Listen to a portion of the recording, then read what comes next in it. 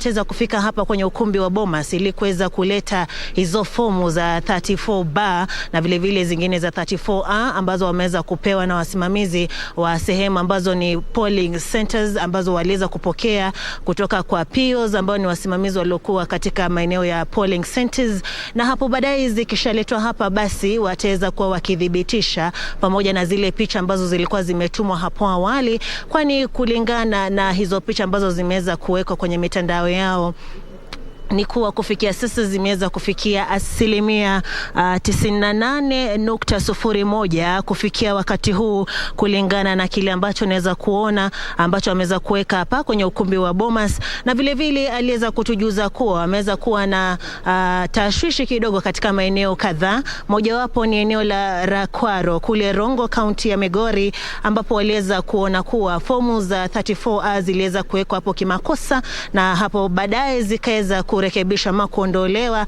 Na vile vile kulikuwa pia na maeneo mengine kama vile Ainabkoi na eneo la Sabaot ambapo pia walikuwa wameza kuweka fomu hizo za 34, walikuwa wameweka 35A badala ya 34A, na tume hii huru ya uchaguzi na mipaka ya IBC iliweza kurekebisha shida hiyo. Na vile vile Kamche aliweza kutujuza kuwa kufikia hivi sasa kulingana na asilimia zao za watu ambao wameweza kupiga kura ni asilimia 65.4 ambayo inaonyesha ama inasimamia watu takriban milioni 14,164,561. Labda nikirudia tena, asilimia hiyo ya watu walioweza kupiga kura ni asilimia 65.4 ambayo inasimamia inawakilisha jumla ya watu milioni 14,164,561. Basi kufikia hapo ndipo tunaendelea kufuatilia. Vile vile aliweza kupata ruhusa ama wanahabari waliweza kupata ruhusa ya kueleza maswali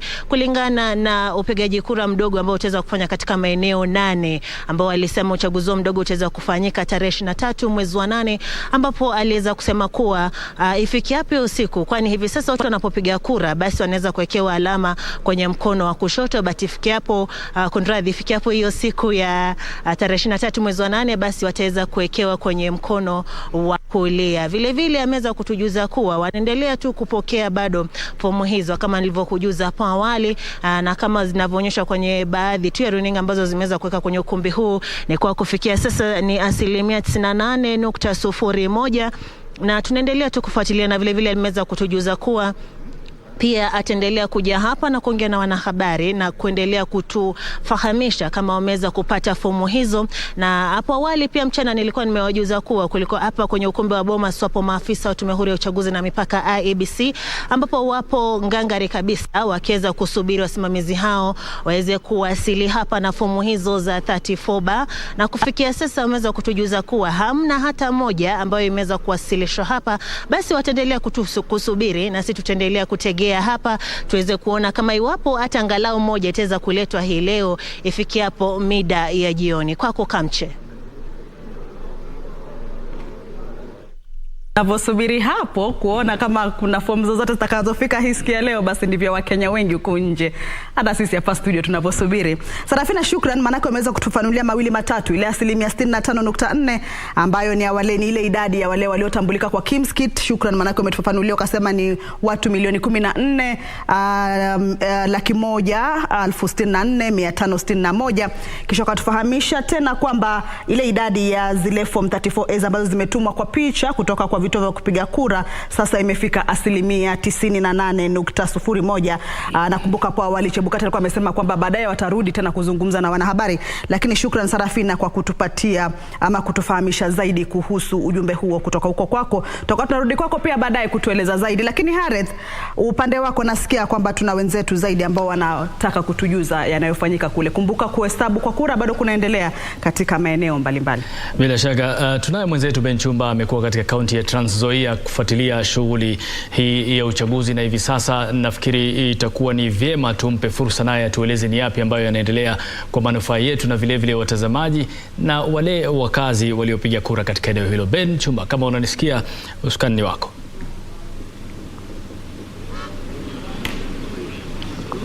Asante sana mwenzangu Harith Salim, mkiwa pamoja na Kamche Menza hapo studio. Ndiyo kabisa, nimekuwa nikizuru maeneo bunge 5 katika kaunti ya Trans Nzoia angalau kufuatilia matokeo ya uchaguzi na jinsi matokeo hayo yanajumlishwa na tume ya IEBC. Kwa sasa napozungumza nanyi niko katika kituo cha kujumuisha kura katika eneo bunge la Kiminini ambapo shughuli hiyo iling'oa nanga mapema asubuhi leo baada ya maafisa kutoka maeneo ya kupigia kura kuwasilisha sanduku yenye kura.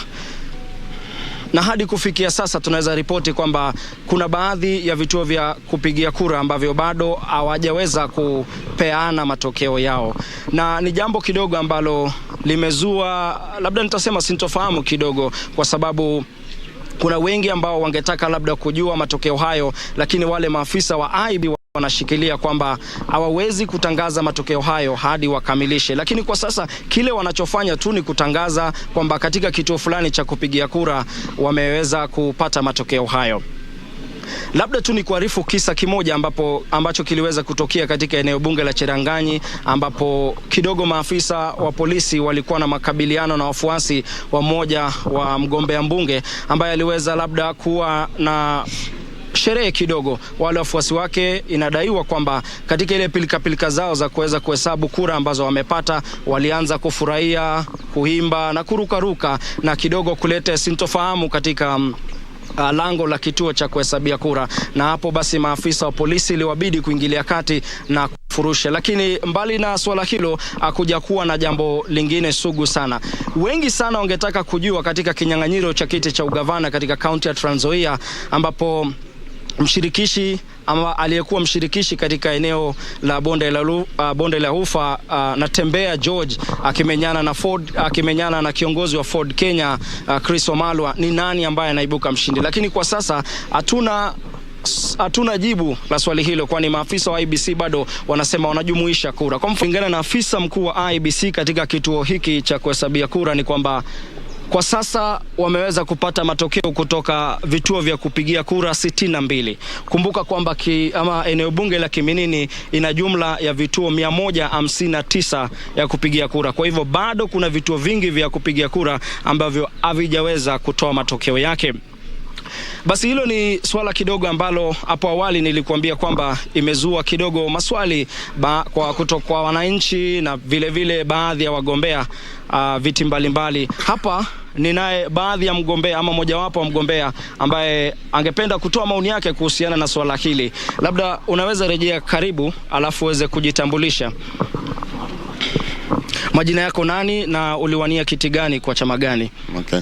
Naam, asante sana KBC kutupatia nafasi hii. Majina ni Morris Kakayo wa Bisau. Nimegombea kiti cha eneo hili la ubunge la Kiminini katika tiketi ya DAP Kenya. Na ya wafuasi wa wagombea wengine ambao tayari wameanza kupiga sherehe kusema kwamba wameshinda, na kidogo kumeshuhudiwa na makabiliano kati yao na maafisa wa polisi. Sijui wewe ungependa kutoa wito gani kwa wafuasi kama hawa na pia wafuasi wako? Nafikiri tungoje, tusije tukaanza kupiga sherehe na tujapata yale mambo. Lakini kwangu mimi, kwa mfano, nina majibu yale yote katika kila kituo. Ninajua ile hesabu. Ndio maana nafuatia sana kwa karibu nijue yale wanayosoma hawa maafisa wa IEBC ni ile niliyopata ama sio kupata. Lakini sofa kwa zile vituo wamesoma, ninaona hesabu inalingana na ile ya kwangu. Kwa hivyo kwangu mimi ningependa niambie viongozi na wafuasi wao watulize kwanza ili iweze kutangazwa rasmi. Hadi kufikia sasa unaweza ukasema kwamba shughuli hii imeendelezwa vipi na tume ya uchaguzi nchini IEBC kuanzia jana hadi sasa? Unaona shughuli hii imekuwaje ukifananisha na uchaguzi za hapo mwanzo? Nafikiri kunayo utofauti. Mambo yamekuwa uwazi. Kwa mfano, ule ujeuri wa kutafuta kura zingine uziwekwe, nafikiri hiyo haijakuwepo.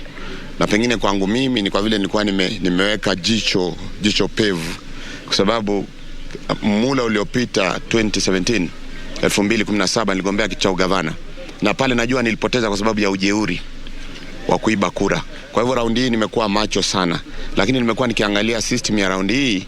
Kwa mfano, huwezi tafuta zile karatasi kutoka nje uje ukaweka ndani, kwa sababu ile kimskit uangalie na zile karatasi za upiga kura na uhesabu pia ziko ndani, ni rahisi kujua kama kulikuwa na ujeuri. Ile tu tatizo nimeona jana, niliingia kituo cha kupiga kura saa 11:30 asubuhi jana. Vituo vilikuwa vifunguliwe saa 12, lakini kufikia saa 12 hivi na nusu bado zile equipment, zile KIMS kit zilikuwa hazifanyi, na hiyo tofauti ilikuwa ni vituo kadhaa. Kwa hivyo kwangu mimi shida ilikuwa ni pale tu. Sasa kufikia hapa pia mambo ya kuweka hesabu pamoja, kwa mfano hapa Kiminini imekuwa ni ya polepole sana, lakini kwa ujumla nafikiri mambo yamebadilika. Ukiangalia zile kura za kule nyuma, mahali watu walikuwa wanaweza kuja na makaratasi na wakajaza, sasa naona ni kama kuna mabadiliko, na ni tumaini langu kwamba tunapoendelea kule mbele, miaka za kule mbele, tutafikia zile level za kule uzunguni, ile kwamba upati kuna laini, mtu unakuja uchukui zaidi ya dakika 3 kupiga kura uende zako. Jambo lingine pia niliangalia jana, kuna wale wengi walikuja wakakaa kwa laini na wakachoka wakarudi nyumbani. Nafikiri hiyo pia ndio imekuwa ni moja yao ya kuona kwamba ule upiga kura mwaka huu umekuwa ni wa chini sana. Kwa mfano kama hapa Kiminini ni average about 55%. So lakini kuelekea mbele nafikiri itazidi kuimprove hizi systems za IBC. Asante sana Bwana Bisau, tunakutakia kila la heri. Asante sana.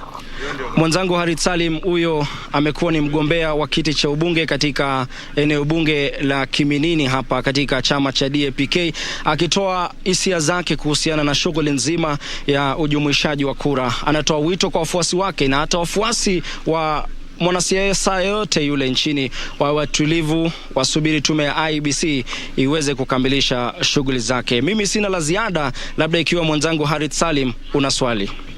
Asante Chumba, tutakutafuta baadaye kidogo. Nafikiri ulichokizungumza na alichokizungumza huyo bila shaka kiko wazi na kimesikika vyema. Kwa hiyo tutarejea pale pale katika mazungumzo yetu, na mara hii nataka nimshirikishe John Swaka ambaye bila shaka tumekuwa naye tangu tulipoanza hii kipindi. Ili swala la viongozi ambao bila shaka wanawania urais kupitia vyama vyao kutaka wafuasi wa vyama vyao tu ndio wapigiwe kura, kama tulivyoelezwa na Timothy eneo Wasingishu kwamba naibu rais alikuwa anasisitiza kwamba ni muhimu wagombea wa chama chake ndio wapigiwe kura. Unaona kwamba kwa njia moja au nyingine hili limechangia kwa kile ambacho tumekuwa tukizungumza tangu jana na juzi kwamba watu kujitokeza kwa idadi ndogo? Wengine wanaona kama basi sisi wagombea wetu hawezi kupewa nafasi katika vyama vikubwa, basi ya nini tukapigie kura? Ama kama wagombea wetu wamesemekana wasipigiwe kura, ya nini kwenda kujitokeza kupigia kura? Swaka. Asante sana. Labda mambo matatu ama manne yaibuka hapo. Cha kwanza, wala wagombea huru. Ni sharti tujue ni kwa nini wanagombea huru. Kuna wale ambao hawakujiingiza kwa vyama vyote, na kuna wale ambao walihisi kwamba kidogo ile kura mchujo labda haikufanywa vizuri, ama walitolewa bila kufuata sheria, jambo kama hilo. So unapata kwamba wale watu wana wafuasi wao, na ikiwa wale wagombea huru wana wafuasi wao ambao wanahisi kwamba kiongozi wao ama mgombea wao wa urais kidogo alichengwa na hivi vyama vikubwa, kwa mara nyingi tunaona wakikata roho ama wakikosa kuwa na ile hamu ya kutoka nje na kupiga kura. Cha muhimu ni kwamba wagombea urais wenye vyama kama hawa wawili ambao wanaongoza, Azimio na Kenya Kwanza, walikuwa wanapigana kwamba wapate watu wengi kwenye bunge, kwenye seneti, hivi kwamba ikiwa utaweza kufaulu uwe rais, utahitaji miswada ya serikali kupita, utahitaji kazi ya serikali kupitishwa. Lakini ikiwa ile bunge iko na wapinzani wako zaidi ya walio na wewe, basi inakuwa ni jambo ngumu sana. Na ujue kwamba wapigania huru aidha wa kiti cha seneti ama cha bunge hawaegemii kwa mrengo wote. That is why tunasema wako huru. So kupitisha mswada wako pale, itabidi tena watafute, mkae vikao, na kama kuna mambo ufanyika yafanywe, hivi kwamba waje wakusaidie kupitisha miswada hapa na pale ama kufanya kazi fulani.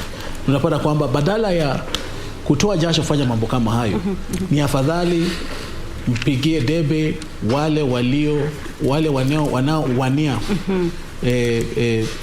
nyadhifa tofauti kwa jina la chama cha mgombea urais wa chama hicho. So unapata kwamba kidogo inaweza changia watu kutokuja kupiga kura, lakini sasa tufahamu kwamba Wakenya pia ni watu ambao kidogo wanasema wamesumbuka sana. Maana kila ujao wanapopiga kura wanahisi kwamba maisha hayabadiliki. Maisha ni yale. In fact wanafikiria kwamba imezidi kuwa ngumu. Unapoona kura iliyopigwa 2002 Kibaki akaingia kwa vishindo, akawa na ile landslide. Baada ya hapo tukaja tukapiga nyingine 07. Gharama maisha 2002 uweze compare na gharama maisha leo. Unapotoka kwa 2002 2007 gharama maisha kumepanda. 2013 the same. 2017 the same. Sasa unapata yule mpiga kura anajiuliza, je, hii kura yangu je inanisaidia ama inisaidii? Kwa maana ningependa nipige kura maisha ibadilike. Na hilo ndio limekuwa swali la wengi. Yes. So unapata kwamba uchumi umekuwa mgumu, hali ya kujimudu kimaisha imeenda juu. So unapata kwamba inachangia ile watu kutotoka kupiga kura. Naona George hapa, naona Gilbert anataka kuchangia, kuna kitu kinamuasha kuhusiana na hoja hiyo. Naam Gilbert, unasemaje? Naam, asante sana Bwana Salim. Hoja ningependa kutofautiana na wakili kidogo, haswa kutokana na vigezo vinavyotumika kubaini nani mgombea huru na huyu mgombea huru anayehusudu ni nani. Kwangu mimi kuna wagombea huru wawili. Kuna wale ambao walikosa nafasi kwa sababu pengine waliingia katika siasa baada ya muda kuchelewa, hawajulikani, na kuna mikakati inayofuatwa ili kuingia katika chama fulani. Kwa hivyo ili wapate nafasi ya kirahisi ya kuingia katika nafasi za kuchaguliwa, ikabidi wengine wao wachague moja kwa moja kuwa wagombea huru. Na hawa wengi wao hawatafanya vizuri katika uchaguzi kwa sababu hawajulikani. Kwa mfano katika eneo langu la Lang'ata, nilipoenda kupiga kura, nilidhani kuna wagombea pengine 3 4 tu katika ubunge, lakini nilipopewa karatasi nikapata ni wengi sana wale ambao sikuwa na wajua. Hiyo ni aina ya kwanza. Aina ya pili ni wale ambao wamekuwa katika siasa, wamepigania siasa na wanatoka katika ngome ya mwanasiasa fulani. Hao wanasiasa walikuwa na nia, lakini kwa sababu pengine ya hoja kwamba hatujakuwa na usawa, ikabidi waweze kujiondoa ili wapate nafasi ya kushindana na wale ambao walipendekezwa na vyama. Kwa hivyo hawa unapata kwamba licha ya kwamba anajiita mgombea huru, pale juu ukienda Rift Valley utapata hata licha ya kwamba wanajiita wagombea huru, lakini pale juu wanapigia nani? Debe wa Ruto. Ukienda kwetu Homa Bay utapata kwamba tuna Kidero pale ambaye alikuwa mwanachama wa ODM, akaona kwamba hawakuwapatia nafasi ya kushindana na Wanga moja kwa moja, akajiondoa. Sasa yeye ikawa mgombea huru, lakini juu anasema kwamba sote ni watu ambao wanampigia debe nani? Raila Odinga. Naam. Sasa ndivyo ndo tunasema anapiga debe anaitwa nani? Chama fulani. Peperusha bendera wa chama fulani. Lakini unajua unapoingia kwenye bunge, wewe unasalia kuwa mgombea huru. Yes. So inakuwa ngumu kujumuishwa katika ile parliamentary group. Na katika ile hali ya kwamba wewe wawania kama huru, lakini kuna mgombea peperusha bendera wa chama fulani ambaye unamuunga mkono, huoni kama utakuwa na mchanganya yule mpiga kura? Manake sasa hajui kama akuchukua wewe kama mgombea huru, pengine kile chama cha peperusha bendera hakitaki, ama inamwacha wapi mpiga kura? Ni hali ya kujipendekeza kwa mpiga kura hivi kwamba kumvuta kwako. Maana ukiwa kwenye ngome ya mgombea urais, labda ikiwa kwa Eldoret ama Uasin Gishu kwa Ruto, ni sharti uwe mgombea rais ambaye unasema ukule juu na msupport Bwana Ruto, lakini hapa yeye nipigieni mimi. Hivi kwamba wale ambao watampigia Ruto ama Raila kule kwa ngome yake Bondo ama Nyanza, kura zao pia zije kwako.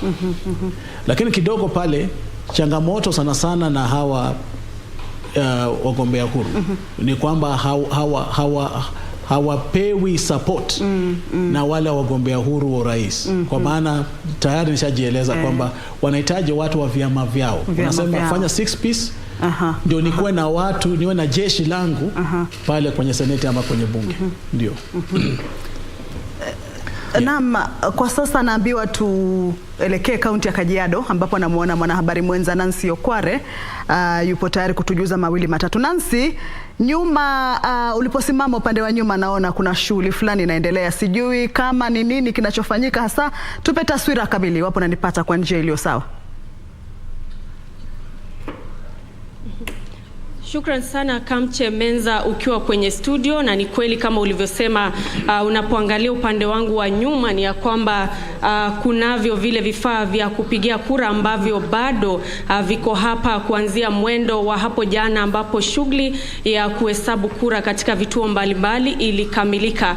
Maafisa hawa ambao wanasimamia vituo mbalimbali kutoka katika eneo hili la Kajiado East ambapo sasa hivi tuko katika shule ya upili ya Moi Girls hapa katika eneo la Isinya, wamekita kambi hapa kwa masaa mengi wakisubiri tu kuwasilisha matokeo kutoka katika vituo mbalimbali kwa wale maafisa wa IEBC, hasa yule msimamizi wa kituo hiki ama eneo hili la Kajiado East, na wamekuwa hapa kwa muda mrefu manake ni shughuli ambayo inachukua muda ikizingatiwa kwamba katika eneo hili kunavyo vituo 201 vya kupigia kura, kumaanisha ya kwamba unapoangalia foleni hiyo ilivyo ni kumaanisha ya kwamba si matokeo mengi ambayo yamefikishwa mbele ya yule afisa mkuu wa IEBC katika kituo hiki. Na vile vile kukujuza tu ni ya kwamba awali tulikuwa katika eneo la Kajiado Central, hasa katika shule ya kituo cha Masai Technical ambapo ndicho kituo cha kupiga kura ama cha kuhesabiwa kura katika eneo la Kajiado ya kati.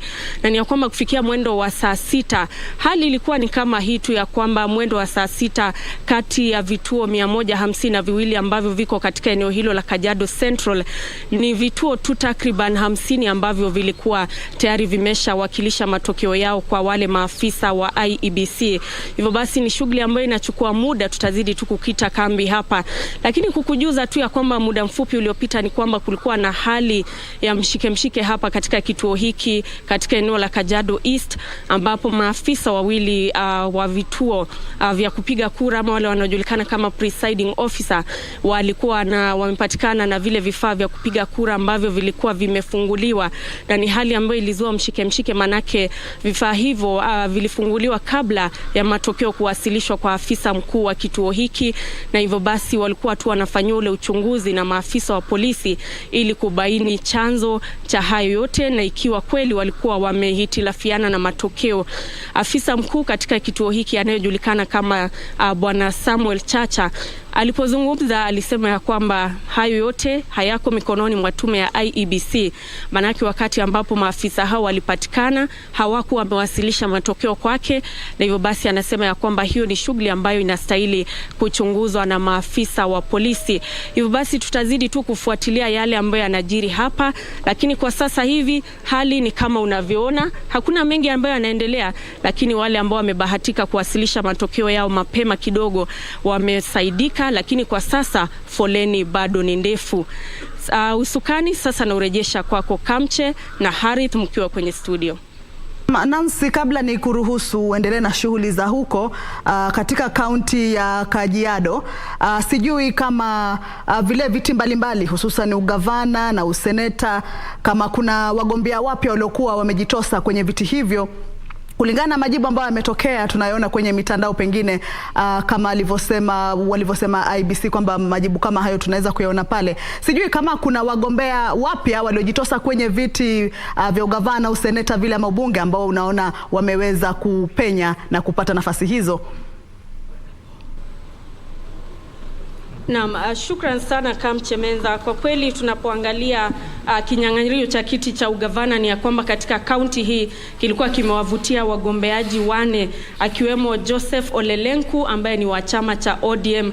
Kumbuka kwamba sasa yeye ndiye gavana wa kaunti hii na alikuwa anahitaji kuchaguliwa kwa muhula wa pili. Na vile vile kunaye Devin Kedianya ambaye alikuwa anawania ugavana kupitia chama cha Jubilee. Kumbuka ya kwamba kabla yake Olelenku kuchukua usukani, Kedianya ndiye aliyekuwa gavana katika kaunti hii, na hivyo basi alikuwa natumai ya kwamba atachaguliwa. Na vilevile tunaye Kato Ole Metito ambaye anawania kupitia United Democratic Alliance, na vilevile kunaye Kago Peter Ambrose ambaye ni mgombeaji huru. Lakini kwa sasa hivi manake bado matokeo hayajatokea yote. Kwa mfano kama nilivyokueleza katika kituo hiki ni kwamba bado maafisa wengi wanasubiri kuwasilisha matokeo rasmi kwa yule kiongozi wa kituo hiki. Bado ni mapema kusema ni nani ambaye pengine anaongoza katika kinyang'anyiro hicho cha ugavana, manake tunasubiri yale matokeo rasmi kutoka kwa yule afisa mkuu anayesimamia kituo hiki. Na kumbuka ya kwamba sio kituo hiki tu, ila ni katika maeneo bunge yote katika kaunti ya Kajiado ambayo atakuwa yanawekwa pamoja katika kituo kilichoko katika eneo la Kajiado Central, ambapo tutakuwa tunapata matokeo kamili kuhusiana na kinyang'anyiro hicho cha ugavana. Kamche. Naam, shukran sana Nancy Okware. Wacha nikuache uendelee na shughuli zako. Tutakuwa tunarudi kwako baadaye utueleze matokeo ni yapi. Lakini tukirudi studio, Swaka, niruhusu nikuulize hili swali la maeneo. Kuna maeneo tofauti ambao wagombea wa kiti cha urais walikuwa wanatarajia kwamba kura zitatoka nyingi, ama kuna zile asilimia ambazo walikuwa wanatarajia kutoka kwa maeneo mbalimbali. Najua matokeo kamili bado hayajafika, lakini kuna yale ambayo yameshatokezea na tunaona kule nje kwamba huku kunafanya hivi, eneo hili linafanya hivi. Pengine kwa mtazamo wako, maeneo haya ambayo tushapata matokeo yake na vile zile rangi zinavyoonyesha, kama ni manjano, kama ni samawati, je, unaona matarajio ndio matokeo yamekuweko ama kumekuwa na tofauti? Asante sana. Ni sharti tufahamu ya kwamba kuna projection kabla ya kura. Hiyo labda ni kwa Kiswahili unasema, kuna vile unasema upepo unaelekea upande fulani. Lakini msema kweli ni siku ya kura. Maana mambo tofauti ambayo huenda yasije yakaonekana mapema yanaweza fanyika wakati wa kura. Kwa mfano, jana kuna sehemu ulikuwa na vita watu kupiga kura. Kuna sehemu kimskit zilikuwa zinafanya, so ikabidi tu rudi kwa manual registry. Kidogo zile kimskit kule zilikuwa nasumbua. Watu waliambiwa ngojeni, nendeni, rudini. Wengine huenda wasirudi tena. Wengine wazee. Kwa hivyo unapata kwamba kidogo unaweza kuwa umebashiria kwamba eneo fulani litapiga kura kwa msingi fulani. Lakini siku yenyewe ya kura unapata kwamba kuna utofauti. Wakati mwingine ni ushawishi wa wale wenye kupiga kura. Wakati mwingine ni watu wangapi wamejitoa kupiga kura. Kwa maana tena wachache wakijitoa kupiga kura, unapata kwamba idadi ambayo itapatikana pale itakuwa pia chache.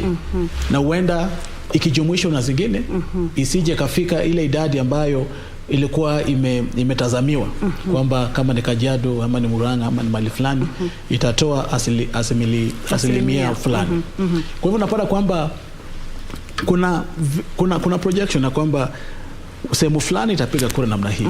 Lakini siku yenyewe msema kweli ni siku hiyo ya kura. Maana kama kura hii ilikuwa imedhaniwa kwamba watu watajitokeza kwa wingi sana.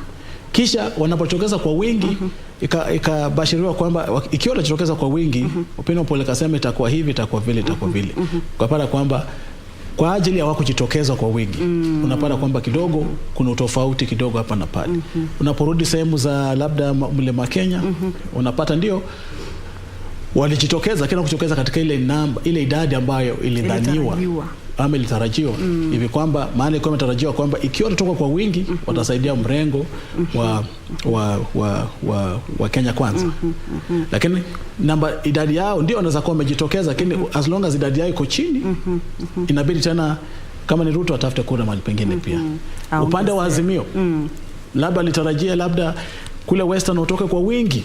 Unapata kwamba kidogo ikiwa Kenya Kwanza utapata kidogo, itabidi sasa tena Raila atafuta mahali pengine, ikiwa ni Mandera, ikiwa ni Garissa, ikiwa ni mahali pengine. Kwa hivyo unapata kidogo huenda isiwe jinsi ilivyobashiriwa. Ndio. Na msaka labda kuongezea tu hapo kuhusiana na idadi ya watu waliojitokeza kupiga kura, kama ilivyosemekana ni 65.4, na ukiweka kwa hesabu za haraka tu kiujumla ni kwamba ni kama unaweza kuigawanya tuseme nusu kwa nusu, ambao waliojisajili walijitokeza nusu kupiga kura na nusu wao kujitokeza.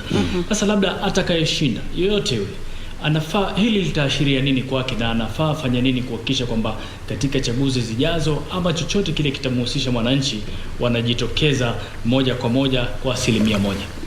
Wananchi hujitokeza kupiga kura kwa ajili wanajimudu, kwa ajili wanataka ku make statement ama wanataka kuzungumza lugha fulani, kupitisha ujumbe. Wanataka kupitisha ujumbe, wanataka kusema kwamba sisi tunataka 1 2 3. Lakini wasipokuja inamaanisha kwamba wamekosa tumaini. Maana usipopiga kura yako bado pia umepiga kura, lakini umepigia vitu vingine kura. Mambo mengine umepigia kura. So lazima kukuwe na kitu ambacho tunaita voter education. Watu waelezwe kura, uwe umekasirika usiwe umekasirika, kura ni yako. Ni wewe ndasaidia. Hata mambo yawe magumu, unachagua maisha yako. Chagua maisha yako. Usife moyo. Endelea kupiga. Wenda bahati kasimama, mambo mema yakatendeka. Kwa hivyo yeyote yule atashinda. Ni sharti ajue kwamba amechaguliwa hivi kwamba awashughulikie wa Kenya. Maisha yao yawe mema zaidi. Wapate ile hope ya kusema kwamba tunajua kwamba siku zijazo zitakuwa siku za ufani. Kenya ni yetu. Wacha tujizatiti, tufanye mema. Tukae kwenye nchi yetu, tufanye mema, tukishirikiana na viongozi wetu, na viongozi wasisahau wape wa Kenya avenues za kufanya maisha yao yaendelee, yawe maisha mema. Utaona miaka mingine 5 watu watajitokeza kusema either tunataka tuendelee vivyo ama tungependa tubadilishe mfumo wa maisha wetu. Kwa maana wamejihisi kwamba kwamba their future ama maisha yao yako kwa mkono wao na yako kwenye ile kura yao. Lakini hivi sasa voter apathy inaletwa na kukosa tumaini. Hivi kwamba hii hesabu nitasema imekuwa interfered with. Manake kama upande wa Azimio walikuwa wamesema kwamba tunatarajia pengine upande wa Pwani tupate 1% kama hii, upande wa Mount Kenya tupate 1% kama hii, ili kwamba tukichanganya hii na hii tutaweza kufika hapa. Kama hii hesabu hitilafiana, imekosekana, mipangilio haijaingiliana, inawaacha wapi hawa viongozi? Watarajie nini? Ama hivi hesabu inavyofanywa sasa hizi huenda kutokea nini? Ama matokeo ni yapi? Yote atashinda kwa asilimia ndogo sana. Kwa hivyo ni ishara dhahiri kwamba sote, hakuna yeyote ambaye anaongoza nchi hii peke yake. Watahitajiana, itabidi washikane mikono vyovyote vile. Hata kama sio kwa kupeana nyadhifa tofauti kwenye serikali, lakini katika hali ya ushirikiano tu kuonyesha Wakenya kwamba ndio tumemaliza mambo ya kura, lakini hii ni nchi yetu, tuijenge, tuendelee pamoja. Maana difference itakuwa kidogo sana. Walikuwa pande zote zilikuwa zimetazamia kushinda kwa tofauti mkubwa, tofauti asilimia kubwa katika maeneo tofauti. Ndio make statement kwamba sisi tumeshinda, Wakenya wametuchagua sisi. Lakini asilimia ikiwa kidogo, hauwezi ukasema kinagobaga kwamba kweli ni sisi pekee yetu. Inamaanisha kwamba waliopoteza, walioshinda wote wanahitaji kuletwa pamoja tena. Hivi kwamba sasa Kenya endelee mbele pamoja. Kwa hivyo kama kutakuwa na mshindi, basi ile tofauti itakuwa kidogo sana. Tofauti kidogo. Maana tayari unapoona wanashindania tu vitu vidogo. Ndio. Hauwezi ukasema kuna mtu amepata landslide, ameshinda kabisa, haiwezekani. Ndio. Naam, Gilbert, mtazamo wako ni sawa ama unaona kwamba hii hesabu ama hizi projections zilizokuwa zimefanywa pengine bado zipo sawa na ile asilimia iliyotarajiwa inaweza kufika? Nakubaliana naye kidogo, lakini pia naitilafiana naye kidogo. Kwanza kutokana na kile ambacho amekitaja kuwa voter apathy, yani wapiga kura kujitokeza kwa idadi ndogo. Lakini ukiangalia katika vipindi vilivyopita, katika mwaka 2002 ambapo Wakenya were voted the most optimistic country in the world, na upigaji kura huu ulikuwa umejawa na jazba pamoja na furaha kubwa sana, kwa sababu Rais Kibaki alishinda tena kwa idadi kubwa ya wapiga kura. lakini ukichunguza kwa makini asilimia ambayo ilijitokeza ilikuwa asilimia 57. Ukiangalia tena katika mwaka 2013 ambapo tulikuwa na transitional, hapo ndipo ambapo tulikuwa na idadi kubwa ikafika asilimia 86. Lakini namna nilivyosema ni kwamba haijajulikana kweli kwamba hizi idadi ambazo tuliambiwa mwaka 2013 zilikuwa za kweli. Kwa maoni yangu ni kwamba wakati tupo katika mfumo wa kubadilisha serikali baada ya rais kufanya miula yake miwili, wakati ambapo tunaingia katika serikali nyingine kwa kile ambacho tunaweza tukaita uchaguzi wa mpito ama serikali ya mpito, desturi asilimia kubwa haijitokezi. Na kwa sasa unaona kwamba tayari tumefikia asilimia 65, hata tayari tumepita idadi ile ambayo ilikuwa imejitokeza mnamo mwaka 2002 wakati ambapo tulikuwa katika kipindi sawa na hiki. Kwa hivyo kile ambacho nasema ni kwamba hivi ndivyo ambavyo hakuna kitu ambacho ni tofauti kabisa. Pengine ni rahisi kuchukua nambari bila kuzichunguza kwa makini. Hali nyingine ambayo hoja nyingine ambayo ni nakubaliana naye ni kwamba ndio atakayeshinda tofauti itakuwa kidogo sana. Lakini hii ndio ambayo imekuwa hali halisi katika uchaguzi wa Kenya. Tatizo limekuwa kwamba hatujakuwa na chaguzi ambazo ni za kweli. Kwa hivyo iwapo tutafanya uchaguzi huu, mimi kwa maoni yangu naona kwamba huu ndio uchaguzi ambao utatupatia marking scheme, namna ambavyo Wakenya wanapiga kura. Kwa hivyo nadhani itakuwa rahisi, itakuwa vizuri kuziangalia kwa makini. Hizo zitaweza kubadilika kwa sababu ni nambari ambazo hazijachunguzwa kwa makini, kwa sababu tumezichukua tu namna ambavyo tunazitoa kutoka kwenye portal. Na Gilbert, asante sana. Bila shaka ni siku ya matukio na matokeo mengi na shughuli nyingi, na mmoja kati ya wageni wetu nafikiri muda wake kidogo una yoyoma. Kwa hiyo tupatie kauli yake ya mwisho, azungumze nasi, kisha tumpe fursa ya kuendelea na shughuli nyingine na tuendelee na mazungumzo yetu hapa studio. Kwa hiyo Swaka, dakika moja haraka tu, labda kauli yako ya mwisho kuhusiana na haya ambayo yanaendelea kwa sasa. Kauli ni moja tu, ni kwamba jinsi Wafula Chebukati ametueleza kwamba ni jukumu lake kikatiba na kisheria kutangaza mshindi. Na amesema kwamba bado wanajumuisha na kuna mambo lazima yatazame kisheria kulingana zile form 34A na 34B, na ndio atengeneze form 34C ya kutangaza mshindi. Kwa hivyo unapata kwamba hakuna haja ya sisi kama Wakenya kujihusisha na mambo mengi ambayo yanafanyika kwenye mtandao na kusema kwamba labda huyu kapoteza, huyu kashinda na nini. Tungoje kwamba waeke yote pamoja kisha watangaza ni nani. Na amesema sio leo, wende siwe kesho. Na wametueleza kwamba njia ambayo wanatumia kuwasilisha ama kusambaza matokeo yale ni njia iliyo huru na iliyo wazi. Mtu yote anaweza tazama, anaweza participate, anaweza angalia kwenye ile portal. Basi Wakenya na uhuru ya kutazama. Lakini sio kwamba hao ndio sasa watatangaza. Kwa hivyo tukae katika hali ya amani hivi kwamba tukingoja aliyepewa mamlaka na sheria afanya kazi yake. Na Wakenya ndio. Haya, Swaka, ukiondoka basi tunakutakia kila laheri na shukrani sana kwa kuweza kufika studioni kutufafanulia mawili matatu.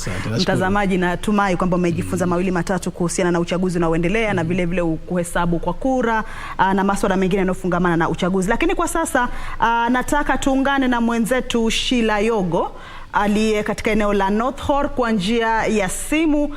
Sheila, sijui kama unanipata. Kisha baada ya kutoka kwa Sheila tutakuwa tunajumuika naye Frederick Muoki kutoka kaunti ya Garissa. Lakini kwanza sasa Sheila, usukani ni wako, tueleze upande wa North Horr mambo yako vipi? Je, kumekuwa na visa vyovyote? Kuhesabu kwa kura kumemalizika ama ni yapi yanayofanyika kwa sasa?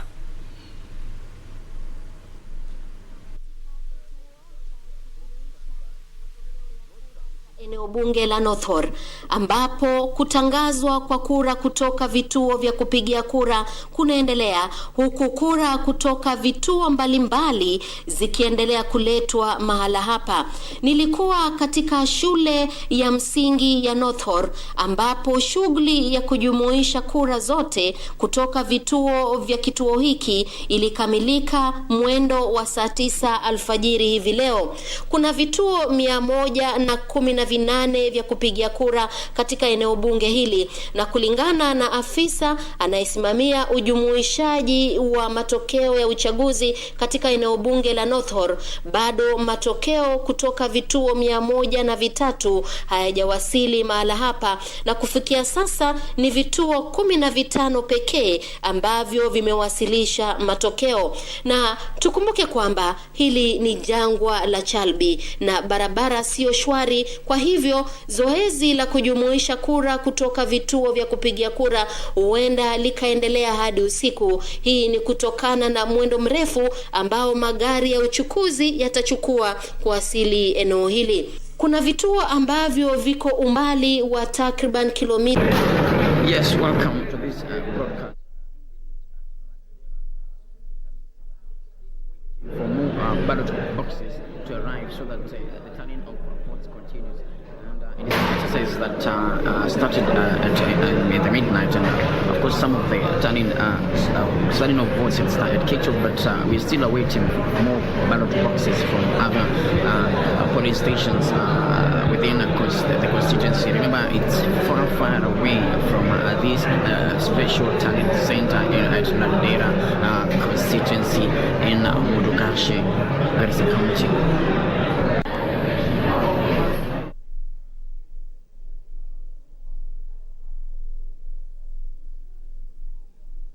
Tumepata ripoti yake Sheila Yogo kutoka eneo la Northor, vile Frederick Muoki, ingawaje sauti yake Frederick Muoki haikuwa sawa hivyo. Kwa hivyo tuna imani kwamba baadaye tutakuwa tunarudi kwake atueleze kama ni yepi yanayoendelea, manake kumbuka sasa shughuli ya kuhesabu kura inaendelea katika maeneo ama vituo vya kupiga kura maeneo mbalimbali humu nchini, ikitarajiwa kwamba form 34A zitakuwa zinakamilika kuwasilishwa kwenye mtandao wa IEBC ambao muda wa nyuma kidogo ulikuwa tumeambiwa ni 98.01%. Kwa tumearifiwa na mwanahabari wetu Sarafina Robi kwamba ndicho kiasi cha zile form 34A kwa njia ya picha ambazo zimeshawasilishwa, lakini tuna imani kwamba kwa sasa basi maeneo mengine yataweza kuwasilisha karatasi hizo, lakini kwa sasa Harith. Naam, ndio kama hivyo, tutapata mengi zaidi kutoka Bomas. Lakini mbali na hayo, tunaye Gilbert ambaye bila shaka tunaendelea kuchanganua maili matatu kuhusiana na mambo yanayoendelea na kipi ambacho Mkenya anapaswa kufahamu kuhusiana na huu uchaguzi na karata za uchaguzi ambazo bila shaka zimechezwa sana mpaka sasa hivi hadi pale mshindi atakapotangazwa na Tume Huru ya Uchaguzi na Mipaka IEBC. Kwa hiyo Gilbert, hebu tuelezee, hapo awali nilikuwa tumezungumzia swala la viongozi wa vyama kutaka wanachama wao wachaguliwe, mbali na kwamba kuna wale wagombea huru ambao wanajisimamia kivyao na labda wote kila mtu alinadi sera zake kwa wale ambao anataka kuwawakilisha. Huoni kwamba msukumo huu wa kutaka walio katika chama cha kiongozi peke yake kupigiwa kura huenda ukahujumu ile haki ya mpiga kura kutaka kushughulikiwa masuala yake ambayo yalimpelekea kupiga kura yake? Ndio, lakini tukumbuke ya kwamba jukumu la mbunge iwe katika kaunti ama katika bunge la kitaifa ni kwamba wana jukumu la kupitisha sheria, kuwakilisha wananchi na pia kuangalia bajeti mbalimbali. Na haswa wakiwa katika bunge, tumeona wabunge ambao ingawa wapo katika mrengo fulani, kutokana na pengine misimamo yao, kutokana na jambo fulani, inabidi wapige kura na watu wengine. Wakati umuhimu wa wanasiasa hawa kuwa katika mrengo fulani ni kwamba wakati ambapo serikali iliyopo inataka ama ina lengo fulani, pengine kupitisha pengine asilimia ya kodi. Unakumbuka kodi ya mafuta wakati ambapo walikuwa wakiongeza kutoka 8 hadi 16. Naam, ikabidi sasa waweze kuzungumza nao na waweze pia kuzungumza na wale ambao wapo katika upande mwingine. Kwa hivyo ni vigumu kama yule ambaye yupo unanuia kuzungumza naye ni wa chama fulani. Kwa hivyo ndio ambayo huwa desturi ni msimamo wa kibinafsi, ikizingatiwa kwamba hivi vyama ni mali ya watu binafsi. Ukiangalia UDA ni mali ya William Ruto, ukiangalia ODM ni mali ya Raila Odinga, na vyama vingine, chama cha kazi mali ya Moses Kuria. Kwa hivyo kama ni mali yangu, basi itabidi ufanya namna ambavyo ningetaka mimi. Iwapo katika siku za baadaye tungeangalia kwamba kilicho muhimu ni uwakilishi wa mwananchi, na tuchague mtu kulingana na sera ambazo amesema yeye atasimamia, na atahakikisha kwamba hizo sera zinatumika ama sheria zinapitishwa kwa manufaa ya mwananchi, basi naona itakuwa vizuri watu wasiangalie vyama mbalimbali. Na kwa mtazamo wako, haya mabunge yaliyopita, unaona labda kuna wabunge walikuwa na misimamo binafsi kuhakikisha kwamba lile ambalo ni zuri na maslahi ya mwananchi yanatekelezwa? Kwa sababu tunaangalia wengi wanaungana kwa mambo ambayo yanahusu maslahi yao, mfano masuala la kuongezwa kwa mishahara na marupurupu. Na kumbuka kulikuwa na mdahalo mzito sana wakati pia wabunge ilisemekana kwamba watakatwa inaitwaje, kodi ama ushuru katika mshahara wao na marupurupu yao, ikawa wameungana kwa upande wao, na labda kulikuwa na mambo mengine muhimu zaidi ya kushughulikia, hususan upande wa wananchi wanaowakilisha. Siasa ni biashara.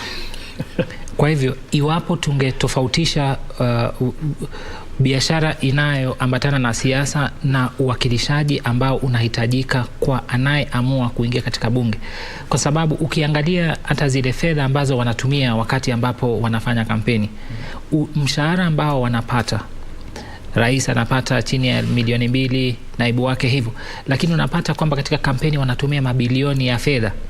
Hizi fedha watazipata namna gani? Kwa hivyo kile ni chama cha watu wakubwa ambao baadaye wanapoingia katika bunge wanachotekeleza ni kile ambacho kilikuwa kimewapeleka. Ndio najua kuna wabunge ambao haswa wanapopitisha miswada ambayo inahusiana na jinsia, kwa mfano miswada ambayo pengine kulingana na pengine asasi ambayo ina interest fulani, unapata kwamba watapitisha mswada bila kuangalia ni mrengo gani. Tatizo huwa wakati ambapo serikali ina lengo na upitishwaji wa mswada fulani. Itabidi sasa, umeona walikuwa wakiitwa katika jumba kuu pale, waambiwe hivyo ndivyo ambavyo tutakuwa tukifanya, kwa sababu kila serikali ina interests zake.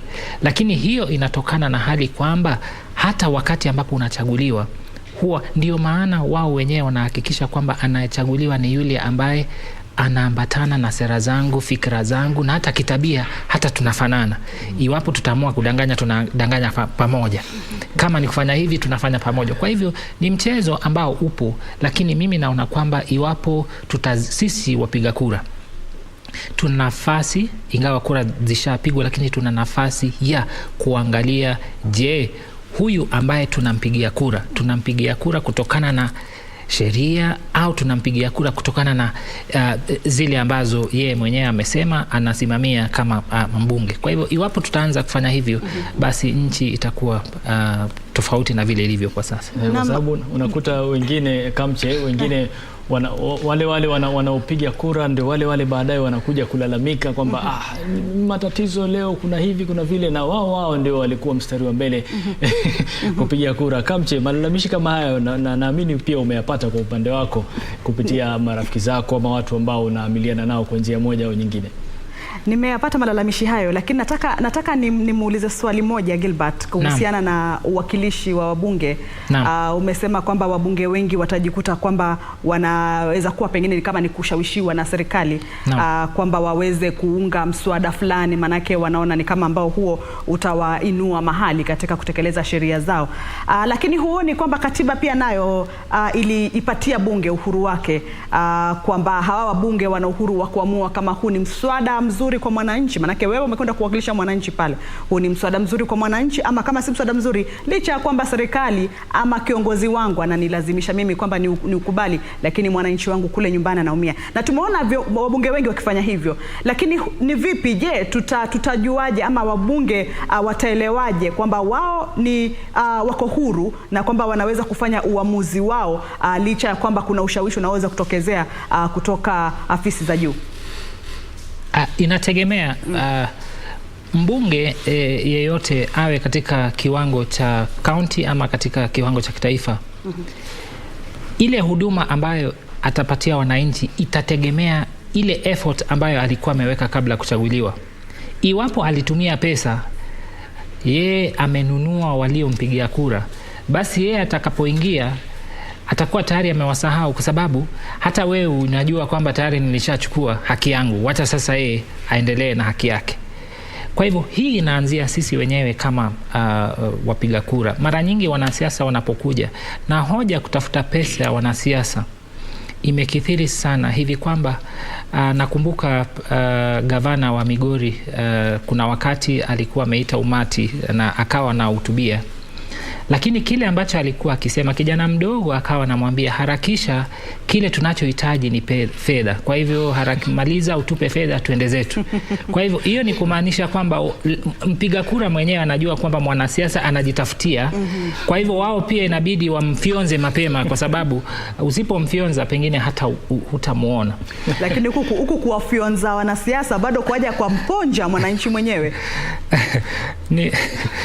Manake ulidhani kama saa hizi ndo wamfionza, lakini yeye atakuja kukuponja kwa miaka 5. Sasa niambie, hii miezi ya kuhesabu tu ya kupiga kura, alafu mimi naja kukuponja miaka 5. Ni hali ya kusikitisha sana, kwa sababu ndivyo hali ambavyo imekuwa.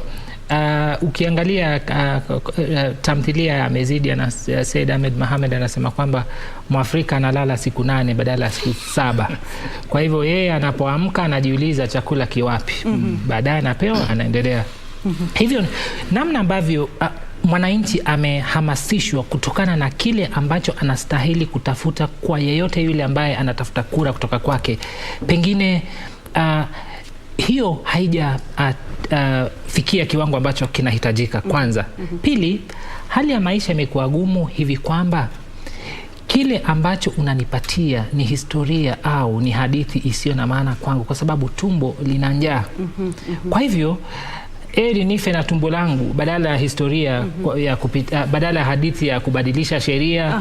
Kwa hivyo ingekuwa kwamba hali ya mwananchi wa kawaida pia ni tofauti. Kama kungekuwa na kazi kwa watu wote, kila mmoja ana jukumu ambalo analifanya ambalo linampatia maisha yake ya kila siku, pia ingebadilisha kile ambacho tunahitaji kutoka kwa wanasiasa. Kwetu sisi wapiga kura, hizo sheria kama si lobby group, hizo sheria kwa mwananchi they don't make sense, kwa sababu naam, yeye angependa alishe watoto na aendelee na maisha. Hataki mambo ya kimsingi ya shughuli.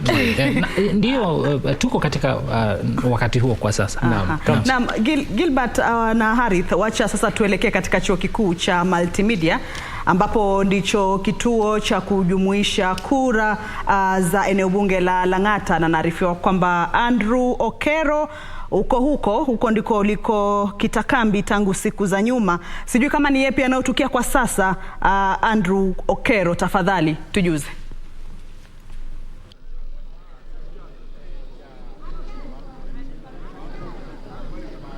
Na bila shaka Arith Salim na kupata kwa njia ya upesi kabisa, njia moja kwa moja, njia mbashara kabisa kutoka chuo hiki cha Multimedia, kituo ambacho kilichoko katika eneo bunge la Lang'ata katika barabara ya Magadi. Tumekita kambi tangia usubuhi, na ikumbuke kwamba kituo hiki ni kituo ambacho kinahusisha vituo vya kupigia kura 5 hivi, ikiwemo Karen, Nyayo High Rise, Nairobi West na vile vile South C. Kwa hiyo kikubwa ni kwamba tumekuwa tukifuatilia habari hizi moja kwa moja ili kubaini mbivu na mbichi, na ni mchakato mzima ambao umekuwa ukiendelea kutoka asubuhi. Ila mpenzi mtazamaji, ni kwamba kufikia sasa shughuli nzima haijaweza kukamilika, lakini tumeona kwamba kuna shughuli ambayo imekuwa ikifanyika tangia asubuhi. Ukiangalia upande mwingine ni kwamba kumekuwa na vituo vya kupigia kura kutoka sehemu mbalimbali ambapo wamekuwa wakileta kura zao zinahesabiwa, vile vile zinajumuishwa. Kwa hiyo tunataraji tu, tunasubiria kuangalia kwamba hali itakuwa vipi, nani ataibuka mshindi, maana kura ndizo ambazo zitakuwa zinasema ukweli, ndio msema kweli. Kwa hiyo ni jambo ambalo tumekuwa tukilisubiria kwa muda mrefu kutoka sehemu mbalimbali. Awali kidogo tu muda uliopita tumezungumza na Esther Passaris ambaye ni mwakilishi wa wanawake katika kaunti ya Nairobi na vile vile ambaye sasa hivi anawania kiti hicho. Ameweza kuzungumza nasi na kusema kwamba kikubwa ni tuwe tu wavumilivu, ama amewahimiza wananchi kwa ujumla kwamba wawe na uvumilivu, hususan wafuasi wao, kwamba uchaguzi utahesabiwa kwa njia ambayo inafaa, ila kwamba alisema kwamba muda huu Wakenya wengi hawakuweza kujitokeza katika haki ama katika kuhakikisha kwamba wanapiga kura. Maeneo mengi yalijitokeza, lakini maeneo mengi tu yali watu wachache ambao walitoka kupiga kura katika maeneo tofauti. Kwa hiyo Harith, ni swala ambalo tunalisubiria tujue kwamba, kumbuka eneo hili la Lang'ata ni ambapo Kothe Felix Odwor na vile vile Nixon Korir ni miongoni mwa watu ambao, ama miongoni mwa vijana ambao waaniaji ambao wanaangaziwa zaidi na wananchi katika maeneo mbalimbali. Kwa hiyo letu ni kusubiri, tutajua mbivu na mbichi wakati msimamizi wa uchaguzi au returning officer katika eneo hili ataweza kutoa matokeo rasmi, ili tuweze kufahamu kwamba ni kitu gani na ni mchakato mzima unaendelea na vipi. Tutakujuza moja kwa moja mbashara kabisa katika chuo hiki cha multimedia kilichoko katika barabara ya Magadi. Kwa hiyo tutakuletea habari hizi moja kwa moja kadri zinavyochipuka. Harith. Naam, shukran sana Andrew Okero kutoka eneo bunge la Lang'ata hapo katika kituo cha kujumuisha kura. Na kama alivyosema wawili hao, kura ama kiti hicho kimekuwa kikiwavutia hao wawili kwa karibu sana, ndio wamekuwa washindani wa karibu sana, na matokeo watu wameyaona katika mitandao ya kijamii. Lakini kama alivyosema, tutasubiri msimamizi wa kura ama uchaguzi katika eneo bunge hilo basi kuyaweka bayana na kuyaweka rasmi. Harith.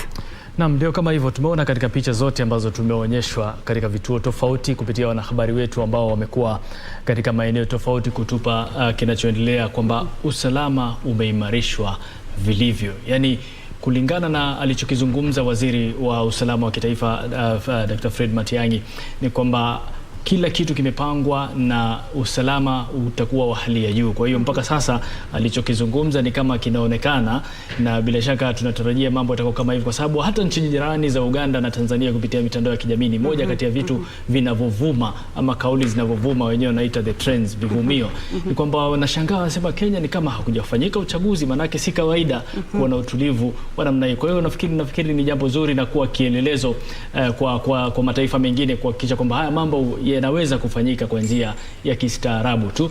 Sasa kuzungumzia hii njia ya kistaarabu, kuna baadhi kupitia mitandao ya kijamii mbali wamekuwa wakisema kwamba iwe ni kweli ama si kweli. Wamekuwa wakisema, wengine wamekubali kushindwa, mpaka wale ambao hukutarajia kwamba watakubali haraka kushindwa, kwa mujibu wa hesabu zao wanasema wamekubali kwamba wapinzani wao wamewashinda. Kwa hiyo Wakenya wakae na amani na vitu kama vile, iwapo ni kweli au si kweli. Lakini ukiangalia mitandao ya kijamii na ni akaunti zao rasmi, lakini hayo pia hatujathibitisha kwamba nani ameshinda nani. Lakini swali ni kwamba iwapo ni kweli, unaona hiki ni kitu ambacho kinaweza kufanyika na ni kitu cha kuigwa pia katika ngazi za juu cha wanaowania nyadhifa za juu zaidi, kwa sababu wengi waliotoa kauli zao ni katika nyadhifa za ubunge na za wawakilishi wadi au madiwani ukipenda kuwaita. Gilbert.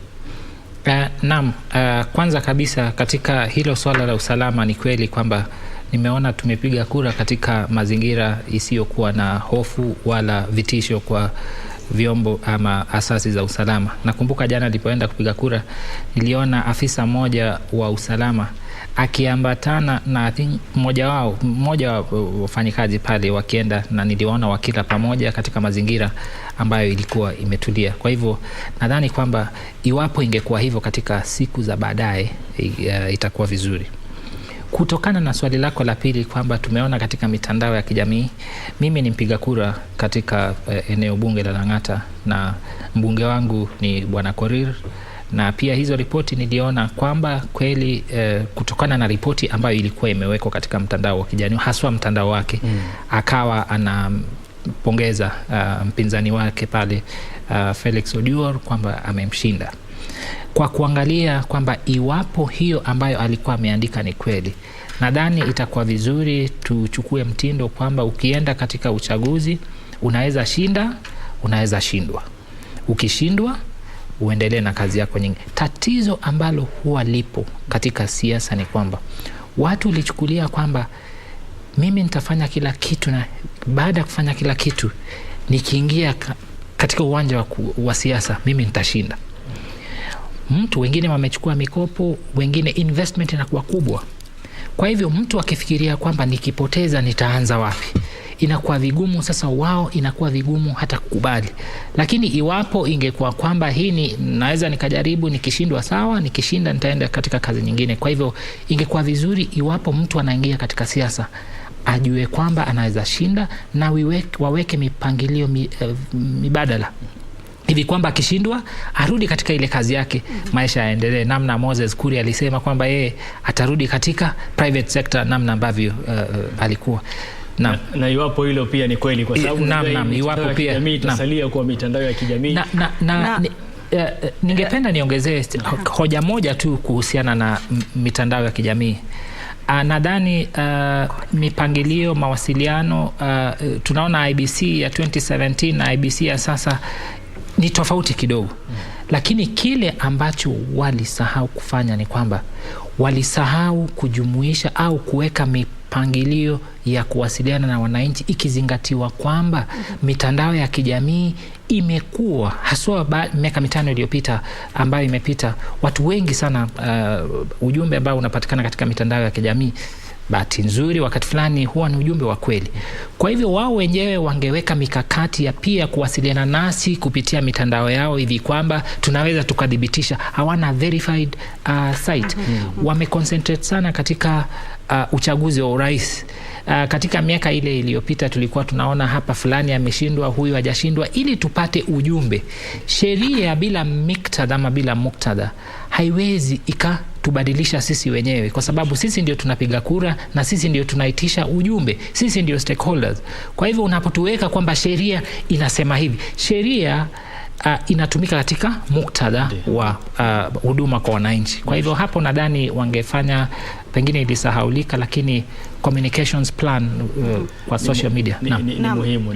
Asante sana. Bila shaka mikakati ambayo iwapo wewe unapania au una ari ya kuwa mwanasiasa, ni akiba maneno unapewa na Gilbert kuhusiana na jinsi gani unavyo. Harith, nafahamu kwamba tunafaa twende Bomas, lakini kuna swali moja ambalo nataka niwaulize. Sijui kama wewe na Gilbert pengine mshawahi jiuliza kwamba hizi celebrations ambazo zinaendelea katika mitandao ya kijamii kwamba huyu ameshinda, huyu ameshinda, mshawahi jiuliza kwamba pengine ama ikatokea kwamba ile hesabu walifanya makosa alafu ikawa ni tofauti, patafanyika nini sasa pale? ni matokeo ya ule mwanya uliopo kutokana na kupata ujumbe kwa yule ambaye anastahili kupatia ujumbe. Ingekuwa kwamba iwapo, kwa sababu kwa wakati huu hata Bomas kuna zile nambari ambazo IBC tayari wanazo. Ingekuwa kwamba baada ya saa moja wanasema tumejumuisha, tunaona kwamba wamepata hivi na vile. Lakini bila hivyo kila moja tabuni nafasi yake ili soko huru. Kila moja sikilize ngoma yake. Asante sana Gilbert. Sasa hivi umezungumzia IBC huko Bomas, na ndiko tunakoelekea kwa sasa. Mwenzetu Brian Kimani yuko katika eneo hilo. Bila shaka sasa hivi tunataka tumpe fursa naye atupe 2-3 za huko. Kwa hiyo Brian, kama unatupata sasa hivi kuachia wewe usukani, ikiwa ni saa 10 na dakika 26, angalau utuelezee ni yapi mapya na ni kipi watu wanazungumza kutoka eneo hilo. O'Brien.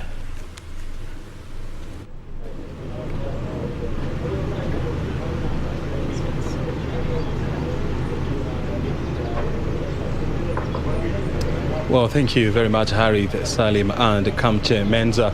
They are at Broadcasting House. We are still holding on to our forte here at the National Tallying Center, Bomas of Kenya, whereby about 1.5 hours ago, 2 hours ago actually, IBC Chair Wafula Chebukati has just briefed the nation on the status of vote tallying. whereby, as we all know, he has said so far 65%. 65.4% has been the voter turnout as yet, saying that they are still yet to get the numbers of votes that are being counted manually, or votes that were the ballot papers that were cast manually, and they're saying that we are likely to know that, or to know exactly how many people voted yesterday in the next couple of hours, and so we have to keep on waiting for that. Wafula Chebukati has also addressed the issue of vote tallying, where he has said that anybody is at liberty to do the vote tallying, because as long as you can access their portal where the Form 34As are being deposited, then you can do your tallying and then come up with your own numbers. But of course he was quick to say that IBC is still the institution mandated by law to declare winners, and so they still maintain that prerogative. Well, we are not very sure whether there will be another briefing, but they say that we need to be on the lookout because these things are changing, and of course we must change with time. Well, right here at the Bomas of Kenya, we continue the conversation around the 2022 general election, and I'm now joined by Isabel Gethinji. She has been with us throughout this week, and of course since Saturday actually, and she's still here with us. Thank you very much, Isabel, for your time. Thank you for Next to Isabel, we have Dr. Charles Gethinji. Bogwa, not Gethinji, but Dr. Charles Bogwa. He's an organizational leadership expert. They are all joining us here. Thank you very much indeed, Bogwa, for your time as well. Thank you. I first of all want to hear from you, Isabel, judging from what you heard from Chebukati. Number one, was that what you were expecting to hear from Chebukati? And number two, was it good enough, to cool any nerves? Oh, thank you very much, O'Brien, for having me. From Chebukati's briefing, the one thing that I expected to hear is that there's been streaming in of the Form 34Bs. At least that much is something that we expected to hear, considering that the elections were concluded last night, and that a lot of the Form 34As are already on the portal. And some areas are not too far off, like Nairobi, Kajiado, the metropolis, and nearby counties. So to hear that there is not a single Form 34B that has been received here at Bomas, then it just speaks to the idea that we are going to have a long wait. It's going to be a long night and perhaps a long day tomorrow. Yes. And how many Form 32Bs are you talking about? Well, Form 34Bs, those ones will be 290. That will be 290. 290. Yes, of course they'll be carrying the 34As from the respective constituencies, but we are looking at 290. So I would have expected that the ones from close by would have started streaming in. Been around here. Yeah. Of course, that is not the case now because they say they are yet to receive those forms. Yes. But they are saying that they expect to have those forms start streaming in later on today. What about you? I would like to concur with her about expectations, because when Kenyans read by yesterday early morning today that we had over 80% of the Forms 34A uploaded to the IBC portal, they had a further anticipation that indeed over 80% of the results from the polling were ready. Ready for what? Ready for pronouncement to the public. So when they wake up in the morning and that is not the case, then they feel like they have been cheated. And that creates room for perceptions that are negative, which can take us to some other perceptions that could result even in some of the coalitions feeling and telling their electorate that most probably something is cooking. So that component of how he communicated left also a lot in regards to dealing with the perceptions of the public. And so he needed to emphasize, and this needs to come even through the media, courtesy of IEBC, to contract the media as a partner to keep on informing Kenyans and the whole world at large, because these elections have attracted not just the interest of the participants and the recipients, but also others. That just seeing that 97.52 on the IEBC portal does not mean that the results are ready for the officer who is in charge of the presidential tallying to go and announce. And that is Chebukati. And that is he himself, Chebukati. So what does he need to do from my expectation? He needed to play the role of the principal information officer of IEBC to reiterate again and again through media, and we have got diverse spaces of media, that the regulations are quite clear. That once we get the scanned image of Form 34A, what follows is that they are transmitted. That is what we have here. But IEBC cannot purport that it can announce before it has physically received each of the Forms 34A. But now the issue here is, and it was an interesting question, one journalist asked, how many have you received? And he said, I'm not aware of any, I've received none. And the young man asked, are you saying you have received 0? And indeed that worried even members of the fourth estate, because we are within Nairobi City County. So near are some of the polling stations. Are you telling me that you not have been in a position to have got a number from within the city county? That is a question that he needed to address, even if it is through the logistics officer or a relevant actor, because information needs to be accurate. When it is not, or when a gap is perceived, then we shall have disinformation, misinformation, and those can take us to the precipice. Yeah. You see, this is the first briefing by Chebukati in more than in how many hours? I mean, the last one was last evening at 11 p.m. Yes.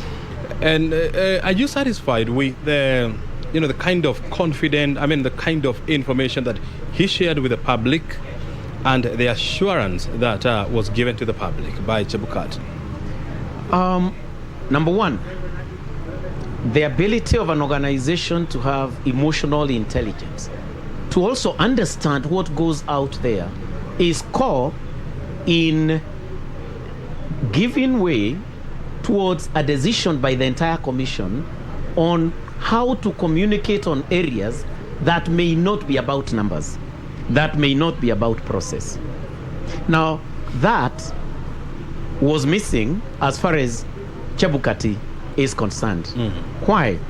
Because he did not emphasize this very important fact about the laid down regulations on how to go about point by point, stage by stage. That emphasis is core. And the emphasis is not just during the address.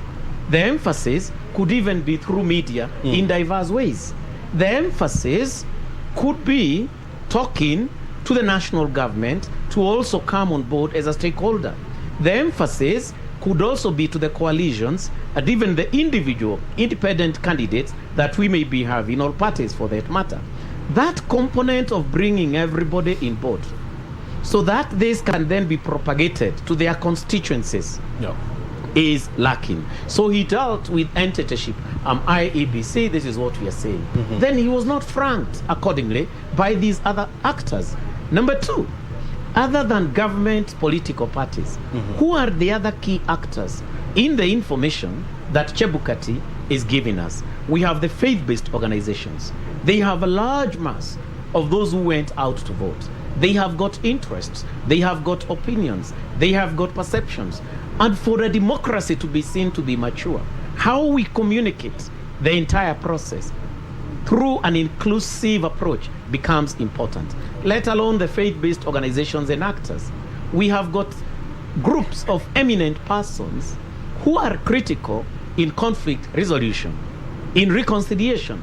This is the best time to involve them so that they even start understanding what is going on, so that as they respond, they have got data, they have got the truth. But this was not a moment for anybody else. This was a moment for Wafula Chebukati, because honestly speaking, the nation is not willing to listen or to hear from anyone else.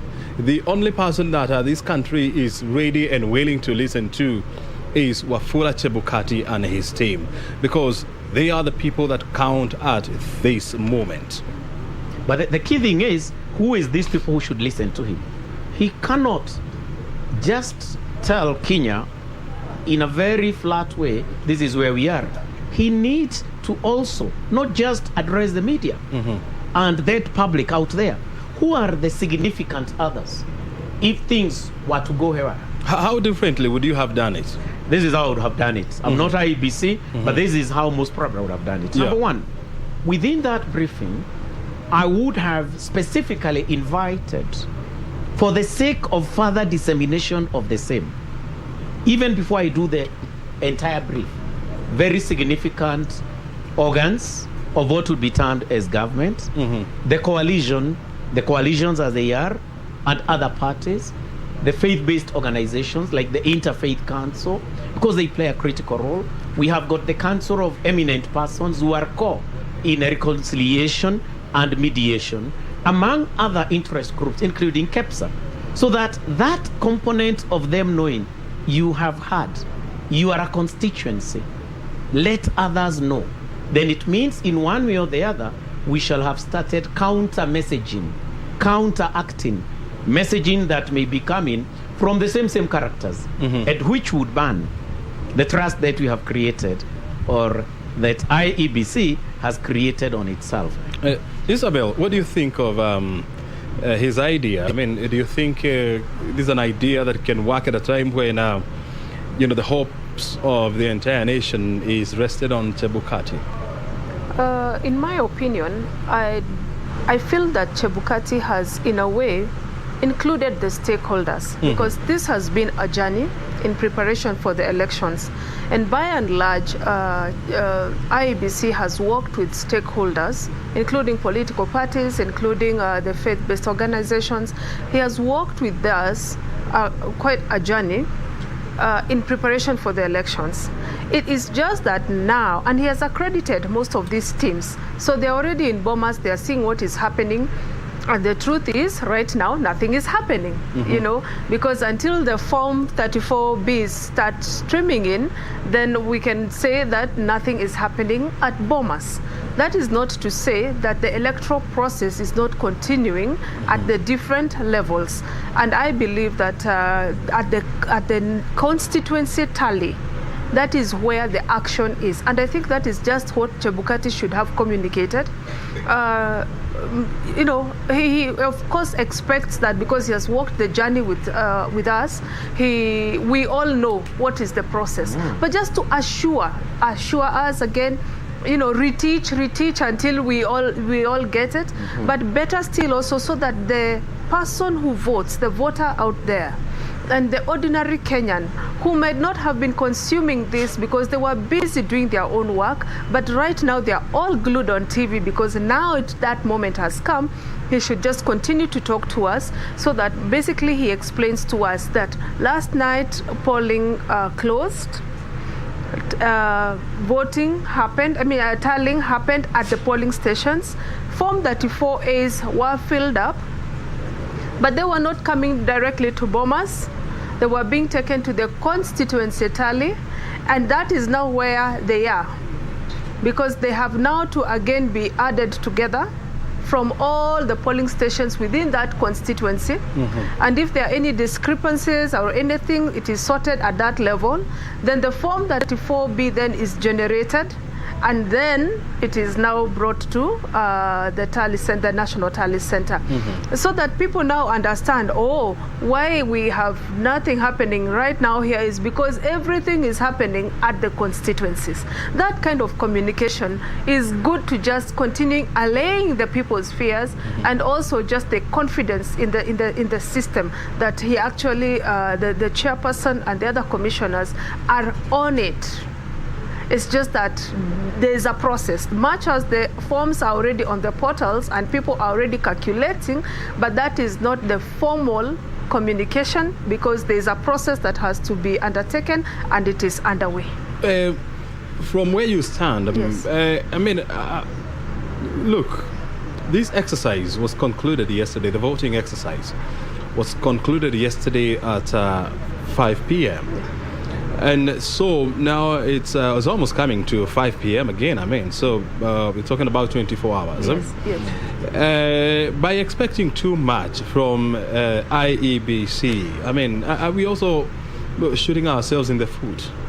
You would expect naturally that nearby constituencies would begin to stream in. Sincerely, ordinarily 24 hours down, we would expect that nearby constituencies would begin to stream in. At least 10, 20 like that, because, there are just some environs around us.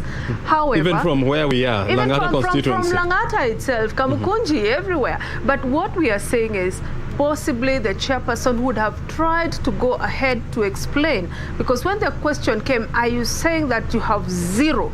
Perhaps that is the time he would have taken an opportunity to explain why he thinks, or why we are perceiving delay.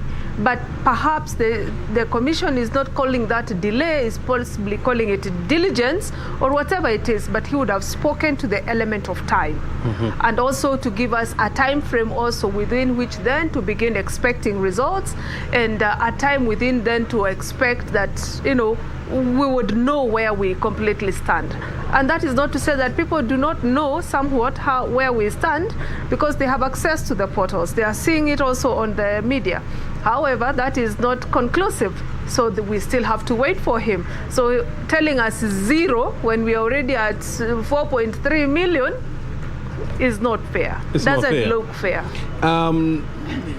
From where you stand, as an organizational management, as an organizational leadership expert, are you comfortable with how IEBC is handling this whole process of vote tallying? Because now we are past the voting process. A good question, and particularly bearing in mind that one of the key things we have focused on during the first session that we've had here is the presidential poll, because that is what generated quite a number of questions during what would be termed as the press briefing. It is important for us to have fidelity to the laws that govern what would be termed as our electoral process. Have we had that fidelity guided by the leader, and the leader is IEBC? The IEBC has pronounced itself quite clearly that there are, within 7 days, is the period within which that particular poll should be announced to the public, and it's quite clear. We've not done a day yet, because voting in some areas ended way after midnight. So actually it ended today. Yeah. And that means then that is most probably the last hour, and that is our counting start point, and then we go 7 days. Number two is a measure of how well or how poorly IEBC is functioning, having already reminded us of the 7 days, is the fact that over 97% of the forms 34A have been uploaded to the portal. So that's point number two of earning good scores. Number three is IEBC, despite a very complex issue and it's being debated by many people, whether it's a pro or it brings some cons, is the availability to the public. Yeah. Not just media. Some public don't know they can actually access that information. But it is actually accessible. And as Isabel has so well and aptly put it, had IEBC brought on board various actors, and for me the stakeholders, in their substrata to tell them you can actually access as the faith-based this, then it would mean any suspicions would have gone away. But what is the score here?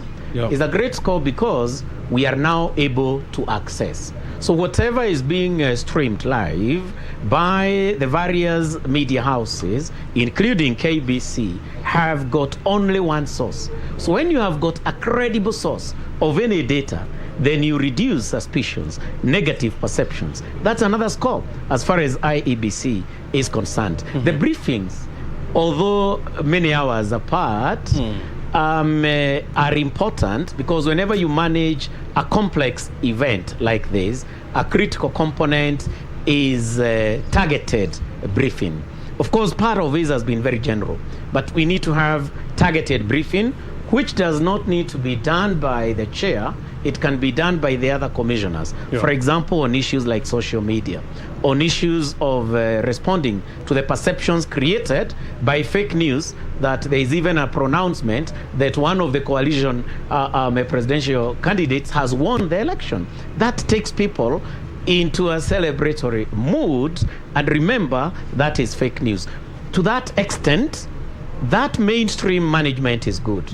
But these are the bit of also bringing on board strategic communication against what is out there. That one is lacking, and it can cost us a lot. But they have done well. You want to also Yes, throw in an input? One of the things that the chairperson, Chebukati, spoke to as he was preparing the nation for these elections, he said he is the national returning officer. And so until you have heard from him, and you know, he has a way in which he communicates to the public. He has this Bomas as his station, as the national tally, and he has media all over streaming.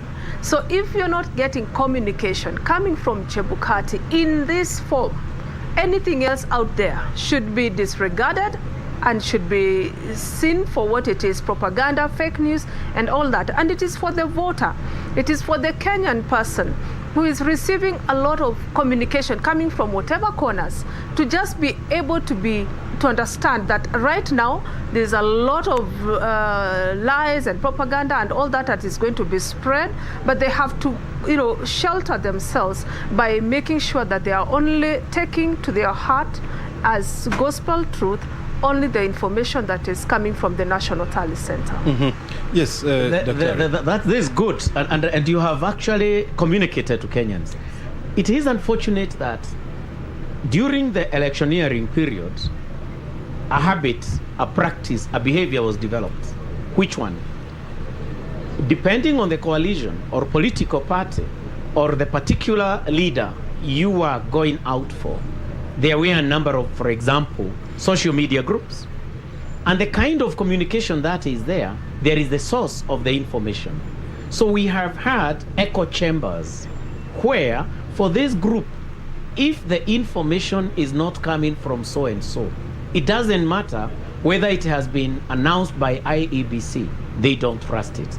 Today, we've seen a group, to be very precise, it's good to be practical, where these are well-informed men and women in their own right. They are Kenyans like you and I. But when they saw that their leader is trailing with about 2-point-something million votes, the leader quickly told them, this media house is biased. They are stealing our votes at a rate of 1.5% for every announcement. So nobody should watch this. So you find that despite even our abilities to reason critically, we've become so biased courtesy of who is our leader, to a point whereby there is toxicity of Kenyans not wanting to accept the truth. That's why it is important for Chebukati, as the overall in charge of the presidential poll in terms of the tallying and consequent announcement, to continuously reinforce that particular component. Maybe the fact that the media houses have tallying centers that have different actors, not the same software and so on and so forth, is an item for IEBC to start thinking about, because if some will pronounce themselves winners, only for them, when Chebukati pronounces himself, to realize they are number 5, of course there is no number 5 most probably, then hell might break loose. I mean, look, IEBC has made it clear that if you would want to have access to Form 34As from the constituency level, you can access them from their portal. You can do your tallying, you can do your subtractions, you can add, you can multiply, and so forth, and come up with your own numbers. By them doing that, what are they doing to the public? What are they doing to the political parties? What are they doing to the media, to the media in the country? I'd like to say that, one, IBC is speaking to the issue of accountability. Just being very open and being accountable to Kenyans. Because before, if they would have stayed with all this in their portals locked and wouldn't be able to access, and then by now they still have nothing and it would be all quiet, we wouldn't be all quiet out there. So in a way, they have managed the expectations of the people by saying you can be looking at what we are looking at so that you see where we are at, but we are going to go through the legal process of verification before we can make a pronouncement on it. Are they keeping us busy as well? Of course, you have to. So that's a good one. Are they also keeping us busy so that we are not so idle? It is important to manage people, because IEBC has 7 days. Kenyans, we must be a patient lot. They have 7 days to get this right. And we definitely want them to get it right. So we cannot insist that they rush the process.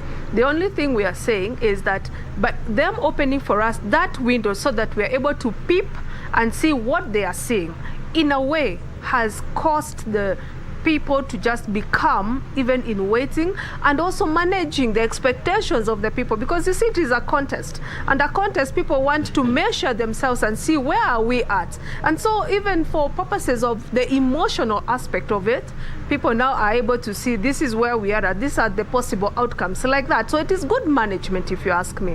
What I hope to see though is when the elections, when the forms start streaming in, as they come, that there'll be more and more communication coming from Chebukati, so that as they receive a certain batch, they come to us and tell us this is where we are at. You know, that now formal communication. As they come, I believe that we should be having more and more statements coming from the chair. Daktari, have you at any point tried to log on to IEBC portal, look at those forms and trying to do your own tallying? I actually did that in the morning. What kind of a task was that? 2:30. And this is what I now want to bring on AMS in the morning. In the morning? Yes. We finished here at 2. Oh, yeah. Here, you know. And let me tell you, it is very good that IEBC did that. But how many Kenyans, number one, would be in a position to even understand that? Because that's core. So who is doing it for us? So you realize it is the media houses basically that have toiled to now bring that and give it to Kenyans. And unfortunately, they are not streaming the same kind of outputs, yet the data is the same. So if there was a way, because remember these are human beings, there are those who will decide, let us pay more attention to the vote-rich region for this coalition. That then shows the coalition leading at a very early stage. For example, it's an assumption. I have not said that is what is being done. Another one would also do the same. So what is coming out of it? It's a tedious thing, and Kenyans are a bit lazy. I respect them, they're hardworking, but when it comes to extracting data from a statistical approach, many Kenyans, they are good at it, but they are very lazy. Why? Because our media houses are actually doing it. Even for the coalitions, you might be astonished. Some may not have really gone deep into the same. They are waiting for an output carried out by some particular team, including the media houses. So when we have got divergent results, that whereas this one is at 4.8 million, for one, and the follower is at 4.6. In another case, one is the one who is leading is now trading at this. That brings conflicting perspectives, which IEBC may for now not be in a position to deal with. But what is the good thing? Like Isabel has said, once the verification, a physical process, starts being undertaken by IEBC, then the rest will have to become something that we may have to forget. But certainly, coalitions will be able to know who has carried the day. What I do not know is how they will manage that. The question is how they will manage this. Yeah. I mean, still from your experience, would you say it's a tedious process, it's an arduous process, it's a difficult process, it's a technical process, or it's an easy process?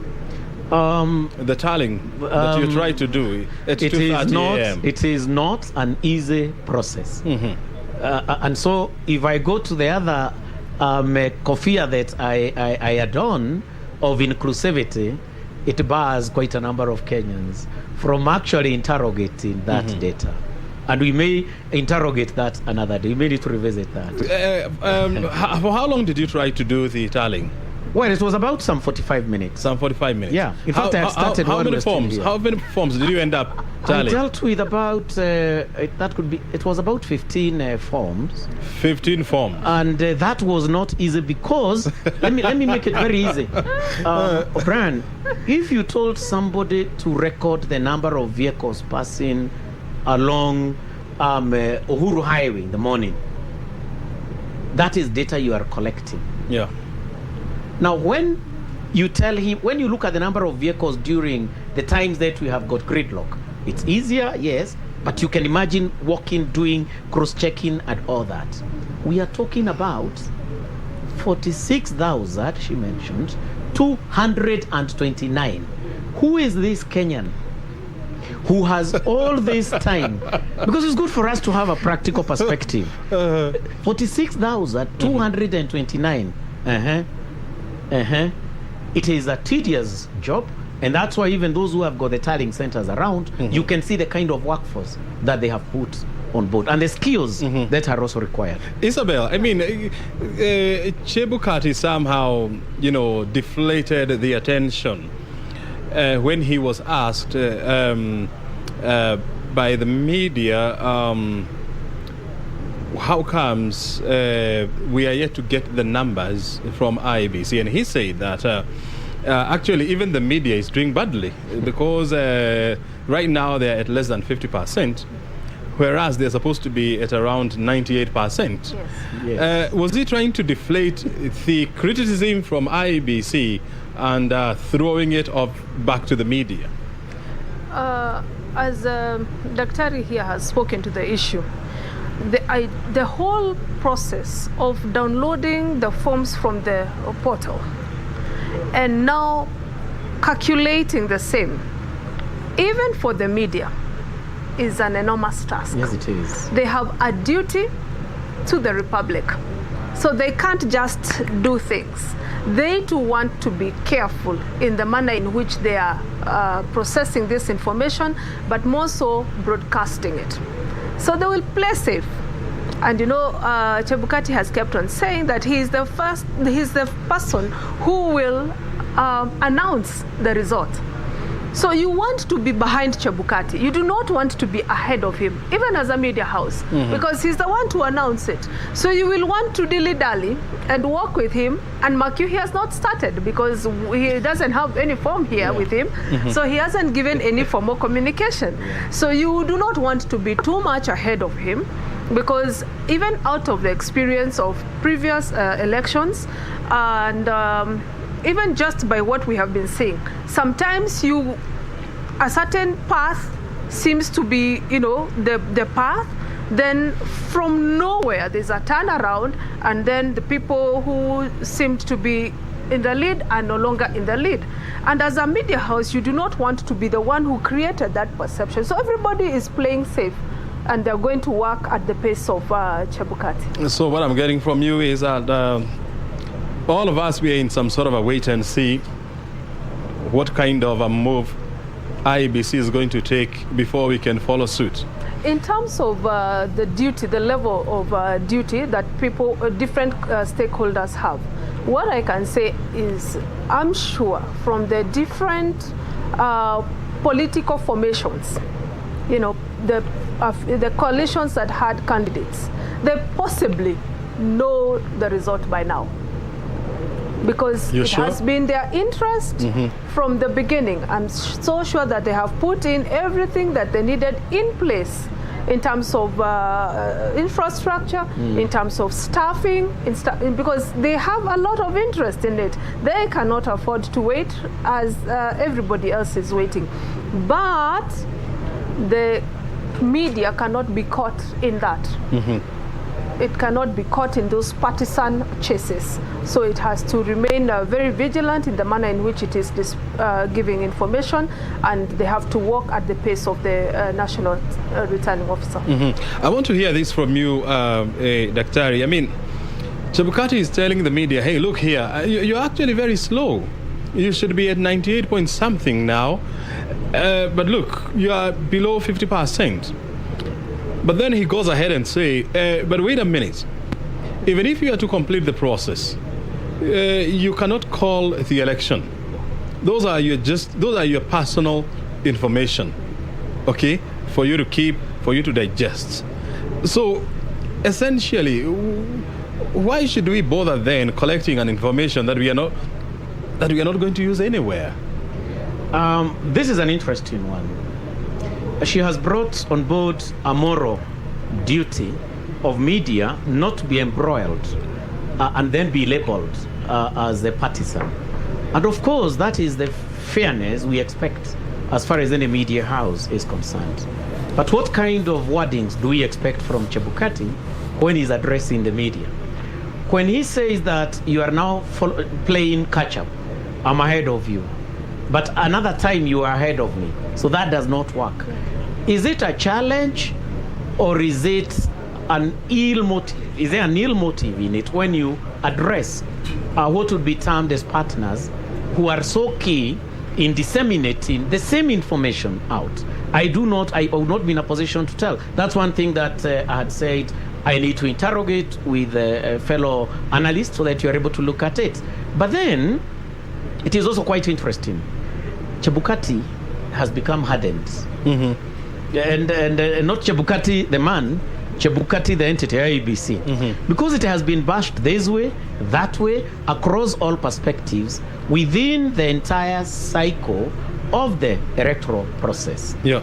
So it means in one way or the other, just like a child who has been bashed here and there, they also develop response mechanisms, defense mechanisms, resilience of a certain nature. IEBC, and that's a comfort zone I'm worried about, feels right now that it is ahead of everybody because they have placed those forms there. And that, of course, nothing can be changed because what was scanned is what they will get when it comes as a hard copy. But my question would be this. What about if a coalition, in one way or the other, was able to finalize on its tallying of the presidential poll with the audacity to actually go out and pronounce themselves and play it safe by saying, this is what we have and nothing can change. Just imagine one of the coalitions calling a meeting. You are in media, you're a media house. I'm sure you'd not miss to attend that kind of a conference. Yeah. And then announcing from the forms 32A, let's go one at a time, we have won. And that is, for example, on Saturday or on Friday at this time. What would be the status of the country? What would the others say? And they say with a disclaimer, however, we are saying this as the truth. This is our chief data analyst. We are showcasing you all this and we'll keep it in our portal for you to access. Then it means Chebukati will have lost the glare. We'll have lost that authority of then waiting to announce. So we shall have developed a subculture where then we can get all these that announce while still telling people we are not really announcing, we are only telling you that we won. That component that we have not thought about can have its implications. And most probably, towards our democracy, because despite the fact that it is our democratic right, we will have a thinly veiled defense that these are not the final results, but go to our website, this is how we have worked it out. It is quite demeaning at times when it is then not announced. Do your KCSE, then the results are announced by another some character, not by Kenya National Examinations Council. How would you feel? It has got implications. It doesn't have credibility at all. Even to other institutions. And so there begs the other question. I mean, by IBC now, or Chebukati, and Chebukati now here is not the man. Yeah. Chebukati now the institution here. By telling the civil societies, look, here you have the forms, you can do your tallying. Chebukati telling media, here you have the forms, you can do your own tallying. The public as well. The political parties as well. And then coming back and say that, hey, look, but even though you can do your own tallying, we still have the final authority and the final say on the results. Isn't he somehow starring the hornet's nest? I think, and just before we went into this election, I remember seeing a certain headline, the opaque elections, or opaque Chebukati, something like that, something about, okay. So I think what IEBC is doing is looking into the element of being open, that elections are seen to be open, they are seen to be fair. And that is why he's inviting all stakeholders, look with me and let's see together what I'm seeing. That is the invitation to them. Can we look at these things together? See from your corner, see from your corner, this is it. However, I have a process to undertake in processing this data, even as it has come to me, and it is by law. So now allow me the time to do what I need to do so that I now get to pronounce these elections formally. But let's walk this journey together. So he has invited everybody to the party. Let us walk this journey together. I think that he's tried, coming from past experiences, and I think that is one thing I have to give to IBC. Every time they have had a challenge in one election, they have tried to better it in the next election. They have always tried to, do better by the next election. So I think they're just looking at the element of fairness, openness. Yes.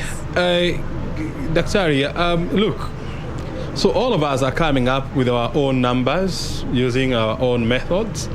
And so you have a situation whereby these numbers are placing these candidates ahead, these other numbers are placing this one ahead. And so it becomes some sort of a cocktail of confusion, because you wouldn't be able to rely on my tallying, neither am I going to rely on your tallying. So aren't we creating a platform for conflict? Thank you, and that's part of what I'll respond to that by borrowing from what Isabel has said, while acknowledging and indeed congratulating IEBC for improvement, learning from its failures and learning, and therefore taking us forward in a way that we have appreciated. This is something that virtually every other Kenyan is saying. We have seen good progress. And in fact, today there was a question as to how successful IEBC has been.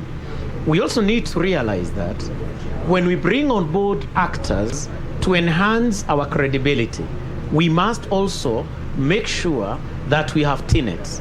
We must have values.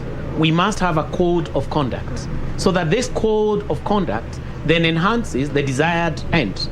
That end of transparency is important. But what are we seeing in what we are live streaming? You'll find this person who is on this media house gets this other one this. So we have got what would be termed as noise. That noise is confusing.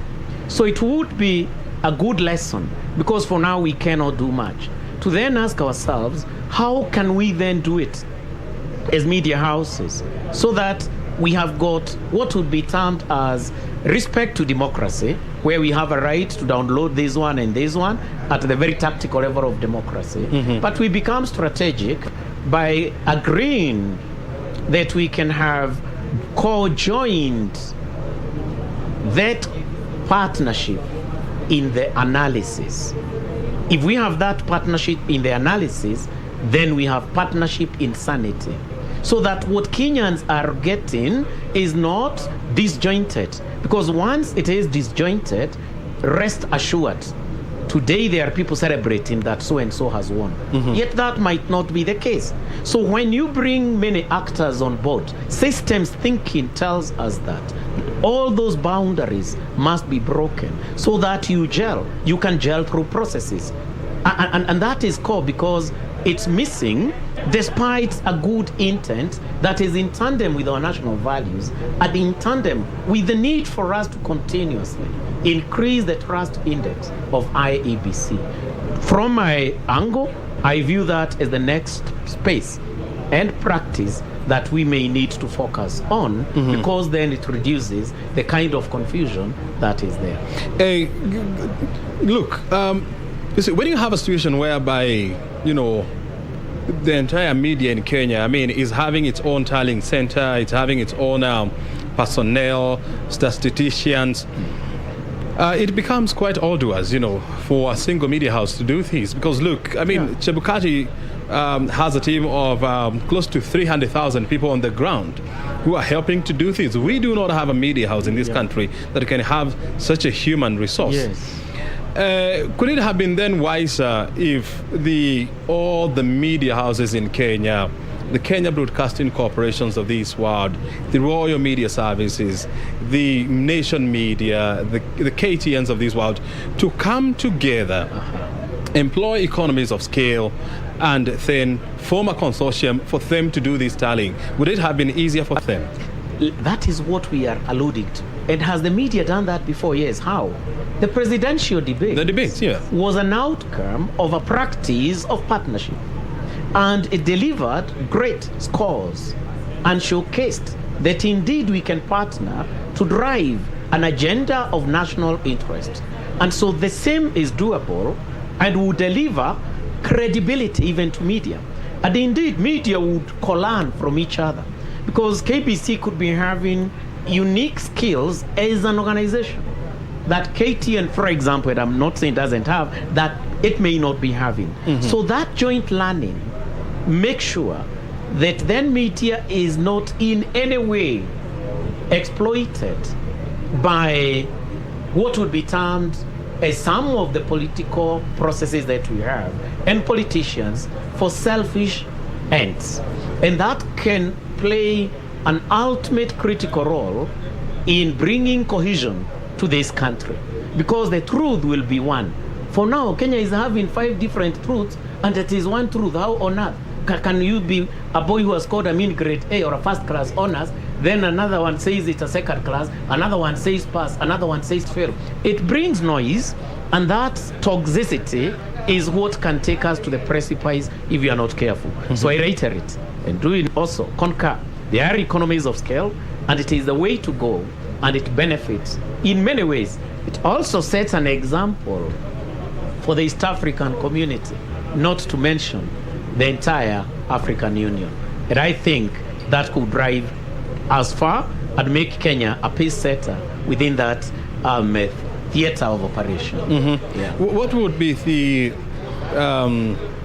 benefits of doing a unified tallying center for all the media houses, but still at the same time, you as a media house, you want to be seen as a pace setter. You want to be seen to be doing the best. And so if you are to do it together, then you steal the shine from me and I steal the shine from you. How can the media do this without, compromising each other and, of course, complementing each other? I think the first thing that would speak to the media would be, why are they doing this? The why would then inform the how. If the idea is so that the media speaks in one voice in calling the election and also in making sure that the nation believes in the process and then the outcome, then working together takes away all that element of a certain media house tends to lean towards this coalition. This other media house tends to lean towards this coalition. And therefore, the results that they give, people get to have this perception that these ones could be going this way and this one's, and automatically, as Dr. had said earlier, then you'll see that they'll begin to give certain skewed results, so that they create a certain perception because perhaps they have that kind of leaning. However, when all the media houses would come together, then they would set the ground rules. They would decide this is how we are going to collect the data, this is how we are going to process it. It is at this point that we begin to show it out, So the process would then authenticate the outcome. So it would be a wonderful place to go, and there's always a place to start, and I like the presidential debate as a place, a starting place, that I don't think that in this country ever in the future people will imagine going into an election without having those kind of debates. And this time they were taken, they were cascaded downwards from the presidential all the way up to I think parliamentary. So we can now take this as a building stone and decide, you know what, because this seems to be the way forward in terms of technology, in terms of inclusivity and participation, that then the media houses will now come together. I think they have a media guild or something, and decide that this is how we can approach elections, so that first of all it is not too heavy a cost on any particular media house. But then again, when they take the collective responsibility, now then no media house would fear getting it wrong. You see, that's the other thing that makes other media houses just pull back. It's not because they're not seeing what everyone else in the other media houses is seeing. It's because they also want to play safe, because they have a duty to the media house. So when they work together and they draw the plan together, then I think it would be a wonderful place in the future to be, and the people will begin to trust 100% the position of the media. And we have seen that in America. We always follow that, and people know, and they have trust in the process. But of course, in the U.S., I mean, of course, the media houses, they don't have a unified tallying center. Yes. The media houses in the U.S., they are financially deep, and so they can afford to hire experts, to do data collection and data collation at the same time. And that's what I wanted to hear from Dr. Charles. Is there any country in the world that where the media or the other organizations have come together to do a unified tallying process whereby it's a model that we as a country can emulate? The good thing is that I've not heard of any. This is a homegrown solution that through KBC and the thought process we are having here is coming on board. Is it doable? Certainly yes. Is it an innovation?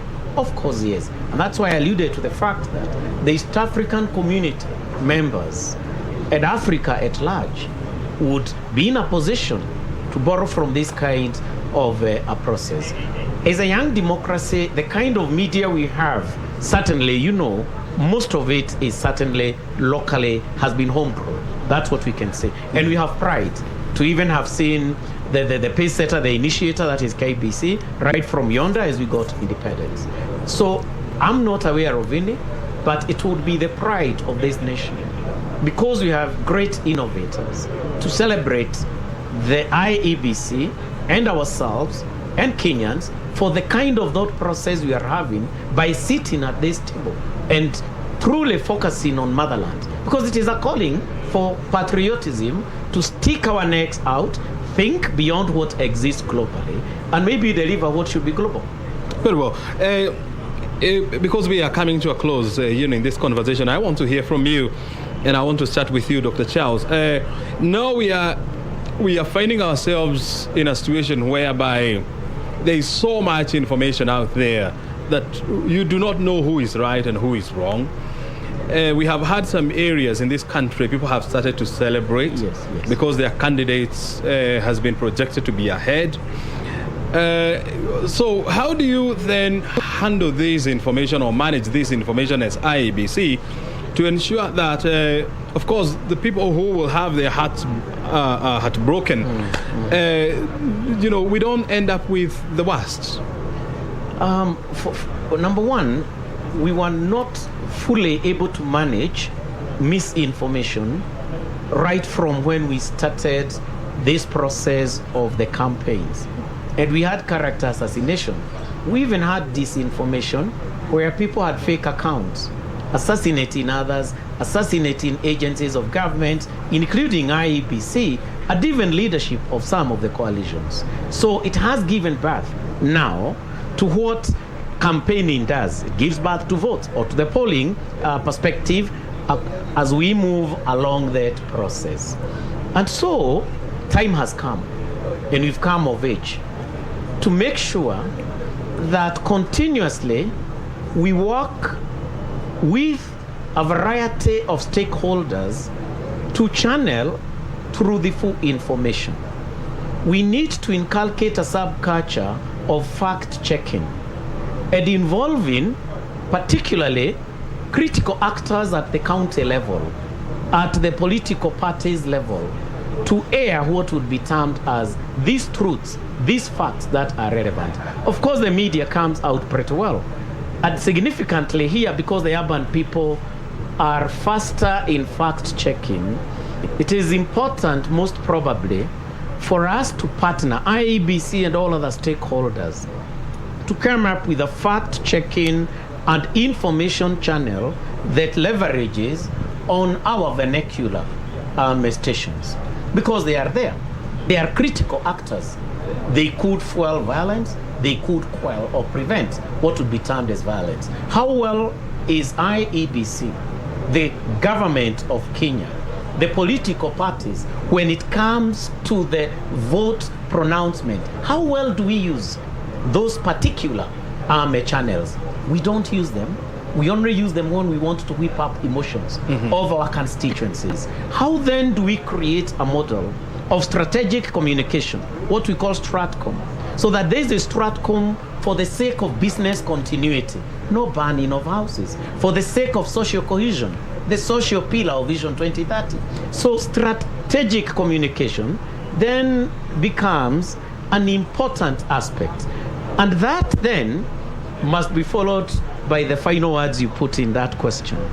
We might break hearts. Right now, there might be hearts that were broken by some social media.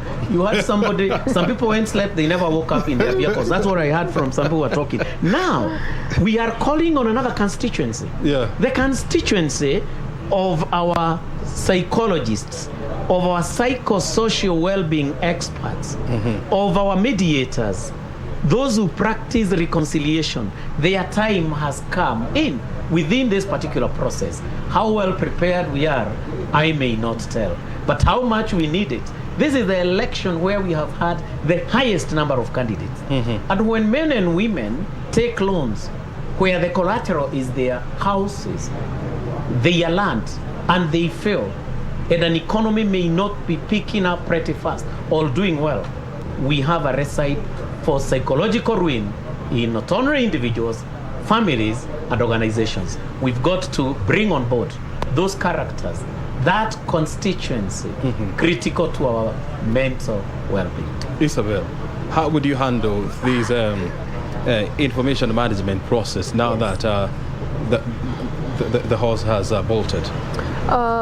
First of all, I'd like to speak to the issue of the political heartbreak, and that every candidate must be prepared to speak to their constituents as a duty to the citizenry, that you went to them to cause them to believe in you, that you would provide leadership, and that you must provide that leadership through and through. You do not detach yourself from that leadership that you promised to provide. And that leadership might be in good times and bad times, difficult times and easy times. In celebration, I remember in 2013, when the TNA URP wing won the elections, and the president did not take time to celebrate. I remember his words at Kwea, where he said, we must remember that there are others out there that are hurting, and therefore we have to be magnanimous in our victory. He caused his people not to over-celebrate so that he mitigates in the pain of the others. That is leadership. So by and large, every leader must continue to provide leadership during this tenure, much as we have to wait for IEBC to speak to the issues of where we are at and finally the final announcement. However, the leaders continue to speak to their generals and they continue to speak to their foot soldiers. That let us be still. It is well. And also for the people who are nationalists to speak to the electorate, so that the electorate gets to know that though person A might win or person B might win or lose, whichever the case, however, there will be a government. And that government is for the people, you yourself included, despite the fact that your person who you were supporting lost. The government that is going to be formed is for the people and by the people, and it is there to serve you. So the voter never loses.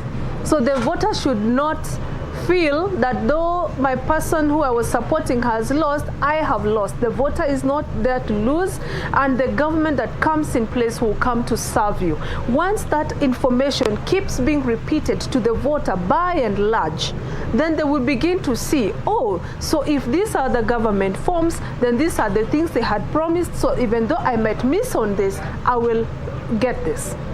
That is a communication that must continue to the electorate, to the nation, that we must also speak to ourselves as Kenyans, away from the politicians. We have to speak to ourselves as Kenyans and say we have a nation to live in, we have a nation to protect, we have children that we must teach that elections must not cause violence in this country. So we have to continue speaking to ourselves so that even when someone comes to try and activate us in a negative manner, we'll be like, excuse me. This is our nation, we love it, and we are not going to go down that way. Very good. Yes. And of course, after such a grueling electoral process and of course campaigning period and disappointing numbers, to some constituencies, then what would be expected of us is to embark on a unifying path whereby we work together as a nation and of course we work together as a one community. Well, our time is up at this hour. Definitely we'll still have more conversation to come later on, but thank you so very much indeed for finding time to be with us this afternoon. Thank you so much. Dr. Charles and of course Isabel. Pleasure. Thank you. Asante sana. Asante sana. You see, these are the kind of conversations that you will not get anywhere else. We're here at the National Tallying Center, Bomas of Kenya, whereby not much is happening here. Of course, a lot of people, are trooping in and out. Just like 3 or 3.5 hours ago, that press briefing by Wafula Chebukati, assuring the nation that IEBC is still at the helm of all these, and of course, they're doing everything possible to ensure that the country is kept abreast with the necessary information. We are keeping tabs of what is happening here. Remember, this is what we have been doing since Friday last week, actually, and we'll continue to do this until the end of this whole process. My name is O'Brien Kimani. I'm taking you back to Broadcasting House for the continuation of this broadcasting. And of course, remember, we're still live here. We shall be having more links. Stay tuned. Naam, asante sana O'Brien Kimani. Bila shaka mazungumzo ya busara pale katika ukumbi ama katika eneo la Bomas, ambapo ndio kituo cha kitaifa ambacho kitakuwa ni cha kujumlisha kura zote za urais, na tangazo rasmi litafanyika katika eneo hilo. Na bila shaka iwapo pilka sio nyingi sana sasa hivi, lakini itafika muda kwamba macho yote yatakuwa yameelekezwa kule, isipokuwa kwa sasa bado tunafuatilia baadhi ya maeneo ambayo yanaendelea na shughuli za kuhesabu kura, na maeneo mengine ambayo kama vile Eldas katika kaunti ya Wajir, eneo ambalo lilikumbwa kidogo na changamoto za kiusalama kama alivyosema mwenyekiti wa IEBC Wafula Chebukati, lakini wakahakikisha kwamba usalama umedhibitiwa na shughuli ya kupiga kura imeanza mapema leo asubuhi. Kwa hiyo tunatarajia kama dakika 30 zilizopita shughuli ya uchaguzi itakuwa imekamilika katika eneo hilo, na baada ya ukamilifu huo basi hesabu za kura kufanyika katika eneo hilo kabla ya kutumwa hususan kura za urais kutumwa katika eneo la Bomas, na vile vile wengine kutangaziwa pale pale katika nyadhifa nyingine za madiwani na labda mbunge kuona nani yuko mbele katika katika eneo hilo. Kwa hiyo mbali na hayo ni kwamba kauli ya mwisho katika wale wageni ambao Brian Kimani alikuwa nao imesema kwamba hii itakuwa ni serikali ya wote. Kwa hiyo baada ya uchaguzi, wewe kama mpiga kura wala usiwe na shauku na vile vile wasiwasi na manunguniko kwamba umepoteza, hujapoteza chochote. Kwa mujibu wa kauli yake ni kwamba hii ni nchi ya wetu sote, na bila shaka wote watakuwa wanashirikishwa katika kuhakikisha taifa hili linapiga hatua huko, hatua mbele baada ya uchaguzi. Kwa hiyo Gilbert, tumetoka Bomas, tumesikia walivyozungumza, na kauli ya mwisho kama nilivyosema ni kwamba cha msingi ni kwamba shughuli imekamilika. Iwapo kutakuwa na kesi za rufaa, wao wenyewe viongozi wakabiliane maeneo ya mahakama na vitu kama vile, na wananchi waendelee na shughuli zao. Kama jana ilisemekana baada ya kura watu waliambiwa endelee na shughuli zenu, watu warudi makazini na vitu kama vile. Sasa turudie hili swala la IEBC. Unajua, kwanza labda nikuulize, hii kazi ya IEBC ni ngumu vipi kwa mtazamo wako, kabla tuende kwa Kamche? Maana Kamche kuna mambo mawili matatu atatuletea baada ya muda usiokuwa mrefu. Kwa haraka tu, hii kazi ya IEBC unaiona iko ngumu kiasi gani, ama kama uione ni ngumu unaona iko nyepesi kiasi gani? Kweli ni kazi ambayo ina changamoto kubwa sana, kwa sababu ni kazi ambayo inafanywa wakati ambapo serikali na wananchi wameacha kazi zao ili waweze kuangalia ni lipi ambalo utawafanyia ili kufanikisha malengo yao ya uchaguzi. Tatizo ambalo limekuwa ni kwamba kama ulivyoona katika vipindi vilivyopita, ni idara ambayo pia haijakingwa kutokana na matatizo yanayotokana na pengine serikali kutaka mambo fulani. There are a lot of interests ambazo zipo katika taasisi ile.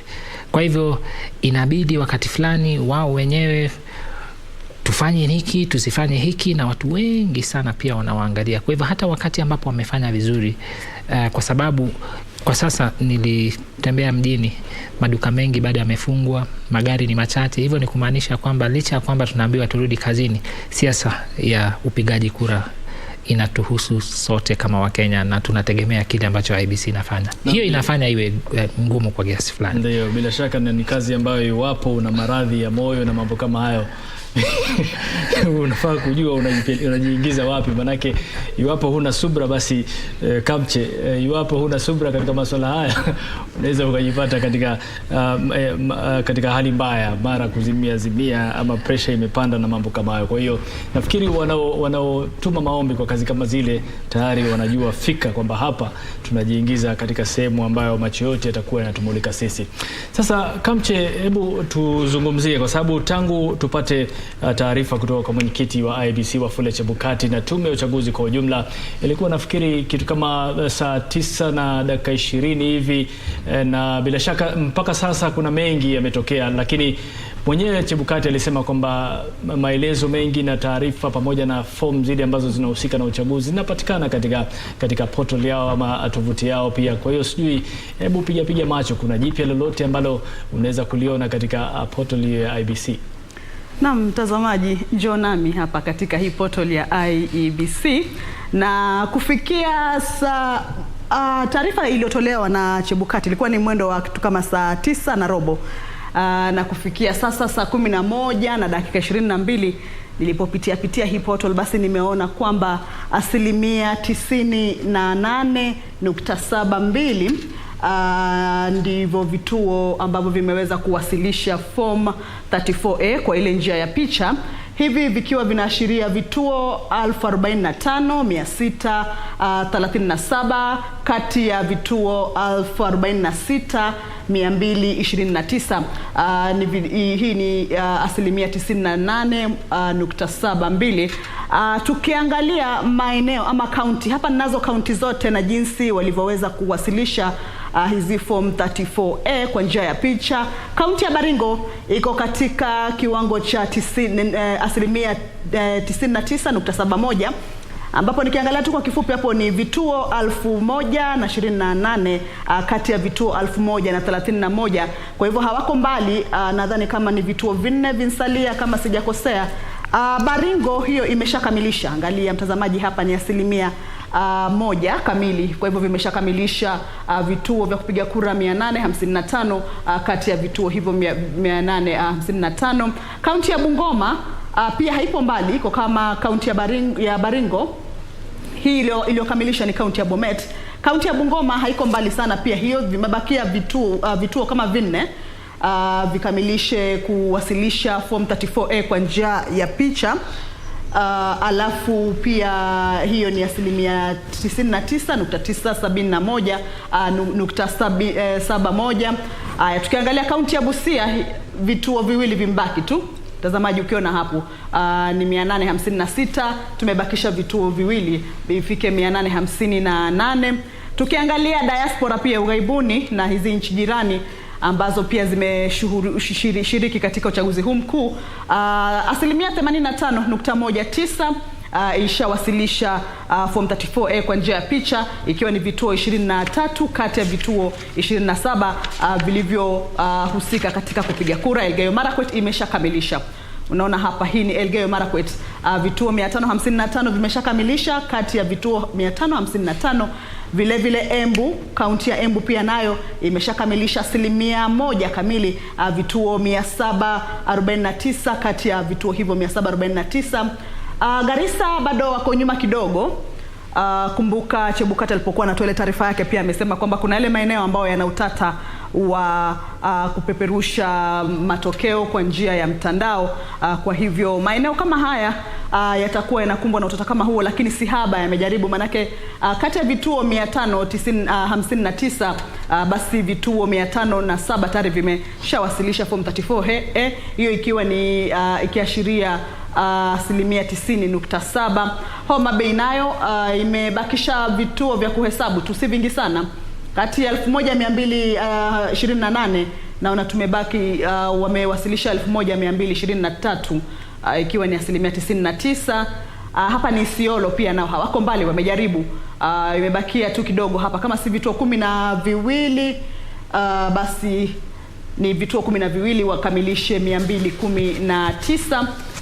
Kajiado hawako mbali sana pia wao, 99% ishafika. Kakamega pia hawako mbali, tumesalia tu kidogo, manake ni 99.11. Hii ni kaunti gani? Kericho, unaona hapa ishakamilisha 100%. Kwa hivyo kaunti nyingi hazipo mbali.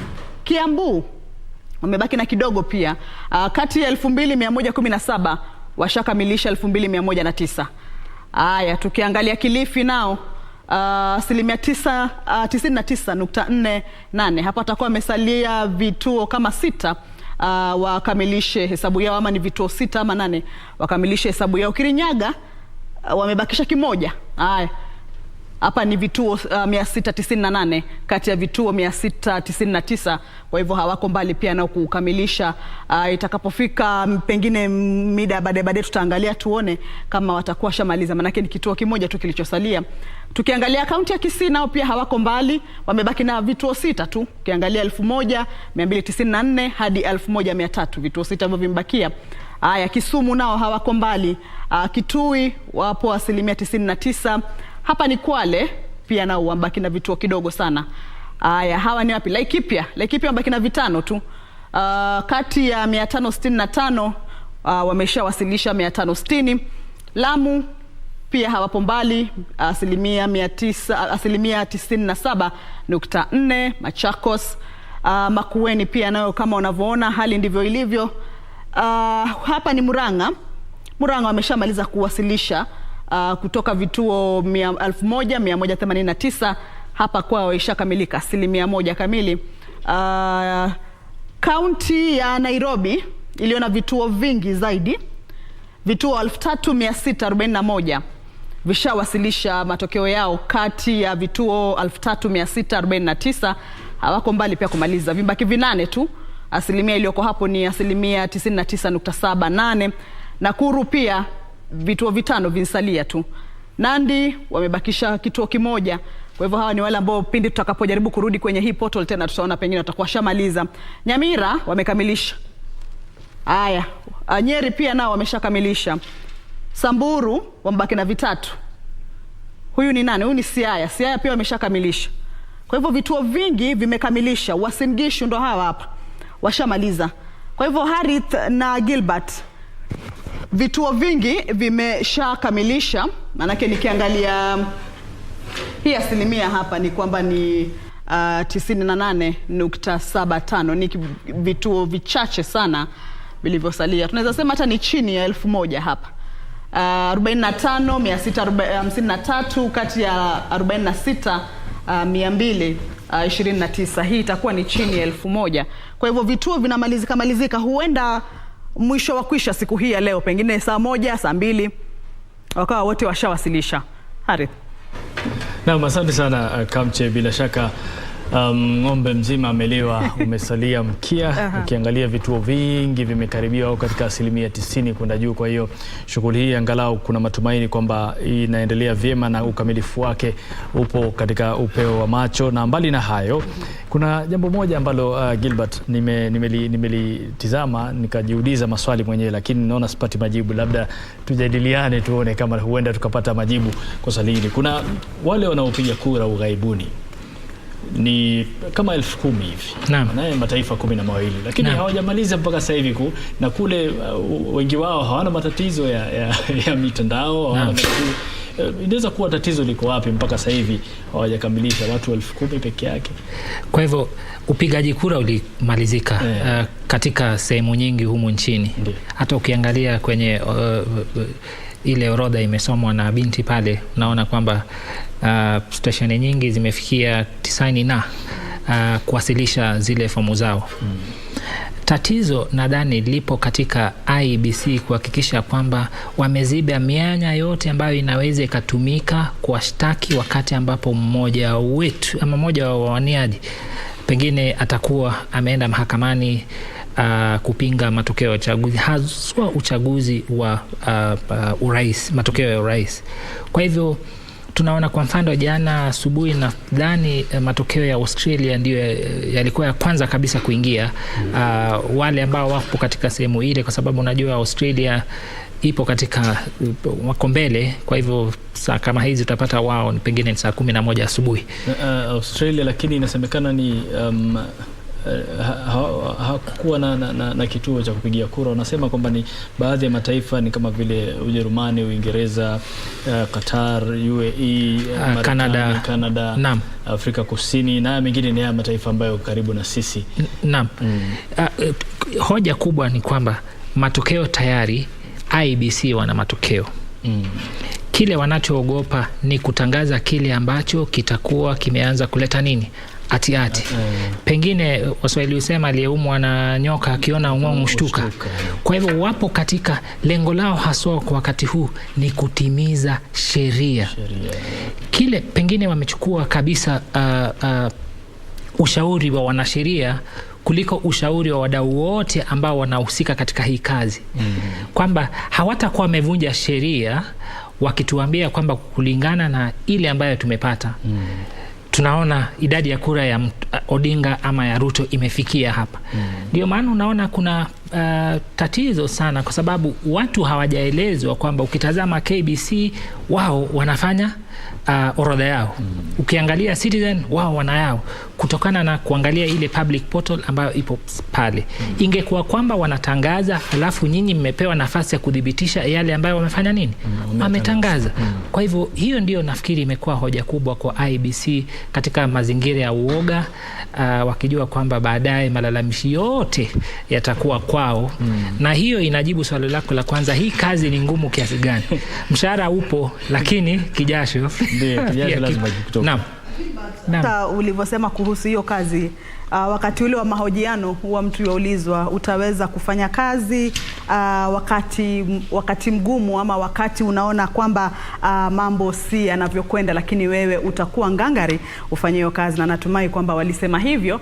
Na japo kuwa mwaka 2017 palikuwa na hali ya mshike, mwaka huu naona ni kama amejipanga.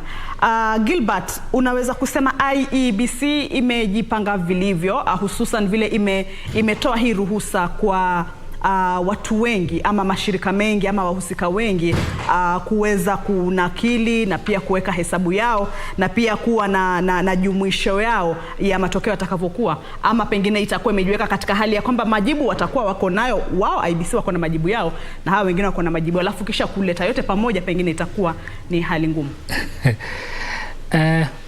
Kuna majibu mawili. Jibu la kwanza ni kwamba ndio wamefanya vizuri kwa sababu wamejaribu kufikisha ujumbe ama mawasiliano kuhusiana na matokeo kwa wananchi, kwa sababu tuko katika enzi ya utandawazi, kila mmoja anaweza kafikia. Na pia walikuwa wanataka kuwa na ile transparency, ile uwazi. Ile transparency. Lakini wamesema kwamba hayo yote ambayo unaona sio matokeo rasmi. Wewe fanya yako, lakini sisi wenyewe tutafanya yetu hapa baadaye, kisha baadaye tutafanya nini? Tutawatangazia. Kwa hivyo hii tupo tu katika nafasi ya pengine kufurahia ama kupata zile nambari, lakini mimi naona kwamba IEBC mbali na kufanya public, ingekuwa wanatangaza kwanza kisha wanaelekeza vyombo vya habari, nendeni pale mdhibitishe yale ambayo tumefanya nini, yale ambayo tumefanya. Kwa hivyo licha ya kwamba wameongeza uwazi na pia uangavu ambao unakuja na kazi hii, kuna mengine zaidi ambayo wangefanya, kwa sababu ukiuliza kila mmoja hajui. Kwa kweli ni kwamba licha ya kwamba hizi ambazo mnaona hapa, kila mmoja atakwambia mimi sijui, tunangoja. Kwa hivyo hatujapata matokeo rasmi kwa sababu wao ndio ambao.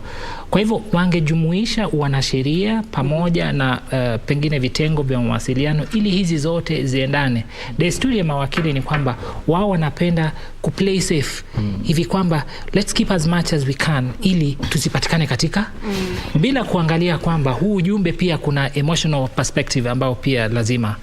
Lakini pia nitawapongeza kwa sababu niliona mwaka wa 2017 waliokuwa wakizungumza walikuwa wakubwa Chiloba na makamishna. Jana niliona afisa msimamizi wa mawasiliano pale Tabitha Mutemi alipewa nafasi na hata akazungumzia, huyo ni mwana mawasiliano. Kwa hivyo hapo naona walizingatia kwamba kuna nafasi ambayo pia wana mawasiliano wanaweza wakacheza katika huu uwanja. Na sasa katika haya mambo ya kuweka uwazi na mambo kama haya, unaona kwamba labda pia imejaribu kuzimua ile tunaita tension kwa Kiingereza, kwa sababu ingekuwa pia uwazi haujawekwa basi lawama zote zingepelekwa moja kwa moja. Lakini sasa hivi kila mtu ana uwazi, akiulizwa anambia tumewaambia bana matokeo yao katika tovuti yetu na vitu kama hivyo. Imesaidia pia kuleta hali ya utulivu kwa njia moja au nyingine. Japo watu hawajui kipi ndio, lakini nambari zote ziko wazi. Lakini imeongeza anxiety. Kila mmoja anataka kujua, kwa sababu ushatuambia hizi si za kweli. Hizi ni zile zipo, lakini sisi ndio wasema kweli. Lakini kwa na kiwango kikubwa imesaidia, kwa sababu ujumbe unapopatikana watu wamepata kile mfamaji aachi kutapatapa. Kwa hivyo hata kama sisi tuafa majini, lakini tupata kitu cha kushikilia, unakishikilia. Naam, maisha yanaendelea. Kwa hivyo kwa muktadha huo ndio imesaidia. Ama Gilbert, pengine tungeuliza, je, ipo athari yoyote katika hii hali ya kutaka kuwa na uwazi? Manake wanasema kizuri chochote pia pengine kutakuwa na asilimia kidogo ya ubaya wake. Sijui kama ipo athari yoyote. Uwazi desturi hauna athari, haswa wakati ambapo watu wanataraji kwamba utasema nao. Lakini sio uwazi bila uwajibikaji. Uwazi tunao sasa ni uwazi wa wanahabari kusambaza kile ambacho hata mimi mwenyewe niliingia kwenye tovuti yao nikaona ni nyingi sana, lakini ningekuwa na nafasi ningeanza kupiga hesabu zangu. Lakini wao wenyewe bado wangeshikilia. Kwa hivyo huu uwazi umesaidia ndio, lakini bado wameshikilia jukumu ambalo wamepewa kisheria kuhakikisha kwamba wanawasiliana nasi kulingana na kile ambacho tumefanya. wamefanya nini? Tumeona katika mtandao wao. Kwa sasa Chebukati amekuja ndiye amezungumza, lakini hajazungumzia hata 1% ya fomu moja ambayo wao wenyewe, kwa sababu kuna kazi inaendelea pale Boma. Naam, kwa hivyo huo wazi umesaidia ndio, lakini kwa 1% kidogo.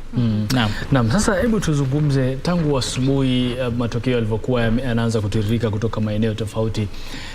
Kwa sababu kabla ya uchaguzi, wakati wa kampeni, tulikuwa tunasikia sana mambo ya kupanda mlima Kenya unapandika.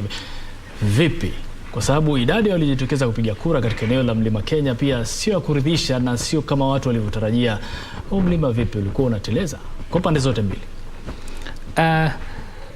Mlima Kenya imesemekana kwamba huu ndio uchaguzi ambao hauna mwaniaji urais kutoka upande huo.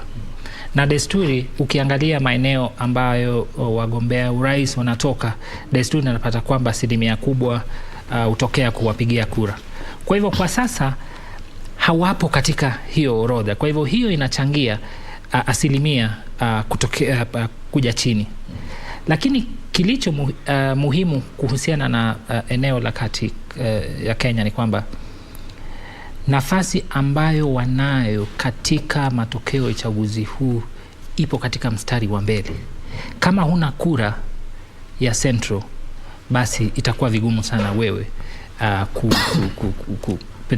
kwa ngazi na kuingia katika nafasi ya urais.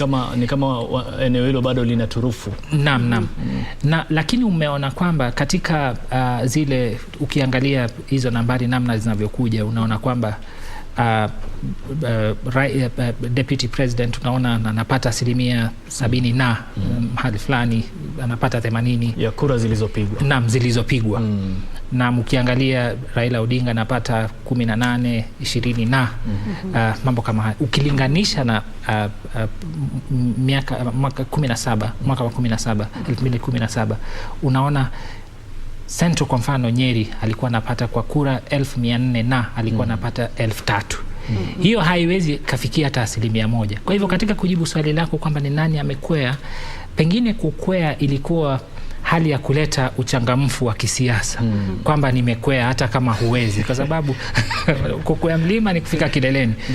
Lakini naona kwamba mchango hata uwe 10%, 15, hata 20, pia utakuwa katika nafasi nzuri ya kuongeza kapu la Bwana Odinga. Kwa sababu milioni haifiki kukosekana moja. Naam. Lakini Bwana Ruto alitegemea sana sehemu hii hivi kwamba aweze akaipata, airithi namna ambavyo walikuwa 95%, 90% katika mwaka uliopita. Kwa hivyo chochote kile ambacho Bwana Ruto anapata chini ya 1% waliopata mwaka wa 2017, basi inamuathiri kwa njia moja ama nyingine. Naam. Kamte, sijui una yapi ya unajua, ukiangalia taswira na bado kila kitu tunachokizungumzia naona kinaturudisha pale pale kwa wale waliojisajili walikuwa milioni 22.1 na wale walijitokeza kupiga kura walikuwa tuseme kama nusu hivi ya walijitokeza. Sijui unaona taswira gani katika kuna jambo moja hapa ama kuna hoja moja ambayo pengine Gilbert anaweza kutufafanulia zaidi. Nafahamu kwamba japo matokeo saizi yanaingia na tunaona kaunti hii imefanya hivi ama eneo hili limefanya hivi, pengine idadi pia iliyotarajiwa ama 1% iliyotarajiwa haijafika. Tuseme atakayeongoza pengine awe na 50% kuchanganya na 1, ama juu ya 50% kuchanganya na 1. Lakini pengine sijui kama huku kwa county anaweza kuwa ameshinda katika county 15 na iwe isemekane kwamba ni mshindi, ama anafaa awe amepata county ngapi pengine ndio asemekane kwamba kweli hii zaidi ya 50% kuchanganya na 1 imekupatia ushindi unaofaa. Sheria inasema kwamba sharti awe amepata karibu 25% kwa kaunti 24. Wote watafikia hiyo idadi. Hiyo haina shida. Tofauti itakuwa, je, wa kwanza amemshinda wa pili na kura ngapi? Hiyo ndiyo ambayo italeta tofauti. Unakumbuka mwaka 2015 Rais Uhuru Kenyatta alimzidisha Raila Odinga, alifikia ndiyo 50, lakini 50+1 ilikuwa karibu kura 8,000. Lakini aliongoza akaendelea mpaka baadaye wakatafuta awamu ya pili katika. Kwa hivyo kulicho cha muhimu kwa viongozi hawa wawili ni kushinda kwanza. Formula ya kuongoza itapatikana, itakuja baadaye kwa sababu sheria haijawakataza kuzungumza na upinzani au kuzungumza na wale ambao wanaweza, wabunge ambao wanaweza wakasaidia katika kuendeleza miradi hoja katika serikali. Na basi ndio kama hivyo, iwapo ndio mwanzo unajiunga nasi, tunaendelea na mazungumzo yanayofungamana na uchaguzi, na sasa hivi katika maeneo mengi ni hesabu ya kura inaendelea, huku zile form 34A zikiwasilishwa katika eneo la Bomas, ambapo kitakuwa kituo cha kitaifa cha kujumlisha kura ambazo zimepatikana katika kaunti zote 47. Kumbuka kuna baadhi ya maeneo ambayo shughuli inachukua muda kidogo kutokana na kuanza kwao kuchelewa shughuli ya kupiga kura, na maeneo mengine kwa mfano Eldas katika kaunti ya Wajir leo ndo wamepiga kura, kwa hiyo pia matokeo yao yatachelewa kidogo, na bila shaka yote yakifika kama alivyosema Wafula Chebukati ambaye ndio mwenyekiti wa tume ya uchaguzi, sema kwamba yakifika yatakuwa yanatolewa kama alivyosema mgeni wetu kwamba ni muhimu sheria ifuatwe na wathibitishe ndio watoe.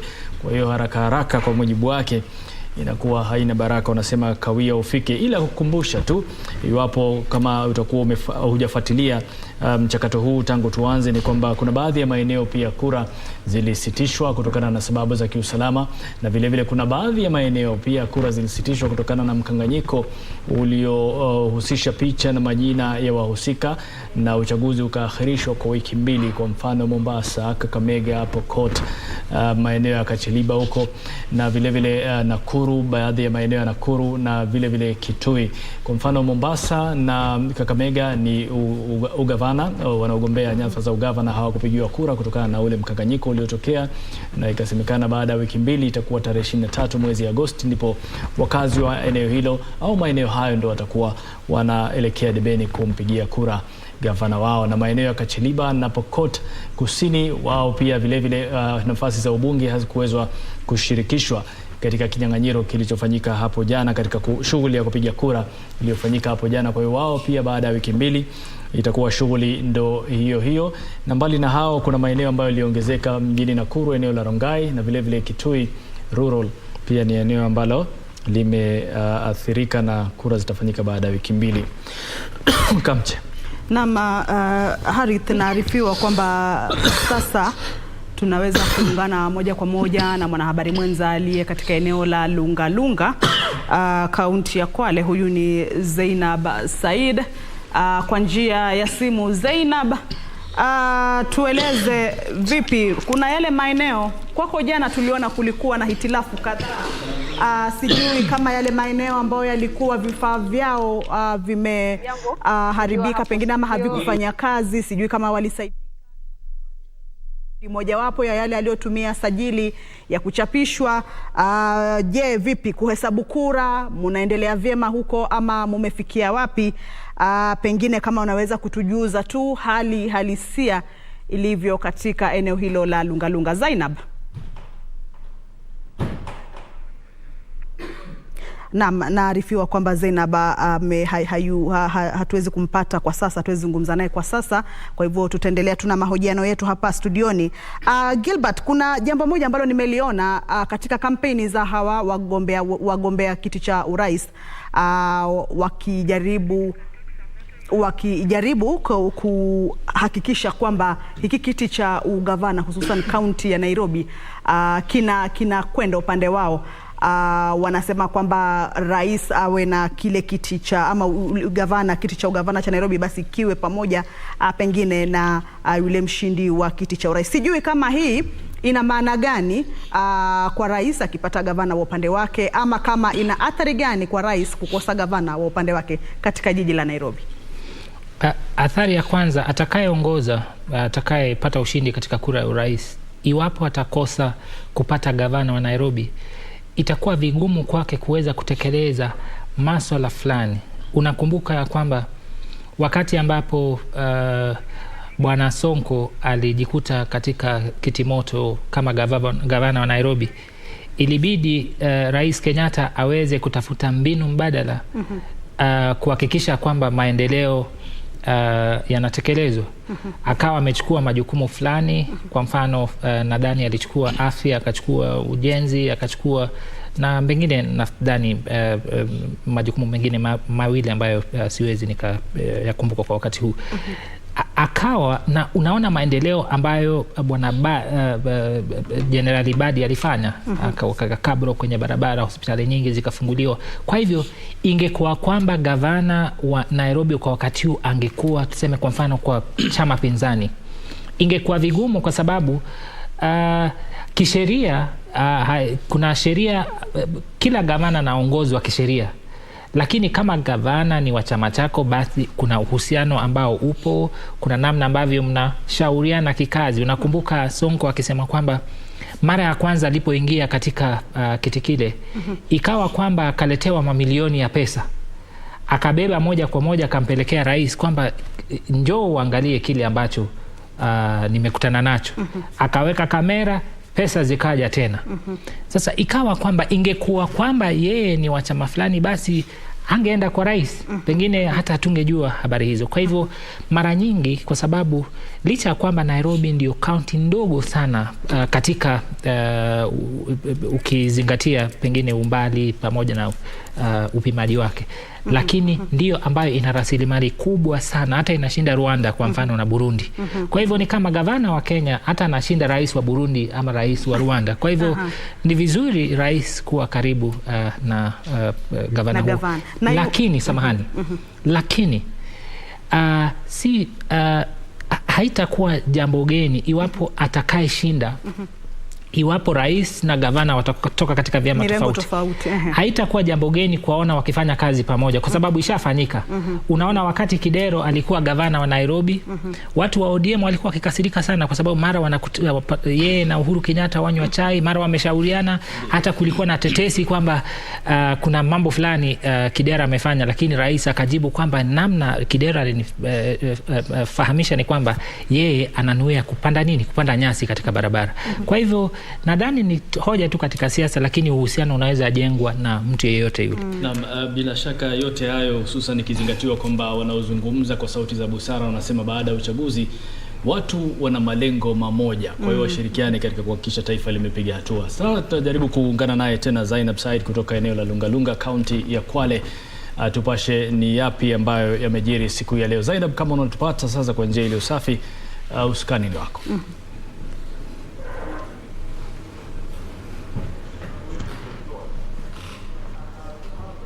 Hamjambo Harith na Kamche hapo studio.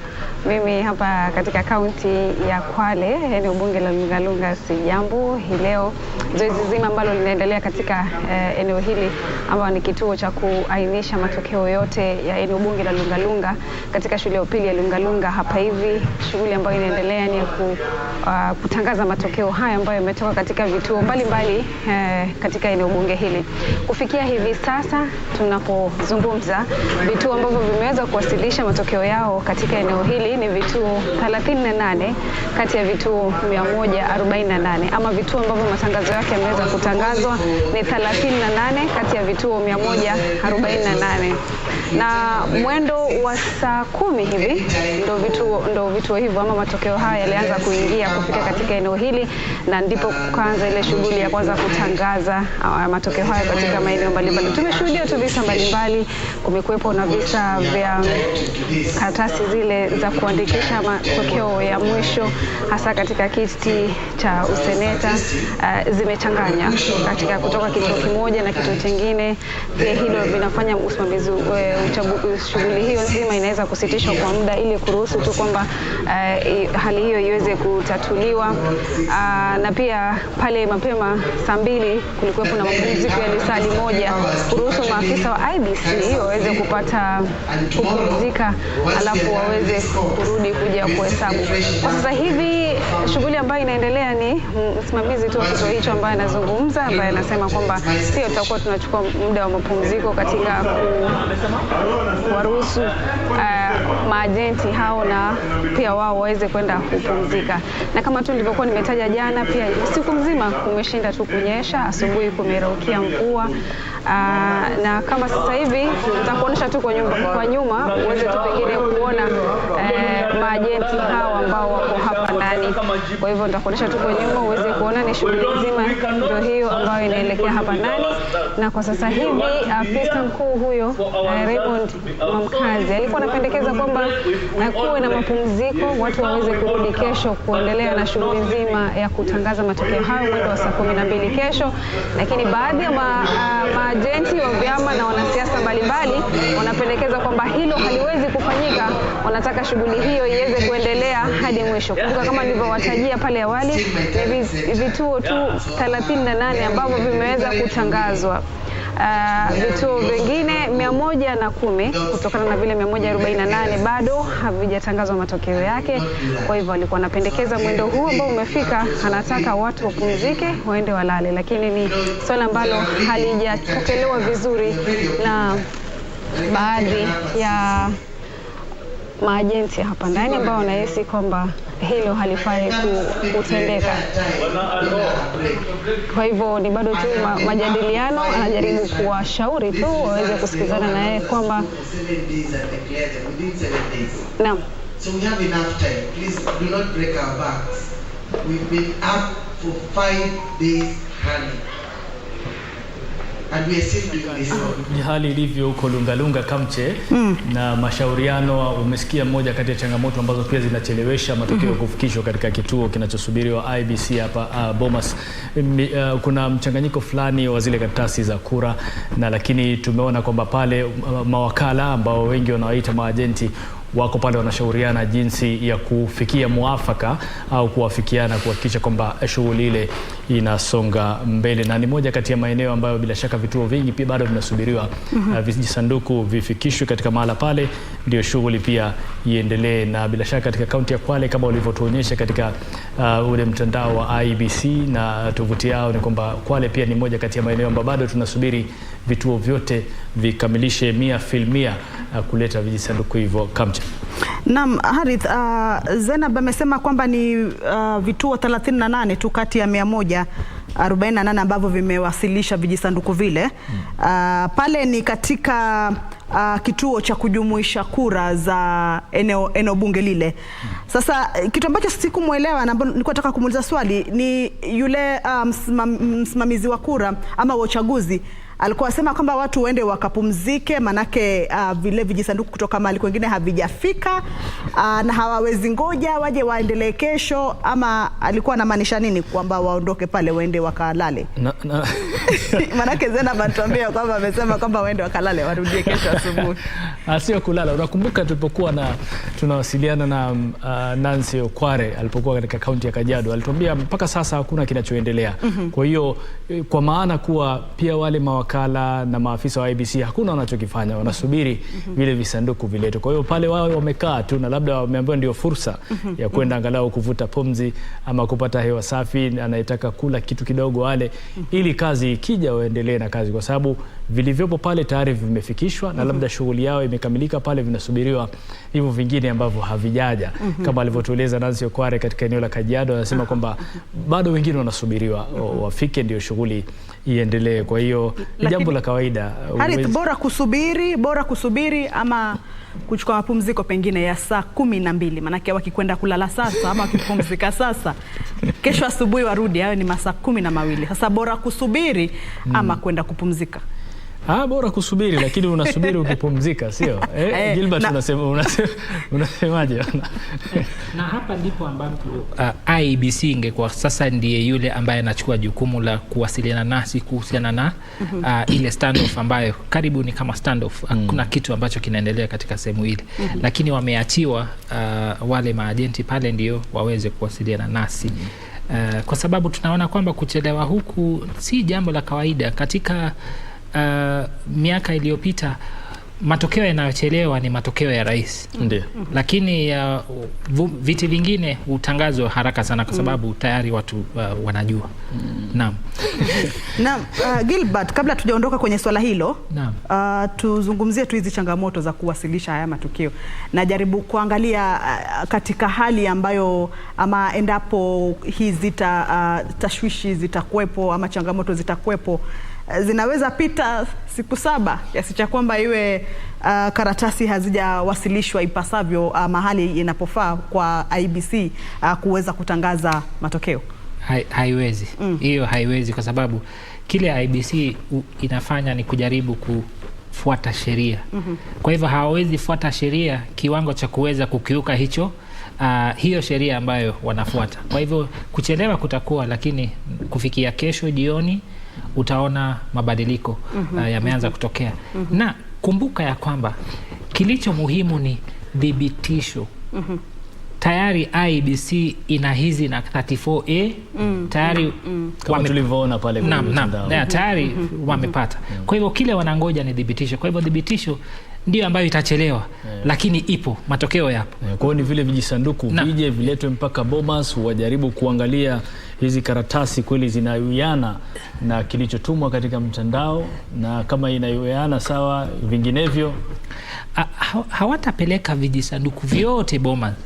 Lakini kura za urais. Kumbuka kwamba IBC ikipata 34, ile ipo kwenye mtandao ni 34A. 34A ndio. Alafu ikienda kwenye constituency inakuwa nini? 34B. Zinajumlishwa zote zitakuwa 34B kwenye nini moja. Zote zipo katika mtandao. Ili aweze kutangaza lazima taziweka katika 34C. Lakini zipo katika mtandao.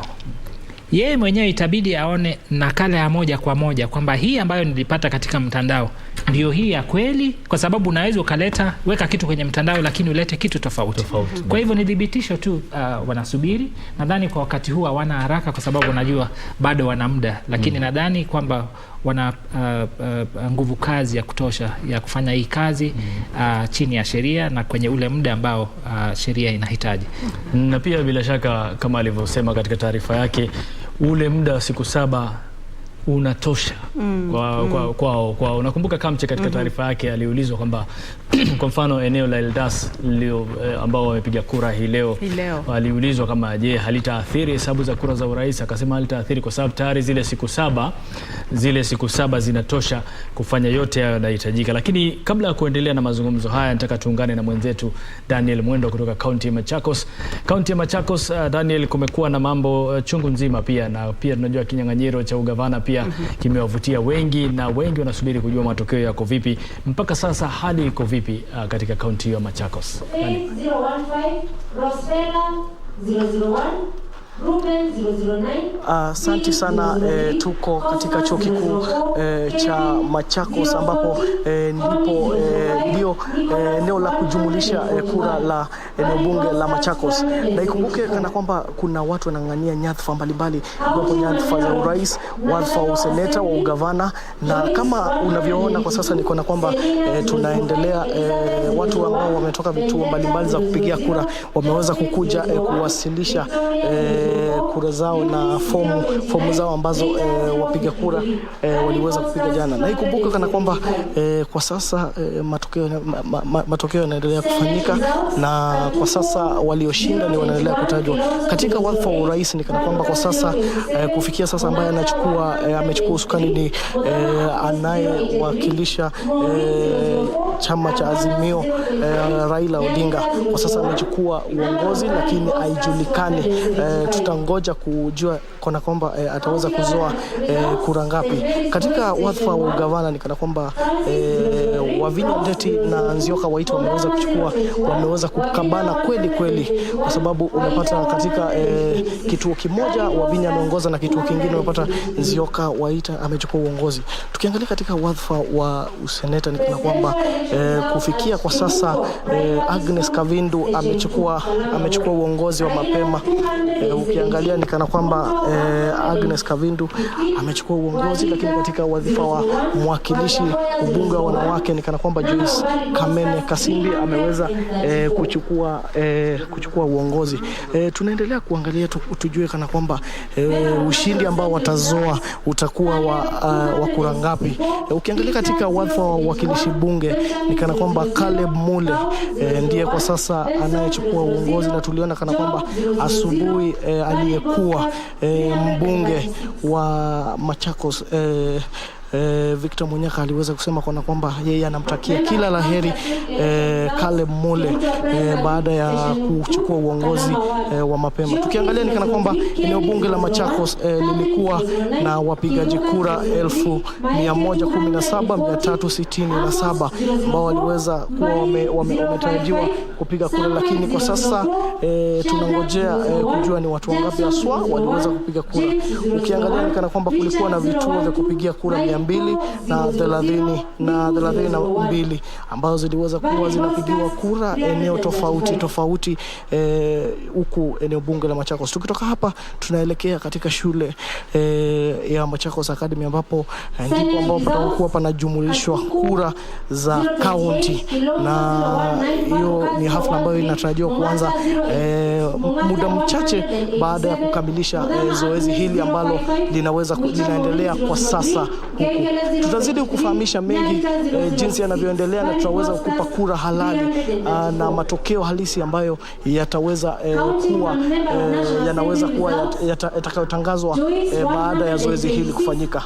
Kwako studio. Na asante sana Daniel Mwendo kutoka kaunti ya Machakos. Alipo pale ni shughuli ya kujumlisha kura inaendelea, na bila shaka kama alivyotueleza ni kwamba ushindani ni mkali, hususan katika kinyang'anyiro cha gavana. Tunajua kwamba Nzioka Waita na Wavinya Ndeti ni miongoni mwa wanaopigiwa upatu na wafuasi wao kwamba watachukua, na mpaka sasa kama alivyotuelezea ni kwamba Nzioka Waita ndio bado yuko kifua mbele, ingawaje matokeo bado mpaka sasa tu hesabu zinavyoendelea, na vile vile Agnes Kavindu pia naye katika kinyang'anyiro cha seneta ndio aliyekidedea kwa sasa, ingawaje bado matokeo rasmi na kura bado zinaendelea kuhesabiwa. Lakini kaunti ya Machakos unafahamu kwamba ni moja kati ya kaunti ambazo zilikuwa na umuhimu mkubwa katika kinyang'anyiro hiki. Gilbert, sasa sijui unaonaje katika wagombea wote wawili hawa utatoa tathmini gani hususan katika hili swala la ugavana? Ingekuwa vizuri, ndio maana bado natetea kwamba ingekuwa vizuri matokeo ambayo tunapata, ingekuwa tuna uwezo wa kujua matokeo haya yametoka katika sehemu gani. Kwa mfano, licha ya kwamba Nzioka Waita anaongoza katika sehemu hiyo, unajua kwamba kura zitakazotoka Kathiani, ngome yake Wavinya, bila shaka zitakuwa kura nyingi. Pengine nyumbani kwake bwana Nzioka utapata kura hizi ni nini? Ni nyingi.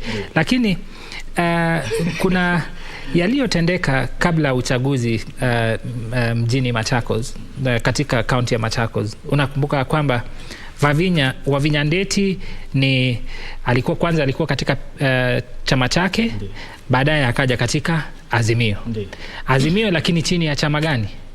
Wiper. Naam. Nzioka Waita ana chama chake.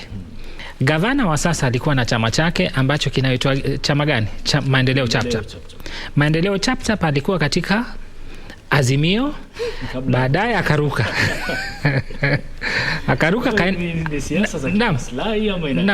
Akaenda katika Kenya Kwanza. Lakini katika kwenda kule aliyekuwa mgombea ugavana katika chama cha UDA Mudhama akawa amesema kwamba hawakuonekana hata katika jukwaa moja, kwa sababu wale wawili ni kama maji na mafuta, mafuta na moto, hawapatani kabisa. Wiki moja kabla uchaguzi ikawa kwamba Maendeleo Chapchap gavana anasema kwamba licha kwamba mimi niko katika Kenya Kwanza, mimi namuunga mkono nani? Huyu aliyeko katika Wavinya Ndeti. Naam.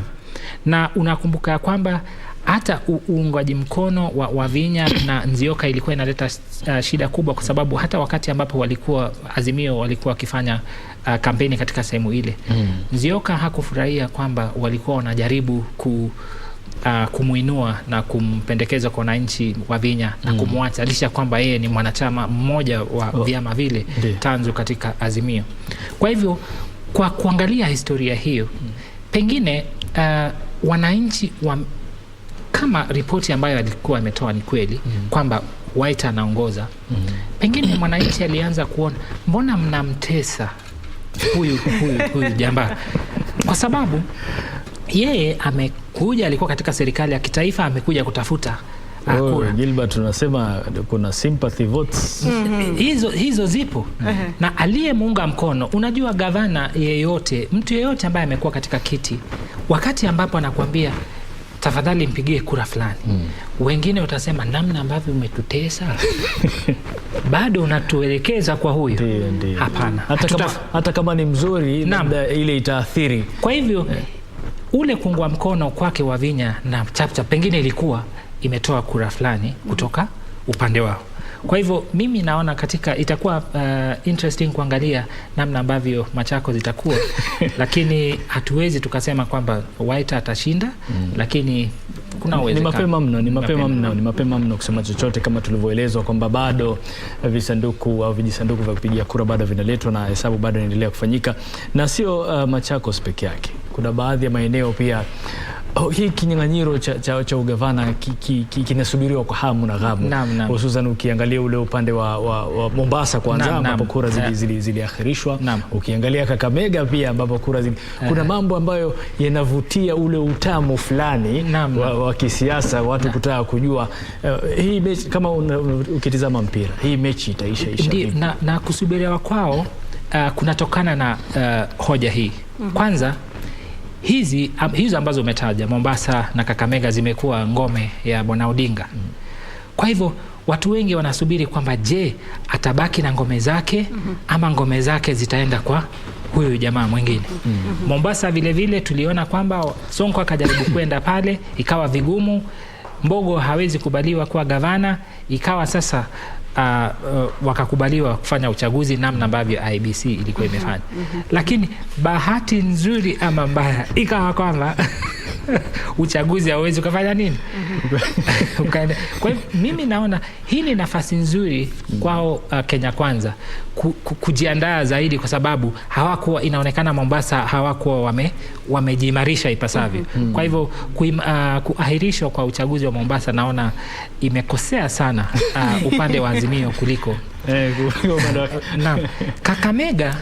Nadhani kwamba kulingana na ripoti zisizokuwa rasmi, tuna wenzetu katika maeneo ya Kude, inaonekana kwamba Bwana Odinga amezoa karibu viti vyote kama si 90%. Na ni taarifa ambazo bado hazijadhibitishwa. Hizo ni taarifa zile tu ambazo siku hizi unapiga simu, nani ameshinda katika sehemu hii, unaelezwa. Kwa hivyo iwapo hiyo ni kweli, basi unaweza kuona kwamba huu gavana ungemwendea kina nani, na kama angekosa basi Kenya Kwanza wangeisubiri sana, kwa sababu hiyo ndio ingekuwa sasa kitu cha kujivunia kwamba licha ya kwamba mmepata ubunge, sisi pia tumezoa donge nono la kiti cha ugavana. Kuna hoja moja ambayo imejitokeza waziwazi, ama pia wengi watakuwa wanaitupia macho haswa, na ni kuhusu hawa wagombea huru. Kumbuka Gilbert na Harith, kwenye kinyang'anyiro cha mwaka huu wagombea huru walikuwa wengi sana. Kwa hivyo na imani kwamba pia licha ya kwamba umetaja kuhusu sympathy votes Harith na Gilbert naye hapo akasema kwamba kuna wengine wataangalia huyu kiongozi huyu unayetupatia ama unayesema tumfuate pengine kwa sababu ya chama na hajatutimizia, na kuna huyu mwingine ambaye tunamuona japo ni mgombea huru hana chama, lakini tunamuona ni kama atatufanyia kazi. Sasa pia naona macho mengi yatakuwa yanaangaliwa kule yale maeneo ambayo yana wagombea huru wengi, ama vile viti ambavyo vimeona wagombea huru wengi. Maana ukiangalia kama urais hakuna mgombea huru, wote walikuwa katika chama. lakini ukiangalia kwa hivi viti vingine kuna wagombea huru. Kwa hivyo unajua pia huko nako macho yatakuwa yanaelekezwa sana huko kuangalia huyu aliyenyimwa nafasi ya kuwania pengine kama ni ubunge kwa sababu chama fulani kilimteua mtu fulani na yakakwenda zake kuwania kama mgombea huru. Je, amepata ama hajapata? Na sijui kama hiyo itakuwa funzo kwa vyama pengine miaka 5 ijayo kupunguza kuteua watu ama kupendekeza watu na kuwachilia ile zoezi la nomination kuwa huru na haki. Pengine Gilbert, kabla ujibu samahani. Kwa nini hao Kamche? Kwa nini hao wagombea huru wote wasije pamoja wawe na uhuru pamoja? Na kuna wakati pia kulikuwa na marais hawa waliokuwa wanawania kiti cha urais. Kuna wao waliokuwa huru, sema tu hawakupita ule mtihani wa Chebukati. Hawakufanikiwa kupitisha kule kwa Chebukati walikosa kuafikia baadhi ya viwango vilivyokuwa vimewekwa, kwa hivyo wakaekwa nje. Lakini pengine walikuwa wana mpango wa kuunda. Sasa sijui kama kitakuwa chama pia nacho, manake mwisho wa kwisha kitakuwa chama cha wagombea huru. Uhuru Party of Kenya ama Uhuru Party of Kenya. Yani wao pamoja wote ambao kwa sababu inaonekana wana mtazamo mmoja. Gilbert, kama nilivyosema hapo awali ni kwamba kuna aina mbili. Kuna wale ambao wamekuwa wagombea huru kwa sababu wamekosa haki katika vile vyama ambavyo vipo katika ngome zao. Unakumbuka kwa mfano Laikipia kwa Nderitu Mureithi 2017 alikosa nafasi ya kuweza kukubaliwa kuwania ugavana. Akaenda kuwa mgombea huru na akapata kiti, lakini mdomoni anatamka mimi ni mwana Jubilee. Kwa hivyo katika nafasi kubwa utapata kwamba mtu anaenda katika ugombea huru ili awe na nafasi nzuri ya kushinda, lakini rohoni anajua kwamba hapa mimi ni wa chama fulani. Kile kilichoongeza idadi ya wagombea huru ni sheria za uchaguzi ambayo ilisema kwamba iwapo utakosa haki katika uteuzi wa chama chako, basi umepewa muda kidogo sana iwapo wa kujipanga. Na iwapo muda huo ambao umetengwa utakupita, basi wewe uwezi ukafanya nini? Ukagombea. Kwa hivyo kuna baadhi ambao waliona mimi sitapata nafasi, niondoe mapema. Kitu kingine ambacho pia kilichangia ni kwamba sheria walipitisha kwamba wale ambao wanapewa nomination ni wale ambao ni wanachama fulani. Kwa hivyo nikikwama katika chama hiki, nimekwama nacho, sijapata, sijashinda na sijaondoka na sipo kwenye orodha, njia yangu ya kujiokoa ni gani? Kwa hivyo pengine mara nyingi hata kwamba pengine hutashinda, lakini watu wanapokuona mara kwa mara pengine wataona kwamba huyu bado yupo. Kwa hivyo kuna wengine ambao wanafanya hivyo kujenga nafasi zao katika chaguzi. Ujasiri ambao bila shaka utakuwa na athari kubwa kwa wale wapiga kura, kwamba ubingwa aliona asimame kivyake licha ya kulikuwa na ushawishi mkubwa wakati mwingine. Sasa Gilbert, uwezekano upo kwamba tuwe na wabunge wengi mara hii ambao ni wamewania kivyao, na pia kuwe na, kwa sababu wagombea wanawake pia wamekithiri ikilinganishwa na miaka iliyopita. Kuna uwezekano kwamba tuwe na wanawake wengi bungeni na pia tuwe na wagombea wengi ambao walikuwa huria katika vyama vyao wenyewe katika bunge hili ambalo tunasubiri liundwe. Naam, kwanza wagombea wanawake idadi yao haitakithiri, kwa sababu tunaposema wamekithiri pengine tunasema kwamba wamekuja kupita kiasi. Kikatiba ilitenga nafasi ya kuhakikisha kwamba wanawake wanapata nafasi za kuwa katika uongozi. Na nafasi ya kwanza ambayo ilitengwa ni kwamba tuwe na, unajua kwamba tuko na county, lakini katika nafasi ya uwakilishi wa wanawake pia county ni constituency. Kwa hivyo ikabuni constituencies 47 ambazo ni za wanawake. Hiyo ni katika hali ya kuhakikisha kwamba tumezidisha idadi ya wanawake ambao wapo katika bunge ili pia wao wawe katika nafasi ya uongozi. Na pia unajua wametengewa nafasi za kuweza kupewa nominations za kuingia katika bunge la kitaifa ama bunge katika county. Nafasi ndio kuna uwezekano mkubwa wa wanawake kuzidi idadi yao kuongezeka na kuwa katika maeneo haya kutokana na kile ambacho katiba imeweka wazi, na pia juhudi ambazo tumeona watu wamefanya. Na pia tumeona kwamba haswa katika wagombea wenza katika nchi ya Kenya ni mara ya kwanza ambapo marais wanaogombea urais wote ni wanaume, lakini wote wamechagua wanawake. Isipokuwa mmoja. Isipokuwa mmoja. Naam, isipokuwa mmoja. Naam, William Ruto. Lakini tunaona karibu 75%. Iwapo tujifanya kwamba hatujui uwezo wao wa kisiasa. Kwa hivyo tunasema kwamba kuna uwezekano wa mwanamke kuwa katika nini? Katika nafasi ya pili na nafasi za uongozi. Kwa hivyo hiyo pia inachangia. Iwapo BBI namna walivyopendekeza, kwa sababu katika BBI kulikuwa na pendekezo kwamba wakati gavana anayewania uongozi ni mwanamke, basi itabidi naibu wake wa mwanamume. Sio kisheria, lakini walikuwa na shauriwa kwamba ni vizuri kufanya nini? Kufanya hivyo. Kwa hivyo naona hayo yote ni maongezi ambayo yanasababisha pengine fikra kwamba katika siku za baadaye naona wanawake watakuwa wengi katika bunge la kitaifa na bunge katika kaunti. Hapo ndipo panapokuja hili swali la wanawake. Je, wanawapigia wanawake wenzao kura? Manake ukiangalia tamaduni za upigaji kura hususan kwa wanawake, wengi hata wamesikika katika vyombo vya habari wakisema sisi hatuwezi kuongozwa na mwanamke sisi ni wanawake, ni lazima tuongozwe na mwanamume. Na ukiangalia pia wanawake wengi ambao labda wanawania nyadhifa tofauti huangushwa na hawa wanawake wenzao. Kwa hiyo huenda labda kukawa na mabadiliko ya kiakili na kifikra kwamba wanawake huenda labda ikafika siku wakaunga mkono wanawake wenzao. Kwanza kabisa Bwana Salim, turudi nyuma kidogo katika masuala ya kihistoria. Nafasi ambazo zilibuniwa kwa wanawake ilikuwa kuhakikisha kwamba ule mwanya uliopo wa kukosa wanawake katika uongozi uwe umezibwa, kuwaweka karibu na wanaume na wawe katika nafasi sawa.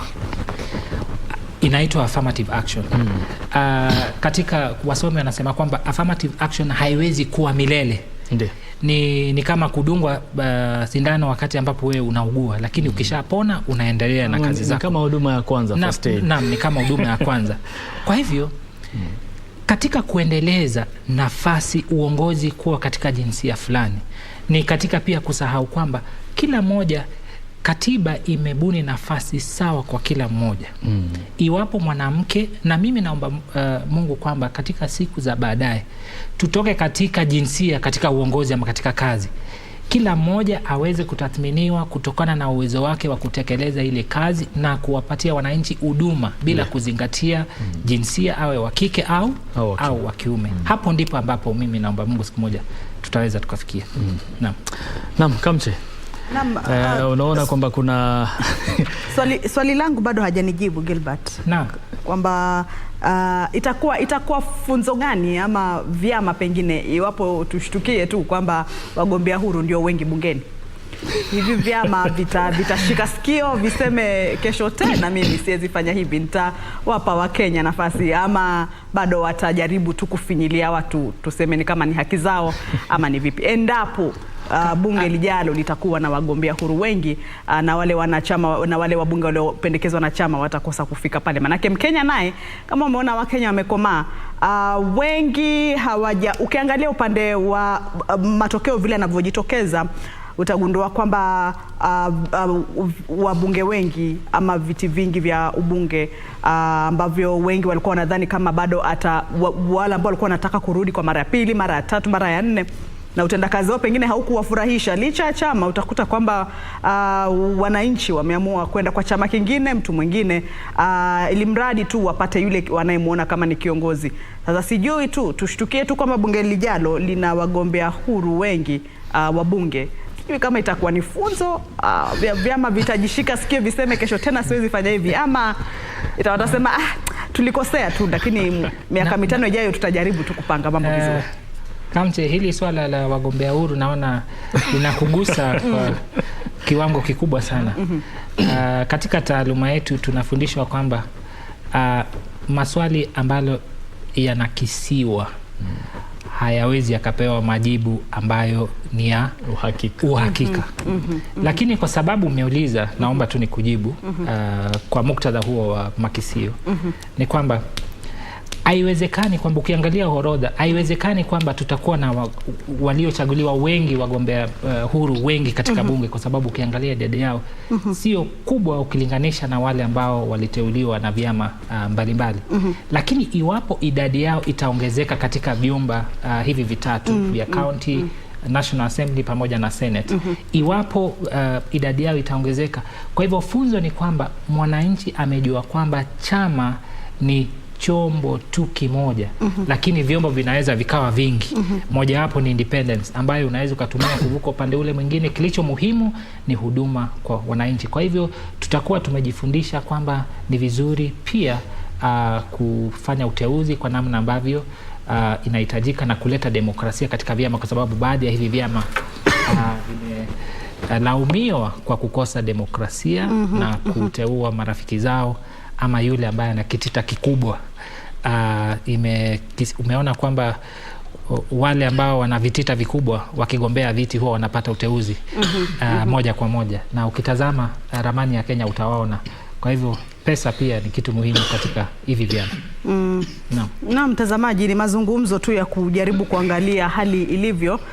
Kumbuka kwa sasa maeneo mengi, kaunti nyingi na vituo vya kupiga kura vinaendelea tu kujaribu kuhesabu na kuona iwapo wanaweza kumaliza kufanya hesabu zao.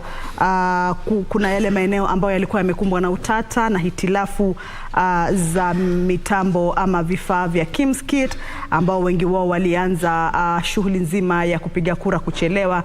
Tumeona maeneo kama vile ya Lungalunga ambako bado wanasubiri vifaa vifike ama vile vijisanduku vifike. Tumeona pia maeneo ya Kajiado na maeneo mengine yameripoti hali sawia. Kwa hivyo tutakuwa tuko tu hapa kujaribu kuangalia iwapo watamaliza. La msingi ni kwamba tumeona kwamba vituo vingi vya kupiga kura vimeweza kuwasilisha ile picha ya form 34A, lakini kumbuka matokeo si ya urais tu peke yake.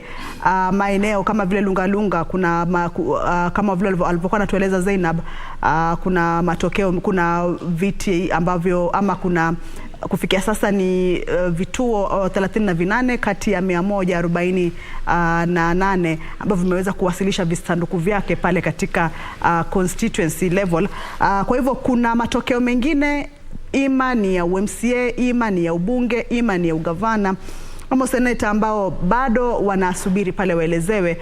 Lakini si hali ya hapo peke yake, ni maeneo mengi ambayo yanakumbwa na utata kama huo. Lakini tutakuwa tunaendelea kuungana na wanahabari wenzetu walio maeneo mbalimbali kuweza kutujuza iwapo shughuli hiyo imekamilika. Tulipoangalia hapo awali tumeona kwamba ni asilimia 98.65 walikuwa wamemaliza kuwasilisha, lakini cha msingi kitasalia kile kwamba tunahitaji bado kupata ile physical form ambayo IBC inasema itakuwa inasubiri. Pengine wanaweza kuanza kuzipata mida ya jioni hii leo, ama pengine wanaweza kuzipata kuanzia kesho. Hapa ni wasimamizi wa uchaguzi, returning officers, waweze kufikisha hizo fomu hizo ambazo sasa ni vijikaratasi ambavyo vitakuwa vinapelekwa pale kwa moja kwa moja. Lakini kwa sasa zile picha za form 34A zimefika kiwango cha juu. Sijui kama naweza kuangalia tu kama kwa sasa kuna kwenye ile mtandao wao kama IEBC imejaribu kutupatia kwa sasa kwenye hii portal ya IEBC. Naona kwamba vituo vimeongezeka ambavyo vimeweza kuwasilisha hizo form 34 kwa njia ya picha. Imeongezeka nadhani ni kama kwa 100. Awali ilikuwa ni 600. Kwa hivyo kwa sasa ni 45,746 kati ya 46,229, ambayo ikiwa ni asilimia 98.96. Harith, unaona kwamba hapa vituo vimejizatiti ipasavyo kuweza kuwasilisha hizi form 34A kwa njia ya picha. Tumeongeza nadhani vituo 100 hapa vimeongezeka. Ilikuwa awali nikiangalia ilikuwa ni 45,646, lakini kwa sasa kuna vituo 100 ambavyo vimeweza kufikisha hizo form 34A kwa njia ya picha. Naam, Kamche, unakumbuka tukiwasiliana na Wycliffe Okech kutoka Kisumu, mmoja kati ya watu ambao walizungumza nao walisema hailaumu IBC kutokana na labda shughuli kwenda katika mwendo wa kobe kutokana na zile hatua ambazo Gilbert amezungumzia kwamba wanajaribu kuwa katika njia ya haki, kufuata sheria na kuthibitisha kila kitu kinavyohitajika. Kwa hiyo angalau pia tunaona kwamba kuna muendeleo na maendelezo ya kuleta au kuwasilisha vifaa ambavyo vinahitajika na vijisanduku vya kupigia kura katika maeneo husika.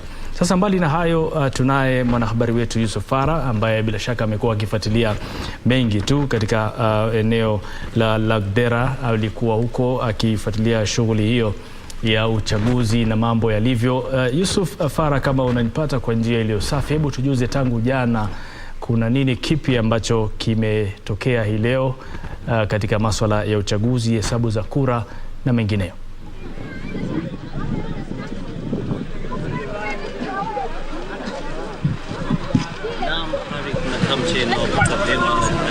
Tuliweza kukita kambi kuanzia maleni jana katika chuo hiki cha senior hobby cha wasichana, ambapo pia kinatumika kama kituo cha kujumlisha kura za eneo bunge la Wajir South.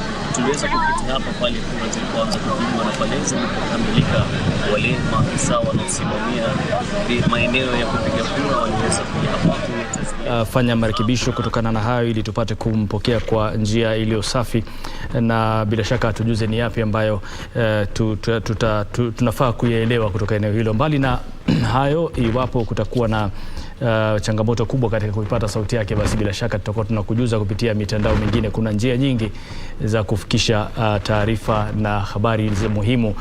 Kama Waswahili wenyewe wanasema zipo njia nyingi za kumuua panya, wengine wanasema paka. Kila mtu atakwambia mambo yake, au wengine wanakwambia kuna njia nyingi za kumchuna mbuzi ukishamchinja. Wengine wanaanzia miguuni, wengine wanaanzia katika sehemu ya kichwa na mambo kama hayo. Lakini cha msingi ni kwamba cha muhimu atatujuza na tutakujuza, na iwapo tutampata tena basi tutaungana naye atujuze ni yapi yanaendelea katika eneo hilo. Lakini kimsingi ni kwamba maeneo yote ambayo yameendesha shughuli hii, mbali na vile visa viwili vitatu, hayajakuwa na matatizo yoyote, na shughuli ni kama ilivyopangwa. Sasa Gilbert, nataka nirudi kwako tena. Mimi hili swala la mitandao ya kijamii bado linafanya nijikune, kwa sababu kuna mambo mengi na masuala mengi, japokuwa wenzetu labda ukiangalia Tanzania, ukiangalia Uganda, wanashangaa kwamba uchaguzi unafanyika Kenya na bado wana mitandao ya kijamii kupitia waliopitia wao. Unaona Sasa hii tunaweza kuitizama kwa mitazamo miwili. Nafikiri nikizungumzia hivyo, labda utuelezee mitazamo hii miwili. Moja ya kuwa na uhuru wa matumizi, uhuru wa habari, kupata habari na matumizi ya vyombo vya habari, na vile vile upande wa pili ni kwamba sana ikizidi sana inakuwa si nzuri sana.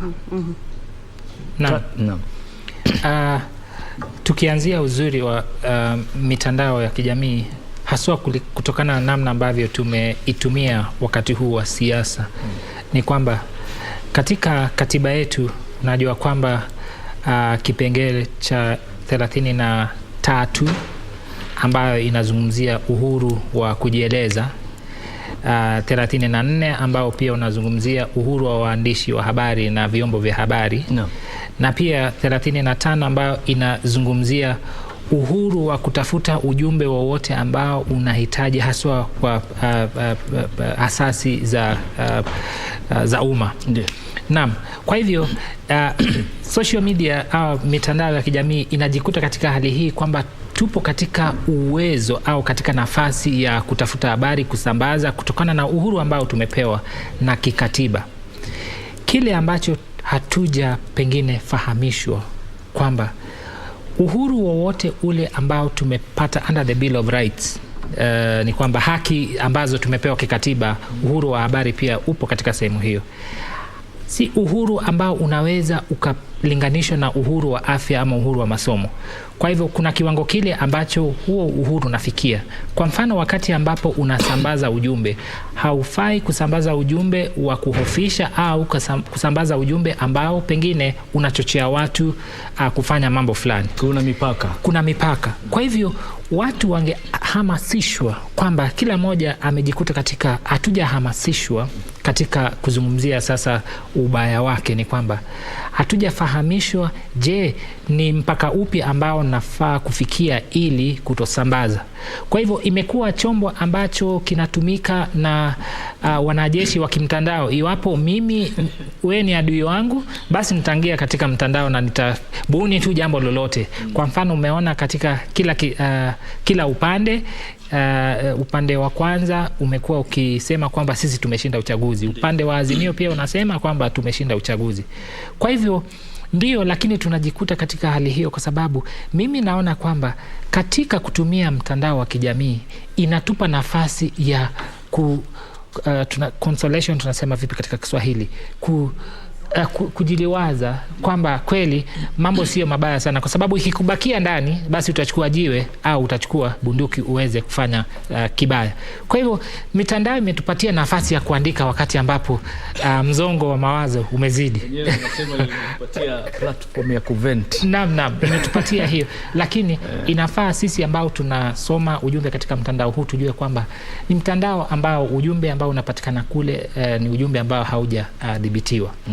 Kwa hivyo nadhani kwamba IBC katika uchaguzi wa 2027 watakuwa wamejifunza mengine kutokana na mtandao wa kijamii, na tutaona kwamba pengine hata wakipeleka sheria katika bunge ili kuweza kudhibiti matumizi ya mitandao ya kijamii. So Dr. kauli yako hiyo inanikumbusha msemo kwamba kupotea njia ndio kujua njia, kwamba leo ama wengine wanasema njia haijulikani isipokuwa kwa kupotea. Ukipotea huku unajua tayari huku hakuna njia iko upande huo. Kwa hiyo ndio, kama hivyo ni jambo la kimsingi, na kila kitu kina uzuri na ubaya wake, na inategemea jinsi gani utakuwa unatumia kitu kile, na bila shaka mipaka ipo na mipaka inafaa kutizamwa na isikiukwe, kwa sababu ukikiuka mipaka tena kunakuwa na matatizo ya hapa na pale. Kamche, tunatarajia labda taarifa nyingine kutoka kwa ABC mwendo wa saa ngapi, kama ama hawakuzungumzia kwa sababu jana nafikiri mwendo wa saa 2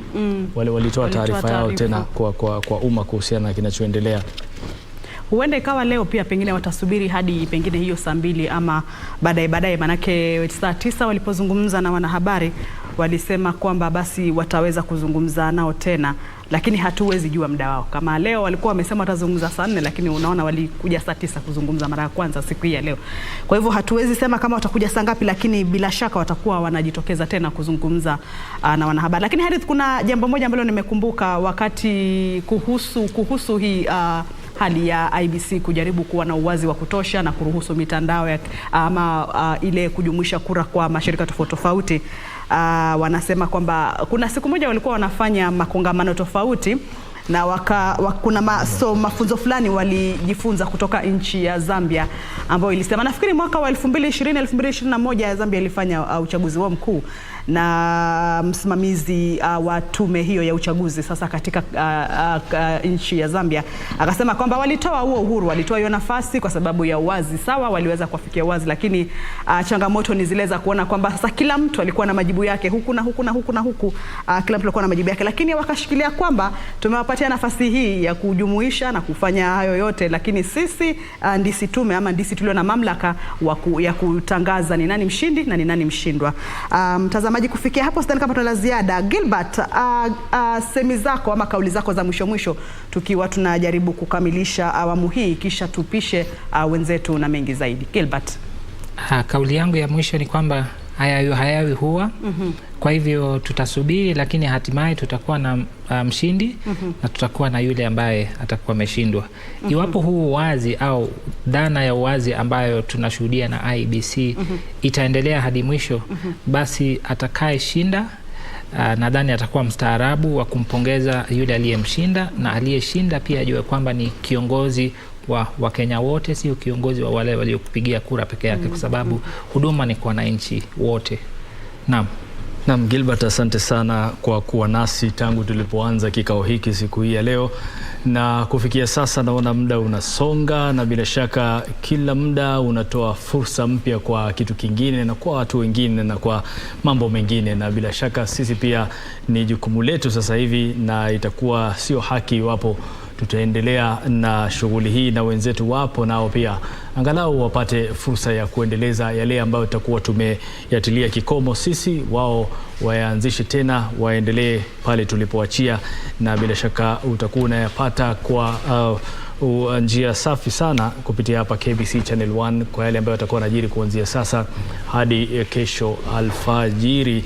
Na kumbuka kwamba kwa kukumbusha tu ni kwamba matokeo ya uchaguzi yanaendelea kuhesabiwa katika baadhi ya vituo ambavyo vilichelewa kuwasilisha majibu yao na kuwasilisha visanduku vyao vya kupigia kura. Kwa hiyo tume ya IEBC kupitia mwenyekiti wake Wafula Chebukati amesema watu wawe na subra, lakini iwapo una haraka ya kufanya vitu, angalia mambo katika mtandao wao, katika tovuti yao. Kwa hiyo kufikia hapa mimi sina la ziada ila kutoa shukrani za wewe pia ambaye umekuwa ukitufuatilia tangu tuanze hadi sasa, na pia na kutakia usiku mwema na utazamaji mwema, na tusalie vivyo hivyo na subra kujua yatakayotokea na tangazo kutoka kwa IEBC.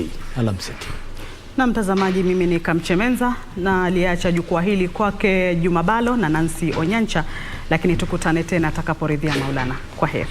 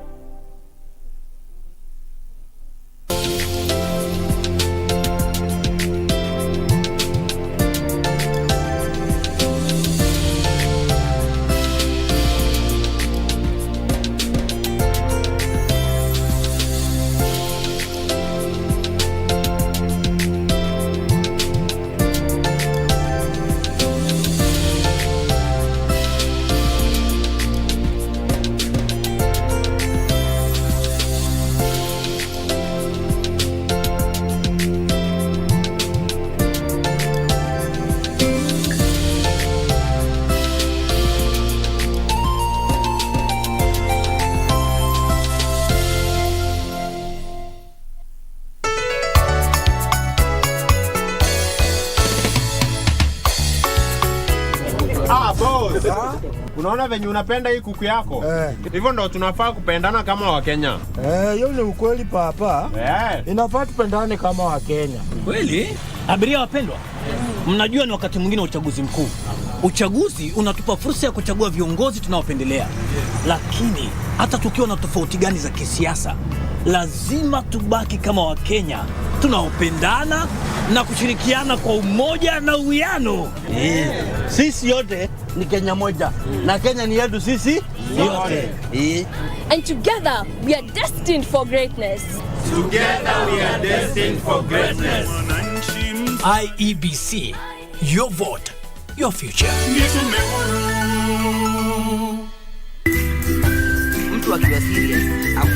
Life cannot always be too serious. Yeah, man, what's up here? Hello? We've got to take some time off and laugh and laugh. And we tickle you down with lots of laughter. That's why I'm saying I'm who is who. Huh? With satire like no other. Tell him to bring it on. Dakachapa.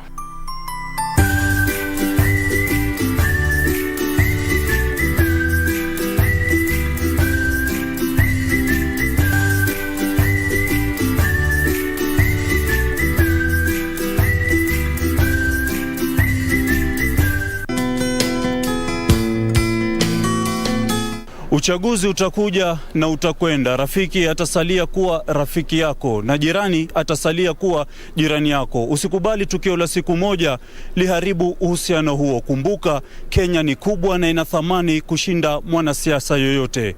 Chagua amani. Hamna amani tena, kwani kwa Laba na Hana kuna panda shuka si haba. Mtoto wangu hataona psychiatrist yoyote. Shut up! Kelsey naye ni pilipili kali wa pili. Sitaki kumwona Casey nyumbani kwangu. Period. Jackie huyo anajaribu vyake kwa kati. Nilikwambia nitakuharibu uso wako. Ndio unajua kwamba uhalifu ukufai. Safari na Kahindi wanazo ngoma si haba. Nyinyi kuna nini? Huyu Kahindi alisema tatila somo kwenye chakula. Yote hayani katika tamthilia ya Maza. Fululiza Jumanne hadi Alhamisi saa 1:30. I can't believe this. My candidate lost. I'm so angry. This cannot be correct. I'm sure something went wrong and the elections were manipulated. Hey, my favorite candidate lost too. That's okay. You know the saying, it is better to lose gracefully than to win shamefully. It happens. Sometimes you win and sometimes you lose. Yes, that's true. My favorite candidate won this time, but next time it might be yours. Elections is a bit like playing a football match. Your team may win and the other may lose. Is that not right? Any sports person would confirm this. This message from Miss Carol can give you context. Hello, my name is Carol Radul. I'm a sports fan and I love football. In sport, and especially in football, there's always a team that wins and one that loses a competition. Keep in mind that both teams prepared hard for the game and all expected to win. However, at the final whistle, both teams should show the most respect to each other, shake hands, recognize the winning team, and even take pictures or exchange jerseys after the game. Now, this should be the spirit of every election. In the event the losing camp senses unfair play during the elections, there's no need to resort to violence, but rather, together with their supporters, allow the formal and legal process to take its course and await the outcome peacefully. Your vote, your future.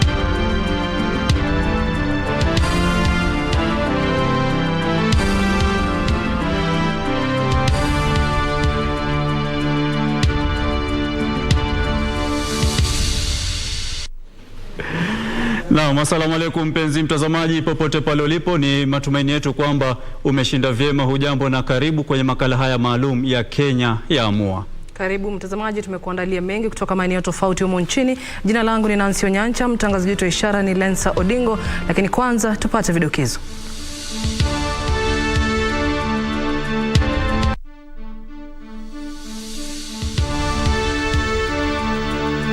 Tume ya IBC yasema imepokea 99% matokeo ya kura yaliyonakiliwa kwenye fomu 34A kutoka kwa vituo zaidi ya 1045 vya kupigia kura.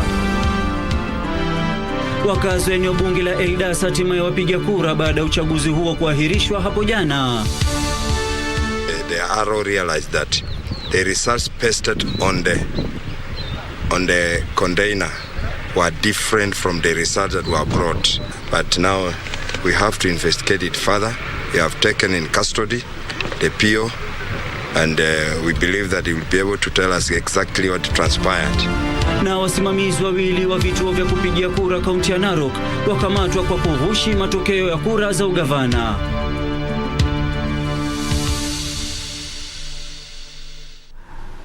Mimi naitwa Ahmed Jumabalo. Karibu mtazamaji, na kuomba uandamane nasi hadi tamati. Kumbuka Kenya yaamua na mengi yametukia siku hii ya leo, na tuko hapa kukupasha na kukueleza kinaga ubaga mambo kuhusiana na uchaguzi wa mwaka 2022. Na basi mtazamaji, moja kwa moja tunaanza na kaunti ya Uasin Gishu ambapo mwanahabari wetu Timothy Kipnusu amekita kambi kwa hizo siku kuweza kutuletea taarifa ya jinsi mambo yanavyoendelea baada ya uchaguzi na huku kura zikiendelea kuhesabiwa. Timothy, kama unatupata, waweza kutuelezea hali iko vipi hasa masuala ya usalama na shughuli ya hesabu inayoendelea kwa sasa?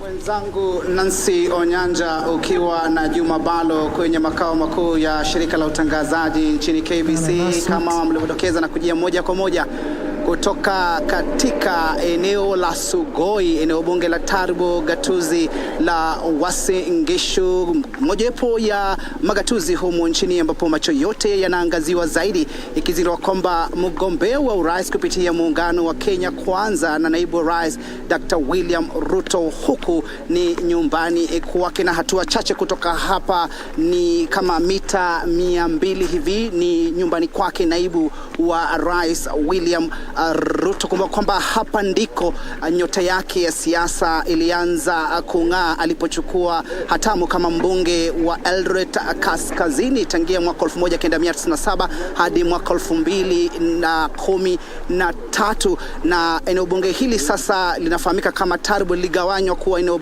bunge mawili, Tarbo na so nimekuwa hapa kuweza kutathmini jinsi hali ilivyo baada ya kipenga cha Chebukati kupulizwa hapo jana na jinsi matokeo yanavyoendelea kupeperushwa kutupitia njia mbalimbali ikiwemo katika vyombo vya habari na anavyotoa taarifa Wafula Chebukati. Hali iko shwari hapa, wananchi wanasubiria matokeo hayo kwa hamu na hamumu, nyuta na mate, wakitaraji kwamba huenda mambo yatakuwa mazuri kutoka kwao, ikizingatiwa kwamba hapa ni eneo anakotoka William Ruto. Kabla ya kuzungumza tuna baadhi ya wakazi kutoka hapa kwenye eneo bunge hili la Tarbo.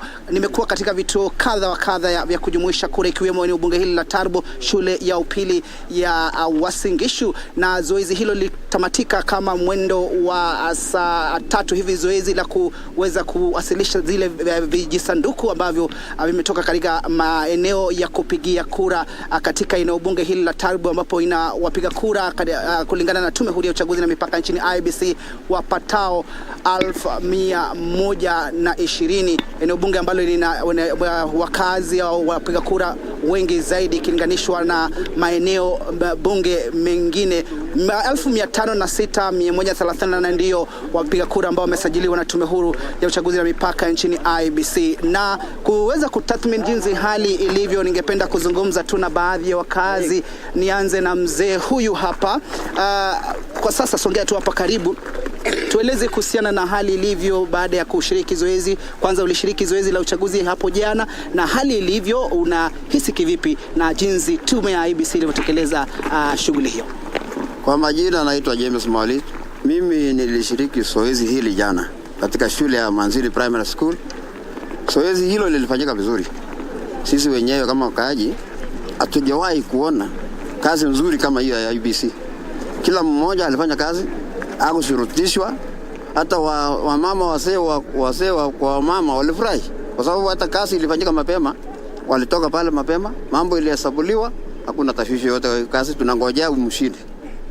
Wewe kwa sasa tangia zoezi hilo lilipotamatika na unavyotizama jinsi hali ilivyo, unahisi kwamba ushindi utakwenda wapi, na unatoa wito kwa IBC iweze kufanya nini kuhakikisha kwamba inaweza kuwasilisha matokeo rasmi ambayo itaweza kumridhisha kila Mkenya? Kulingana na mimi ninapoona kwa runinga, isipokuwa Citizen peke yake ndio haionyeshi vizuri, lakini station zingine ukiona vizuri unafurahi. Bila kutaja runinga yoyote, tueleze tu maoni yako kuhusiana na tabiri. Nitaje kwa sababu niliona, niko na TV, niliona Citizen ifanye mzuri, lakini hiyo station nyingine naona nafurahia. Mimi mwenyewe kama mzee, vitu vingine lazima uone wazi. Kulingana na vile kazi yenyu mnafanya kama KBC, vile mmekuja tunaongea na nyinyi, tunajua ripoti yetu itaenda vizuri. Na kusema ukweli, Hii maneno si mbaya, tunaona huyu atashinda hii ushindi. Asante. Pengine nipate mwanadada mmoja au jamaa mmoja kuhusiana tu na tume ya IEBC inavyotekeleza shughuli hii na hali ikoje? Ulishiriki zoezi la uchaguzi hapo jana au la? Kwa majina kwanza ni Jonathan Gurkat. Mimi nilishiriki kabisa uchaguzi wa jana.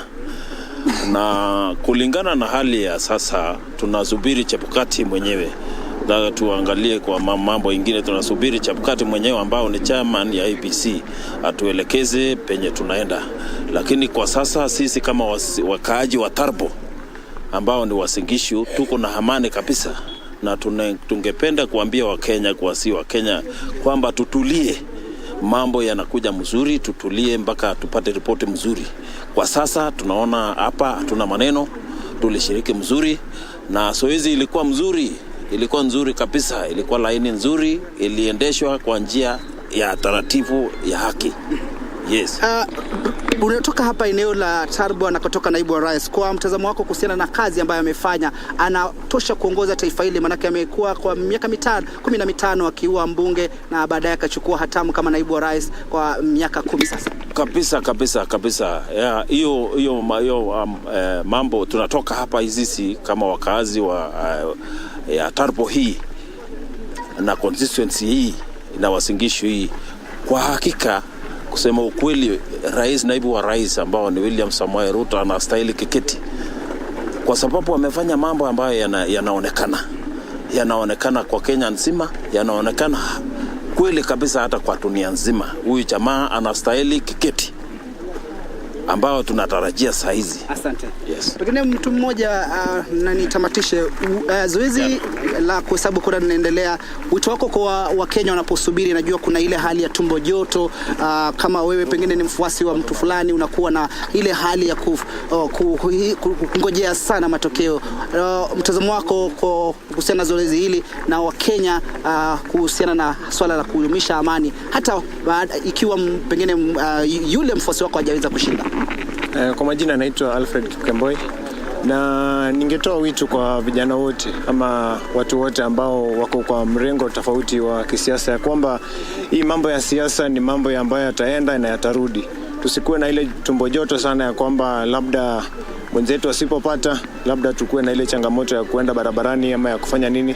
Vile mzee ametangulia amesema kwamba sisi hapa hivi tutakuwa na amani na tutadumisha hiyo amani baada ya uchaguzi, na hata kama hayo matokeo hayatatokea kulingana na matarajio yetu. Asante, usemi mwafaka kabisa. Na hivi ndivyo hali ilivyokuwa. Maoni tumbitumbi kutoka kwa wakazi katika eneo la Sugoi, gatuzi hili la Uasin Gishu, wengi wao wakihimiza wito wa amani. Ikiwa mfuasi wako hajaweza kutunukiwa au kupewa nafasi ya uongozi ya kuongoza katika nyanja mbalimbali, iwe katika nyanja ya urais, seneta, ugavana, uwakilishi wa kina mama, mbunge na vile mwakilishi wa wadi. Na kwa hivyo tutakuwa hapa kujua hali ilivyo, wanavyosema katika lugha ya King'eng'e, mood katika gatuzi la Uasin Gishu, zoezi la kuhesabu kura linavyoendelea katika taifa hili. Kutoka kwangu Timothy Kipnusu, na kurejesha kwenye makao makuu ya shirika la utangazaji kwenye Juma Balo na Nancy Onyanja. Naam, shukran sana Timothy Kipnusu kwa kutuchorea taswira na hali halisi ya mambo yalivyo katika kaunti ya Uasin Gishu. Mtazamaji, hivi sasa tunakupeleka kwake Simon Achola ambaye amekita kambi katika kaunti ya Siaya na kufuatilia zoezi zima kuanzia Wakenya waliporauka hapo jana kuwachagua viongozi wanaowapendekeza, na mpaka hivi sasa ikiwa shughuli ya kuhesabu kura inaendelea katika eneo hilo. Simon Achola, kama unatupata, labda hivi sasa mambo yako vipi na hisia za wenyeji wa eneo hilo la Siaya ni gani kuambatana na matokeo yanayoendelea kumiminika katika kaunti hiyo na vile vile katika nchi nzima, hususan matokeo ya urais? Naam, shukran sana Ahmed Juma Balo. Bila shaka baada ya kuwarai wakazi wa eneo hili, kuwaelewesha na kisha baadaye kuwaaminisha, sasa ni wakati wa viongozi kutulia na kuweza kuyapokea yale matokeo. Bila shaka watakuwa wanafanya hivyo na wafuasi wao ambao wengi vile Kipnusu wamesema katika mkoa ama katika eneo la bonde la Ufa. Halikadhalika hapa katika eneo la Siaya ama kaunti ya Siaya pia kuna utulivu wa kufurahisha sana. Wakazi wa eneo hili wamekuwa wametulia sana. Naweza kueleza kwamba Ahmed, kutokea jana hadi sasa kumeonekana kwamba kulikuwa na utulivu. Wengi wamedumisha amani, wengi wanajaribu sana kufuatilia kuona ni vipi matokeo yatatoka, na iwapo basi wale ambao waniaji wanawapenda watakuwa wamechaguliwa, basi wataanza kusherekea. La sivyo, wanasema watahakikisha kwamba wanadumisha amani. Na hapa niko katika mlango mkuu wa kuingia katika Siaya Institute of Technology hapa katika kaunti ya Siaya, na hapa ndipo kituo kikuu cha kuianisha kura katika eneo hili bunge la Alego Usonga. Na jinsi tulivyo ripoti jana na hata leo, basi shughuli hii imeelekezwa kwa njia ya salama sana, kwa njia rahisi, na wakazi hawakuwa wamefika hapa, lakini kuanzia mwendo wa saa 10 hivi ama saa 8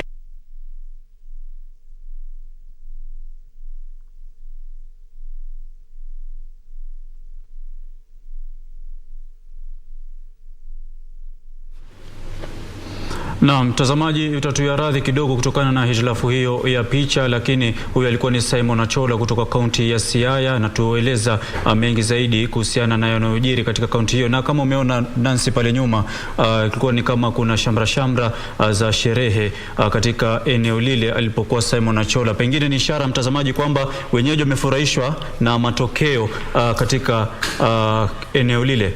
Na bila shaka mtazamaji, tunatumai kuwa tutakaporejea ataweza kutuletea jinsi mambo yanavyoendelea katika kaunti hiyo ya Siaya.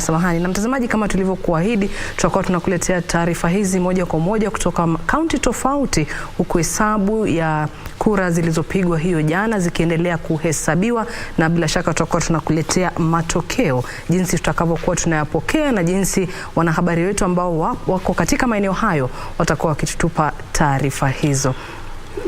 Na bila shaka mtazamaji, mengi yanafanyika katika taifa hili. Kumbuka kuna baadhi ya maeneo ambapo washajua tayari viongozi wao kuambatana na yale matokeo ya awali, na tayari kuna baadhi ya viongozi ambao wamejitokeza na kukubali matokeo na kusema kwamba licha ya kuwa wameshindwa, wameridhishwa na utendakazi wa IEBC, na wamekubali kwamba katika kila mashindano lazima kuwe na mshindi mmoja peke yake. Kuna kwa mfano katika maeneo labda ya kaunti ya Lamu vile mtazamaji, aliyekuwa gavana wa kwanza wa kaunti hiyo Issa Timami naarifiwa kwamba ndiye aliibuka mshindi katika kinyang'anyiro cha gavana wa kaunti hiyo dhidi ya gavana wa hivi sasa Fahim Twaha. Issa Timami alikuwa ni wa Kenya Kwanza wa chama cha ANC, na vile Fahim Twaha alikuwa ni wa Azimio ama chama cha ODM. Hiyo ni taarifa ambayo nimeipokea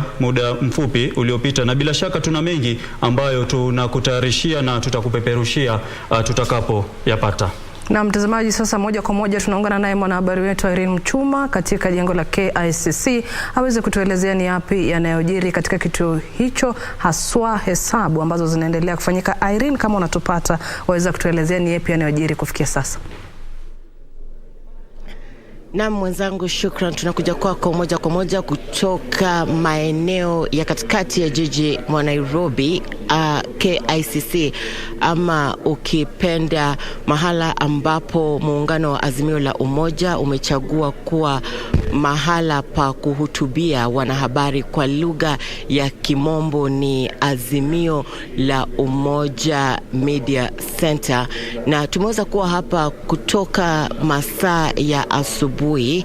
Azimio la Umoja, muungano wa Azimio la Umoja uliweza kuita mkutano na wanahabari mwendo wa saa 4, lakini kufikia mwendo wa saa 8 wakasema kwamba watawahutubia wanahabari masaa ya baadaye. Hadi sasa tumekita kambi hapa, tunangoja viongozi hao waweze kutupatia hotuba ya yale walikuwa wangependa kuhutubia wanahabari.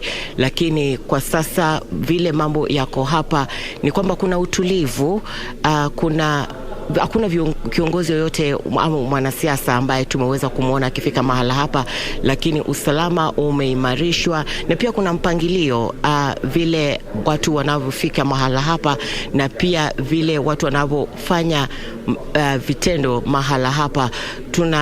Kuna masharti ambayo yamewekwa ambapo hatufai kuweza kuongelea maneno ya siasa sana, lakini tunatarajia hao viongozi hasa siku hii siku hii ambapo Wakenya washapiga kura, na pia tunaweza Wakenya sasa wanafuatilia kura zikihesabiwa, pengine wanaweza kuja masaa mengine kutupa hotuba yao, kutuelezea yale ambayo walikuwa wamepanga kuhutubia wanahabari masaa ya asubuhi. Kwa hivyo mwenzangu, tutaweza kukupa mambo yanavyoendelea katika ukumbi huu wa KICC ama ukipenda Azimio la Umoja Media Center, lakini kwa sasa kwako studio. Naam.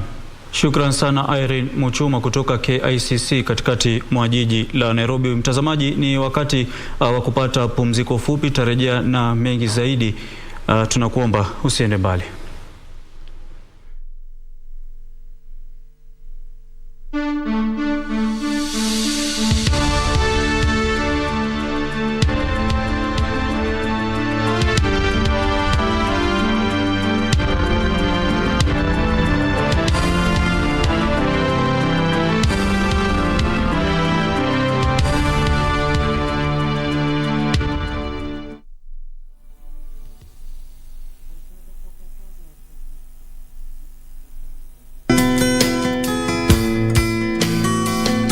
Kupiga kura ni haki ya kila mmoja, lakini amani na utulivu baada ya shughuli zima ni muhimu zaidi.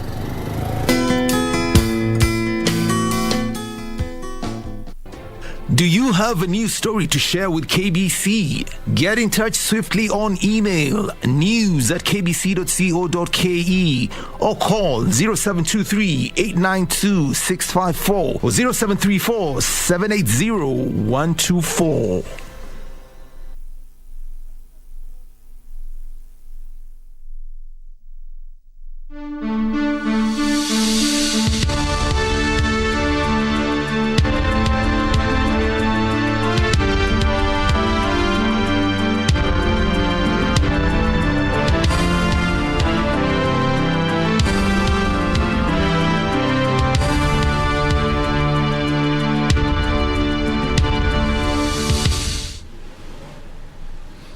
Naam, shukran sana mtazamaji na karibu tena. Hivi sasa tunakupeleka katika eneo la Gatundu Kusini ama Gatundu South, kaunti ya Kiambu, ambapo mwenzetu Beatrice Gatonye ako katika eneo hilo, atuelezee mengi zaidi kuhusiana na yanayojiri. Beatrice, hali iko vipi katika eneo la ama kaunti nzima ya Kiambu? Manake kufikia sasa inaonekana ni kwamba chama cha UDA katika maeneo mengi ya Mlima Kenya kimepata umaarufu. Je, katika eneo ulilo wewe hali iko vipi? Nani kwa studio? Asante sana mwenzangu Ahmed Juma Balo kutoka studio. Ninaja moja kwa moja kutoka hapa katika eneo bunge la Gatundu South, ambapo shughuli ya ujumlishaji wa kura inaendelea hapa katika eneo bunge hili. Na kile ambacho kinaendelea kwa sasa mtazamaji, ni ujumlishaji na kunakili matokeo ya kura katika eneo bunge hili la Gatundu South, eneo bunge lenye wapiga kura takriban 76,860. Kulingana na msimamizi wa kituo hiki Morris Ligulu, ananiashiria kwamba kituo kimoja tu ndicho kilikuwa kimesalia kuleta matokeo yake hapa, na tayari kimeweza kuwasilisha matokeo yake hapa. Kama jinsi ambavyo utakuwa ukitazama, matokeo hayo ndio tayari yamewasili, matokeo ya mwisho, matokeo ya kituo nambari 152, lakini vituo vingine vyote tayari vimefika hapa. Matokeo yao yameweza kunakiliwa na kuhakikishwa kwamba yako sawa na pia kutangazwa.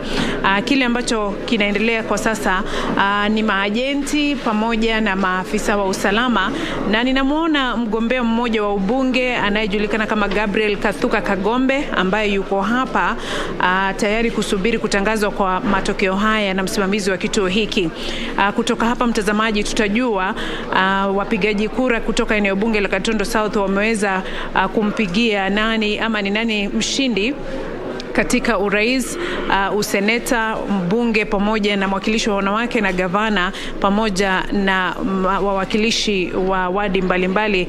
Kama tujuavyo, eneo bunge hili lina wadi 4: Kiganjo, Kiamwangi, Ngenda pamoja na Ndarugu. Na kwa sasa mtazamaji, jinsi ambavyo nimeweza kuzungumza na msimamizi wa kituo hiki, hakuna matokeo yote ambayo yamenakiliwa ama kujumlishwa kwa pamoja ambayo ninaweza kusema kwamba ni nani naongoza katika kiti kipi. Kwa hivyo sina hizo nambari kwa sasa, na mwakilishi wa kituo hiki ananieleza kwamba kwa sasa ni kunakili tu matokeo hayo, alafu kisha baadaye ananiambia ni shughuli ambayo itachukua muda kwa sasa, lakini atakuwa akitangaza matokeo hayo baadaye. Lakini kama jinsi ambavyo inaonekana hapa, maajenti tayari wameketi.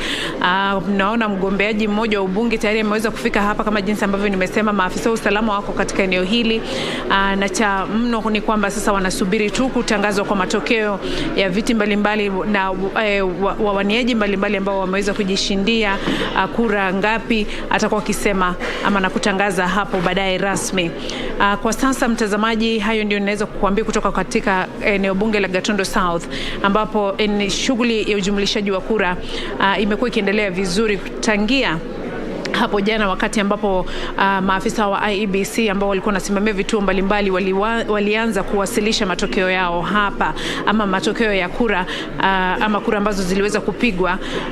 Na katika eneo hili la kujumlisha kura kumekuwa na shughuli nyingi tu mchana mzima, huku maafisa hawa wa IEBC wakifika hapa na kuweza kuwasilisha matokeo hayo ama kura hizo ambazo ziliweza kupigwa, na kisha maafisa wakiongozwa na msimamizi wa kituo hiki wakiweza kuzikagua fomu ambazo zilikuwa zinaletwa na maafisa hao, pamoja na kujumlisha kwa kura hizo ambazo bila shaka hapo baadaye, baada ya kukamilika kwa shughuli hiyo hapa, sasa tutaelekea katika eneo la kujumlisha kura katika kaunti. Kwa sasa ni kusubiri kuona ni nani atakaye kuwa akipokea ushindi, ambayo ama viongozi ambao wameweza kuchaguliwa katika eneo bunge la Gatundu South, na hapo baadaye tutakuwa tukikuletea matokeo hayo kama jinsi ambavyo yatakuwa yakiripotiwa na kutangazwa na msimamizi wa kituo hiki Morris Ligulu. Narejesha kwako Ahmed Juma Balo. Kwa sasa sina la mno, lakini naweza kusema kwamba siku ya leo imekuwa siku ambayo hatujashuhudia visa vyovyote ambavyo vingeweza kugandamiza mchakato wa kuweza kuangazia jinsi ambavyo shughuli ya sio kuhesabu, lakini kuweza kutuma hizo kura na kutangaza hizo kura ambazo zimetoka katika vituo mbalimbali vya kupigia kura. Ni kituo kimoja tu ambacho hakikuwa kimewasilisha matokeo hayo, na tayari msimamizi wa kituo hicho, kituo nambari 102, ashawasili hapa, na kura hizo zitakuwa zikiangaliwa na kisha baadaye kutangazwa. Ni hayo tu kwa sasa kutoka Gatundu South. Kwako Juma Balo. Naam, shukran sana Mwalimu Beatrice Gatonye kwa taswira hiyo ya kaunti ya Kiambu. Na basi mtazamaji, tukisonga mbele, tume ya IEBC imepokea asilimia 99 ya matokeo yaliyonakiliwa kwenye fomu 34A kutoka zaidi ya vituo 45,038 kati ya vituo 46,229 vya kupigia kura, huku matangazo ya matokeo ya kura katika maeneo bunge bado yakiendelea. Wakati wa hotuba fupi hii leo, mwenyekiti wa tume ya IEBC Wafula Chebukati alisema ijapokuwa sheria inatoa mwongozo wa tume kutangaza matokeo chini ya muda siku 7, IEBC itafanya mikakati kuhakikisha imekamilisha shughuli ya kutangaza matokeo kwa muda mfupi. Matokeo kutoka vituo mbalimbali vya kupiga kura bado yanaendelea kunakiliwa kwenye wavuti wa tume ya uchaguzi nchini IEBC, huku tume hiyo ikisubiri maafisa wasimamizi wa vituo vya kupiga kura katika maeneo bunge kurejesha fomu za 34A na 34B kwa tathmini. They will physically deliver the National Tallying Center here at Bomas forms 34As and 34Bs. Mwenyekiti wa IEBC Wafula Chebukati anasisitiza kwamba tume hiyo imejiandaa vilivyo hata uchaguzi ukiendelea huko Eldis, kaunti ya Wajir, siku moja baada ya uchaguzi mkuu kufanyika kutokana na ukosefu wa usalama kwenye eneo hilo. That voting in that constituency commenced today at 6 a.m. Chebukati amekubali kulikuwa na makosa machache yaliyorekodiwa huko Rakwaro katika eneo bunge la Rongo, kaunti ya Migori, na vilevile Ainabkoi na Sabaot. Result from 34A from Rakwaro Market polling station, Rongo constituency, Migori County was erroneously transmitted. The commission will await for the original Form 34A from the returning officer, validate it with the presidential agents, and thereafter replace the said image in the portal. Kwa mujibu wa hotuba ya awali, IEBC inasema asilimia 65.4 inaakilisha jumla ya Wakenya milioni 14,164,561 ambao walipiga kura kati ya milioni 22 waliosajiliwa kupiga kura. Asilimia 99 ya matokeo ya fomu 34A hadi kufikia sasa yamefikia tume hii, ikiakilisha vituo 45,038 kati ya vituo 46,229 vya kupiga kura. Huku hayo yakijiri, IEBC katika harakati za kuhakikisha kuna uwazi wa mawasiliano bora imebuni kituo maalum kwenye kitovu cha kitaifa cha kuhesabu kura huko Bomas, ambapo wanahabari wamekita kambi ili kuwapasha wananchi yanayoendelea. Huduma za hapa ni, kwa mtazamo wangu, naona ni nzuri kwa sababu kwanza tangu nimekuja kuna briefings zilikuwa zinafanyika hapa. In terms of the space, it is quite big compared to last time. It was a bit small. Wanahabari nao wamesifia usalama wa kutosha ambao umeweka kuhakikisha upeperushaji wa matangazo unaoendelea vyema. We have a special access card to access all the way from the gate to the National Tallying Center. I think they've really tried in terms of beefing up security and who can access the National Tallying Center. Kituo cha mawasiliano kilicho na takriban wataalamu 100 wanaopokea jumbe na simu kutoka Wakenya pia kimebuniwa.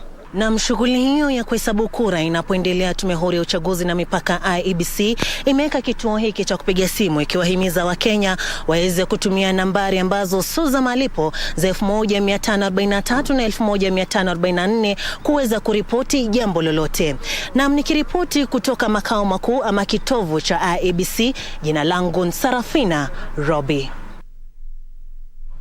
Na mtazamaji, baada ya taarifa yake Sarafina Robi, tunaelekea moja kwa moja hadi eneo la Limuru ambapo tuko na mwanahabari wetu Karanja David ambaye amekita kambi katika eneo hilo kutuletea matukio moja kwa moja yanavyotokea katika eneo hilo. Karanja, kama unatupata, waweza kutuelezea, je, hali iko vipi katika eneo hilo kuhusiana na swala zima la kuhesabu kwa kura?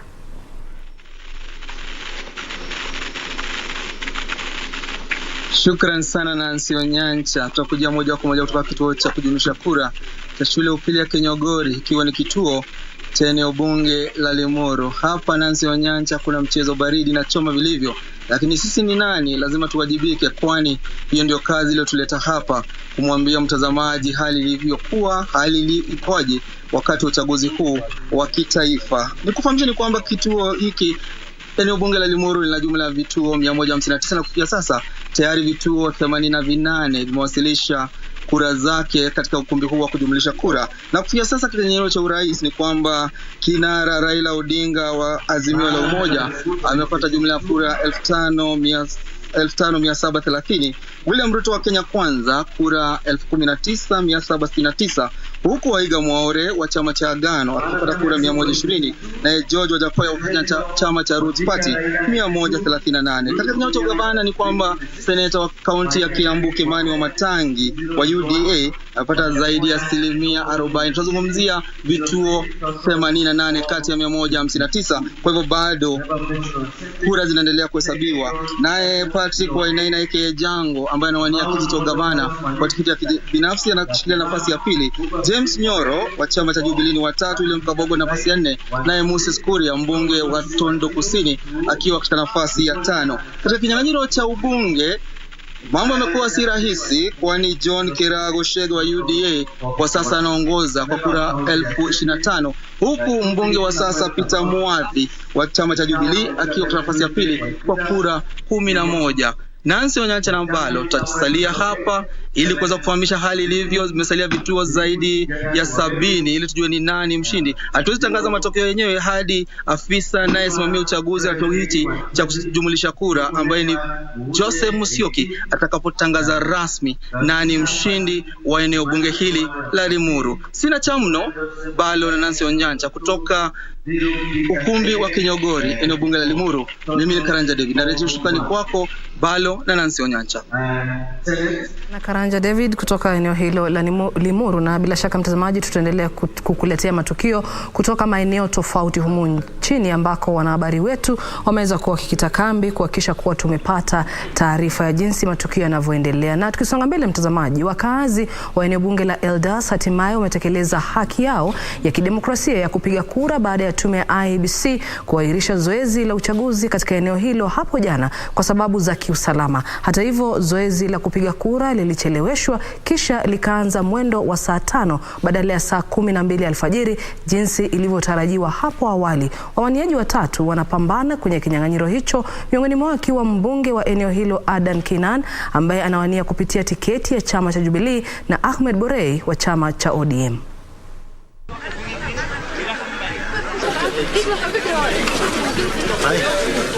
I purposely came to deal with those issues and to ensure that our last people get the opportunity to participate in this general election and to exercise their democratic right.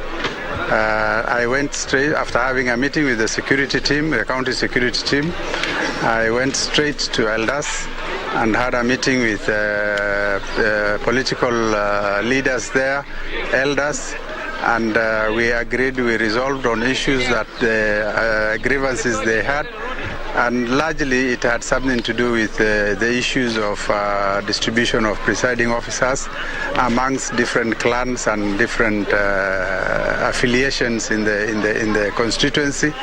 And there was also insecurity in the sense that some militias were brought into the town by some of the politicians, and this necessitated us to go there and to ensure that there is law and order before our poll officials start their work today. And so today, all the polling stations in Eldas have opened for voters to vote, and as we speak, voting is ongoing. In a number of distant areas, they might have opened a bit late, but our standard procedure is that when a polling station opens late, the number of hours that is lost or the time that is lost is actually compensated for by extending the closure time.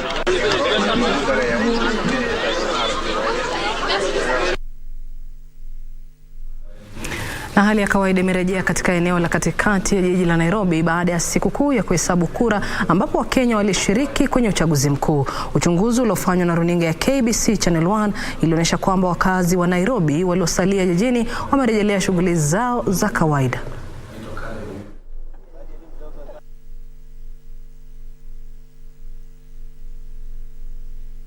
Kiendelea kuhesabiwa leo kuko sawa. Naona at least watu gari haikai kwa shimo sana. Security iko tight, naona tu malori zinapita huku na polisi. Asijasikia fujo yoyote mahali. Kwa hivyo tuko sawa, security tuko tight.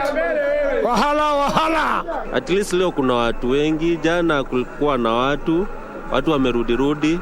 job zimefunguliwa, lakini at least job iko chini hata kama watu wako kuliko jana. Watu watoke kwa manyumba wakuja wafanye kazi, kwa sababu hata ukaa kwa nyumba wewe unahitajika ukulishe family, wewe mwenyewe ukule. So unastahili tu urudi job, uchape job yako. Kulingana na jana na leo, jana hakukuwa na watu town na leo naona watu wamerudi.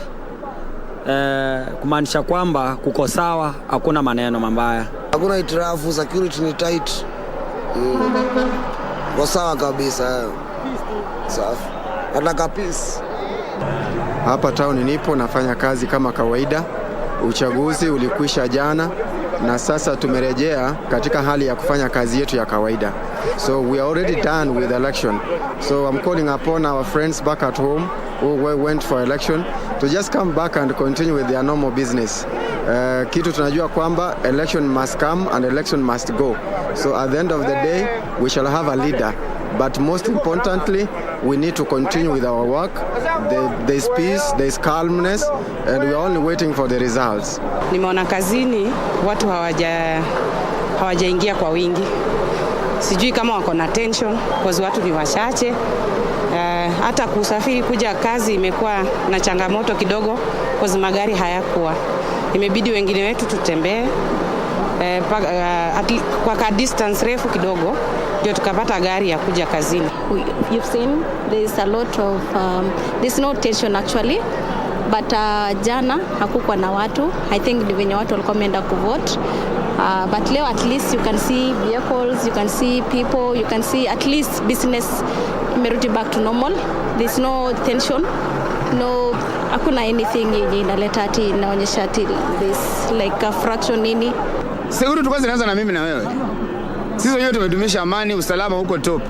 Yaani from the word hakuna noma. Ule mwenye ako nyumbani maybe ameenda tu kwa zake. Lakini Nairobi iko safe. Ndege zinapaa angani, gari zinabeba, wafanya biashara wanafanya. Si unaona hata sisi wenyewe tuko Nairobi bado iko kazi. Nairobi tunaendelea na kazi. Popote pale nchini tunaomba kazi zifanywe. Manake kazi ndio itafanya Kenya iendelee. Sisi kama Wakenya jana tumetoka na tukapiga kura. Leo kura zinahesabiwa na katika mitandao tunaona zinavyokuja. Jambo letu la maana ni kukaa hivyo kama mandugu ili tujenge nchi yetu. Na mtazamaji, kutoka hapo na kuelekeza kwenye upande wa pili wa studio ambapo Juma yuko tayari na mgeni waweze kuendelea na mahojiano ya moja kwa moja kwenye Kenya Yamua. Naam, shukrani sana Nancy Onyancha, na vile mtazamaji, natoa shukrani zangu kwako wewe na karibu kwenye sehemu hii yetu ya mahojiano. Mgeni wangu siku ya leo ni wakili Daktari Brian Mutia ambaye ni mtaalamu wa masuala ya uongozi na vile mchanganuzi wa masuala ya kisiasa, na tunamtarajia mgeni wa pili ambaye pia ni mchanganuzi wa masuala ya kisiasa Bwana Kidi Mwaga. Tutaungana naye hapo baadaye atakapowasili katika studio zetu. Karibu sana Brian. Nashukuru Ahmed Balo. Unaona hiyo taarifa yetu ya mwisho hapo ni ya kuridhisha sana kwamba shughuli za kawaida tayari zimerudi. Wakenya wakati huu tumeamua kudumisha amani. Hatutaki mizozo. Ni kumaanisha Wakenya tumekomaa kisiasa. Jambo la kufurahisha kweli Bwana Ahmed, sababu ukilinganisha na siku za hapo awali ama kura tulizopiga awali, utapata kwamba zilikuwa na hali ya taharuki. Kulikuwa na wasiwasi, watu wamefunga maduka, wengine wamepanda matatu kwenda nyumbani, hawataki kusalia hapa Nairobi manake hawajui hatima yao. Lakini nisema kwamba ni jambo la kufurahisha sababu wameona ni vizuri wadumishe amani na wana imani na zile vitengo vya serikali ambavyo vimepewa jukumu la kuimarisha amani ama kuhakikisha kwamba kuna amani kama vile polisi na vitengo vingine. Kwa hivyo ile kwangu ni hatua kubwa kama taifa kwamba demokrasia yetu bado inazidi kung'aa na inazidi kukita mizizi. Kwa hivyo kwangu ile ni taswira nzuri kwa kuona kwamba Wakenya wana imani na nchi yao na serikali yao kwamba wanaweza endeleza shughuli zao hata tukiwa bado tunangoja matokeo yatokeleze. Na kwa kawaida huwa uchaguzi unaathiri pia uchumi kwa upande mmoja ama mwingine. Tunaona kwamba miaka nyuma ama hususan barani Afrika wakati wa uchaguzi katika baadhi ya nchi unapata kwamba uchumi unasambaratika. Je, uchaguzi wa kwa kawaida una athari gani kwenye uchumi? Mbona wale jamaa wanasema tuko kazi, ndege ziko angani, maduka yamefunguliwa. Uchaguzi kwa jumla Afrika nzima huwa una shuhudia masuala kama hayo, kama vile investors ama wawekezaji kuanza kuhama na kuhamisha vyombo vyao ama maofisi zao kwenda kwingine wakisubiri hali ya vile kutaendelea baada ya uchaguzi. Huwa wanafanya hivyo sababu ya masomo ambao wameyasoma hapa barani Afrika.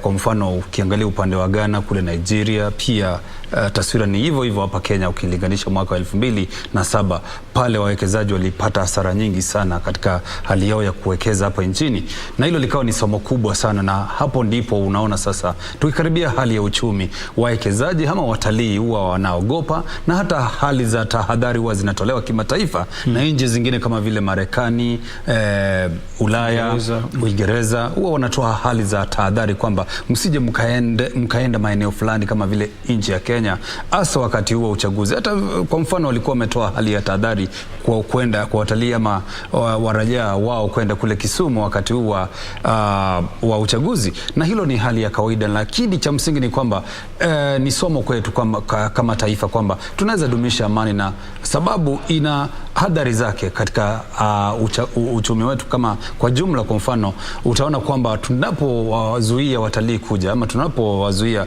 waegezaji kuja nchini, huwa tunajipiga sisi wenyewe au ni kipigo kikubwa sana katika hali yetu ya kukuza uchumi wetu. Hata kando na kuzia watalii, sisi wenyewe wenye biashara zetu tufunge biashara zetu, inatuathiri sana yenyewe. Manake siku ya juzi mimi wakati siku ya jana wakati kulikuwa na hali ya kupiga kura, nilishangaa sana kwenda kwa duka kununua mkate kwa supermarket kupata zote zimefungwa.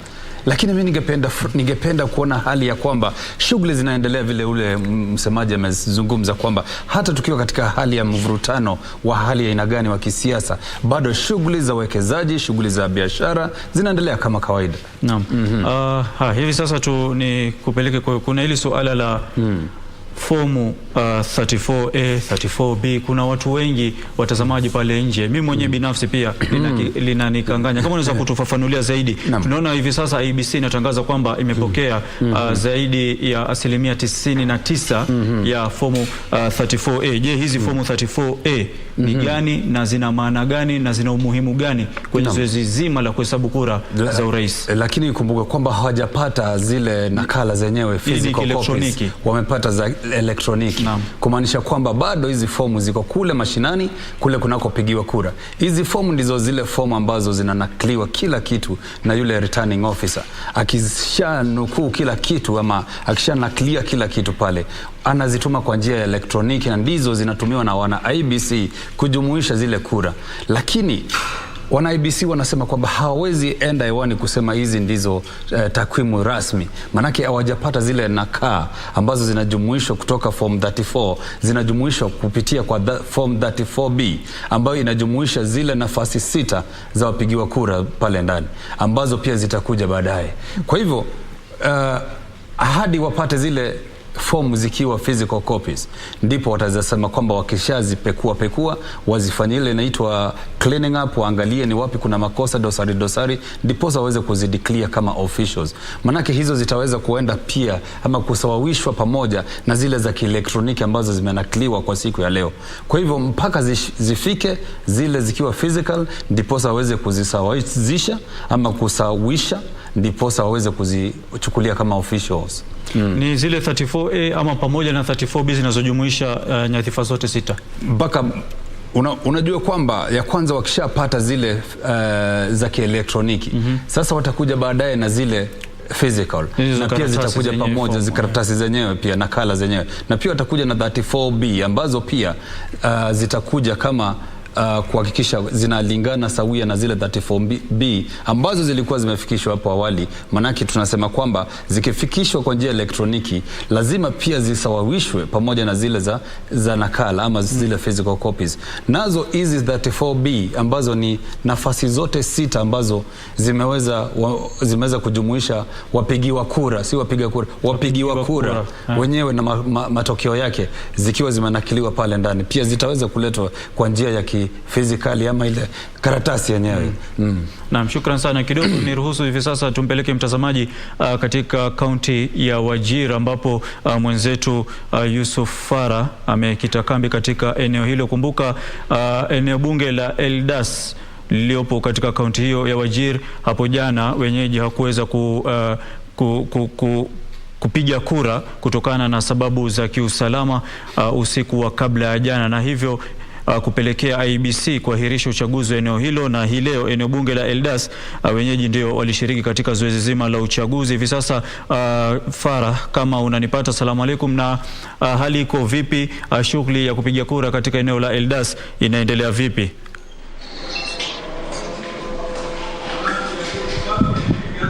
Naam, wa alaikum salam, na kupata vizuri, lakini utaruhusu ni kurekebisha kidogo. Mimi katika eneo bunge la Wajir South, lakini kaka yetu Ada ni kule Eldas, kwa hivyo ataweza kutuletea taarifa. Labda tumkumbushe ni mtazamaji ambaye anaweza kuungana na sisi kwamba sisi tumekita kambi katika eneo bunge la Wajir South, hususan katika shule ya upili ya Senior Girls wasichana, ambapo hapa unapotizama niko katika darasa ambalo lilitumiwa kama kituo cha kupiga kura, lakini shule hii pia inatumika kama eneo la kujumuisha zile kura za eneo bunge la Wajir South. Kumbuka eneo la Wajir South lina wapiga kura 57,077 na lina wodi 7. Kuanzia jana kura zimepigwa vizuri mpaka leo zikiendelea kuhesabiwa, na hapa katika eneo la kujumlisha kura wameweza kuhesabu kura za zile polling station 32 ya sasa. Zoezi hili litakumbuka ilianza leo asubuhi saa 1, lakini tuliweza kuzungumza naye yule msimamizi wa eneo hili la kujumlisha kura, na akaweza kutuelezea kwamba kuna maeneo ambayo bado hawajafikisha zile vyombo vyao kupigia kura, na maeneo hayo ni kama eneo la Tif, eneo la Darfur, eneo la Banani na sehemu chache katika eneo la Ibrahim. Kwa hivyo kufikia sasa ni kwamba tumeweza kura zimeweza kuhesabiwa kutoka katika maeneo 32 katika eneo bunge hili. Kwa hivyo zoezi hili linakisiwa tutaweza kuendelea kuzileta kwa mtazamaji wetu mpaka pale asubuhi, manake eneo hili lina maeneo ya kupiga kura 106 na kwa sasa tunaweza kuhesabu 32 pekee. Kwa hivyo bado labda tunimkumbushe mtazamaji asende mbali, endelee kutizama runinga ya KBC Channel 1, manake tutaweza kuwaletea ripoti hivi zitakapofikia sisi, na sisi tutawaarifu, lakini kwa sasa nawarudisha bado 24 mwanzo.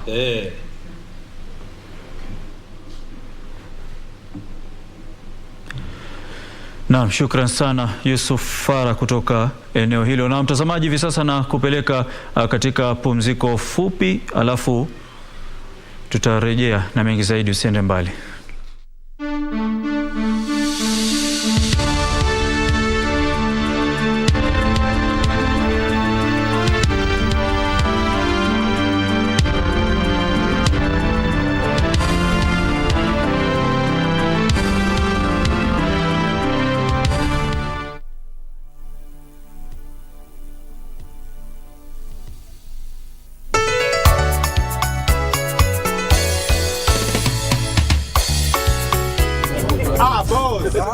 Unaona venye unapenda hii kuku yako?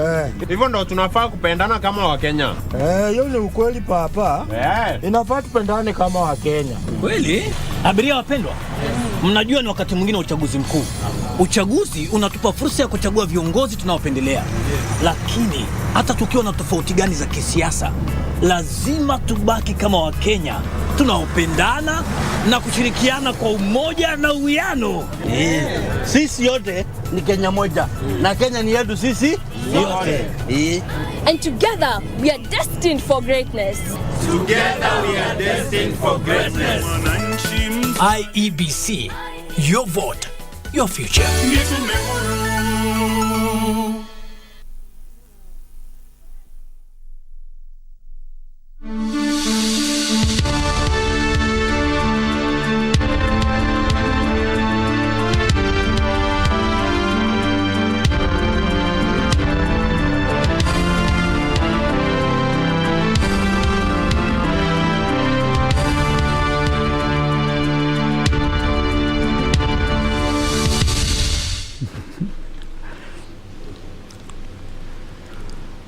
Naam, shukran sana mtazamaji. Hivi sasa nitakuletea picha za moja kwa moja kutoka eneo bunge la Seme katika kaunti ya Kisumu, ambapo tayari mshindi wa ubunge katika eneo bunge hilo amejulikana na ametangazwa sekunde chache, madakika chache zilizopita.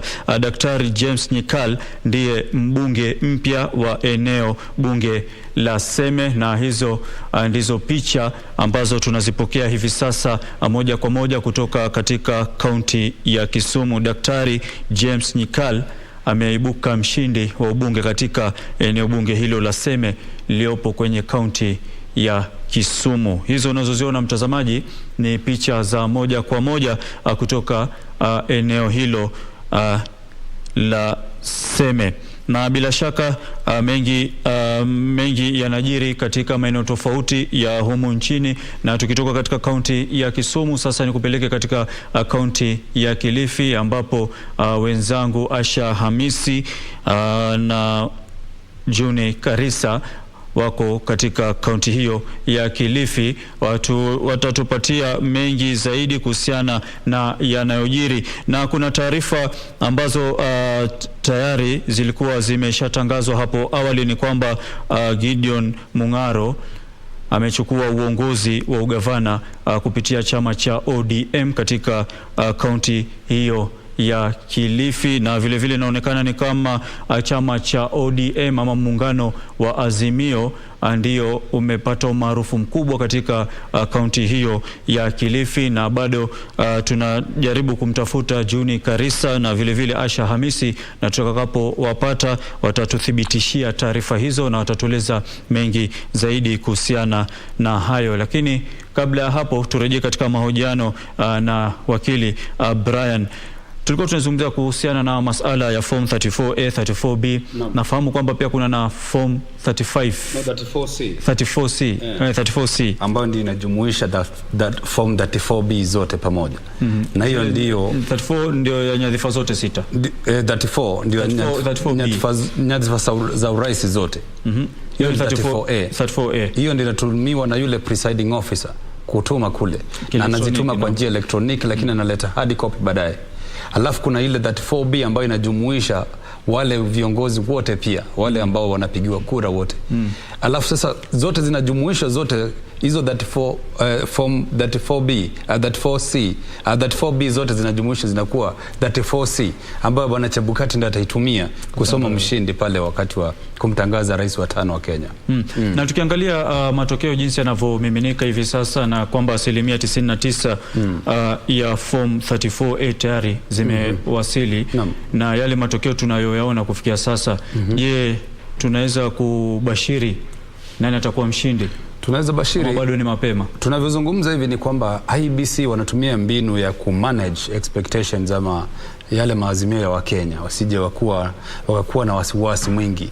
Lakini kwa kusema ukweli, wangependa kuzitangaza kwa hivi sasa ama kwa hivi leo wangeweza, manake ukishapata zile takwimu ingawa zitakuwa provisional, ukishapata zile takwimu ama zile form 34B kiasi cha 99% ama 99 vile wanavyosema, basi hapo huwa ni rahisi sana kubashiri na kusema kwamba hizi form tumezipata kwa hivi sasa zinaweza tupatia taswira ama picha ya nani atakaweza kuwa kiongozi wa hii nchi kwa miaka 5 ijayo.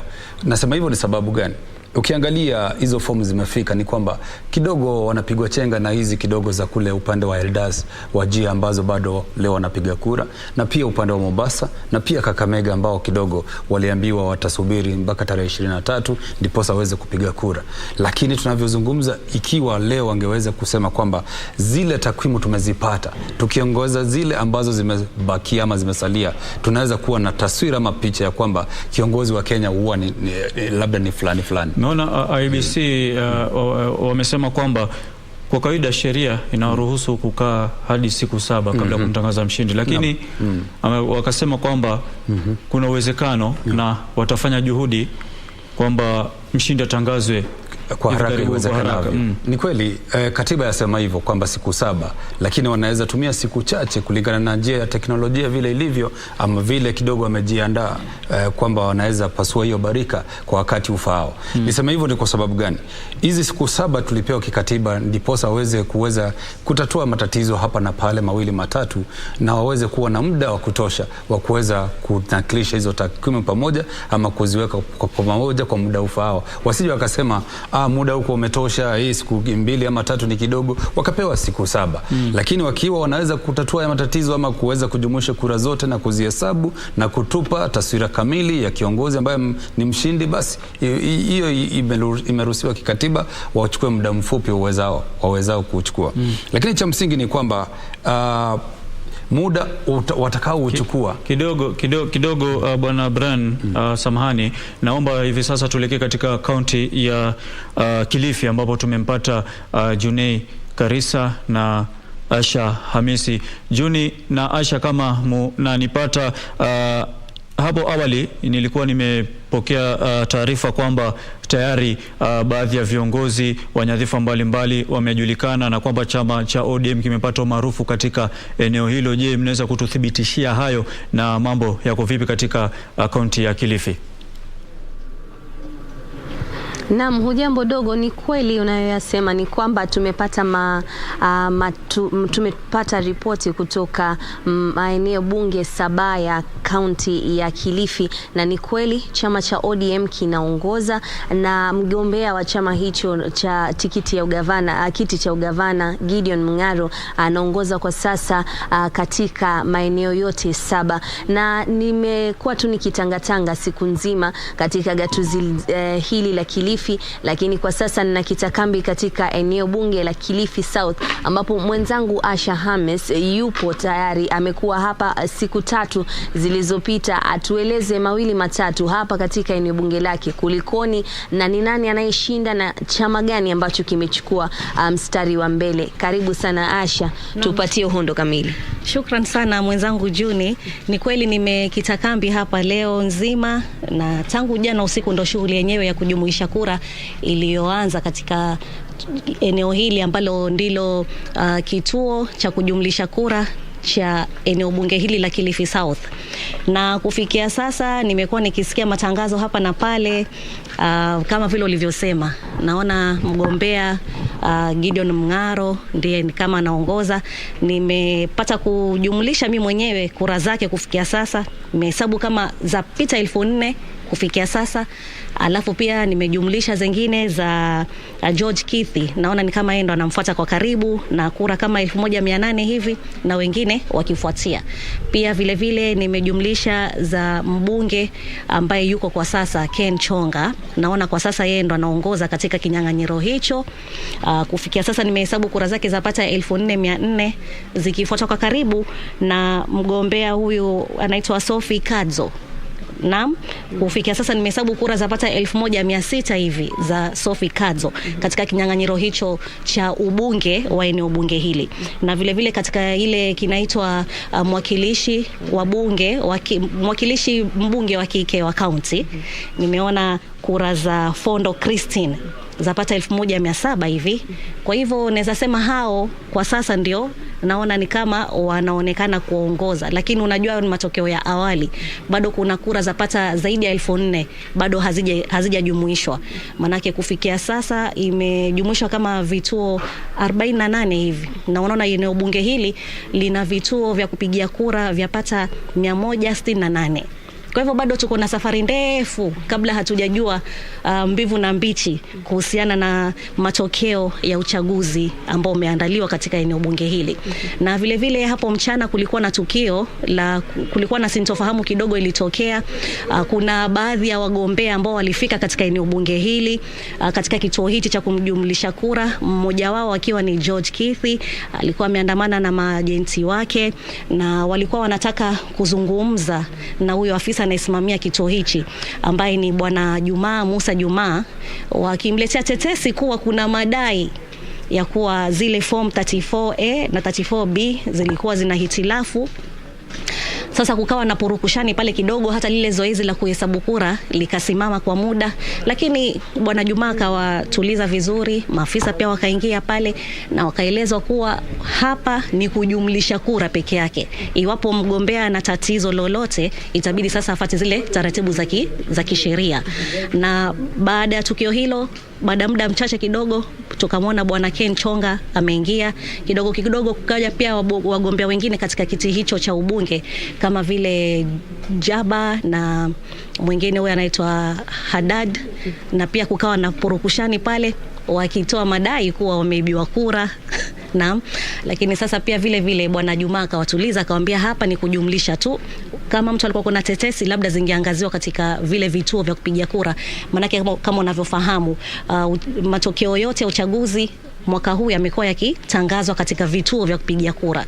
Hapa tu ni kujumlisha, alafu tena vipelekwe katika kile kituo cha county, alafu pia kipelekwe katika ile National Tallying Center katika uchaguzi wa urais. Kwa hivyo naweza sema kumekuwa na utulivu na pia hali ya sintofahamu, lakini so far so good. Naam. Asante sana Asha. Naam, AJB ni ruhusu nikupe taswira ya maeneo bunge yaliyosalia, nikianza na Malindi ambapo huko ndo nilikuwa nimekita kambi.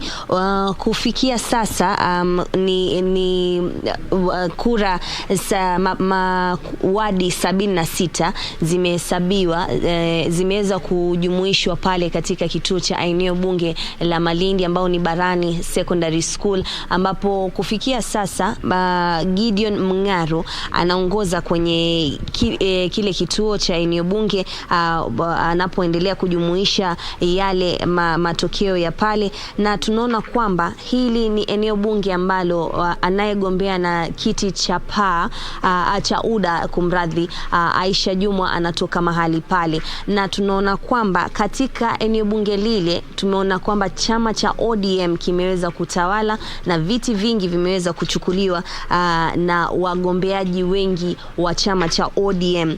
Kiti kimoja tu ambacho ni cha Kakuyuni, ambapo hapo ndipo anapotokea Aisha Jumwa, kimeweza kuchukuliwa na mwakilishi wadi wa eneo lile, lakini ukiangalia katika wadi zingine 4 zilizosalia, waliobeba bendera ni wanachama wa ODM.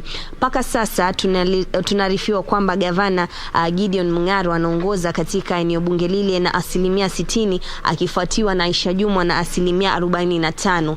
Ni kuwa kila ambaye anakuja na ripoti yake pale kwa anayesimamia kituo kile zoezi lile, ni kuwa Gideon Mngaro anaongoza. Nikija kwa upande wa rais anayegombania na chama cha Azimio, Raila Odinga, anaongoza na 56% hivi, na anayefuata ni naibu wa rais William Ruto akiwa na 40%. Na ni matokeo ambayo tumeyapata kufikia sasa, na vile vituo 76 kati ya vituo 166 wa eneo bunge la Malindi. Kwa hivyo pale tulitarajia, kwa sababu Aisha Jumwa amepiga mbiu sana chama cha UDA, tungeona kwamba pengine wagombeaji wengi wa chama cha UDA wangeweza kubeba bendera, lakini haijakuwa hivyo na wimbi limegeuka, na kwa sasa ODM inatawala katika eneo bunge lile. Nikielekea katika eneo bunge la Magarini, pia yule mbunge wa pale ambaye ni Michael Kingi ameweza kutolewa na anayesimama na chama cha ODM ambaye anaitwa Kombe. Huyu ameweza kumpiga dafrau pale na kuingia kuweza kuchukua kiti kile. Tutakuwa tunakupatia matokeo hayo kulingana na asilimia muda siokuwa mrefu. Tunaelezwa pia kuwa katika eneo bunge lile kuna wadi 6, na kati ya wadi 6 wawili wa PAA wameweza kuchukua, wawili ambao wanasimama independent wameweza kuchukua, na mmoja tu wa ODM ameweza kuchukua, na mwingine wa UDA ameweza kuchukua. Kwa hivyo tunaona kwamba katika eneo bunge la Magarini bado kuna mgombea mbunge wa ODM anaongoza. Vile tu kama eneo bunge la Malindi, Gideon Mngaro anaongoza katika eneo bunge lile vile na asilimia hivyo 60 akifuatwa na Aisha Jumwa. Kwa hivyo hayo ni matokeo kati ya wadi ambazo zimeweza kuwasilisha. Mwenzangu Hibak yuko pale anafuatilia matokeo na atazidi kutupatia pali zoezi zima la kujumuisha litakapomalizika. Atatuambia ni yapi ambayo yameweza kujiri pale na ni asilimia ngapi wagombeaji hawa wote wameweza kupata. Tukielekea eneo la Ganze, mbunge wa ODM ambaye anaketi kwenye kiti sahihi ameweza kungatuliwa na mwenzake anaitwa Tungule wa kiti cha PA aliyesimama na chama cha PA ameweza kuingia, ameweza kupata kura nyingi kumshinda yeye. Hii kidogo inaweza kutatanisha, manake mbunge yule ndiye mwenyekiti wa chama cha ODM katika bunge la kitaifa, na tuliona kwamba tungeona kwa mtazamo wetu pengine angeweza kubeba kiti kile, lakini hajaweza kupata matokeo ya kuridhisha na mbunge wa PA Tungule ameweza kuchukua kiti hicho. Vile vile tumeona kwamba katika eneo bunge lile ukiangalia wadi ya Jaribuni kumechukuliwa na UDA, Sokoke imechukuliwa na PA, Ganze imechukuliwa na Independent na Bamba imeweza kuchukuliwa na PA. Hiyo pia inaleta tashwishi, ni kama vile kwa Aisha tulitarajia kwamba UDA wangechukua, vile vile Ganze tungeona kwamba pengine chama cha ODM kimechukua, lakini chama cha PA ni kama kimejizatiti na kuchukua viti vingi katika eneo bunge lile. Mwenzangu Caroline Jilani yupo katika eneo bunge la Kilifi North. Kwa sasa Owen Baya anaongoza, yeye ni wa chama cha UDA na alikuwa yeye ndiye mbunge kwa sasa na ameweza kushikililia nyadhifa ile, anaweza kupata kura nyingi akifuatiwa na mwenzake wa ODM si mbali tu, lakini ikifika kwa wawakilishi wadi chama cha ODM kimeweza kubeba bendera. Vile vile sawia na zile eneo bunge nyingine ni kuwa Gideon Mung'aro bado anaongoza na asilimia 50 ama 60 katika kila kituo.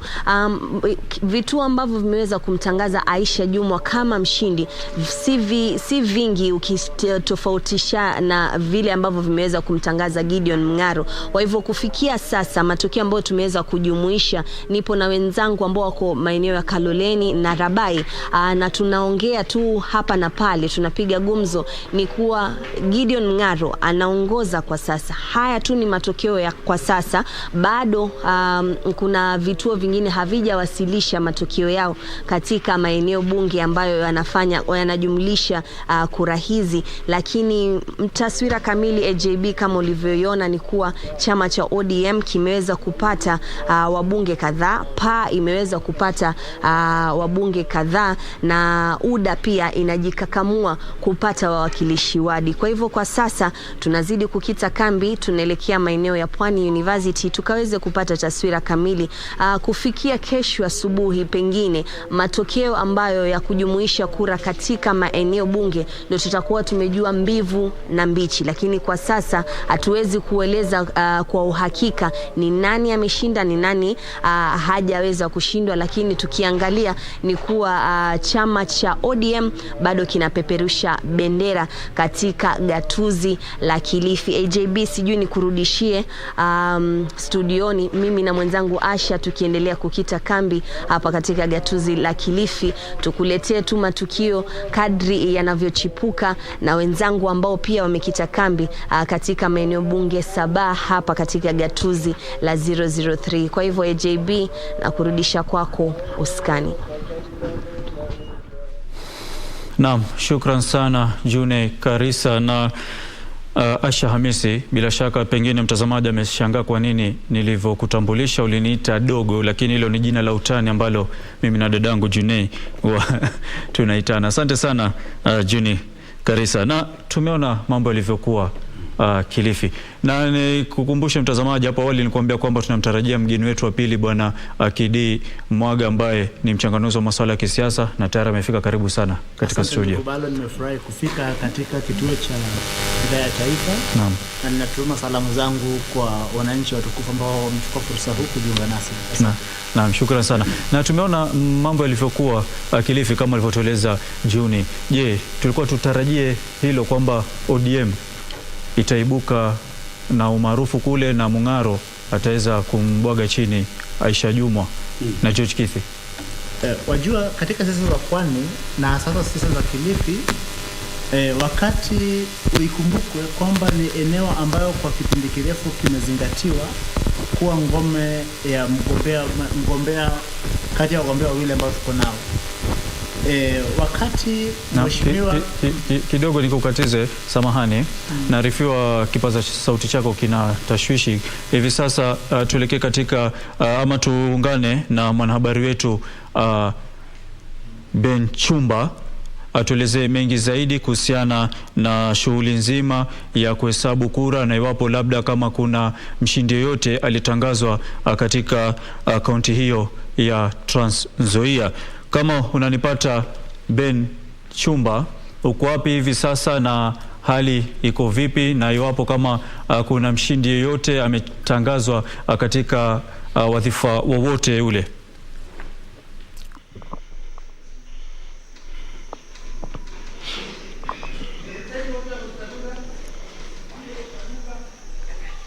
Asante sana mwenzangu Ahmed Juma Balo ukiwa hapo studio. Kweli nipo katika kituo cha kujumulisha kura, kituo cha Cheranganyi, ambapo naripoti kwamba shughuli ya kuweza kujumuisha kura imeweza kutatizwa baada ya vurugu kuzuka hapo awali, baada ya wafuasi wa wagombea wawili kuzua vurugu katika kituo cha kujumuishia kura cha Cheranganyi. Ni tatizo ambalo liliweza kuzuka mwendo wa saa 12:30 baada ya afisa mmoja wa IBC kupatikana na makaratasi ya kupigia kura ambayo yalikuwa yameondolewa mahali ambapo panafaa. Hapo basi maafisa wa polisi waliweza kufika na kumtia mbaroni afisa huyo wa IBC. Na kwa sasa tunapozungumza ni kwamba mhudumu huyo wa IBC ametiwa mbaroni na anaulizwa maswali na maafisa wa polisi. Basi kisa hicho kilizua vurugu baina ya wafuasi wa wagombea wawili, Wesley Korir pamoja na Patrick Simiyu, ambao wanawania wote kiti cha ubunge katika eneo hili la Cheranganyi.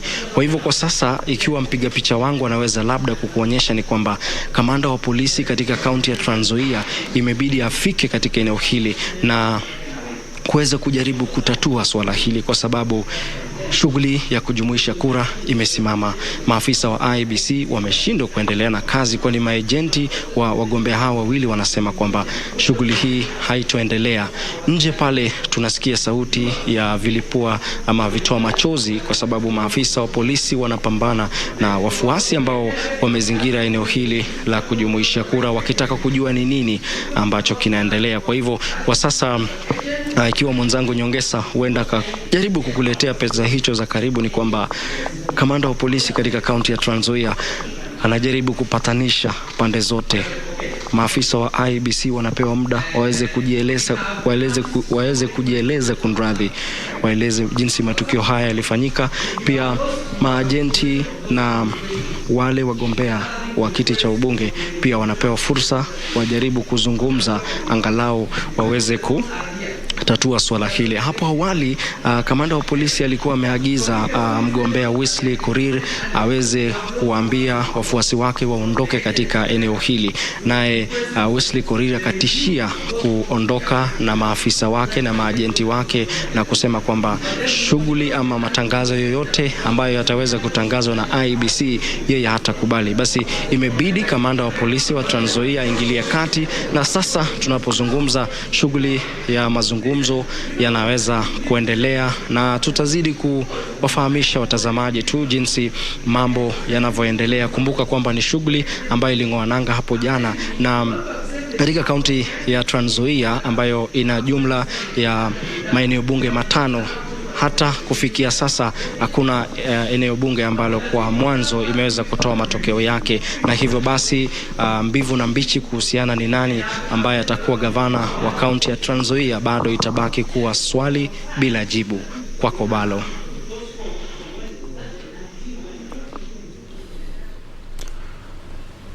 Naam, shukran sana Ben Chumba kutoka kaunti ya Trans Nzoia. Na mtazamaji, turudi katika sehemu yetu ya mahojiano. Brian, pengine nikuulize kama tulikuwa tumetarajia matokeo haya katika kaunti ya Kilifi. Mwenzangu alikuwa amezungumzia kwamba Kilifi imekuwa ngome ya ODM kutoka zamani. Nakumbuka Bwana Mung'aro ambaye anatarajiwa kuwa na ushindi ama kutoa ushindi, kwamba alikuwa bunge pale, na kidogo alipopoteza kiti chake mwaka 2017 akateuliwa kama CAS wa masuala ya devolution ama ugatuzi, lakini hakuacha wananchi wake kule mashinani. Alikuwa bado yashirikiana nao, alikuwa bado yuwatembelea na kuangalia shida zao na kuzitatua. Kwa hivyo haitakuwa jambo la kushangaza ikiwa Bwana Mung'aro atamweza kumpiku Madam Aisha Jumwa, ambaye leo kidogo kulikuwa na hali ya mshike asubuhi Bwana Hamed, pale tulipoona habari zikienea katika mitambo ya kijamii kwamba Aisha Jumwa ashachaguliwa kama. Kulikuwa na propaganda nyingi sana. Ndio mabloga lazima watembeze hali ya watafute mkate hapa na pale, watafute mkate, lakini haikuwa hivyo, manake kura bado hazijahesabiwa, takwimu na taswira kamili bado haijabainika. Kwa hivyo niseme kwamba sitashangaa kuona Bwana Mung'aro akiwa amechaguliwa kama gavana wa Kilifi, lakini pia cha kushangaza ni kwamba wana Kenya Kwanza waliweza kuwajumuisha wagombea wawili. Ikawa ni vita vya wenyewe kwa wenyewe hapo chini. Vita vya wenyewe kwa wenyewe, Bwana Kidhi George ambaye ni wakili mwenzangu, na pia huyu mwingine Aisha Jumwa, ambao wote ni wa mrengo wa Kenya Kwanza. Kidogo tunaweza wadadisi wanaweza kusema kwamba ndio ilikuwa ni njia ya kuweza kupanua ile hali ya kuwinda ama mawindo yaweze kupanuka katika hali ya kuzoa kura za urais. Lakini pale chini utapata kwamba wanapingana wenyewe kwa wenyewe, na hapo likawa ndio nafasi Bwana Mung'aro wa ODM aliyochukua na kupitia katikati na kuzigawanya zile kura za wana Kenya Kwanza. Kwa hivyo nisema kwanza kidogo ni njia ilimwendea vizuri Bwana Mung'aro, ndipo akaweza kutoa ule ushindi. Kwa hivyo kwa kifupi ni kwamba bado hayo ni matokeo ya mwigo, bado tunangojea yale rasmi ambayo ataweza kupeperushwa na Bwana Chebukati kwamba huyu ndiye mchaguliwa wa ugavana wa kiti cha Kilifi. Hapo awali pia alikuwa, kabla ya kipaza sauti akijaleta tashwishi, alikuwa ameanza kuzungumzia swala hili. Tulikuwa tunatarajia kwamba ODM itaendelea kudhibiti ule umaarufu wake.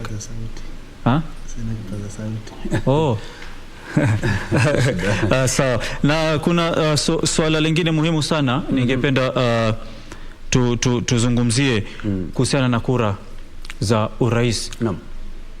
Kuna zile sheria za kwamba ni lazima mshindi awe amepata 50% na kura moja. Na kushinda asilimia 25 sio ya 25 kwa nusu ya yale maeneo ya counties magatuzi. Sasa nataka tuichambue hii sheria. Ni sheria yenyewe inasema vipi, na iwapo tukiangalia hizi takwimu ambazo zimepatikana kufikia hivi sasa, iwapo mshindi tunaye ama tutaenda labda ile runoff.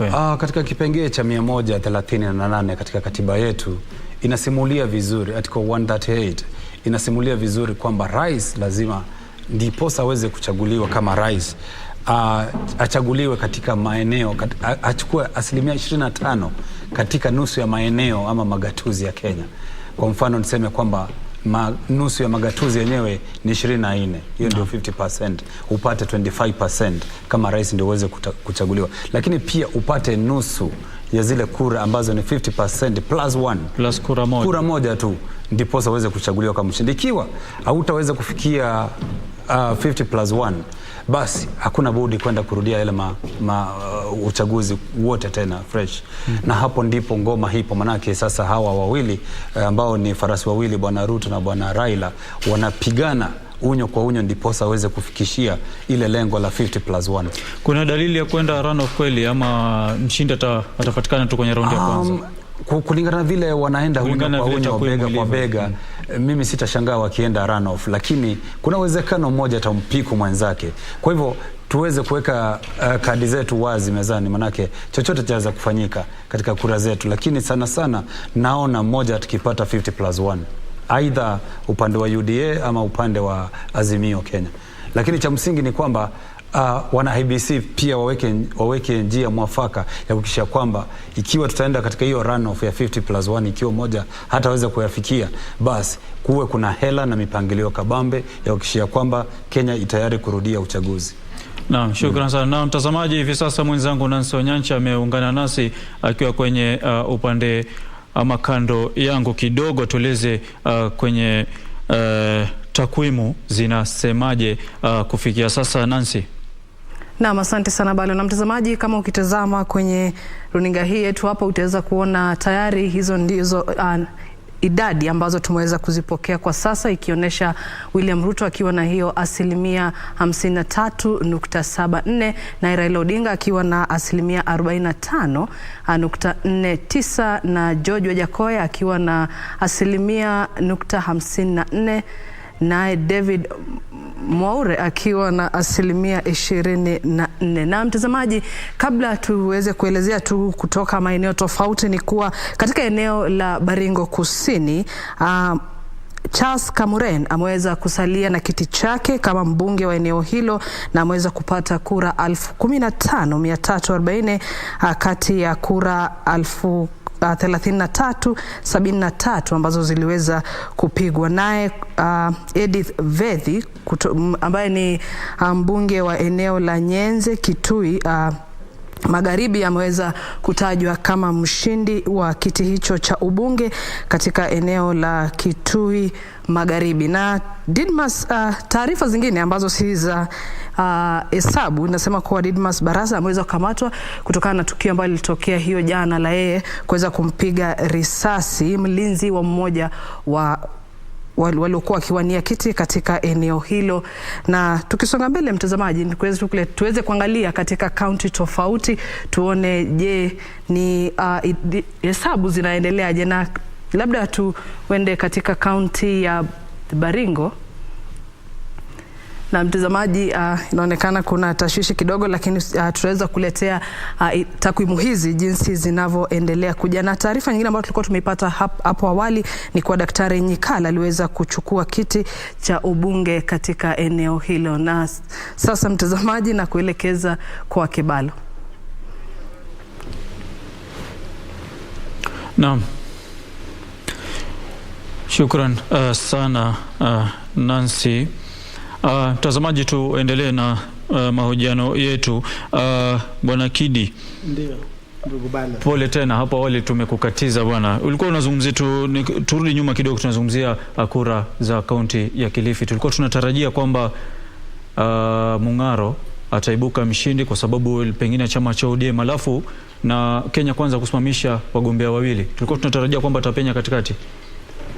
Kwanza lazima nieleze kwanza nieleze mambo ya mitambo saa zingine hawezi ukasema. Ni kweli. Kwa hivyo tunatoa pole zetu kwa watazamaji. Nilikuwa nasema kwamba swala la chama ambacho kina mgombea mmoja tuseme katika coalition, lakini huku chini vile vya matanzu viwe kwamba vimetoa wagombea tofauti, lakini katika ile coalition moja uzuri wake ni kwamba hiyo ni mbinu ya kuhakikisha kwamba mgombea wa kiti cha urais anapata kura nyingi. Yeye ndiye anakuwa na advantage ya kupata kura nyingi, lakini mara nyingi athari zake ni swala la sibling rivalry, kwa sababu kura ambazo zingekuwa kura za hiyo coalition, watu ambao wanaamini kwa hiyo mrengo, itabidi wamegawana kura. Kwa hivyo inapata kwamba kapulao la kura huwa halijai vizuri, na kwa hivyo mara nyingi huwa wanapoteza vile viti ambavyo ordinarily wangevichukua. Lakini pia ieleweke kuwa jinsi mheshimiwa Amason Kingi alipoondoka katika chama cha ODM na kukimbia kukiunda chama cha PA, kigezo chake cha kuanzisha chama cha PA ilikuwa ni kwamba wapwani walikuwa wanataka chama chao. No. Kwa hivyo ikiwa kuna yeyote ambaye amechaguliwa katika eneo zima la pwani na chama cha PA, sio kwa sababu, na nataka nieleze hivi, sio kwa sababu chama cha PA kimeonyesha umaarufu wowote, basi kinaonyesha umaarufu wa huyo candidate mgombea mwenyewe. Ni kwa sababu gani? Mheshimiwa Kingi alipoondoka ODM akasema kwamba wapwani walitaka chama chao. Wapwani wameonyesha kwamba hawakutaka chama chao, kwa sababu kama wangetaka chama chao tungeona kama kura hizo zikielekea upande ambapo ukiangalia kura jinsi zimetokea Mombasa, Lamu, Kwale, Tana River, Kilifi, Taita Taveta ni kura ambazo zinaegemea upande ambao sio upande ambapo chama cha PAA kinaunga mkono. Asante. Kidogo tu niweze kuchangia hilo swala la PAA kule mwambao.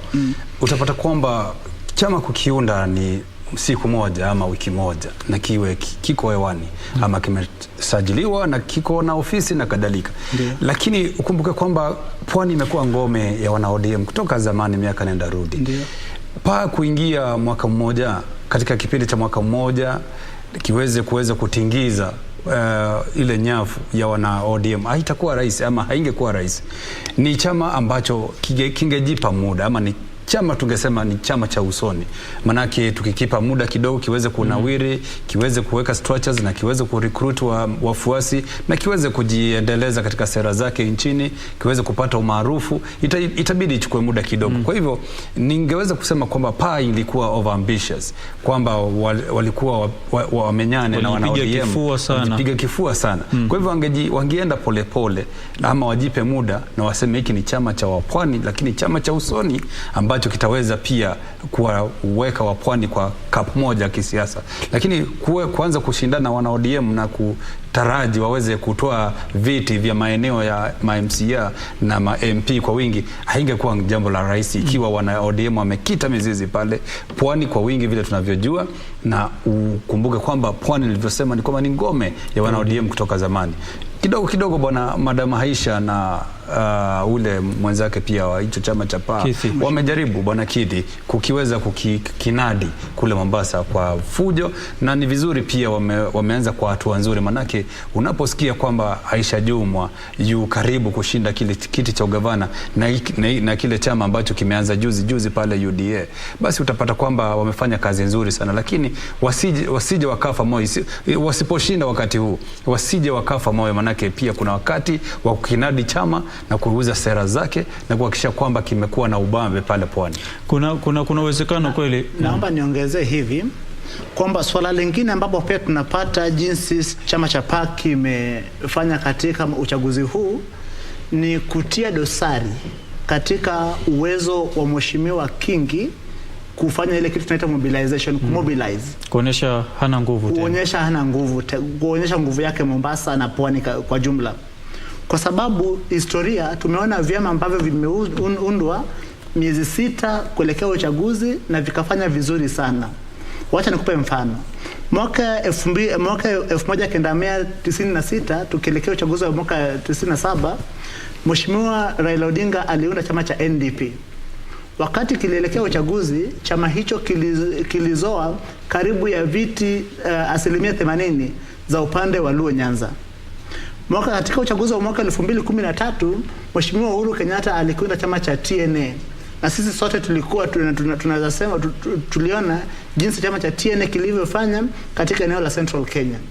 Kwa sababu Mheshimiwa Kingi alitaka kuendeleza zile siasa za maeneo, regional politics, kusema kwamba wapwani wanataka chama chao.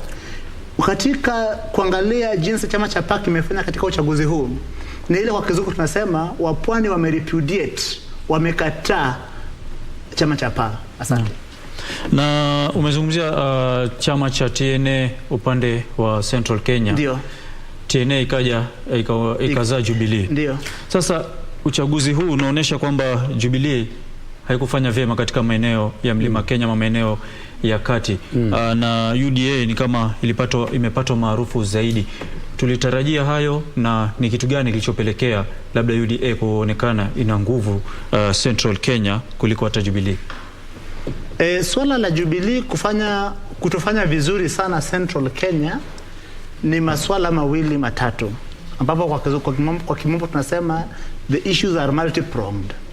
Swala la kwanza ni kwamba wakati Mheshimiwa William Ruto alifanya kazi vizuri na Mheshimiwa Uhuru Kenyatta, na lazima kieleweke kwa tukumbuke kwamba mwaka 2010 uchaguzi wa mwaka 2017 Mheshimiwa William Ruto alifanikiwa kupata wajumbe wa Central Kenya ambao walikuwa wanamuunga mkono 100% hata kushinda jinsi walivyokuwa wanamuunga mkono Mheshimiwa Rais. Kwa hivyo tayari alikuwa na wale unaita ambassadors, mabalozi ambao walikuwa wanampigia debe mashinani. Kwa hivyo hilo swala la kwanza. Swala la pili ni kwamba kwa sababu ya mshike kati ya chama cha Jubilee, Mheshimiwa Uhuru Kenyatta alichukua muda mwingi akijizatiti na kumaliza zile tunaita legacy projects na kuhakikisha kwamba zimetimika kuliko kupiga siasa. Wale ambao walikuwa wanamuunga rais mkono kwa kiasi kikubwa pia walijitoa kwa siasa na wakaendelea na shughuli zao na wakati waliacha siasa wakaacha chama. Wakati waliacha chama na wakaacha kupiga siasa mashinani ni kwamba ule uwanja mzima wa Central Kenya ulibaki ni mali William Ruto alikuwa ameshinda akienda kila wiki na wabunge na kutoa ahadi nyingi. Kwa hivyo ni kawaida kwamba watu wengi walihisi kutongozeka kuingia katika chama cha UDA. Ndio. Na Brian, kidogo niweze kusema kwamba katika hali yetu ya vyama vyetu ni vyama vya kikabila. Na ukiangalia upande wa mlima ni kwamba hawana kiongozi ambaye yuko kwenye debe kama rais. Na hivyo basi mlima wanaangalia ni upande gani ambapo kuna uzito wa chama. Na ukumbuke kwamba kulikuwa na ule msemo wa zangu 10 zake 10. Zangu 10 zake 10. Sasa wapwani wanamlima kidogo wakachanganyikiwa, ikawa wako kwenye njia pana. Itakuwa vipi kwamba tuliahidiwa zangu 10 na yule zake 10 na wakati imewadia sasa kumpa zake 10 sasa amegeukwa. Sasa pale kidogo ni kama watu wa mlima wanaasi kidogo na kusema hiki chama pia tunakiachanisha pamoja na mwenyewe na tuende kwa yule ambaye kidogo tunaona ni kama amedhulumiwa. Na ndiposa unaona kwamba wanaegemea upande wa UDA. Kwa hivyo kwangu, kwa mtazamo, hilo ni sababu moja. Sababu la pili ni kwamba vyama hapa nchini, mfumo wa vyama huwa unaegemea ama unakuja na ile miaka 5 ya upiga kura. Kwa mfano, tunapozungumza ni kwamba kuna vyama ambavyo vimeibuka huu mwaka. Labda huenda miaka 5 ijayo havitakuwa na nguvu, zitakuwa dhaifu, sababu kwa malengo yake ni kuhakikisha kwamba amepata vitu kwa mwaka huu. Na ikiwa miaka 5 ijayo lengo lao litakuwa ni kupata vyama ama ni kupata viti, basi huenda hawatakuwa na haja ya kuibua vyama kama hivyo. Kwa hivyo mfumo wa Kenya kidogo unatuchachawiza kulingana na milengo ya kikabila na vyama. Na mtazamaji, hivi sasa tuelekee kwa mwenzetu Nancy Onyancha atuelezee mengi kuhusiana na takwimu. Nancy. Na asante sana Jumabalo akiwa upande huo wa pili wa studio. Na sasa mtazamaji, na kuelekeza moja kwa moja kwenye ukuta wetu tuweze kuona tu kulingana na hesabu ambazo zinatumwa maeneo tofauti, na matokeo haya ni ya urais. Na tukiangalia katika kaunti ya Wajir inaonyesha kuwa Raila Odinga yuko na kura 17,080 ikiwa ni 60.32. Naye William Ruto yuko na 38.94 zikiwa ni kura 11,025. Na George Wajakoya wa Roots Party akiwa na kura 164.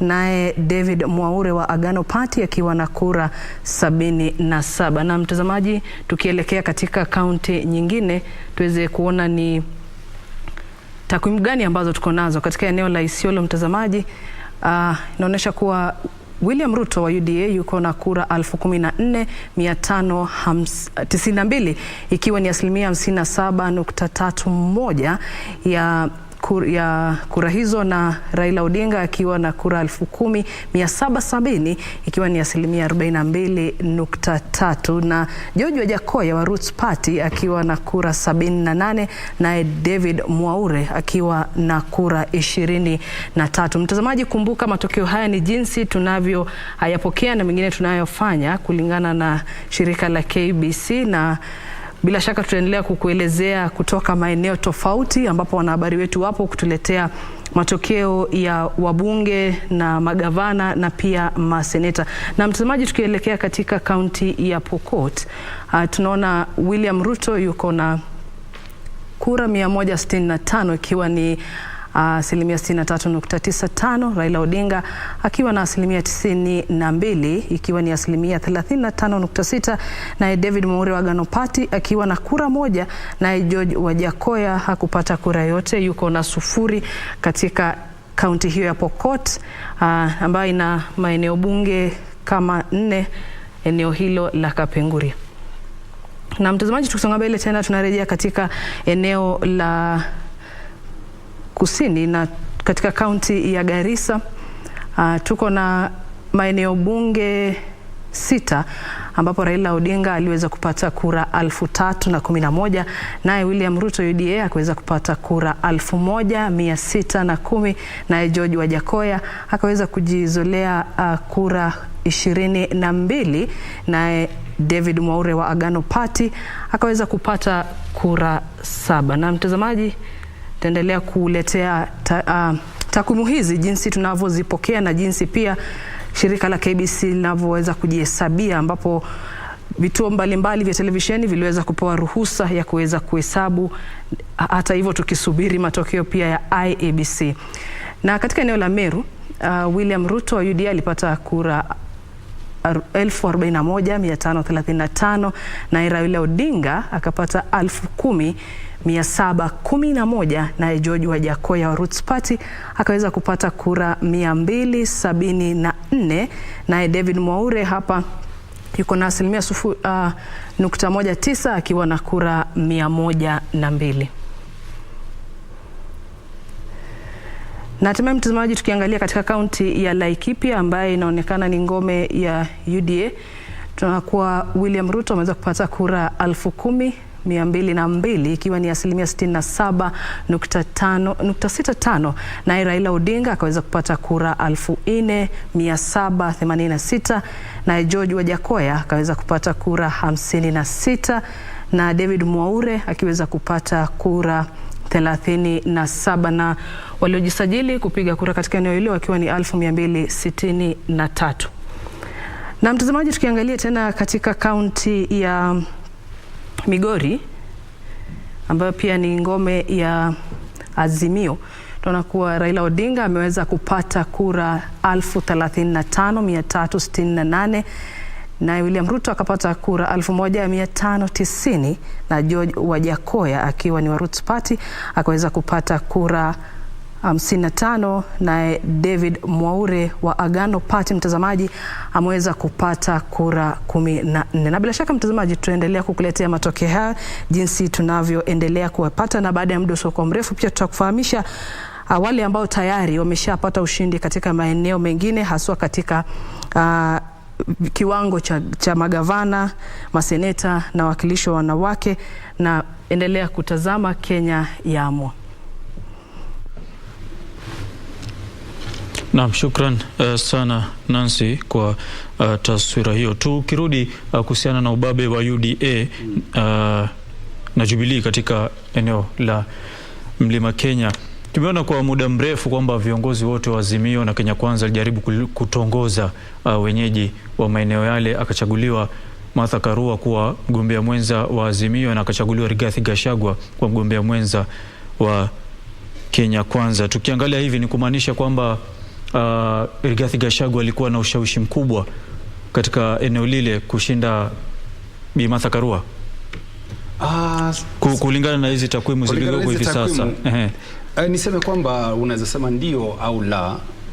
Cha msingi ni kwamba eneo la mlima ni eneo ambalo lina ushawishi mkubwa na wingi wa watu ama wingi wa kura ukipenda, na wale mibabe wawili Bwana Ruto na Bwana Raila hawakuwa na budi kumchukua mgombea mwenza kutoka eneo hilo, manake ni eneo ambalo halina kiongozi ambaye anapigania kiti cha urais. Kwa hivyo mimi kimsingi ni kwamba hilo eneo hatuwezi sema kwamba Bwana Gachagua alikuwa na ushawishi mkubwa kuliko Bi Martha. Ni kwa sababu hawa vigogo wawili walikuwa wamekita mizizi pale hapo awali, wameweza kukwea mlima kwa muda mrefu sana, kwa mara nyingi, na vyama viwili upande wa Azimio na upande wa UDA kusema kweli wamekita mizizi pale kwa muda mrefu sana, na kwamba swala nzima hili la hivi vyama viwili limeweza kuenea vizuri kule. Lilikuwa ni wakati tu mtutajie ni nani ambaye mtakamchagua kama mgombea wa kiti cha aidha upande wa Azimio ama upande wa UDA. Lakini pia tuone kwamba wanamlima ni kama kidogo walikereka kidogo kwamba ile covenant ama ile agano ambalo hawa wawili bwana Uhuru na Ruto walikuwa wameliweka kwamba nitakusaidia na wewe utanisaidia, na hilo agano lilionekana kidogo ni kama lilivunjwa na wanamlima ni kama kidogo liliwakera kwa kama mmoja amemsaliti mmoja akamsaliti mwingine, na hapa kidogo ni kama wanalipiza kizazi ya kwamba hapa wewe ulitutenda sasa tutakutenda, na ndiposa ukaona wana UDA wakitoa viti vingi kuanzia ugavana, seneta hadi diwani. Lakini pia ukumbuke pale kuna lile swala la dynasties versus hustlers, kwamba wanamlima wamechoka na lile swala la kiongozi lazima atoke kwa lile nyumba moja kubwa, lile jumba kuu, familia bwenyenye, na ili hali hapa kuna wale ambao kidogo wanaonekana chapwa kidogo na mahali ya shida ya maisha, walalahoi ambao kwa kweli ndio wengi, na hapo ni kama ni kidogo ile hustler narrative ama ile swara wimbo wote wa hustlers ni kama kidogo umeweza kuingia kwa masikio wale walio wengi na walio chini na walio hoi pale upande wa mlima, na kwa hivyo hilo ni kwangu ni kama changio kubwa sana kwa nini wana UDA wameweza kujizolea kura nyingi sana. Na pia ilo swala la kusalitiwa la zangu 10 zako 10 pia ni swala ambalo kidogo linawauma wanamlima kidogo, wanajiuliza ilienda vipi kwamba sasa si wakati wa 10 zake. Kwanza kabisa naomba nitofautiane na ndugu yangu katika swala la dynasty. Kwa sababu Martha Karua sio dynasty mwenyewe, na ukiangalia Raila Odinga na Mheshimiwa William Ruto is more dynasty than Raila Odinga. But lakini wacha sasa nieleze hivi. Sijui itakuwaje hivi. Katika swala la William Ruto alikuwa bungeni mbele ya Raila. Alianza kuwa katika harakati za serikali na siasa mbele ya Raila Odinga kama yeye bado anatumikia kifungo. Lakini wacha nieleze hivi. Swala la Mount Kenya ni swala la kihistoria, kwa sababu ya tofauti zilizokuwa kati ya wakati wa uhuru, ni kwamba na ile kitu tunaita ethnic mobilization. Viongozi katika eneo la Mlima Kenya walisema mambo mengi kuhusu viongozi kutoka maeneo mengine, na kati ya maeneo ambayo viongozi wanaotoka huko ambao waliathirika na haya maneno hasa za uchochezi zilikuwa ni maeneo ambayo mmoja ya viongozi wa Azimio anakotoka. Swala lililopelekea ni kwamba hili ni jambo ambalo limefanyika kwa karibu miaka 50. Na kila mara viongozi kutoka Mlima Kenya na viongozi katika eneo hili ambalo tunataja wameshirikiana. Kule kushirikiana kwao imekuwa, nitasema kwa kimombo, imekuwa ni cosmetic, sio substantial. Walishirikiana kimapambo tu ndio. Asante kwa kunisaidia. Tena tuangalie kwa historia. Mwaka 92 wakishirikiana katika harakati za kuleta mapinduzi ya vyama vingi, walikuwa ni kwamba wakileta vyama vingi, alafu yule ambaye atagombea urais katika zile tunaambiwa ni kwamba alifaa kutoka katika nyumba ya Mumbi na sio kwingineko. Na ndio maana hii ilipelekea kutofautiana kati ya Jaramogi na Matiba. Ilipofika mwaka 2002 kulikuwa na ushirikiano, na ule ushirikiano tena tuliona ilikuwa ni mapambo tu, haikufika kwa substance. Kwa sababu baada ya uchaguzi wa mwaka 2002 kulikuwa na kutoelewana. Kutoelewana wakati tulifika katika uchaguzi wa mwaka 2013, kuna uchochezi ambao ulitumika kabisa, ile tunaita mobilization around ICC process. Hiyo mobilization ilifanyika kwa misingi ya uchochezi mkubwa kabisa. Kwa hivyo ilipofika mwaka 2018, tunamshukuru Mungu kwamba mwaka 2018 ilifanyika, tukapata ile uwiano ambao tuliita handshake. Uwiano huo ulitaka kutibu kikamilifu ile shida ambayo imetokea, ambayo imekuwa kwa miaka 50, ambayo imekita mzizi ya uchochezi. Katika miaka 4 ni fupi sana kurekebisha shida ambayo imekuwa kwa miaka 50. Kwa hivyo hata wale ambao walijitokeza wakaanza kuipigia debe mrengo wa Azimio ni watu wajasiri sana. Tumeona ujasiri huo imewakosti viti vingine. Tumeona wengine sasa hizi watu ambao wana tajriba kubwa, watu ambao wangechaguliwa lakini wamebwagwa nje na wananchi kwa sababu wananchi wa eneo la Mlima Kenya wanahisi kwamba ni wasaliti. They are sellouts. Kwa hivyo hii ndio kwa kiwango kikubwa kwa mtazamo wangu umepelekea UDA kuzoa kura nyingi Central Kenya. Lakini pia ikumbukwe kwamba kura ambazo Azimio imepata msimu hii katika eneo la Central Kenya ni idadi kikubwa zaidi kuliko kura zote ambazo Mheshimiwa Raila Odinga amepata katika awamu 4 amegombea urais, na ni kubwa kuliko kura zote ambazo mgombea yote kutoka nje ya Mlima Kenya amepata tangu uhuru. Hii inatuonyesha nini? Inatuonyesha kwamba uadui wa zamani inaweza pita na tukapata njia mpya mwafaka wa kufanya mambo kwa njia ya ushirikiano mkubwa zaidi. Kwa hivyo kura hii itatuonyesha kwamba kuna mambo kasumba fulani ambazo tukiweza kuyakumbana nayo, kwa kimombo tunasema if we can confront them head on, then old hatreds can pass and a new beginning can come. Thank you. Na tumeona kuna baadhi ya viongozi kutoka hususan eneo hilo la Central Kenya na maeneo mengine tofauti hata pa jijini Nairobi tayari wamejitokeza na kukubali matokeo na kusema kwamba sikubali kushindwa, si mshindani. Mimi nimekubali nimeshindwa na aliyenishinda nimempokeza. Hii ina umuhimu gani na inaonyesha labda inatupea taswira gani kuhusiana na viongozi kama wale na umuhimu wake mbele ya Wakenya? Vizuri sana, jambo zuri sana hilo Bwana Hamed Balo, manake hapo awali ilikuwa mtu akishabagwa unapata kwamba vita anazua rabsha na anaanza kutoa matamshi ambayo kidogo yanaweza ipeleka nchi kwenye shimo. Lakini cha msingi ni kwamba nimefurahishwa sana na semi za wale ambao wamesaliti amri wa kusema kwamba nimekubali na asiyekubali kushindwa basi si mshindani, na wakasema wanawatakia kila laheri waliowashinda. Kwa mfano upande wa Lang'ata pale kulikuwa Nixon Korir akasalimu amri, akampongeza Jalango.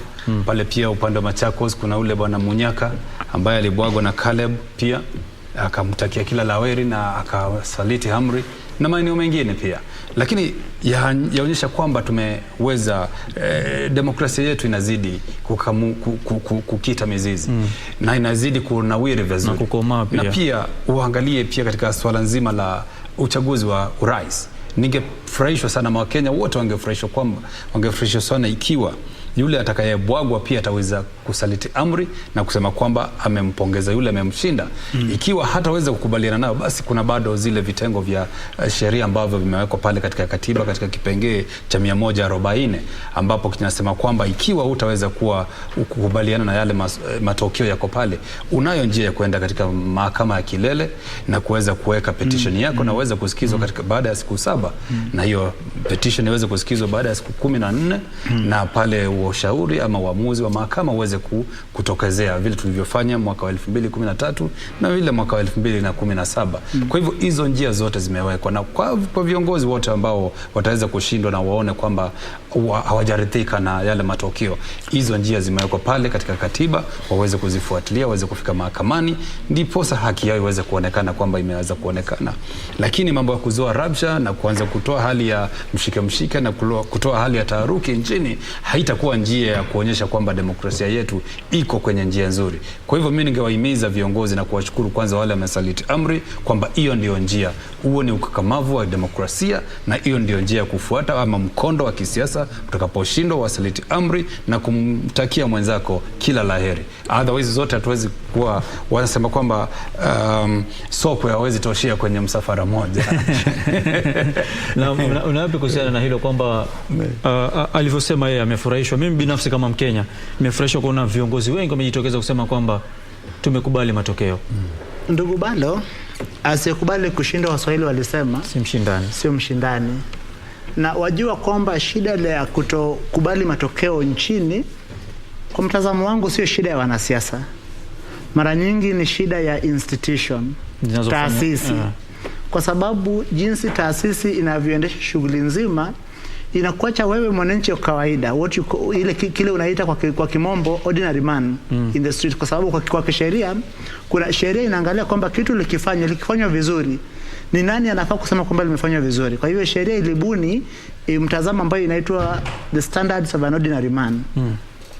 Unaangalia jinsi pengine taasisi zetu zinavyoendesha shughuli, na wewe kama mwananchi wa kawaida unahisi kwamba kuna jinsi ambavyo hawajafanya sawa.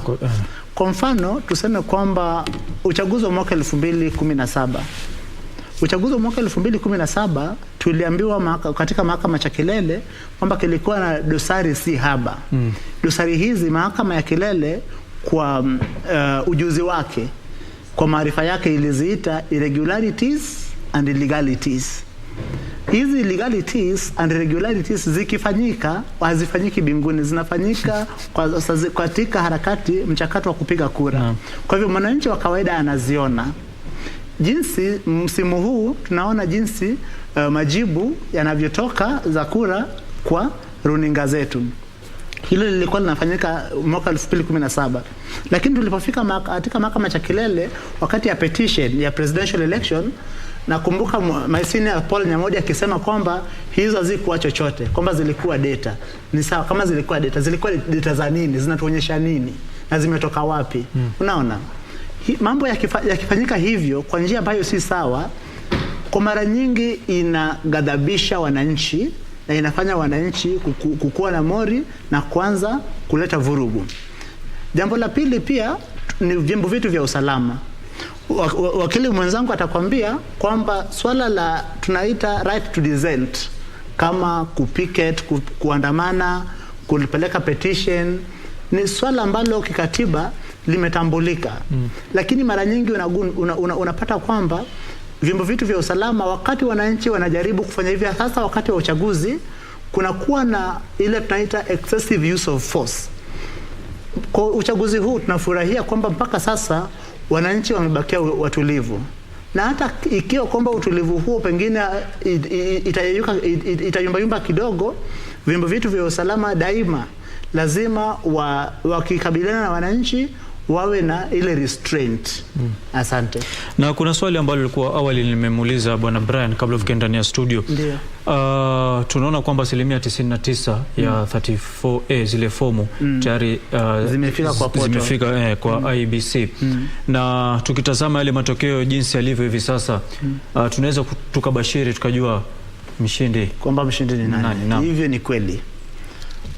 Kulingana na jinsi na zile takwimu ambazo zipo tayari, ni kwamba zile kura ambazo hazijawajibikiwa, the votes have not been accounted for, ni chini ya 5%. Kati ya hizi kura ambazo zimewajibikiwa 95%,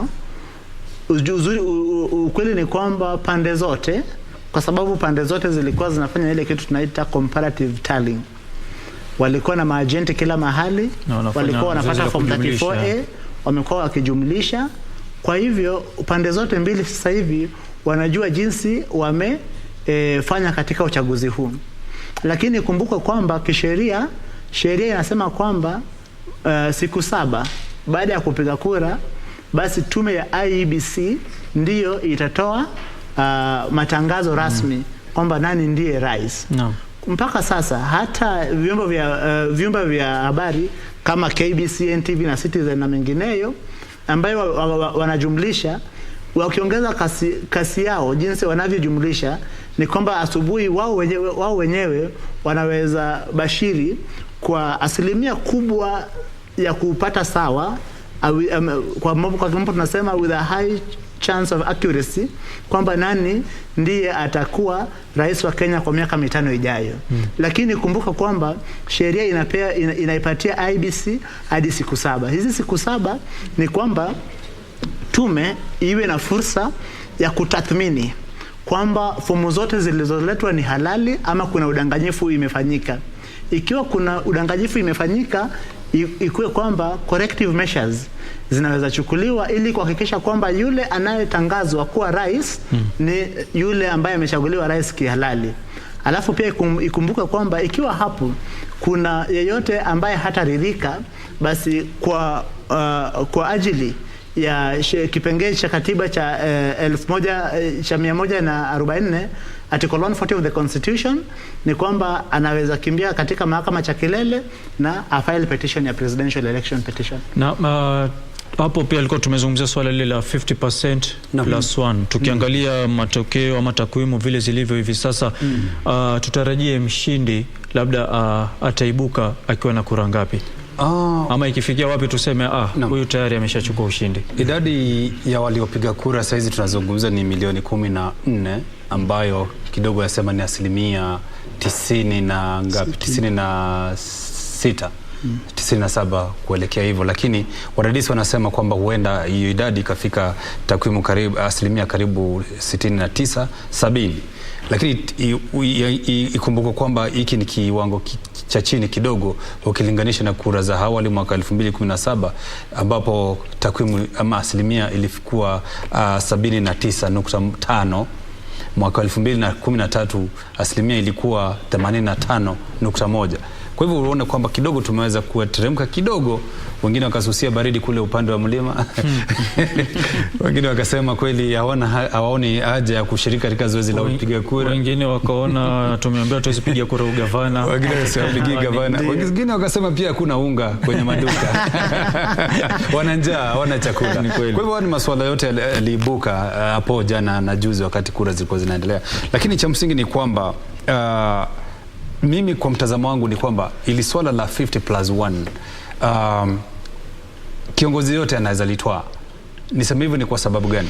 Ukiangalia takwimu ambazo tulizo nazo saa hizi ambazo kidogo zinaongelelewa na wana IBC chini ya maji, ni kwamba huenda viongozi wale tulionao kulingana na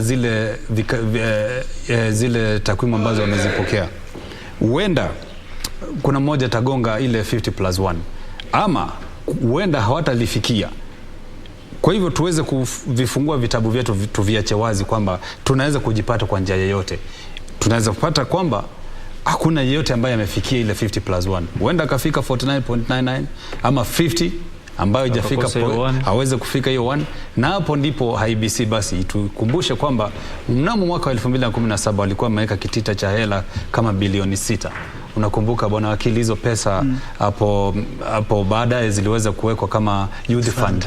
Vijana wakapewa mikopo na kadhalika. Hizo ndizo zilikuwa hizo hela. Na kidogo bwana Bran na bwana Kidi, hivi sasa naarifiwa mtazamaji kuna mshindi ametangazwa katika kaunti ya Baringo. Hebu tupate picha kutoka kaunti hiyo ya Baringo tujue ni nani na alikuwa anagombea wadhifa gani katika eneo hilo.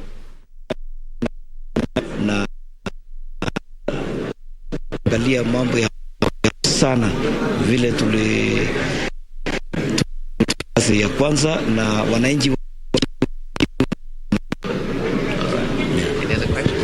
Otherwise mimi nasema tu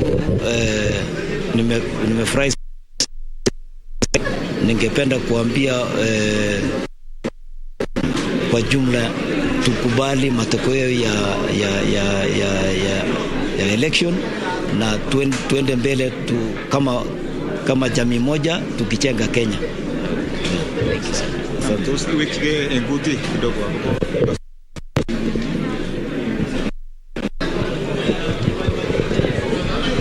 Nafasi pick up Baringo Central ayachi kazi mula wa pili, na mimi nafurahi sana kwa sababu nia yangu ni kuona ya kwamba geger maisha katastai amba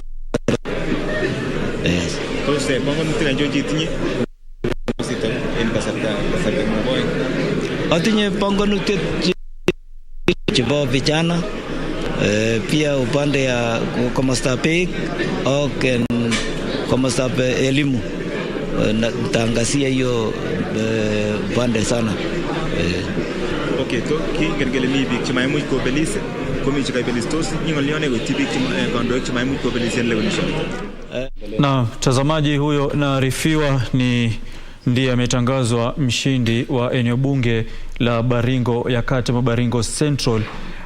Yeye ndiye mshindi wa kinyang'anyiro cha ubunge. Tukimalizia kwa haraka, maana naona tayari wazungu washaingia ndani ya studio. Kuna Mombasa na Kakamega, kura ziliahirishwa za ugavana. Je, atakayeshinda urais ama ule muungano utakaoshinda urais utakuwa na ushawishi kwenye kura za ugavana katika maeneo ya Kakamega na Mombasa, ama wenyewe washamua tayari? Haijalishi.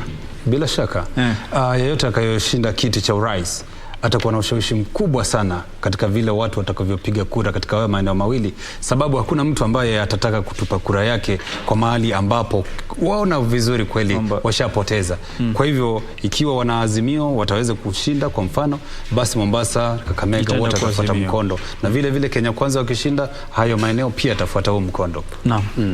Kwanza tukumbuke kwamba eneo la Kakamega na Mombasa ni eneo ambalo linaangaliwa kuwa maeneo ngome ya Azimio.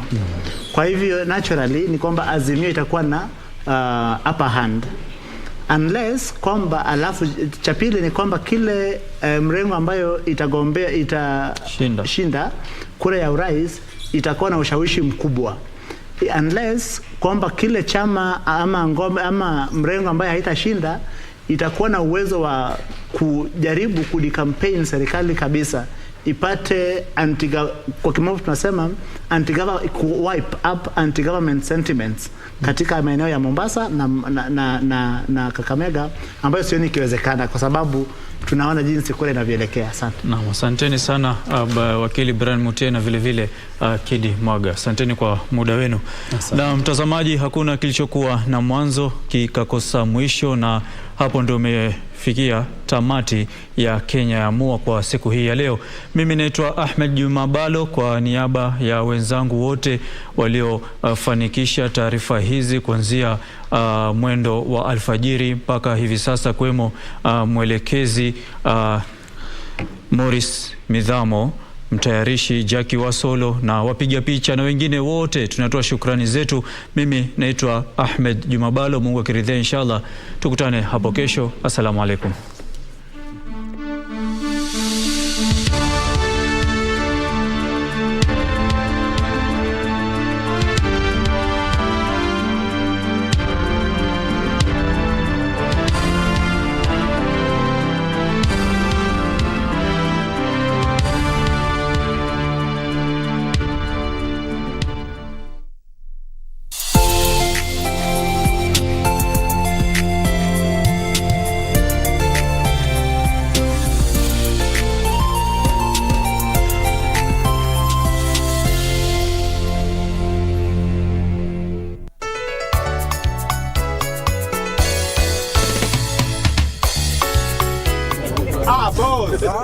Unaona venye unapenda hii kuku yako?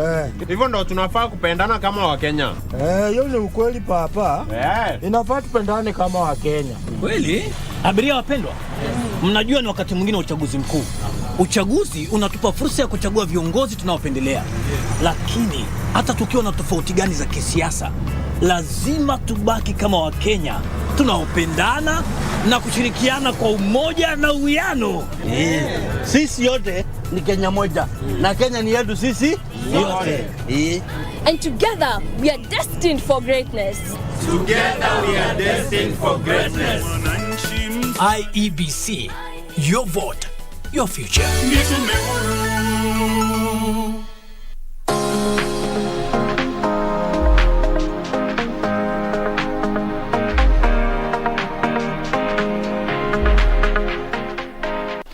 Welcome to today's self-care tips. And today we're going to look at it from a very somber point of view, because self-care is more than just taking care of yourself. It also entails taking care of your country during this pre- and post-election period. I am Irene Joroge. Now, election time is here, and of course, we know what that means. There's a lot of excitement everywhere in the air, and we're all hoping for good changes in this country. But at the same time, what should be foremost in our minds is peace. Play your part in ensuring that there's peace in this country. Let there not be any post-election violence. Because think of what it can do. If the country falls apart, what will happen to everybody? First of all, children will not go to school next year. They'll end up repeating. That's another whole year wasted. Not forgetting there was that year of COVID that ended up like that. Businesses will collapse. Workplaces, everything takes a standstill, and we are all affected. So play any words or actions that can be taken to bring anything that destroys the peace of this country. Because what we need right now is sobriety, peace, and remember that no leader, no position is worth dying for. There are very many ways to keep the peace, and one of them is to avoid getting into political arguments. For example, right now, your vote is your secret. Don't discuss. Another thing is to avoid rallies where there are threats of violence. This issue of scrambling for small amounts of cash can lead to trouble. People are getting injured, and right now the insecurity is at an alarming level. Another thing we need to think about is the prospect of becoming a refugee or an IDP. It is not funny, it is not amusing. These are things that have happened in the past, and we really don't want to go back into that deep, dark history. This has been self-care tips on how to keep safe and how to maintain the peace during this post-election period.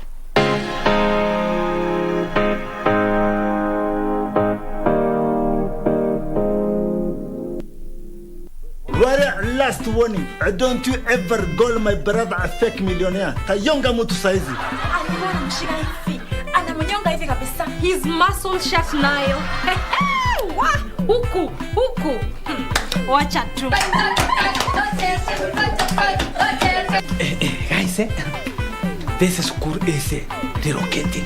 Wait, are you guys serious? Of course. How can you teach in peace when you come to school drunk every day, every morning? I'm not drunk. Nanuka tu pombe ya jana. Destiny. I wanna rule my destiny. Classmates, every Saturday on KBC. You have conducted yourself in a very peaceful manner by casting your vote. That was the civic responsibility that was expected out of you. So here's the thing. Keep the peace as you forge ahead and build a beautiful nation, not only for yourself, but even for your kids and your children's children. If you fail to plan, you plan to fail. Here at KBC Channel 1, the national broadcaster, we have a plot.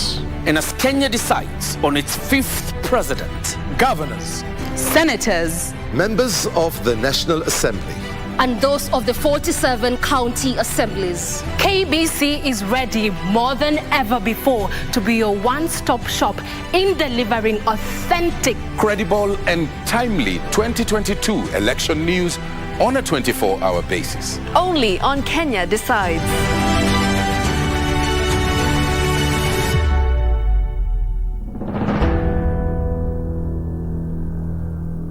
I can't believe this. My candidate lost. I'm so angry. This cannot be correct. I'm sure something went wrong and the elections were manipulated. Hey, my favorite candidate lost too. That's okay. You know the saying, it is better to lose gracefully than to win shamefully. It happens. Sometimes you win and sometimes you lose. Yes, that's true. My favorite candidate won this time, but next time it might be yours. Elections is a bit like playing a football match. Your team may win and the other may lose. Is that not right? Any sports person would confirm this. This message from Miss Carol can give you context. Hello, my name is Carol Radul.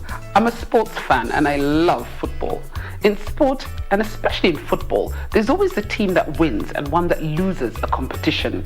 Keep in mind that both teams prepared hard for the game and all expect expected to win.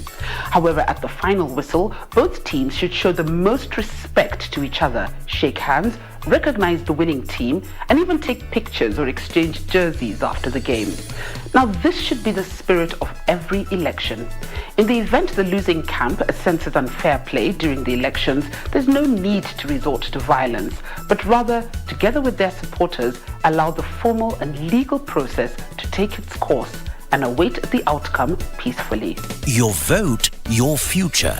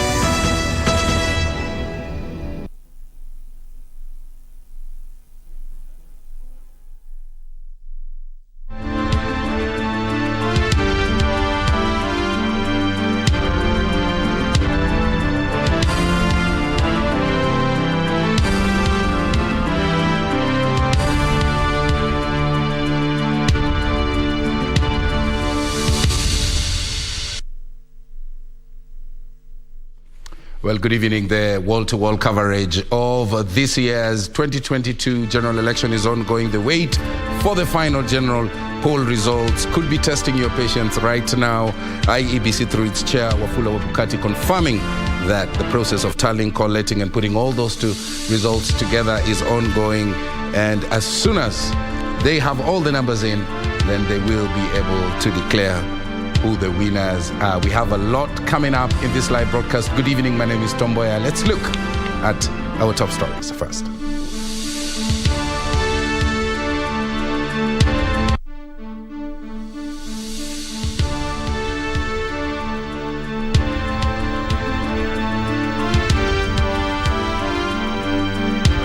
"99% of presidential results already transmitted to the National Tallying Center." The RO realized that the results pasted on the container were different from the results that were brought. But now we have to investigate it further. We have taken in custody the PO, and we believe that he will be able to tell us exactly what transpired. 2 IEBC presiding officers arrested in Narok for posting inaccurate results. And residents of Eldas in Wajir County finally cast their vote in a postponed exercise.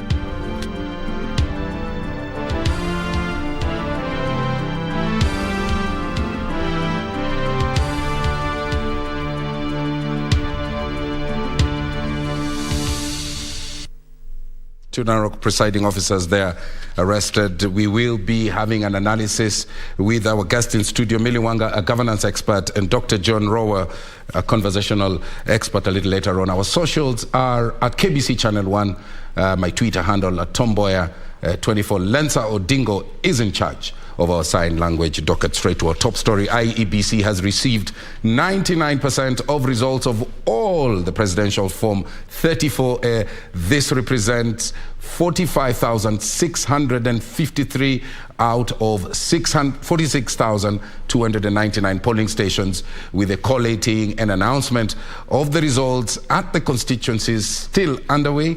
During a brief presser earlier today, IEBC Chair Wafula Chebukati saying that while the law provides that the Commission announces the results of the President-elect within 7 days, the Commission shall endeavour to conclude the exercise at the earliest time possible. Let's look at that report in more detail. Results from different polling centres continue to stream into the Independent Electoral and Boundaries Commission website as the electoral body awaits for the returning officers to bring the physical forms of 34A and 34B for verifications. They will physically deliver the National Tallying Center here at Bomas forms 34As and 34Bs. The commission is up to task even as voting in Elders Wajir County continues, a day after the actual voting day due to insecurity concerns in the region. That voting in that constituency commenced today at 6 a.m. Chebukati further acknowledged a few errors recorded in Rakware, Rongo, Migori County, as well as Anabkoi and Sabaot. Result from 34A from Rukwaro Market polling station, Rongo constituency, Migori County, was erroneously transmitted. The commission will await for the original Form 34A from the returning officer, validate it with the presidential agents, and thereafter replace the said image in the portal. As of the last briefing, the electoral body says 65.4%, representing 14,164,561 Kenyans, had cast their votes out of the 22 million registered voters. 97.4% of the results of Form 34A have so far been received, representing 45,038 out of the 46,229 polling stations. Meanwhile, to ensure transparency and effective communication, the IEBC has set up a media center within the National Tallying Center. The Bombers of Kenya, where journalists have been converging to disseminate information.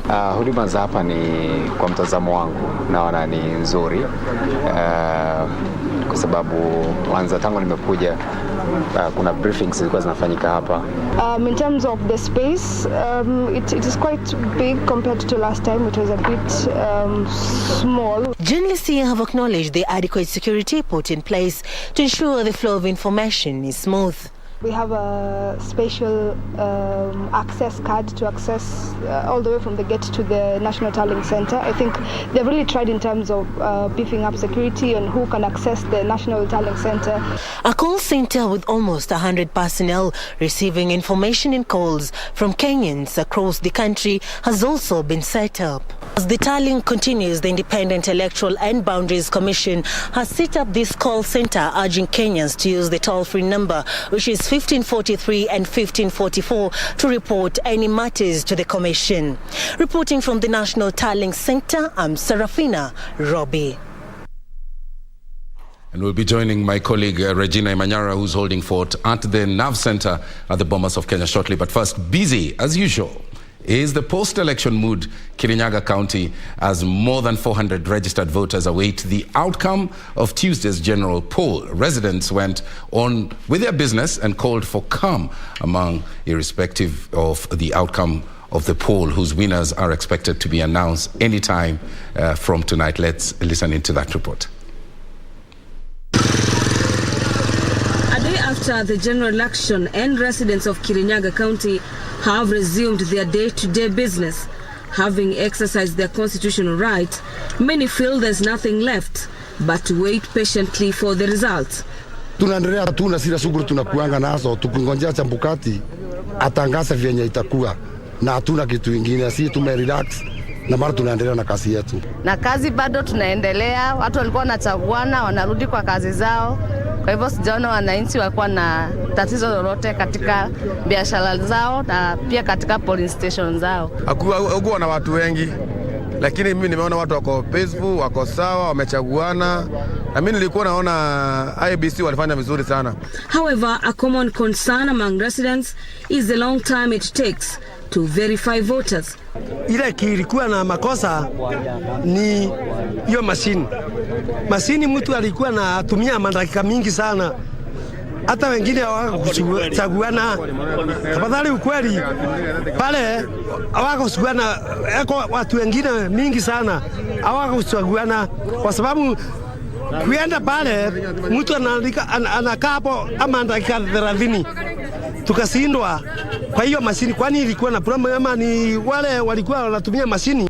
With the Independent Electoral and Boundaries Commission pledging to announce results within the stipulated time, Kirugoya, Mwea and Kianyaga residents are calling upon the elected leaders to prioritize lowering of the cost of living. Juu ya vijana kama mimi, mtu yoyote alichaguana, ulikuwa unachaguana ukiwa pande hii ama pande hii. Sasa mwenye atachaguliwa tuwe tumesikana pamoja, ndio tuendeze uchumi pamoja, Kenya iendelee. For Prime Edition, I'm Gladys Mongai. Well, some of those hiccups that have been articulated by those voters will form part of our conversation a little later on. Remember, we have a panelist, Millie Luanga, governance expert, as well as Dr. Robin Rohr, a conversational expert. They will be dissecting and looking at some of those aspects of the elections as we wait for the results to be announced by IEBC. Let us cross over to Bungoma, where my colleague Alan Aoko is. And Alan, if you can hear me, we are hearing anxiety, being the operating word for some time now. People are quite anxious. I don't know how it is like where you are. Alan.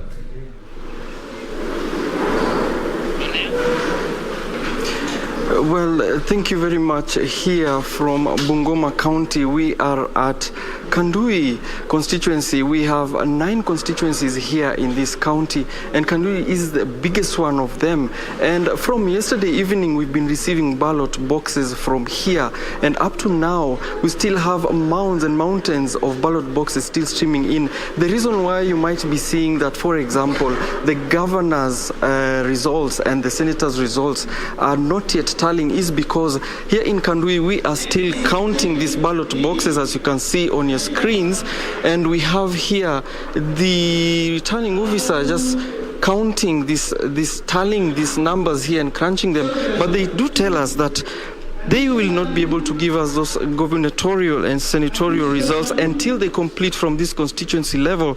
Then we'll be able to go to the county tallying center where we'll be able to see the other results. But for now, as you can see, the votes are still coming in, streaming in, and the queues were actually larger than this one. In the morning when we came, we actually saw queues from the main gate of where we are, which is Bungoma High School, where vehicles were streaming in from all corners of this constituency. And when we talked to the CRO, which means the county returning officer for this constituency, she told us that the delay is not caused due to problems in tallying the votes, but that they were trying to do work completely carefully and making sure that everything is in order, hence no delay at all in this constituency. But we are able to tell you that some members of parliament and at least one candidate for the senatorial race has even conceded defeat on this race, and that is, we can tell you, that is Jacob Machacha, who conceded defeat in the senatorial race and said best of wishes to whoever wins. And we also have Martin Pepela, who won the Webuye East constituency seat. And as we go along, we'll have to find out as we go along to collect all this information, and then we can now move back to the county tallying center where all these ballot boxes you see around you. If maybe Mr. Aweru, my cameraman, can just follow me, I'll show you a bit of what's happening here so that you're not surprised as to why this is taking quite a bit of time. This is all ballot boxes that need to be counted here, all ranging from senator to member of county assembly. So we might be here a while, Tom, and that's all right, because that's what we're supposed to do. We'll be here a long time. Later in this night, we'll head back to Mabanga, which is where the county tallying center is, just to get a clear picture of what's happening in the gubernatorial race and as well as the senatorial race. Back to you.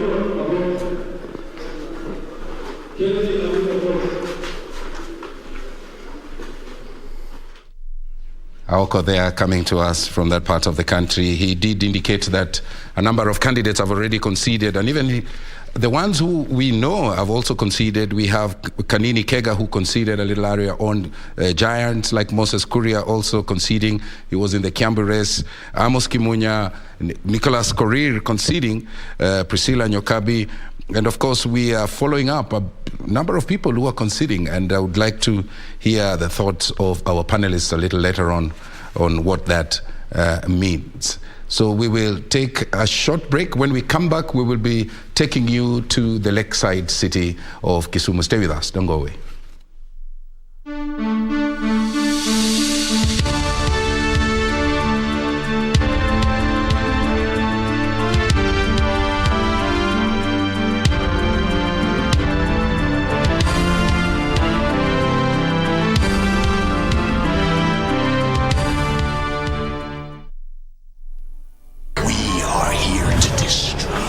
The mighty will fall.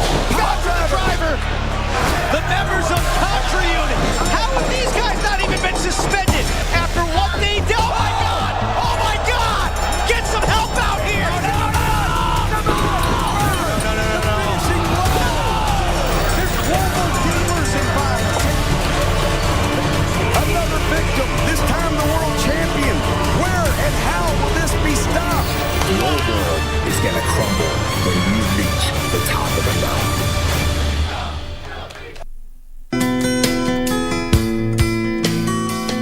Let's not destroy what we have built for so many years. So show up on the 9th of August, vote peacefully, and go back home.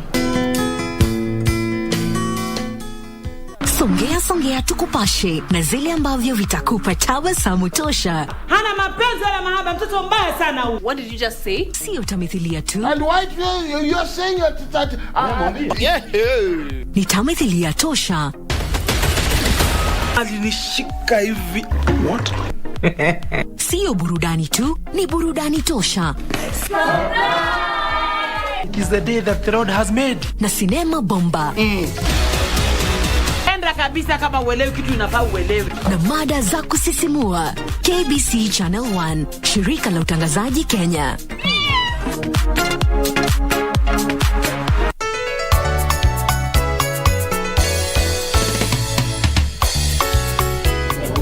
Boss. Unaona venye unapenda hii kuku yako?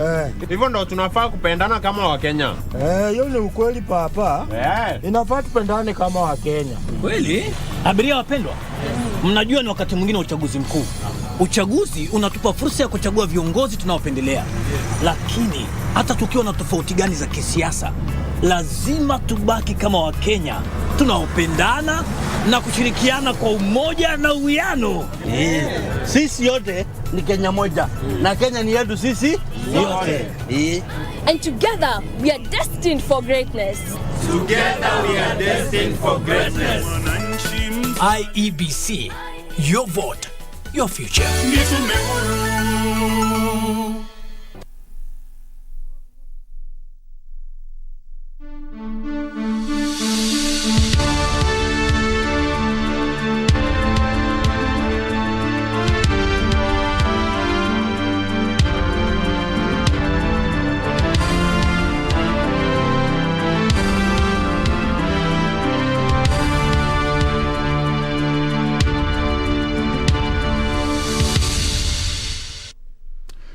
Welcome back to Kenya Decides. Now let's take you all the way to Kisumu. Kisumu Central results, we understand, are ready for declaration by the constituency returning officer Yegon Kibos. There are 6 wards in Kisumu Central constituency. Let us listen in to what updates they have for us. In the side, we have 53,000 votes. And we have 25,000 or so. Hatukupiga kura, sitaki kuwaficha. Hatukupiga kura. Kwa vile hiyo ni 62%. Wanaagina 40% wanaenda wapi? 38% wako wapi?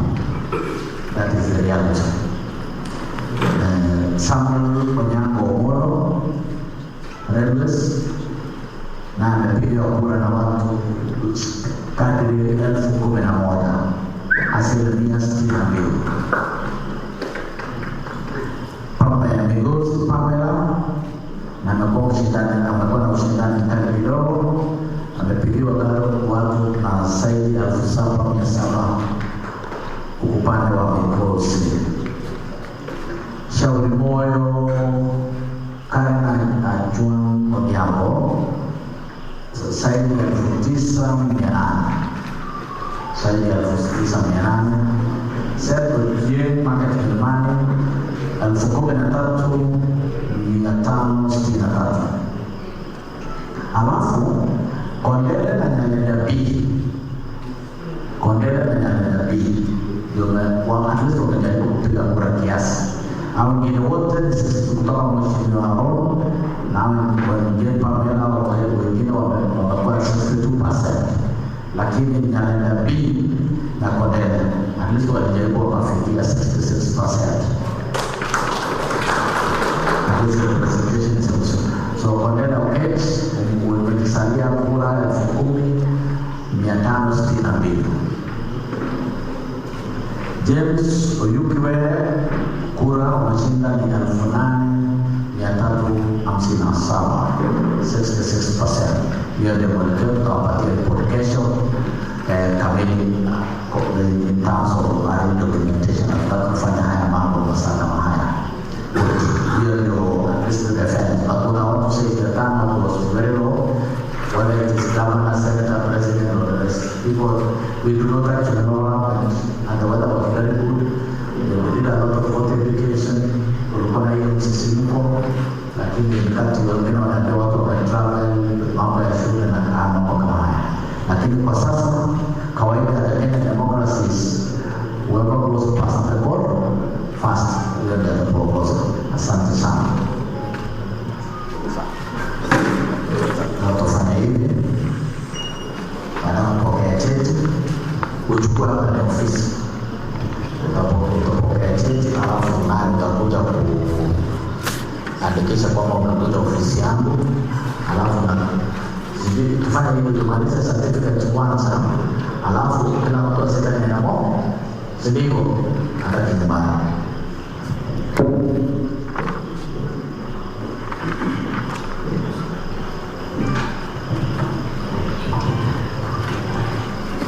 Okay.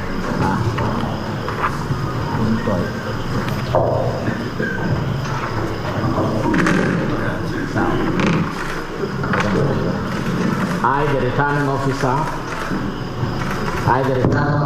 of Central, declare Pamela Warrior, ID 6057030, has been duly elected as a member of the County Assembly for Lagos Ward of Kisumu County in the election of 9th of August 2022, or under the signature of the 10th of August 2022. Ma'am, congratulations. Let the people of Lagos decide for the next 5 years. I will see the fruits of this election. Thank you very much. Speakers from Speaker.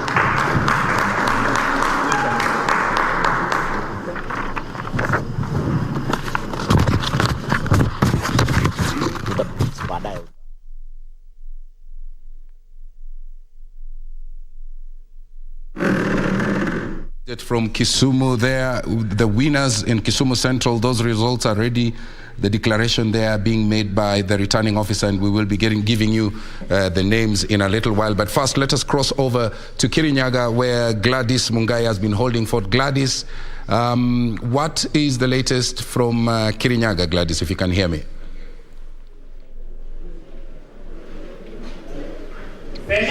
Good evening to you, Tom Boya, live from our broadcasting house.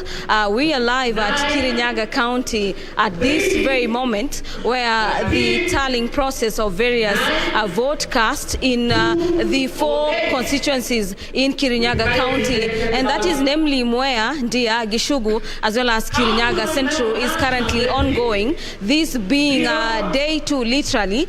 This is informed by the fact that the voting started yesterday after the closing of the polling station. It has been the same process from yesterday to at a point like now, and I don't want to really preempt on what is happening. I am joined by the county returning officer for Kirinyaga County, as well as the returning officer for this particular constituency, and I'm just going to let them tell us how the day has been.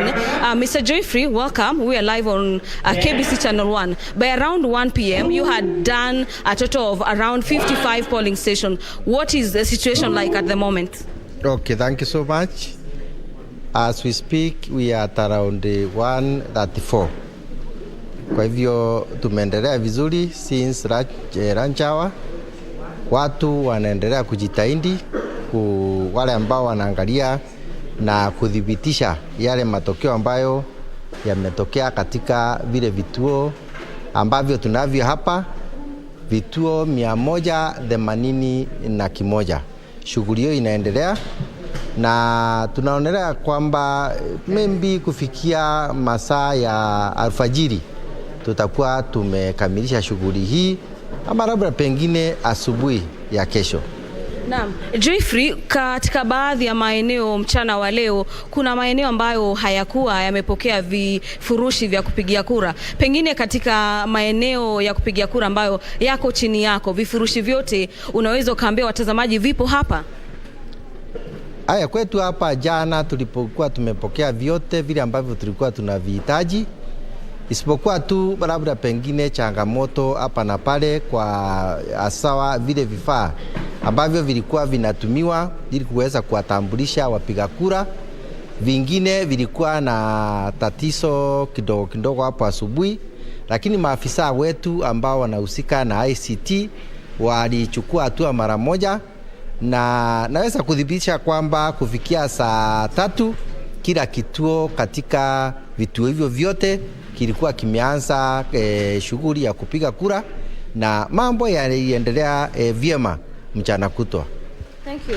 Tomboya, there you have it. Those are sentiments from the constituency returning officer from for Gishugu constituency. He is called Mr. Jeffrey Gitobu, technically telling us that they are making progress in regards to tallying of the votes in various polling stations. And of interest, this being Kirinyaga County, one of the counties that Kenyans have a keen eye in regards to the outcome of the 2022 presidential poll. I am very lucky to have found Madam Jane Gitonga, who happens to be the overall returning officer for this particular county. Madam Jane, welcome to KBC Channel 1. Thank you. Talk to us about how this region is doing in terms of voter tally. I wish to say that we have 4 constituencies, and each constituency brings its own dynamics in terms of number of polling stations, in terms of personnel. So in consolidation of votes, I wish to say that it is underway, and perhaps we can give it another 2 days before we are done. Talk to us about matters security situation. We've had cases, not necessarily in Kirinyaga, but in other parts of the country, where the tallying process has had to be halted for some time to allow for the officials as well as the security personnel to bring matters to do with normalcy. How is Kirinyaga County doing? Kirinyaga County is very calm, and security-wise, we are doing well. We have had a very strong partnerships with the security officials, and any incident or case, we have managed it through a lot of negotiations, and the voters have been very amiable, I must say.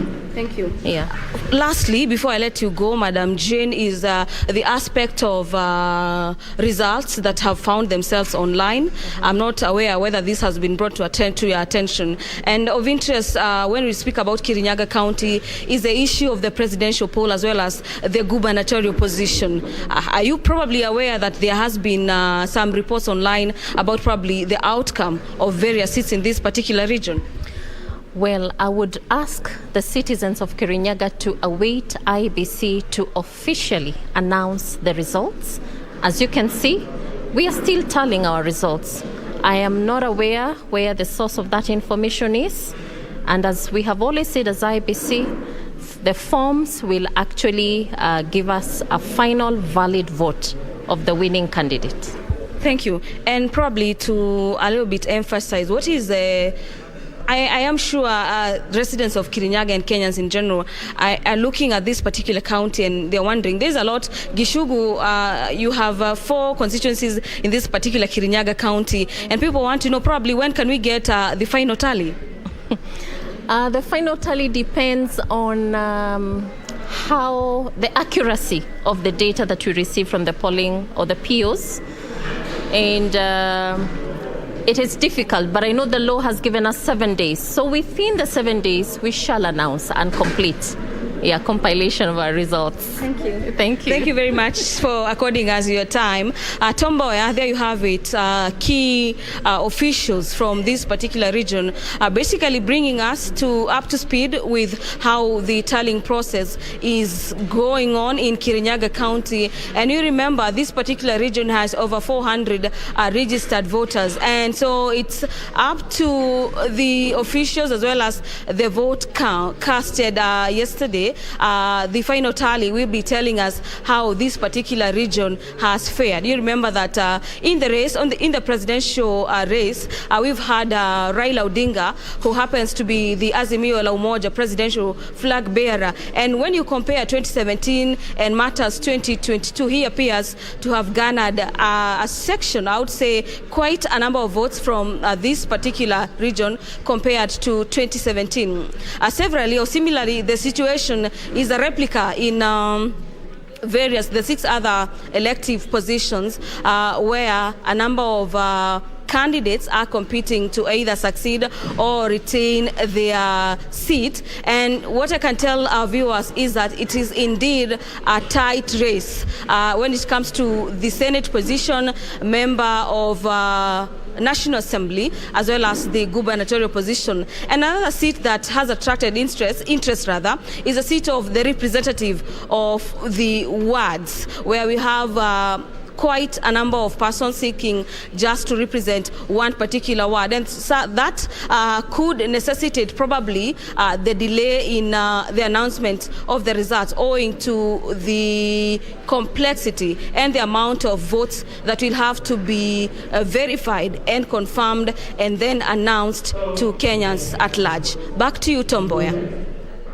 Thank you very much, Gladys Mungai, for that comprehensive update. Of course, the returning officer there giving an assurance and discrediting those reports that sometimes people post online, and appealing really to people to be patient. It's a bit anxious, of course, these are anxious moments, but she coming out strongly and appealing that we should wait until IEBC declares the final results, and she did make some projections. Probably it could stretch up to 2 days. But we'll be getting back to her in the course of this live broadcast. So right now I want to take you over to the NAV Center that is at the Bomas of Kenya. Our Regina Manyara has been holding fort there, doing a great job. Regina, what do you have for us from the NAV Center?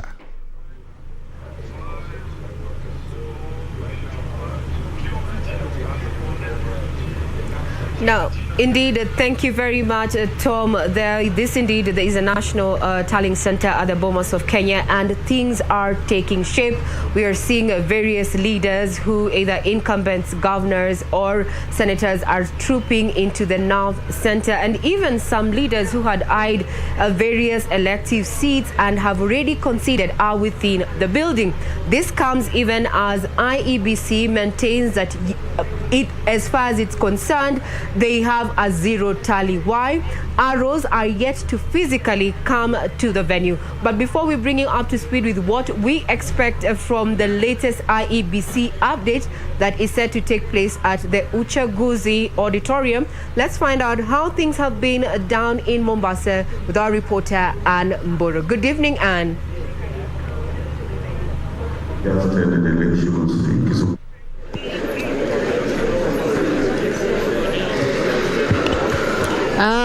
Good evening to you, to Regina Manyara from Bomas, and you're coming live to you once again from the National Industrial Training Authority in Nyali constituency, which is the tallying center of this constituency. And as you can see, Manyara, we've been here camping here for the last 2 days, that is yesterday, and it seems like today we'll also be pitching camp in this particular tallying center. As you can see, my able cameraman Shadrach Mokolo will just show you what is happening right now. You see that we have the presiding officers with the boxes ready for tallying in this particular tallying center. These boxes have been here since, they've been trickling in since yesterday around midnight, and until to date they have been here, and they will continue being here because according to the returning officer, who is John Oletaiswa, he just briefed us and told us that we should brace ourselves once again for another night, long night at this tallying center, since maybe he should be through with this tallying tomorrow morning or tomorrow afternoon. So initially we are here pitching camp. We'll be giving you updates as they come in, and as you all know, is that Nyali constituency has been able to attract 85 contestants, that is 9 members of parliament who are contesting for this particular seat of this constituency, and the other 76 are the MCAs who also want seats from this particular constituency. And Nyali constituency has a number of has 124,253 registered voters with 195 polling stations. So far, the tallying has been done on the 75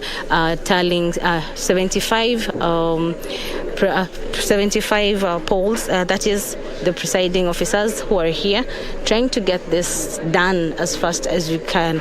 So far, that is what we have right now. And just to keep in mind is that Nyali constituency has 5 wards. That is Kazandani, that has 23,108,000 registered voters. Ziwa Langombe has 23,296 registered voters. Mkomani having 24,154.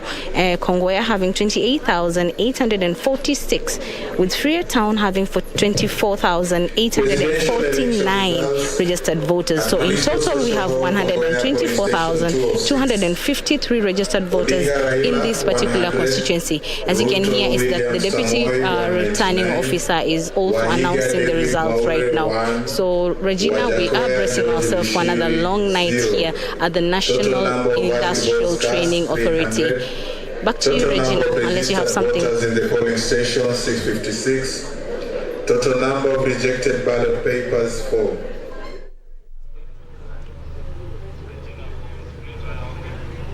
Well, thanks, Anne, for that particular update from Mombasa County. And as you say, it's likely going to be a long night there, as well as an equally long night here at the National Tallying Center, where anytime from now we're expecting an update from the IEBC chair, Wafula Chebukati. Some of the areas and updates we'll be requiring are on Elders constituency, that is in Wajir County, whose voting exercise was delayed owing to security issues yesterday and began early this day. So we're waiting to see if that has already been concluded and if tallying has begun, as well as an update from Diaje Primary School, where the voting exercise had stopped owing to logistical challenges and forced the IEBC officials there to use the manual register to have this 569 registered Kenyans there participate in the voting exercise. We are waiting anytime from now to have the respective ROs come to the National Tallying Center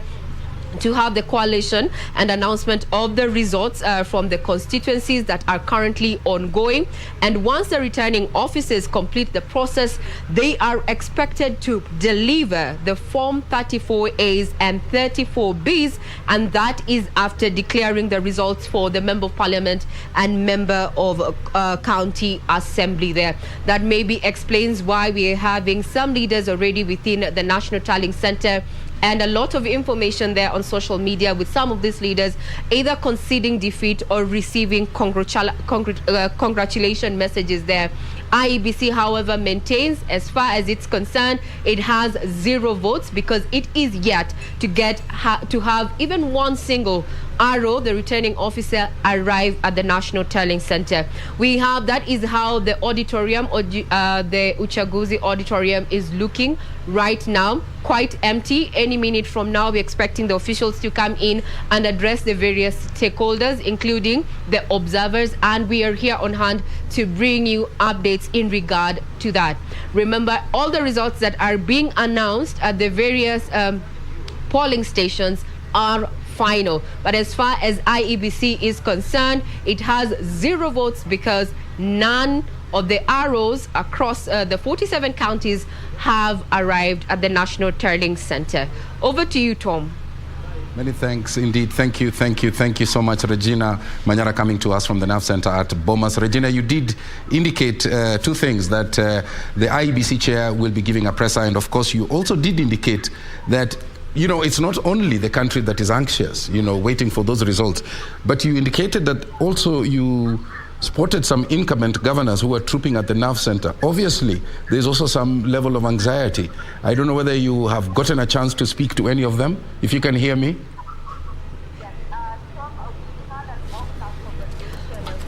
Yes, Tom, we had an off-cuff conversation with Nixon Korir, who was eyeing the Member of Parliament seat here, Ithing Nangata. And if you're aware, you've seen his social media handle saying that he has conceded defeat in that particular race. We asked him, why was he so sure that he has lost the race? And he said with the IEBC portal that is available not only to the media but also the public, he managed to download so far uploaded Form 34As, and he did the tabulation.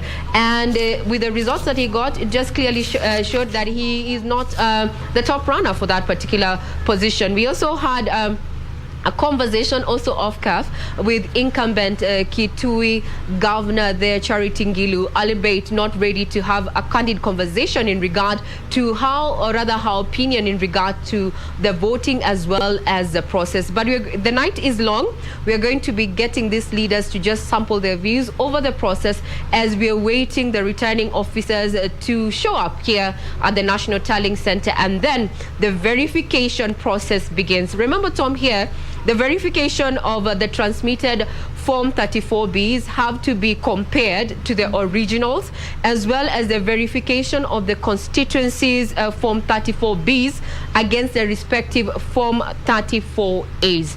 After which, then this will generate the Form 34C and confirmation of the constitutional threshold in regard to having the 25% across the 47 counties and the 50+1. And that has been a question that Kenyans have been asking since that it is seeming like a closely contested election. Maybe this is something we're likely to see. But as it stands, that's how it looks here at the National Tallying Center, Tom. And before I let you go, did they give you a sense of why they are conceding defeat before we've even gotten the official results from the national returning officer, who is Wafula Chebukati? Any indication they've given whatsoever?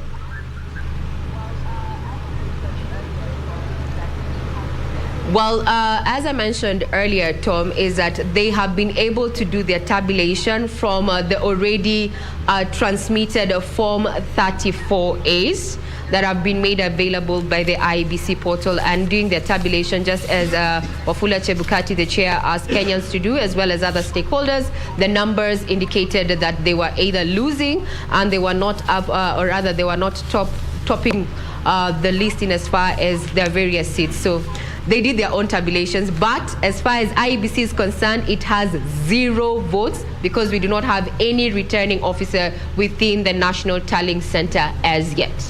All right, Regina, we'll be getting back to you. Thanks for that update for now. But now let's take you across right to Bonchari, where vote counting in that constituency is at the Tallying Center. It was temporarily halted earlier in the afternoon today. 5 ballot boxes from South Mugirango constituency were discovered at the center. Police, of course, swiftly moving in and securing those ballot boxes, and tallying resuming a little later on. Let's hear in on how that panned out.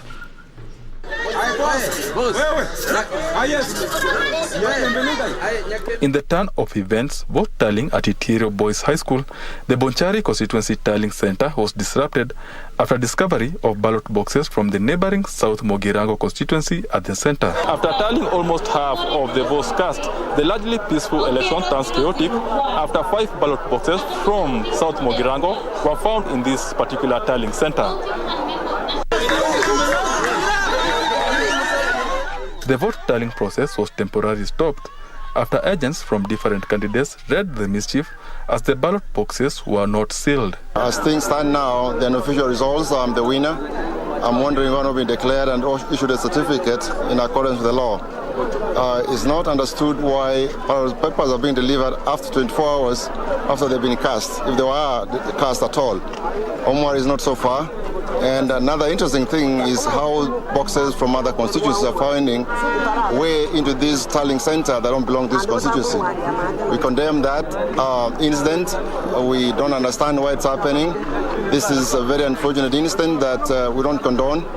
We're looking forward to a fair, credible, and free election for the constituency. However, police manning the center diffused the tension after securing the ballot boxes. Then tallying of the votes resumed. Earlier, lawyer Cliff Ombeta on his Twitter handle conceded defeat in the Bonchari parliamentary race. Ombeta posted, quote, "Bonchari had a different vision from mine, grateful for the run and the experience. Perhaps next time we may have the same view," end of quote. Benson Rioba reporting for Prime Edition. Well, moving on to Sugoi, residents of Sugoi, that's in Uasin Gishu County, say that they hope that the announcement of the presidential winner would come sooner rather than later. Why? Anxiety. This as IBC chairman assures that the commission is making all the efforts it can to conclude the presidential vote tallying at the earliest time possible. Here's that report.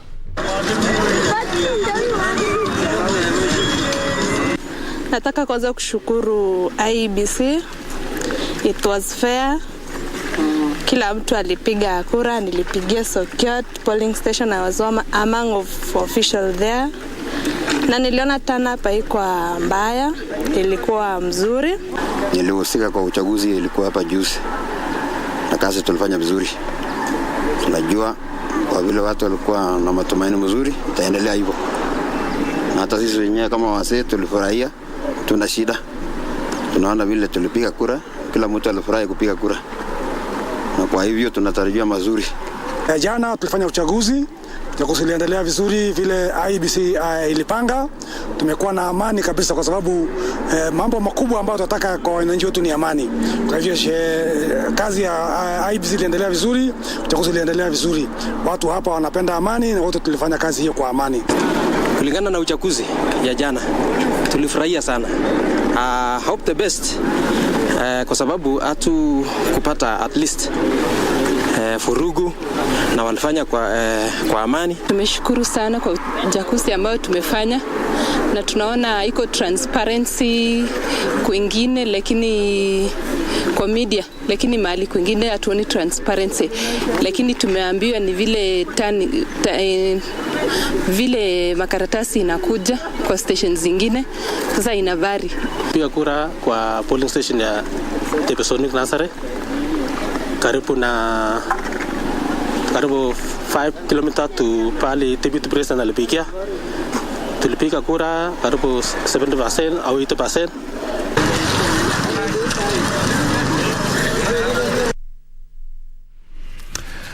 Now let's go over to Narok, and the Narok County gubernatorial candidate Moitalel Ole Kanta now wants the vote of the gubernatorial tallying to be declared null and void over alleged swapping of votes in 3 polling stations in his stronghold. Kenta further wants all gubernatorial votes counted afresh. Narok North Police Commander Frederick Shiundu said that already 2 presiding officers in those affected centers have been taken into custody as investigations into the matter continues.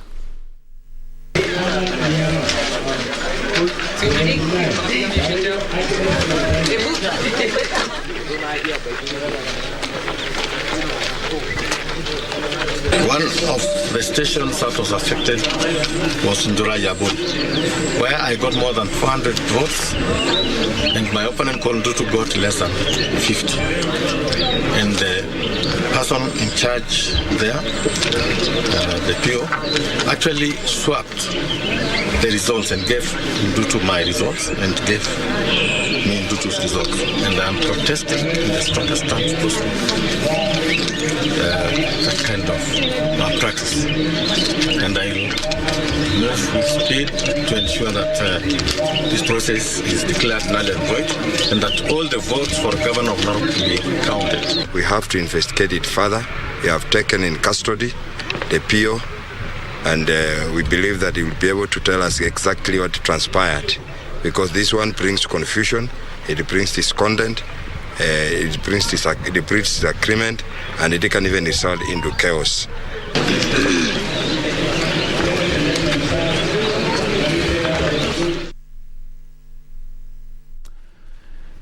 Now we move on from Narok and take you all the way to Sugoi, but I'm told that we hold on a little bit. Our reporter who are embedded right across the country are on standby just to give us updates as they keep rolling in. Of course, a lot of focus now on the numbers, arithmetic. Everyone is more interested in knowing what the numbers look like. IEBC chair has already given an assurance that they're consolidating their figures at the NAV Center that's in Bomas of Kenya, and as soon as they're ready, those numbers will be made available to us. Let's take a short break. When we come back, we will be giving you more. Stay with us.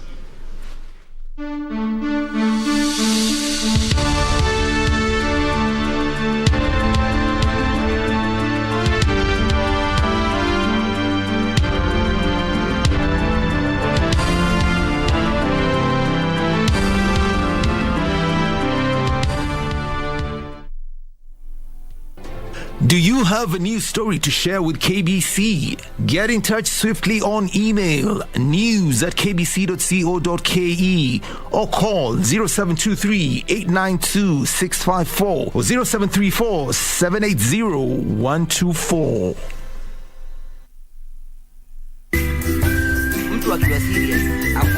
Life cannot always be too serious. Yeah, man, what's up, yeah? Allah? We've got to take some time off and laugh, laugh, laugh, and laugh. And we tickle you down with lots of laughter. That's why I'm saying I'm who is who. Huh? With satire like no other. Tell him to bring it on. Dakachapa.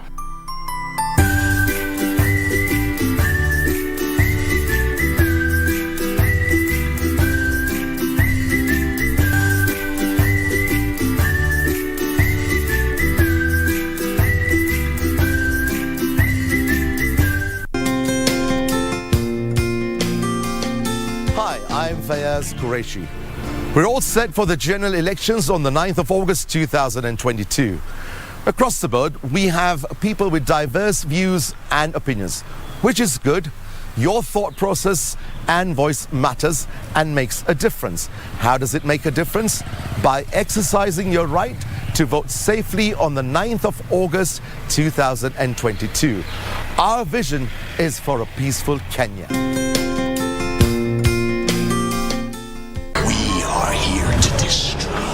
The mighty will fall. Driver! The members of Contra Unit! How have these guys not even been suspended after what they did? Oh my God! Oh my God! Get some help out here! No! There's global gamers involved. Another victim, this time the world champion. Where and how will this be stopped? Your world is gonna crumble when you reach the top of the mountain. After intensive campaigns, manifesto unveiling, and insightful debates, the home stretch is finally here. KBC has deployed its crew of professional and experienced journalists to every corner of the country, ready to bring you every angle of the 2022 general election, both for TV and radio broadcasts, as well as its digital platforms. We guarantee you a seamless 24-hour credible and detailed up-to-date news from all the 290 constituencies across the 47 counties as Kenya decides. We are here to destroy. The mighty will fall. Driver! The members of Contra Unit! How have these guys not even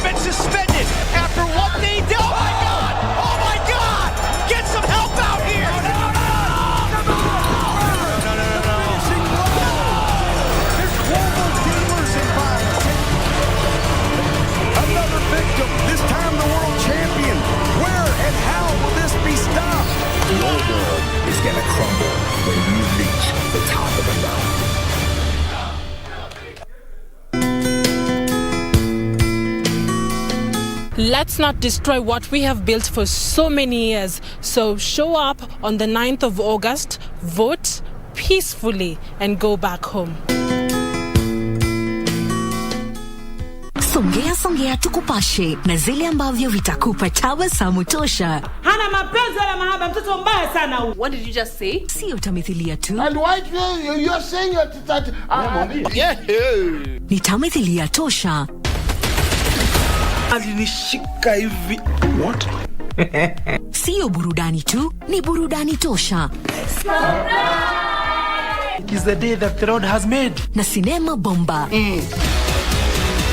Kabisa kama uelewi kitu inafaa uelewe. Na mada za kusisimua. KBC Channel 1, shirika la utangazaji Kenya.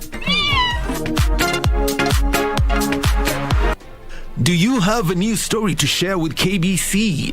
Get in touch swiftly on email news@kbc.co.ke or call 0723-892-654 or 0734-780-124.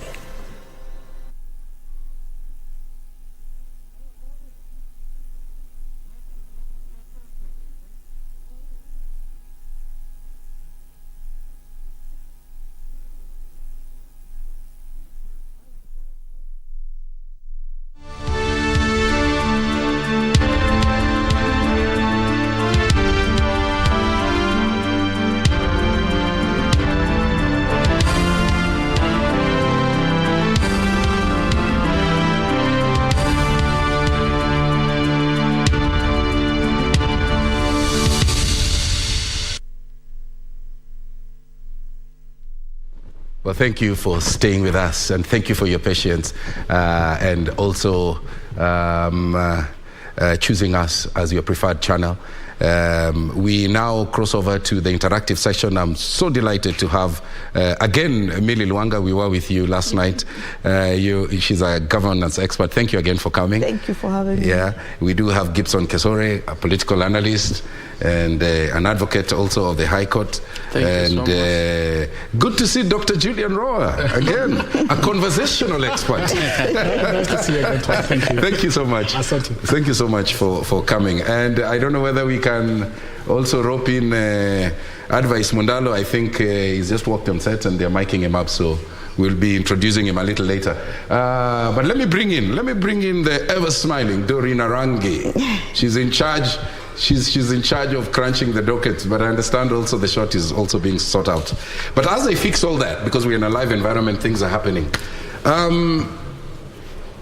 Let me start with you, Dr. There is a deep sense of anxiety out there, okay? And I want you to first just give me overall what your assessment is so far. Thank you, Tom. And first, thank you for having me. For me, what I'm seeing coming through this election event are 4 critical talking points.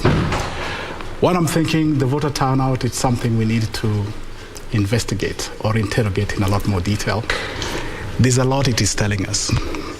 Second, I've come to appreciate that Mount Kenya as a region is a factor in the Kenyan electoral or political ecosystem. Having said that again, the media, who we have all entrusted the duty and responsibility of disseminating information and accurately, in my view, they have done a very shoddy job of it. What do you mean? What do you mean? Let's just start right there. I would like to... I know you'll be nice. Yeah. I would like to draw your attention to the very fantastic work you did with with the interviewing, or if you like, the debate of the president and the gubernatorial competitors. And I think it was a fantastic job. That should have been taken a step further in this process of yesterday that, in my view, was very, very critical. But I think the media houses dropped the ball. Instead of finding a unified process in tallying those votes so that they can be communicating one version of the truth, they all chose to go their different directions. In the process of doing that, I'm hearing some of the argument being put out there is that you're going into a portal and you're picking some whatevers at random, and then you're tallying them into your systems, and then you're flying it out there. Tom, I don't think that's professional enough. And for lack of a better word, that is irresponsible. Okay. Yeah, all right? So that I see as a big talking point. Yeah. And finally is the question of technology. Yeah. We are talking about manual verification. Mm-hmm. We are talking about manual validation before we can announce the presidential results in an otherwise automated environment. Big contradiction. Big contradiction. Big contradiction, yeah. Big contradiction. Yeah. Your thoughts, Lwanga? Very true, very true. And I think that Kenyans, for one reason or another, we are slow to embrace fully technology, except when it comes to M-Pesa. I find that very difficult to understand because most people love their parents, particularly their mothers. They love them so much. And you find people telling you they're sending money to their mother in the village. And they put it in a phone and they believe it has reached. But let me tell you other things. Even if you go to the judicial system, you now find that courts are going on, proceeding online. But the true record of the proceeding still remains what the judge or the magistrate wrote, not the recording of that process. It's not seen, is not accepted as the true record. We now have electronic images of our results being sent, but until we see the physical and the person comes there to confirm, we are still hesitant to believe it. So it's I think it's a big contradiction. There's also the aspect, remember an observer we hosted yesterday and you were there, he brought out the issue of you have to transition from a culture that you have been accustomed to over a long period of time into technology. It is true. So there is the question of how do you let go what has worked for you over the years? It is true. Change is good, but it is difficult to come through. I am one of those people who have never changed my voting station since the first time I ever voted, because I have never been brave enough to believe that I'll find my data if I move it, you know? So just that example of why we are so slow to embrace change, you know? And you find it across many people. It takes time before you'll embrace it and before you begin to use it. I remember at one point in Kenya, we were still mesmerized with the mobile phone. When our neighbors in Uganda, you'd find mama mbogas were communicating with their clients on phone. And in Kenya, we had select few people with big mobile phones. And it was still something we thought was completely out of reach. Symbol of status. Yes, and people thought that it would never happen in their lifetime that everybody would be having a mobile phone and that it would be the mode of trade. Yeah. And it happened. And very quickly. And now they've built a critical mass. And in fact, I believe part of the reason why there's a lot of anxiety in the country is because everybody has the talent center in their pockets. Yeah. So they're able to access these numbers. And Wakili, I don't know, I'm reminded of a time a colleague of mine asked me, why are you going to court to stop the migration of analog to digital? And it was a very difficult question to answer because obviously somebody has very good reasons. Yes. Perhaps they have invested very heavily in the traditional infrastructure. Yeah. And then all of a sudden technology happens and you have to flip, overnight. So there's a bit of reluctance to cross that space with very good valid reasons. Do you see us ever getting even into voting online? I hope so, Tom, because we are in an era whereby we need to transform quickly. We don't transform quickly, then we're going to be in a big problem. You remember yesterday we were actually raising an issue about the youth and the voter party in the youth. Yeah, so just hold that thought because it's so important. I would want to give you a lot more time. I understand there's something that has happened in Kasarani, so we want to cross over there. We understand there's a building that's collapsed, so let us just listen in to what's happening there. There we are. Let's listen. So we really cannot tell how long this will take, but we've set the objectives and we'll review this maybe early morning just to know, whether we will have been able to achieve objective or we need to revise.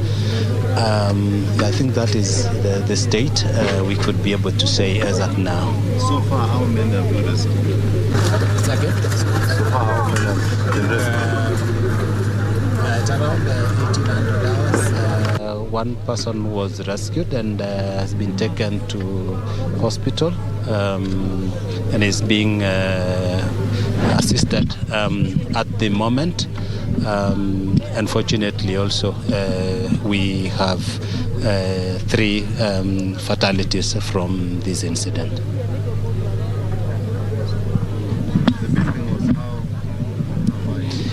It's mentioned to have been a 4-story.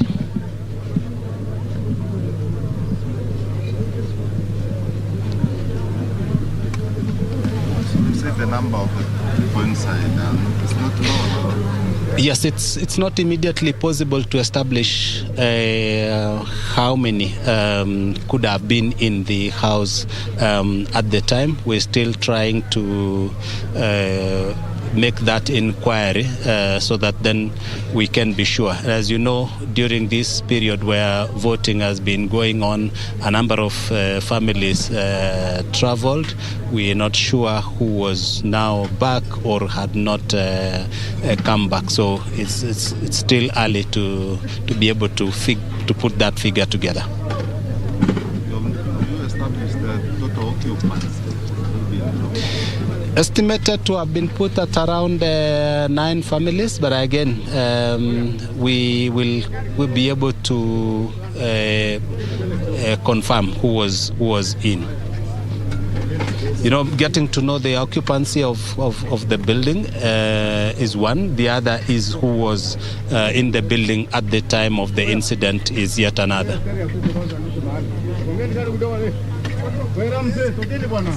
Thank you. Name? What's your name, please, sir?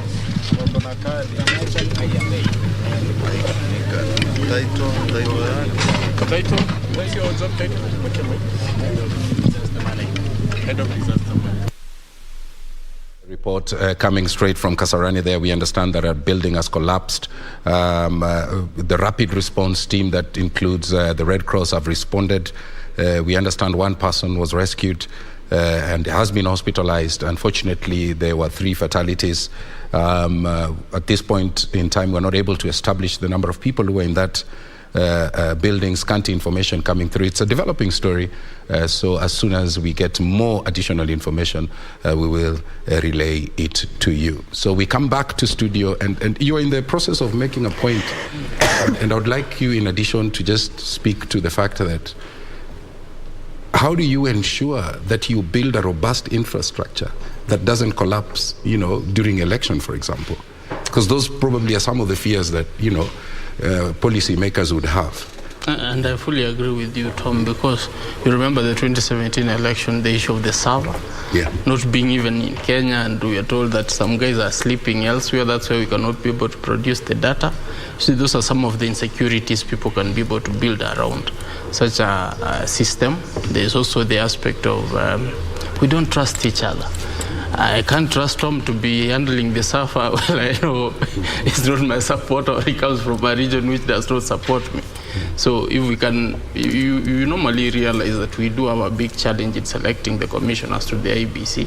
Then even selecting the person to do this is going to be a bigger challenge. For the longest time, M-Pesa's servers were in Germany. Till recently is when they were transferred here. That speaks a lot. M-Pesa was pioneered here, but the servers were elsewhere.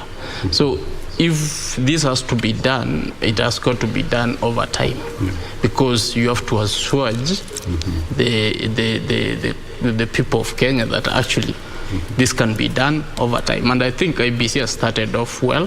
So all they need to is just to move step by step with to make very sure steps towards that. Though my biggest challenge also, as I was trying to say before we went for a break, is the aspect that there's an aspect, there's a feeling in me which, of course, is trying to tell me that, we are leaving the youths behind. We are leaving the youths behind because they are already somewhere else, across in Canada, and we are left here. Because these systems are not working for them. That's why we are having this aspect of them not actually willing to vote. If this thing was, this election was to be done via the phone, I'm sure the turnout would have been way high.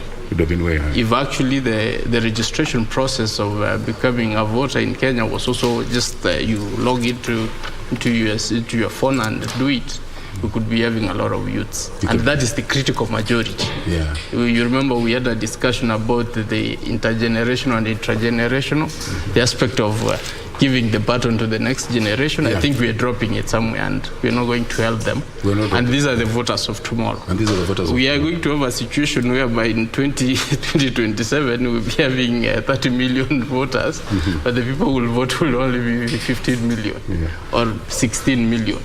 Because if we will not have transitioned to something which is appealing, the critical mass will be the youth. There's that particular challenge where I'm seeing that we might end up having that big problem. So unless IBC, unless even the contestants themselves, they need to package their messaging to be appealing to the young people. And then, of course, the government must be very deliberate because everything starts and ends with the government. With the government, so those are some of the issues, I think, which we need to look at. Yeah, and I don't know, Doreen will shortly be telling us where we are with the Form 34 is. I think 4 or 5 hours ago, we were slightly over 90%. But let me just take this question back to Daktari, because you raised it, the question of technology. We are almost hitting 100% as far as the Form 34 is concerned. And we know that the election will be lost or won at that stage. Correct. So it tells us, and the IEBC chair is telling us, hey, you know what? We have to manually wait for those results to be brought to us. And, it's a good point so that they can do their reconciliations. But then, against that background, we wave our fingers at the young people for not failing to register. And yet these are people who are domiciled in that space of technology. How do we navigate some of these things? Because Wakili says that technology is the future. It's the new currency. Okay? And in fact, there's a joke that is said that our forefathers fought so hard for us to get freedom. And that freedom, we have just lost it to our smartphones. So how do you speak to that? How do we bring that youthful demographic into the conversation? That's a very difficult question, Tom, but a very good question indeed. First, I'm thinking there's a conflict between generations. And you'll remember a week or so before yesterday, there was a dispute about whether we should have the manual register as part of this process. In what we would have thought we've already established an automated intervention. That tells you the conflict amongst ourselves. But not to beat ourselves very hard, there's so much to take away as gains or wins. The fact that today all these forms can be, or rather the information can be in a central portal almost on real time, for me that's a big step forward. You get me? And that's a very good beginning. The contradiction of the manual process notwithstanding. And I think this is unprecedented. Both if you compare it with the previous elections that we've heard, and even if you compare what we are doing now with the rest of Africa, I think we are way ahead. I'm very excited that a sitting member of parliament can concede defeat, not because it has been announced, but because he has gone into a central portal, done the tabulation himself, and just admitted without any further intervention from anybody that I have lost these elections. I think that's a beautiful place to be. We can only build from there. Now, having said that, the youth is a totally different proposition. And we can choose to look for shortcuts to address the issue there is, but I don't think that will help solve the problem. Personally, I'm beginning to see the collapse of the principle of representation as we know it. The youth are asking the question, what is in it for me? We are totally disconnected. And that is why you can see when new voters are being registered with a target of 6 million, you only end up with 2.5 million doing what? Signing in as voters. The best way to answer this question is to do a comprehensive scientific research. And I don't think we have a choice. We have to do a survey and find out what are we missing, what are we losing, so that as we seek remedy, or we seek to reverse that trend that I believe if it does not get reversed now, it will continue into the future, we are going to have a massive problem. I simply think that the youth is a different proposition. We think that we understand it. We think that we understand them, but we don't. That's what I would say. Okay. And this will continue to manifest in the future. Okay. Yeah. And we'll come back and still speak to the issue of why we are seeing a bit of public apathy, especially within that youthful segment of the country. But let me bring in Doreen to walk us through the smart board and tell us where we are at. I know she'll touch a little bit on why we are seeing different figures being projected from different media houses. The panelists, I'm sure, are eager to make some comments on that. and I mean, so what do we have? I'm sure exactly. you have a good response to that. Yeah, and we'll definitely give them a chance to do so, Tom. But just to, pick up on that question that you had there in terms of, voter apathy, in terms of why the numbers are not turning out. I mean, just looking at what also IEBC had, even before this election, we were looking at a total of 22.1 million registered voters. But even in that just number, youths comprised of only 8.4 million, 38.97%, so to speak. And the biggest question has always been, in these rallies, they form the bulk of the persons that you see there, but that does not translate to them coming out to vote, or even the voters that will be tabulated at the end of the day. But again, also, it's a bit of a disconnect, because when you listen to a majority of young people, they'll keep saying that we want a seat at the table. We also want to be included. But in what way, when they're not really coming out to be the ones making those decisions? So, I mean, it's just really quite a lot to talk about and discuss when it comes to this youthful population and why the disconnect is there. Are we likely to actually see this replicated in the elections to come? But Tom, these are things that we should also be exploring in our conversation that we have with our guests tonight. Is it, Tom? Oh yeah, absolutely yes. And once you have some results for us, we will be coming back to you. So the question of the youth. We have seen some youthful candidates, offer themselves as candidates in this election. We have also seen some big names, all right, taking a fall and conceding before even the IEBC officially announces. And you attributed that perhaps to, the character of technology. That you are able to know the general direction a process like this is taking. Yeah. Okay? Yeah. So talk to the fact that we are seeing the benefits of IT, but the takeoff is very slow. Yeah, the takeoff, in my view, is very slow because we are yet to fully accommodate the youth in the entire process, as I've explained earlier. It's gratifying to see young people actually running for elective posts, and you've said some of them have done tremendously well. But it is my submission that that is the exception rather than the rule. If you look at the process or how costly it is to run a campaign in this country, that excludes already a lot of youth.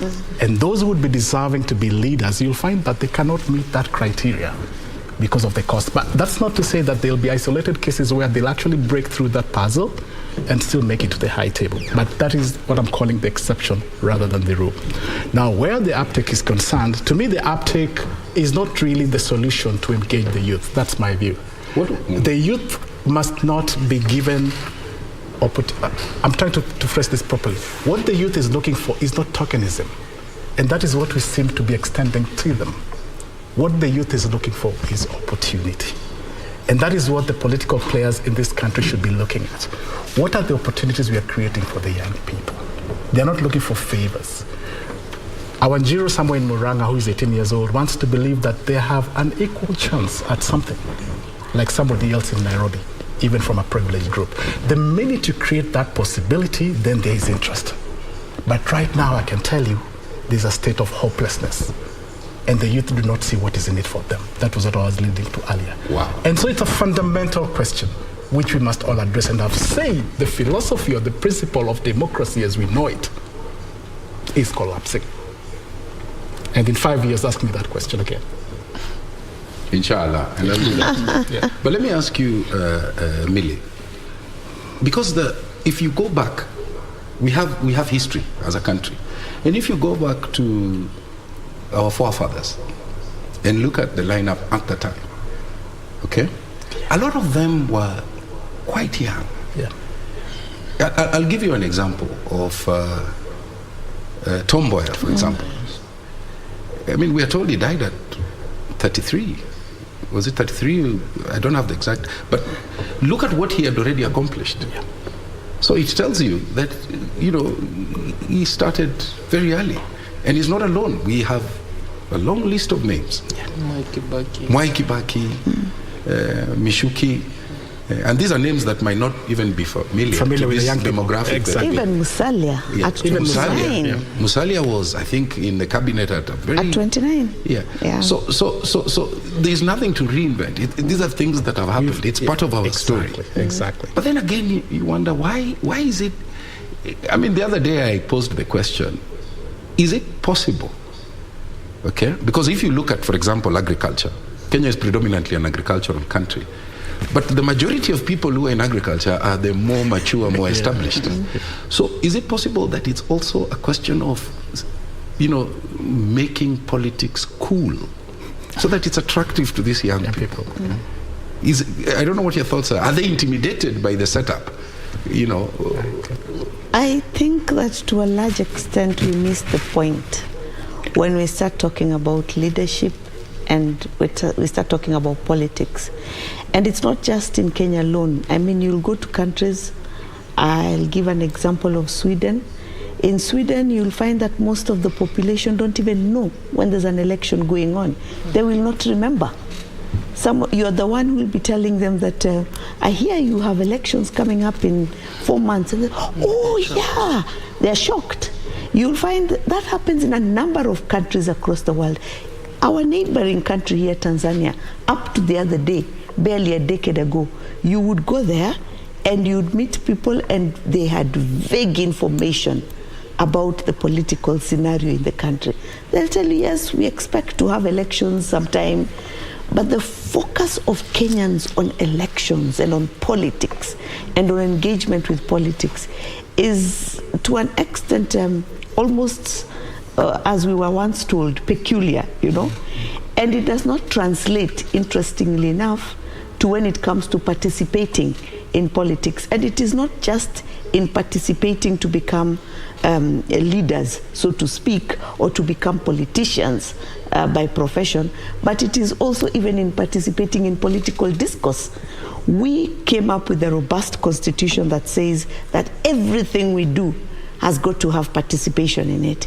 And it was a joke after we had the coalition government and we had talked about what is consultation, when there was always discourse between the late President Mwai Kibaki and the Prime Minister Raila Odinga then, that he was not consulted. And this discussion as what is consultation led us to including participation as a key component of our engagement in our democratic governance and public life. But look at what we look at as participation. If you invite people to have a discourse about issues that are important to them, if you as a politician want to pick their minds as to what you think the political agenda needs to be for the country, people will not participate. They will not be interested. They will not come and listen. They may only come if there's a rally somewhere where you're likely to hurl insults at an opponent, and then there may be something to, you know, what do they call it? There's there's, you know, catchphrases, you know. They want to trend. Yes, that you can trend, you know. Trendy. That you can easily tweet and people can follow, that you can reduce into something exciting and not something that is going to be of discourse. So I think it's a whole different thing. I also normally say, and it's a very, very minority view, that even this obsession we have with including different people different demographics in our representation, it doesn't make sense to me. It doesn't. It doesn't, because leadership is something that is inculcated in somebody by certain characteristics that they have. Not everybody can be a leader. Not all youth can be a leader. Not everybody is a leader. And not everybody can be that. And it doesn't necessarily mean that I have to have a woman or a man or a child or a person with disability in there for them to understand my issues, if my issues are addressed in a proper and systematic way. It is very, very true that there's benefit in having wider representation and wider people in there, but it is not the primary. But you see, we have really confused this conversation of leadership until now. It doesn't. It's a difficult conversation to have. It's a difficult one to have. Because look at even the 2/3 gender rule. Yeah. You come to a country where you're saying that your vote counts. Every single vote has to count. And we want people to go to the ballot and choose, but we want you to choose a person of a certain gender. You know? How do you marry the two? If you want to have that, then you must look at having a different kind of political system. You must have something like perhaps what you have in South Africa, where we select a party, and then we tell the party that make sure you give us people. So we know. You see, like the way we are seeing maps now, and we know that this party is yellow. So we expect if this party is yellow, we anticipate that you'll give us a third of either gender. This side that is blue, we expect that you'll give us a third of either gender. But we give you the party, and then you do the math, you know? But you can't then talk about your free vote, each vote counting, and also want that vote to be directed as to how it needs to go. So we have really confused this conversation, and because of many, many factors. Wakili, that confusion, would it be part of the reason why we are seeing low voter turnout, a lot of voter apathy, that the youthful demographic is feeling, hey, you know what? We are not part of that conversation. It's a bit confusing for us. It's a bit schizophrenic. You know, we don't see ourselves there. So why bother? What are you seeing? From my end, that's a very interesting discussion to have, equally as to what my other discussants have put across. I've just been wondering how rich this discussion can be. The youth, let me first speak on the aspect of the youth. The youth are on a very interesting lot. I think at some point, we never anticipated to have such a robust youth who feel neglected. Once they feel neglected, they pull off. They just concentrate on things which I think appeal to their minds. So when you're telling them that you want to vote, and the same people who have been in office are the same people who are contributing to their employment, money being stolen left, right, and center in chunks, and nothing happens, then they're like, why do it? For what reason? Why should we even go vote for such people to go and steal? No, that is also one aspect. The other aspect is that these people, their agenda is not actually appealing to the youth, because they're not talking anything close to what it is that the youth are associating themselves with. You know what I find interesting? Yes. Is every time you hear, and I say this with tremendous respect to the leadership or politicians, it's a bit confusing the way Millie said, there's always, we are building for the youth. We are building for the youth. We are building for the youth. So what's the matrix that then guides that process of building for the youth? Building for the youth. Because you always hear that. You know, you are the leaders of tomorrow. And this is where Tom was telling you, we have dropped the ball. It's like, I don't know whether you have a son. You tell him, my son, you know, I want to go build your house in the village. The gentleman has grown in Nairobi, but you're telling me you're building your house in the village. He will be looking at you like, okay, he might not say no because you are the father. It's like, go ahead, do your thing, but I'm not going to stay in that house. At the back of the mind, he'll be telling you, I'm not there. So that is the kind of disconnect that I think we are having between the politicians and the policymakers. Yeah, and I'll come back to hear what Millie has to say about the aspect of the older generation being raised for obedience and the younger ones being raised for freedom and power and storming out. But let's, an instant gratification. But let's go to Kasarani, where I understand Jacqueline Macharia she has rushed there when we received the news that Kasarani, there's a building, a 4-story building that collapsed. Is it Jacqueline Macharia, or who do we have? Yeah, Jacqueline Macharia. Yeah. There she is. Jacqueline, we understand that, one person was rescued, he's in hospital, and that 3 people died. Would you like to confirm that for us, Jacqueline?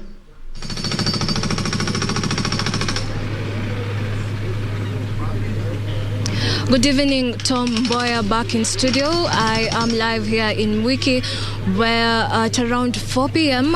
For a story building here collapsed, and we have so far 3 people have been confirmed dead, and as you can see behind me, they're still continuing the rescue mission. I am joined by the Dr. Michael from Red Cross, who can shed some more light and tell us how far they have gotten with the rescue mission, and maybe to tell us more on what exactly happened at this story building. Welcome, Bwana Joy. You can tell me, Bwana Michael, what exactly happened here, and so far how many people have been confirmed dead, and how many people have been rescued so far? Well, this is a site where we've had a house collapse that was being occupied by estimated 9 families. We do not know exactly how many people were in the house at the time of collapse. However, one person was rescued from this building and taken to hospital and is being attended to. Unfortunately, we lost 2 people here and 1 other on the way to hospital, bringing the fatalities to 3. And as you can see, we received information from the people who live around here that there are people who are trapped inside. They were just seen walking in shortly before the collapse of the building, and that is the efforts underway now is to try and do the search and rescue, and these are efforts under a multi-agency team.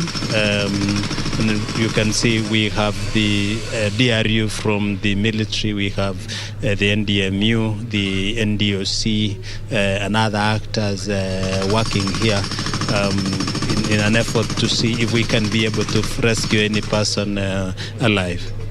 Maybe you can tell us how long do we expect to see these people being rescued, the ones who are still trapped in the building?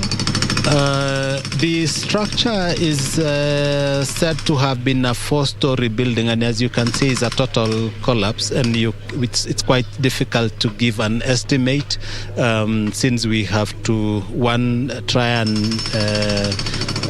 penetrate to the point where in the suspected points initially, but also we have to be able to peel off every bit to ground zero. So we will be able to know at least by maybe tomorrow around 1000 hours how long this is likely to take.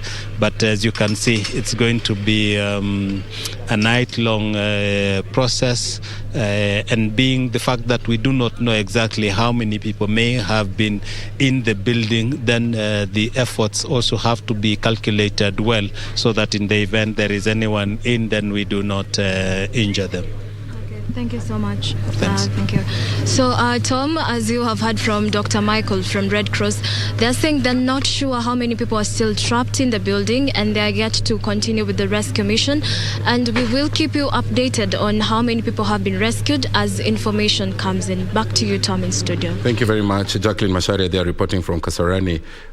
We did hear from the representative from Red Cross that, yes, it is not only a rescue, but a search first. first before we use the word rescue. So a search and rescue effort ongoing. Of course, he did indicate that there's a multi-agency team that is on the ground. We'll be keeping you updated on those events as they unfold. Let me just bring in Doreen Arangi and her guest, Advice Mundalo. We were talking about the youth. Perhaps they can go into the mind of the youth and tell us at this time when we're electing, how do they process decisions? Doreen, help us on that one. Yeah, and we're just sitting here with Advice Mudalo, who is a political and communication strategist, and he's here saying the youth do not want their time wasted. Advice. The youth want value for their time. That's what you say. Yeah, the youth want a lot of value for their time. The youth don't want their time wasted. The youth have so many things to do. They do not want fake promises, you say? They want real promises. But you see, on quite a serious note, when it comes to matters of voting, partly actually the youth are actually to blame for some of the issues. Because today, the literacy levels are very high. We cannot compare the youth today versus the youth like years back. So we cannot say that they are not aware of the reasons why they need to come out and vote. So in as much as yes, would want systems that are better, like I had my colleague putting it, that technology needs to be advanced to also help them. But you see, the only way for them to actually ensure this is able to happen is by them getting out, voting the leadership that has their interests at heart, so then this technology can move to the level that they want. But for as long as another person is going to make decisions on their behalf, then they do not expect another person to make the decision, and then that decision will have their interests at heart. So I would want to move quite away from the trajectory of trying to sanitize the youth and make them look right in their inefficiency to just come out and vote, and want to really encourage that as young people, me being one of them, we should be able to really come out and take part in these democratic processes, because that is the only way we are going to actually have this transformation. But again, in another light also, most of the young people, we have actually a chunk who have the willingness. But most of the young people are the new job. They have new jobs. They are young people at work. The state of their salaries is not also very high. So when you look at the cost of transport even to vote, sometimes also a challenge. So like I've met several who were telling me, I'm voting in Busia. I'm in Nairobi. My voting cost is about 5,000 shillings. So, and this young person doesn't actually have this money. Of course, we're able to really encourage these people. But of course, that also was the challenge within this election.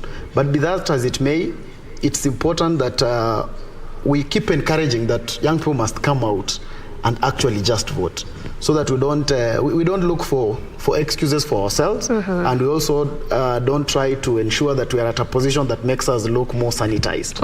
I hear you. And we'll be coming back to you, because I mean, we need to exhaust this issue of youth, also knowing fully well that they just about 8.4 million out of 22.1 million, such a very small number, so to speak, but that's coming in later. I now want us to cross over to Bomas, where our very own Ben Troy Njue is there. Ben, what do you have for us from there?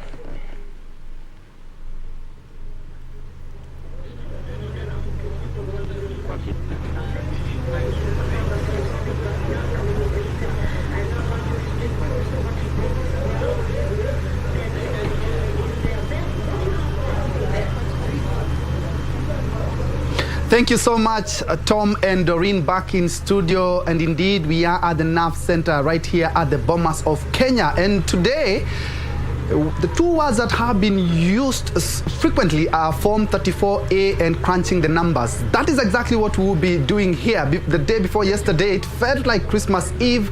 Well, today, it feels like Boxing Day, and it's actually Boxing Day for the polls, because the boxes are being opened so that we may know the numbers, who has what. And in line with that, we are keeping you afloat on the latest happening here. And let me first of all introduce my panel. Beginning from my immediate left, we have a leadership and governance expert who is Isabel Githinji. Karibu sana. Asante sana. Thank you very much. And on my extreme left, we have Professor Fred Ogola.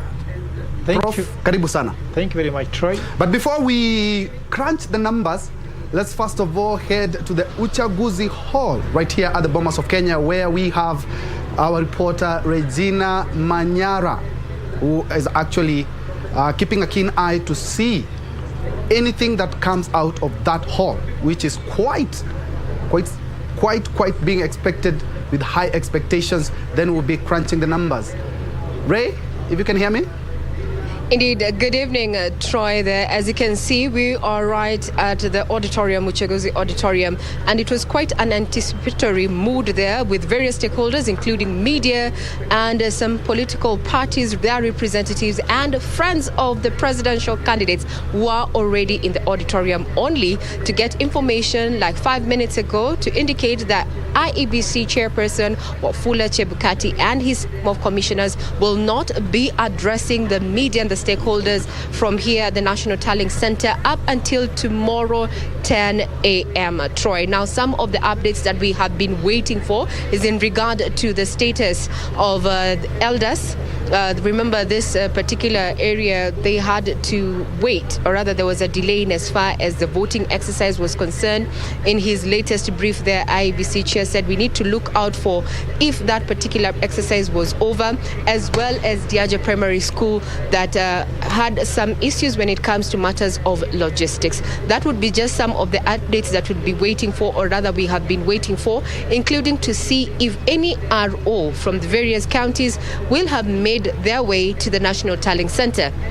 As it stands, no one has, and that's why we're just having a bit of entertainment as the various stakeholders on their evening, totally changing their plans because we're waiting eagerly to hear from the IEBC Commission in regard to where we are. Just to remind you that also IEBC has maintained that the results that have been announced on ground at the polling stations are final, and that what we're expecting is the ROs walking through this door for verification and announcement. That is a verification of what they have transmitted as Form 34As against their original Form 34As, as well as Bs against their respective Form 34As, after which we'll collate that data and announcements are going to be made. But now we hear that someone is actually addressing the media. Let's just have a keen listening to what is happening. We are here expecting the returning officers from the constituency to arrive. We expect that the earliest they can be here is tomorrow morning. The earliest they can be here is tomorrow morning. So as the commission, we see it good to inform you so that as you sit here and as you continue tallying from the online portal, you're aware that the next stage will be the arrival of the constituency returning officers. Once they arrive, they'll come to the central space together with the agents and IEBC staff so that we can verify the original 34As that will be here. So, ladies and gentlemen, be patient. The next brief will be done tomorrow morning. Thank you. There you've heard it, Troy. That is what I was alluding to earlier. That information we had received is that IEBC just recommending for stakeholders who are already within Uchaguzi Hall. This encompasses multi-stakeholders, including observers, the media, and we have friends and family of even the presidential candidates, and as well as political parties representatives therein. The first RO expected here at the National Tallying Center is expected in the morning at around 10 a.m. You've just heard from the Vice there, Juliana Cherera, advising those who are already here to better plan for their evening and be ready to have the first activity in the morning, and the estimated time being 10 a.m. So what are we going to be seeing come 10 a.m.? We're going to be seeing the verification of the transmitted Form 34As against their original, as well as the verification of the constituencies Form 34Bs against their respective Form 34As, after which the coalition of Form 34Cs and confirmation of the constitutional threshold of 50+1%. Remember, conversation with various stakeholders, including political analysts, have said that this particular August 9th election is quite a close call. And there's been also conversation in regard to what results are being transmitted by various media outlets, with IEBC maintaining, for as far as it's concerned, it has zero confirmed results. That what you're seeing is provisional until they verify what is being transmitted. Over to you, Troy.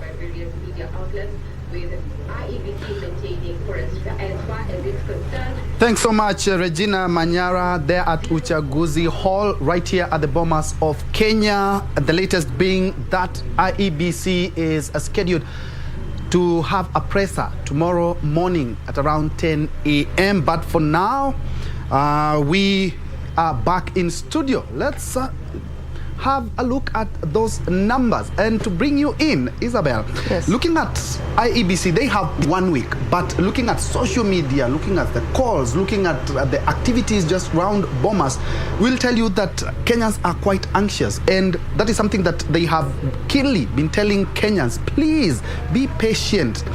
Kenyans, you have a chance to look at the portal and tabulate, but you cannot declare. Thank you very much. It is a good thing that IEBC anticipated the kind of anxiety that Kenyans are likely to have as they wait for elections, the results, the official results, and going also by previous experiences. So they opened a window, which they're calling the portal, where now Kenyans can engage with the results as have been declared at the polling stations, even as they await the official tabulation. So it is in a way to manage the anxiety of the people. And now the people, even as they are waiting for the official tallying, still they have an idea of what is being tallied. So anybody with an access to the portal and a calculator is able to just put the figures together and know exactly what it is they are waiting to hear in the next day or two, which is better to manage in terms of expectations, unlike when you are going blind, like you totally do not know what is happening and are waiting for results from the farthest corners of this.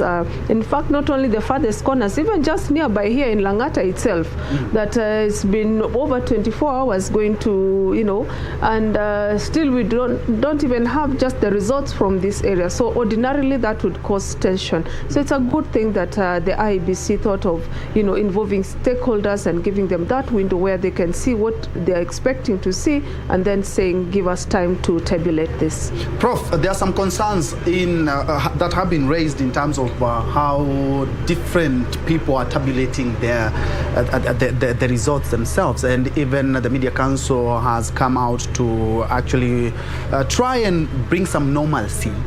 And looking at television stations, looking at online, you will see a lot of discrepancies, which of course there are some of the things that raise some temperatures. I won't call the discrepancies. I will just call them different strategies or approaches different media houses have chosen in the order. And maybe just looking at analogy in life is that some people begin by pursuing education heavily, then later they go into corporate life and family life. But others start by getting married, is when now they start figuring out education and then maybe succeed in corporate life.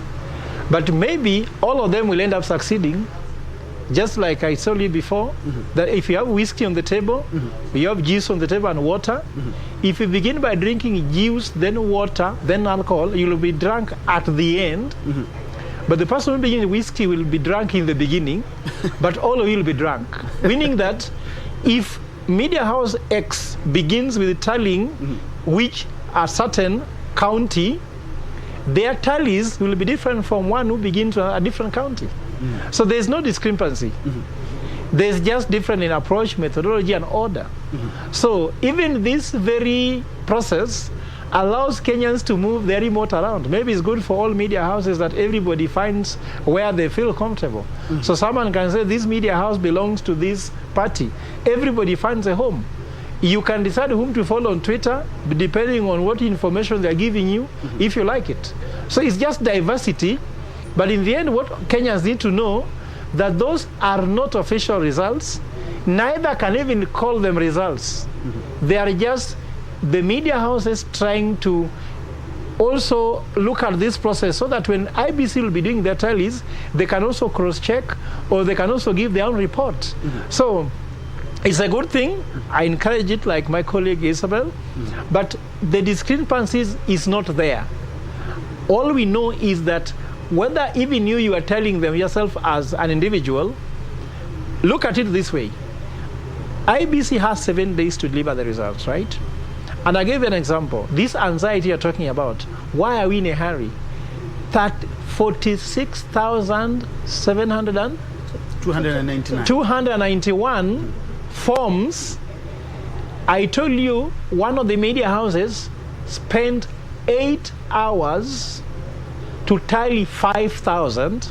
So if you do maths there, you'll find that it takes you 73.5 hours to tally the entire polling station forms, and that is minimum 3 days. We are just 24 hours, just about 24 hours from the first day. So anybody declaring results and saying we are having a win is simply misleading Kenyans. And remember, you can only download one form at a time. IBC can download them at a go and start tallying, meaning that IBC should be ahead of everybody. And actually they are ahead of everyone, they are telling them that what they are waiting for is to get the physical one, confirm, then they start running on your screens. Maybe tomorrow we shall start seeing a constituency result starting now to tabulate. And that now will be results. But also this has been a good thing. Do you know why? On the one side, results are not being declared too early to create anxiety too early and stop too many unnecessary press conferences. Anybody calling a press conference to refuse results, let them tell us which one they're refusing. Are they trying to deny results for citizens? Then they should engage citizens, not IBC. So this is a good process in Kenya, and we are like the strategy adopted by IBC. But at the same time, we still cannot congratulate IBC too early, because all this is a process. What matters the final results, which is verifiable, which is be auditable, which is transparent and accountable. And still on that, Prof, there's something that we were talking about here before, is that the Apex Court, that is the Supreme Court, did Kenyans a good one when they first of all ruled in 2017 and said that everything has to be credible, verifiable, and that is why IEBC has kept Kenyans waiting. Yes. Remember, there are very important words there. They must be verifiable by transmission and counting. So the transmission is the provisional results that now have been uploaded into the Form 34A we have in the portal. That is transmission. By counting is now the Form 34As and Bs that will be physically be brought, having been counted ballot papers which were stamped. If they were not stamped, being put in the ballot boxes, they were invalid. So the validity is proven from there. They, first of all, when they pick the form, you pick from the ballot, show everyone in the room, show that they are stamped, show they are well ticked, then count. So all that was a process on by counting and transmission. Verifiable, accountable, transparent, auditable by transmission and counting. So the Supreme Court has actually helped. And I was telling people, if you look at the Kenyan election, there's something very interesting. There's what you call the referee, which is IBC, and there's a super referee. And for the football fans, we used to have a referee making a final decision. That is a goal, that's a penalty. But nowadays we have video assistant referee, who is a super referee, who can disagree with the referee, where they say there's a penalty or there's a goal, it can be overturned. So if you are scoring a goal, for example, political parties or candidate winning, once you score, you have to wait first for the referee to say you have scored. Yes. So all those parties are kind of doing tallies. They have to wait for the referee to say this is a score. Then also wait for the video assistant referee, which is the super referee. The Supreme will say, now this election is in compliance with the regulation, and there are two words there. Irregularities should not be there, and illegalities should not be there. And that's why IBC, before announcing anything, they'll ensure there is no illegalities and irregularities. All those media houses can commit those irregularities and illegalities. IBC and Supreme Court has no issue about it. But for IBC, they must have no illegalities and no irregularities to make the election be actually valid. Indeed. And looking at what IBC Chair Wafula Chebukati talked about in his last presser, looking at the numbers themselves, 65 points. This is Kenya's biggest election yet, 22.1 million registered voters. Looking at even the media houses here, the international community, everyone is waiting for this election. But the turnout was quite dismal by any standards. Even if we add the manual voter register or those who voted, it will still be one of the lowest turnout in Kenya's history. I think this must have come as a big surprise to everybody. I think even the pollsters that had been run over time, I doubt that there's any that thought of that kind of a turnout. Now, one of the areas in which I was not too surprised was on the turnout from Mount Kenya.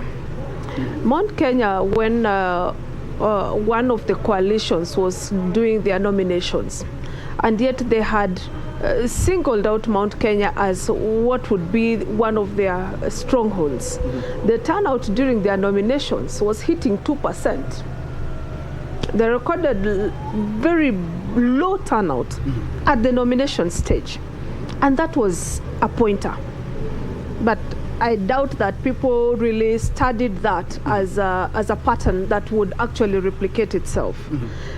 Secondly, when the audit was done on the register, which came a bit late in the day and just days to the elections, then it turned out that the majority of the voters from that, not really from that region, but the majority of the voters, as people had thought would be the youthful group, it turned the other way around.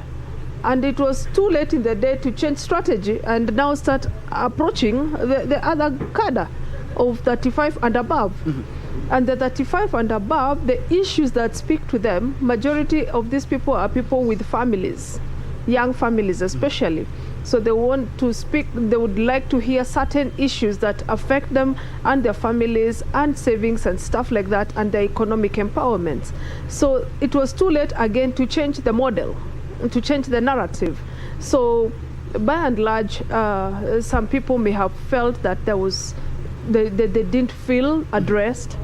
Again, when an area does not have a presidential candidate, especially Mount Kenya, they possibly would not, buy in. There was nothing in it for them. There was no calling for one of our own to go and, save, salvage, or, uplift. So perhaps those things spoke to the voter turnout as well as propaganda, because, come the night and the morning of the elections, usually there are things that happen that can cause people to, just decide, what, I'd rather do something else. I'll watch this. And it's a good thing Isabel has brought about then the matter of demographics. Prof, looking at the KPMG audit report on the voter register, it showed that young people are always there to participate in politics, but not the electoral process. And looking at how the demographics that have voted, who voted yesterday, the women and the youth. The women are forming the biggest bulk of the voting bloc in Kenya, but the youth form the biggest bloc when it comes to politics and campaigns. Yeah, so that's very true, because if you just look at it, if you could even show pictures to people, even those who can Google YouTube, When you look at rallies, those between 35 and below attended rallies almost to 90 or something more than percent. But registration, they never did. Voting, less turned out. Why so? My thinking is that youths have always known that politicians give their issues a lip service. And let me just use facts here. We had one candidate talk about hustlenomics, looking at the people at the bottom of the pyramid, but their choices did not reflect their philosophy. When it came to choosing running mate, there was no youth and there was no hustler. Because around the running mate for Deputy Ruto is not a hustler. He's a billionaire. If you look at the candidates who are being nominated, but this across the board, no one really showed they cared about the youth. Look at all the coalition. They talked about youth, promoting youth leadership, but never brought it about. If you look, for example, I'm sorry to say that some of them even nominated the candidates in some regions which were in very advanced age and denied young people tickets. So youth know very well that for ages, this is not just this election, they've always been cheated. So what they went for is, where can they eat? In a rally. Give me mine, I give you yours. I give you my attendance, you give me money. And that's the end of the story. Polling station is another story. So this is actually, the youth have known that politicians are not faithful to their vision and their mission. And therefore, they also know how to deal with them. And that's why you see them turning out for rally, because they make money. In polling, they have no future in it because their policies are never taken into consideration. And if you're keenly following us since we started this broadcast, is that on your screen, we are also ensuring that you know how the MPs, senators have performed. And of course, in Kenya, conceding is quite, Isabel, conceding has been quite something. Mostly we hear, kura zangu zilifanya hivi, with their intimidation. There are so many excuses. But for the first time ever, we haven't seen anybody come out to castigate how the electoral process was. And we have seen some have even conceded without all the votes being counted, and some have even congratulated the winners. Indeed, our democracy is growing. Democracy is like a tree. If well nurtured, it keeps growing. We are not where we started. We are going somewhere, and so far we have registered very good progress. One of the things that would speak to this issue is the manner in which the elections have been conducted. When a process is open, the rules are set, and everybody can see that the rules are set, are being followed, and the process is open, so that, and it's also easy to understand, so that even the most local mwananchi can be able to, just using their own, assessment and say that this process is fair. When it is fair, when it is open, when everybody understands the rules, then it is natural for people to then appreciate and accept the outcome. And Kenyans have also come of age in a way that they are able to, and that narrative started being pushed towards as we neared the elections, that begin to detach yourself emotionally from your candidate. Because at some point, now results are going to be given, and a candidate, this is going to get the result and the other one. But you as a voter, this is not your result. This is the result of that candidate. There is no loss for you as a voter, because the person who wins that election automatically becomes your leader. So the voter was taught, and that goes to civic education, that you know what, you push them up to the line where now they go for the race, but up to there, you just step aside. It is not your race, it is not your loss, it is not your win. However, there'll be a leader, and that leader will be your leader. So once the leaders then know, the candidates know, that you cannot go back to the electorate and say, cry to them because you have lost, and expect them now to come out. Kenyans have come of age to say, you know what, no, it's my country, I am not going there.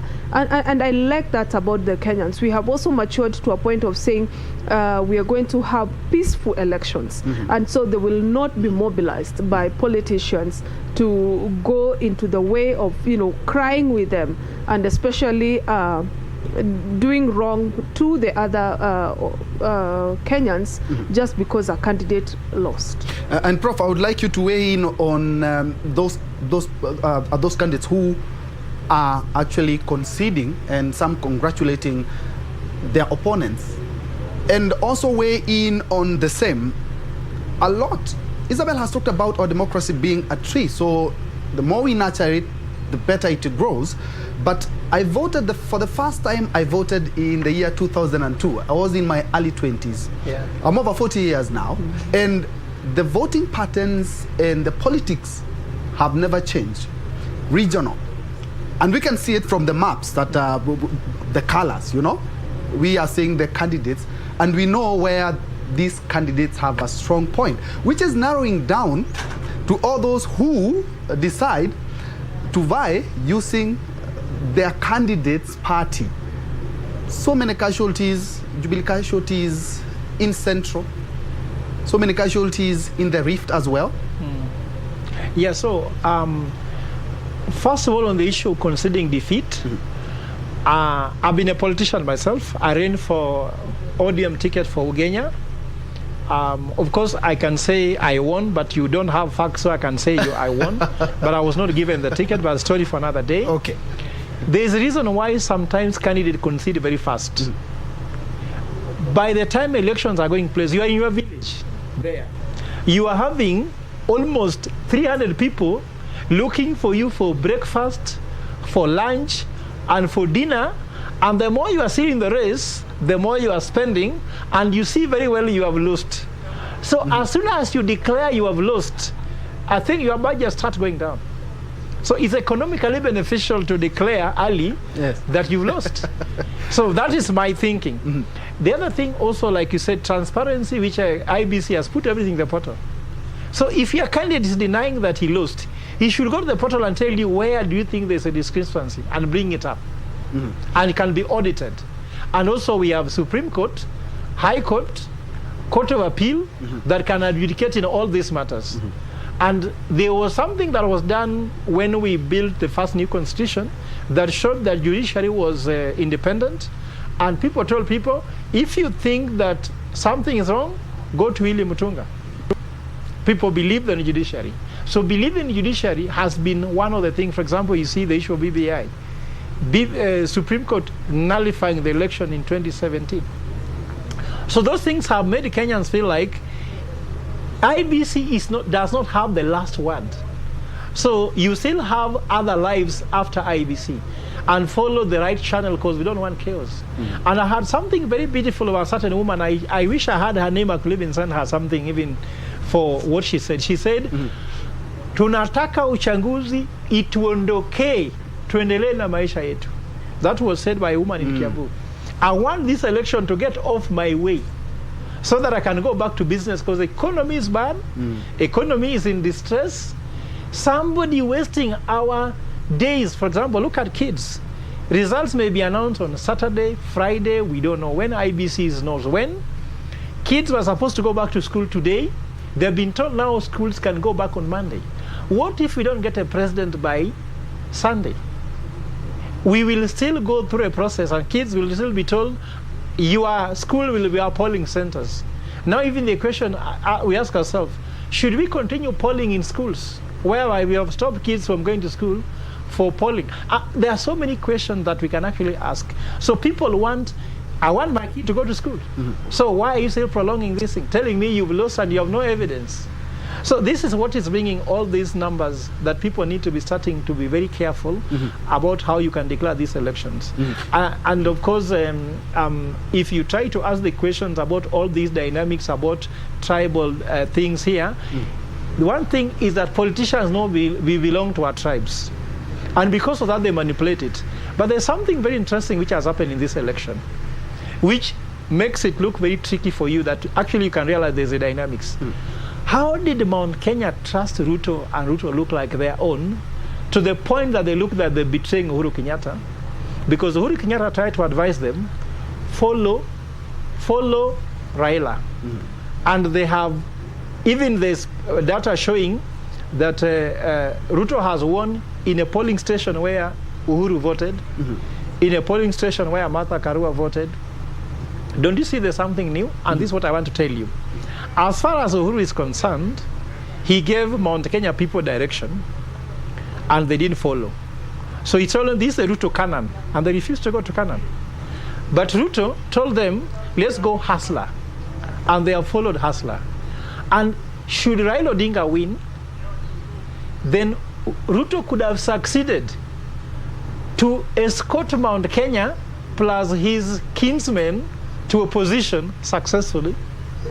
And I'm sure you may start seeing delegations later going to visit Ishaweri to tell Uhuru, we are very sorry we didn't follow direction. So this will start changing the dynamics again about how we see things. And if at all Raila does not win, of course, Ruto could have succeeded to conquer Mount Kenya and maybe may want to control it. The implication of that is isolation, because you look at how the numbers are looking at using unofficial results. I call them unofficial results. It seems that Mount Kenya voted together with Rift Valley.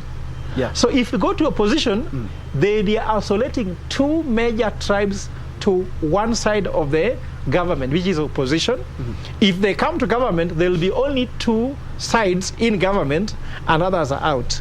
So if you talk about developing in let's say democracy, I see this as a challenge, because we want a united Kenyan where people vote basically on policy, manifesto, and the election looked to be more issue-based than others, but the voting has not made us to really cement and embed issue-based politics. It's gone more to regional and tribal.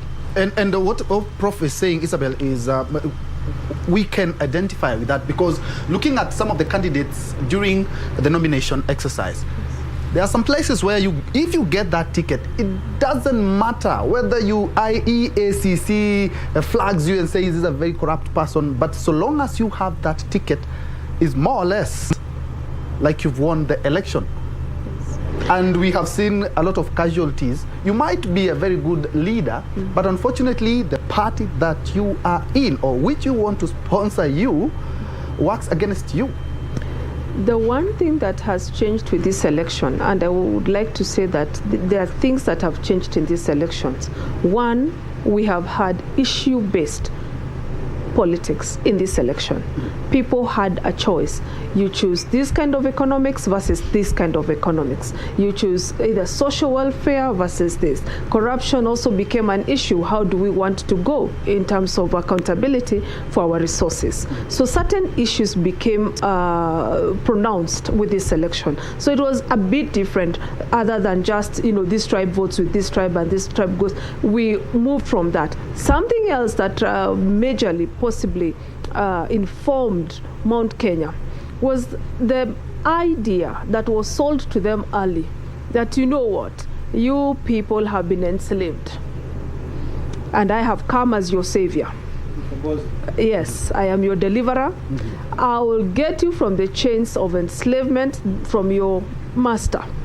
I am the son of a peasant, and you sons of peasants, come with me. I show you the road.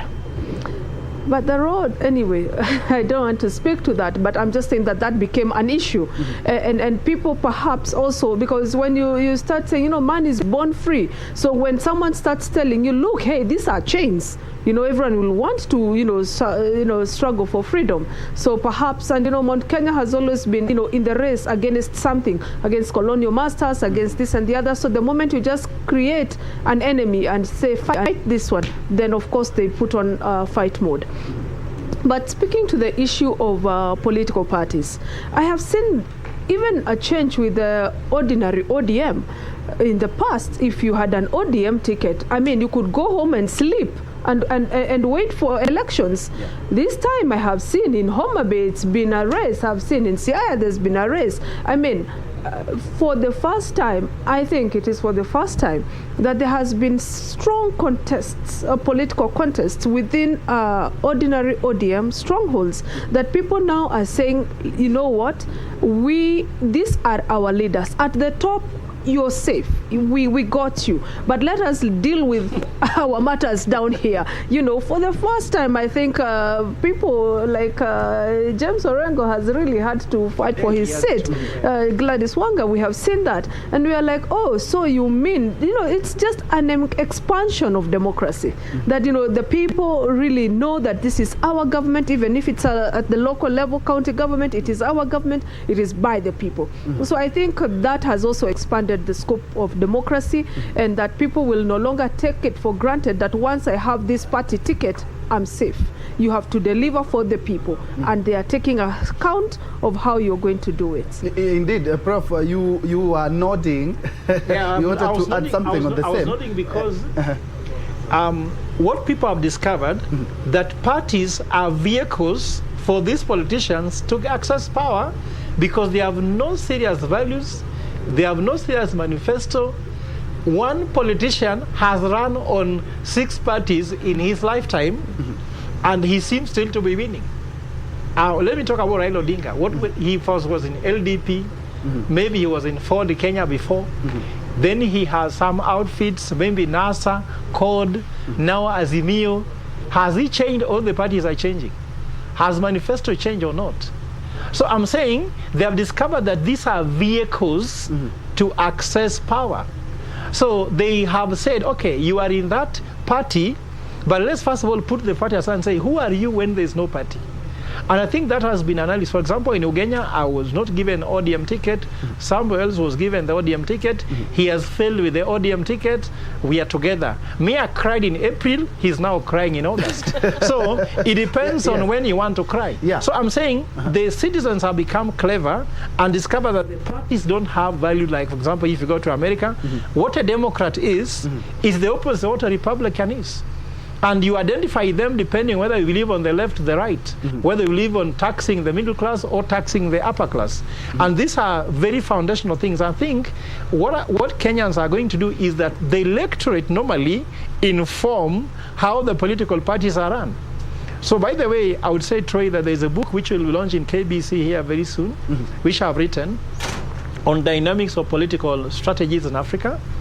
And one thing I said, that what we have discovered is that these political gurus, the gurus of the parties, the owner of the parties, want to run an effective state, and they just can't run their parties well. If you just can't run your party well, how do you expect to run an effective state? Tell me any party in Kenya that is run very well, and I'll tell you which state is going to be run very well. So if you look at it in this way, you discover that the electorate are now shaping. That's why they told people now, excuse me, bei ya unga imepanda, you can talk about your manifesto. If you don't address bei ya unga, we're going to vote differently. Fuel has gone up. We started seeing economical discussion. I'm started seeing people come with different philosophies. I guess now as we go to the next election, which is now 2027, this discussion will become center stage. And you look at some parties having different philosophies, and something you cannot miss is Wajakoya. Everybody was looking for, how can you solve debt? We can sell snakes, isn't it? We can do snake farming. People believed Wajakoya because it was a little bit very concrete. Well, some say we shall restructure the debt. You know, people don't understand what is restructuring debt. But they can see a snake is a product that you can export and make money. So look at all those things people begin to buy. I'm sure next election people will come with different ways to craft their manifesto. And that discussion will become more interesting. And Prof, still on the same, is it why perhaps we have a rise of independent candidates who are now looking at the political sphere and cannot identify with any ideologies of any party? And so they decide, this time round, I'm going to do it on my own. And Kenyans are embracing them because I'm looking at a picture where we will be having a lot of independent candidates this year as compared to 2017. Yeah, well, I mean, the emergence of independent candidates sends a certain message, but I wouldn't say that it's completely good. It has got the good, so it's a double-edged sword, good and bad. Good in the sense that you do not have to be given the burden of being in a party which do not have a policy, sometimes not having a manifesto, don't have values, and you are just there. And of course now, it does not matter how electable you are, so long as you can talk well or whatever it is with the owners of the party, political gurus, if you like, and you get a ticket. So you don't have to go through that. On the flip side of it, do you think we need to have these independent parties? According to me, history has it that independent parties perform very well, for example, in their first term. After that, they don't perform well. And then secondly, do we want to build our democracy based on independent candidates, or should we have, let's say, two or three major parties that have ideologies that people can identify with, that can also easily help a young man to come to power and be in political leadership without spending too much? For example, if you're an independent candidate, you're running in a constituency with, let's say, 30 polling stations. You have to have representation up to the village level. Building that structure is too costly. So you find that people who can run and successfully win independent candidates will tend to be people with the money, less people who has leadership skills that can advance democracy and leadership. I'm sure as somebody who is a leadership and governance expert, you can tell that if you're running a party which you are the person, you are the entity, you are the board, you are the director, and then you run a constituency, it is about you and who checks you. And that becomes difficult. But in some parties, if you don't behave according to manifesto, you can be expelled. So you have somebody who checks you. So in advancing democracy, the emergence of many independent candidates not work.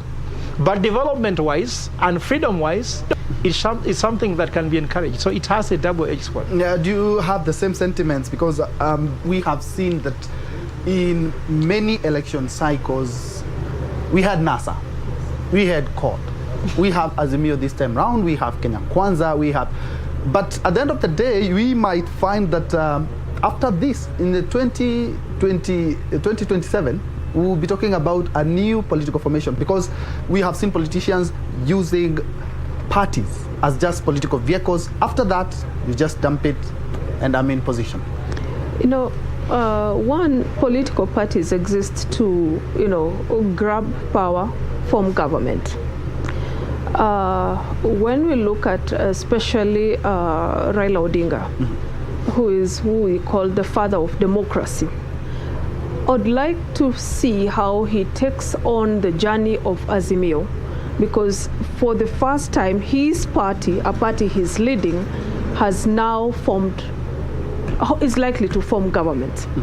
Should it form government, I would like to see how that evolves together with Honorable Martha Karua, because these are people who have fought for that multi-party democracy. I would like to see how that goes, so that we see into the future the modeling. And with this particular election, we have had two major formations as coalitions, one with the Kenya Kwanza and the other one with the Azimio.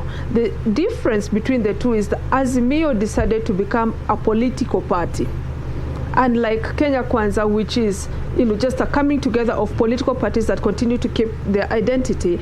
This Azimio decided to become a political party. So it is good to watch how that then can begin to shape into these 24 political parties currently, how that shapes into formation of what Prof is speaking to, a major rift, or is it like a major reverse, that this one goes this way and this one goes this, and is formed specifically by ideology. The amendment bill to the political parties that was just passed recently also spoke to something new that was introduced, an ideology. Political parties did not have that in the past, but now even as you're registering in the political party, you have to speak to the ideology of the party, so that we move from individual-centered parties into ideology as the driver of these political parties. But even to speak to the issue of the independent, the emergence of the independent candidates, perhaps what informed a lot of that signing into the independent candidates is flawed nomination processes within the political parties.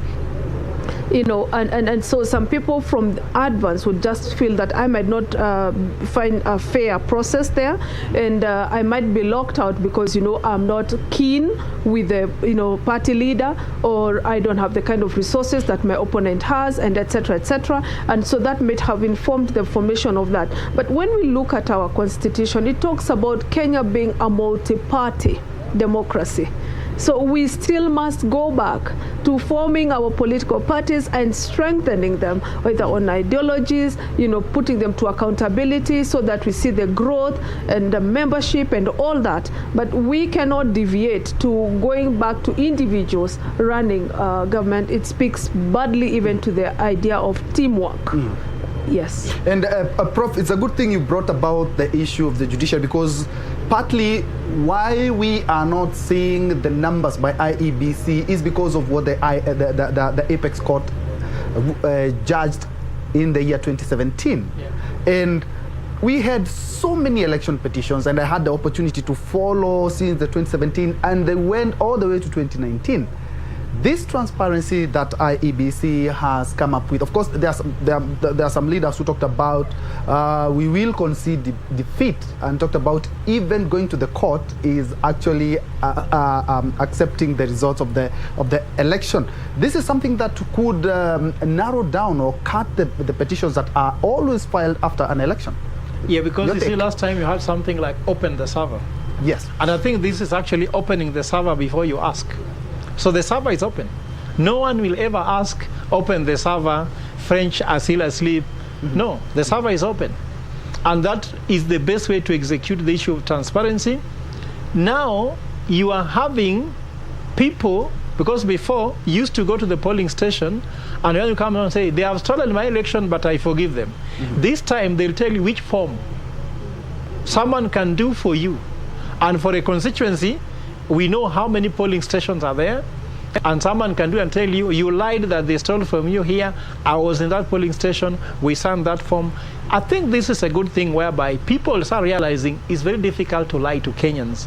And in fact, in this election, why people are quiet is that IBC has said those forms are there, the results will only come from those forms, the physical one will only be used for verification, but those are the results. Tally them and give me yours, I'll give you mine, then tell me where I've gone wrong. That one is saying that even before we go to Supreme Court, the media houses can verify. The political party can confirm what is confirmed, what the media houses have done and the IBC has done. So all those questions that are being raised against IBC has been done. But nevertheless, there are some important questions to ask also about IBC, because I saw some questions they responded today and they looked a little bit casual. Remember, Chebukati presided over an election that was nullified. So let us not again put too much confidence, but let's ask all the questions until we get a credible results. I had someone asking me, how do you rate IBC?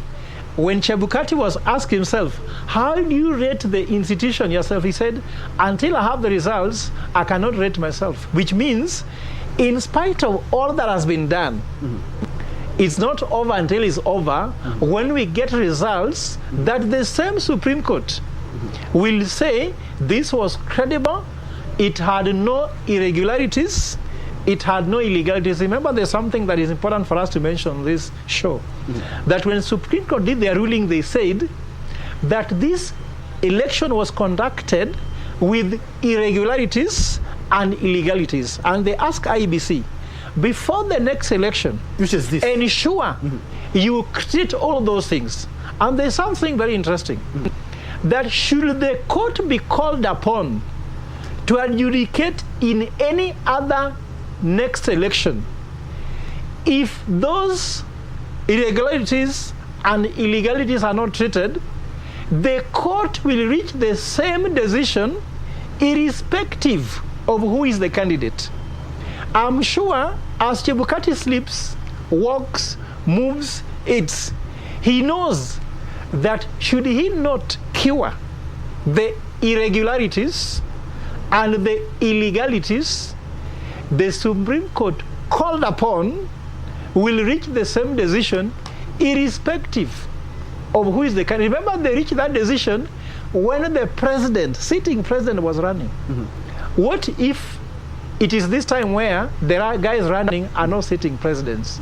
So that's why we need to be patient as Kenyans, allow Chebukati not just to give us results, but results which has no illegalities and regularities. Remember, this election is 44.6 billion Kenya shillings.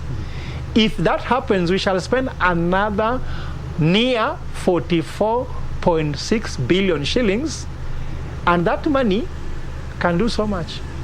Indeed, and of course, as we wind up, perhaps you can also dig in that conversation. Is that the transparency that IEBC has endeavored to follow, and that is why Kenyans are quite anxious, because it's the first time that we haven't seen the big wall having the numbers, but it's for a good reason. We can avoid a lot of petitions in court and tribunals because of making the process seamless, free, credible, and transparent, as Prof says. You know, sometimes patience is a good thing. And sometimes not rushing into things is also a good thing. I was here in 2017, still at Bomas. And I remember, just interacting with the system. And I vote in Pumwani ward, which is just here in Kamukunji. And by 8 o'clock, 9 o'clock, there was nothing from just here. And it was like, it cannot be network. We're in Nairobi and all that. So the fact that this time the portal has the forms, but we don't have the drama, because that drama is possibly what creates the chaos. That you start seeing results streaming in little by little, then come to midnight, there's a pause. You are already following. You're already beginning to tabulate. Everybody is excited. We are following. And then suddenly the screen is, blue. I mean, nothing is happening. And then now from there, 3 hours later, it's jammed. Now you cannot even keep up, So suddenly, all sorts of stories now, come up. But now, the process, the system, what Chebukati has done with us, he said, at your own pace. I don't know what technology you have, what infrastructure you have, but at your own pace, just look at the forms. They are right there. If you're not able to keep up, it's because of your own, shortcomings. But there are the forms. Allow me now the time to then do my tally and begin to produce the result as at when I'm ready. But at your own pace, you can actually be doing it. And now Kenyans are realizing that, as Prof was saying, it is an enormous task. It is not easy, even you doing it by yourself. So everybody has been kept busy in their own corner. And that buys us the time that we need so that we can actually have a verifiable process. Of course, and let me give you a minute each as we wrap it up, and also follow keenly on what other parts of the country. We have seen some of the MPs have already been announced as winners or MP-elect, and so we also be keeping a keen eye on that. Perhaps we can start with you, Prof. Mine is to, first of all, to urge Kenyans to trust on the institution until you have a reason not to trust them, because we have to begin by trust building. We don't have to begin by assuming that someone will do something wrong, but at the same time, ask all institutions entrusted with this process to do the right thing. Also ask parties that are giving signals which are not appropriate to stop doing it. The propaganda. Yes, let them, if they have tallied, then they'll keep the results until they have a reason to present to IBC to doubt what IBC is doing. So we should not be throwing and saying we have these numbers. No one has asked you. Just tally, everybody's tallying. Keep your results until you're asked to submit them to disconfirm or confirm the official results, because there is no results to confirm, there is no result to disconfirm. I know everybody has a tallying center. I know Azimio has done their tallying also. They are also having their numbers, they are waiting. Let Kenya Kwanza also just wait with the result they say they claim to have. They have not been asked to go live and demonstrate them. Let everyone look at peace.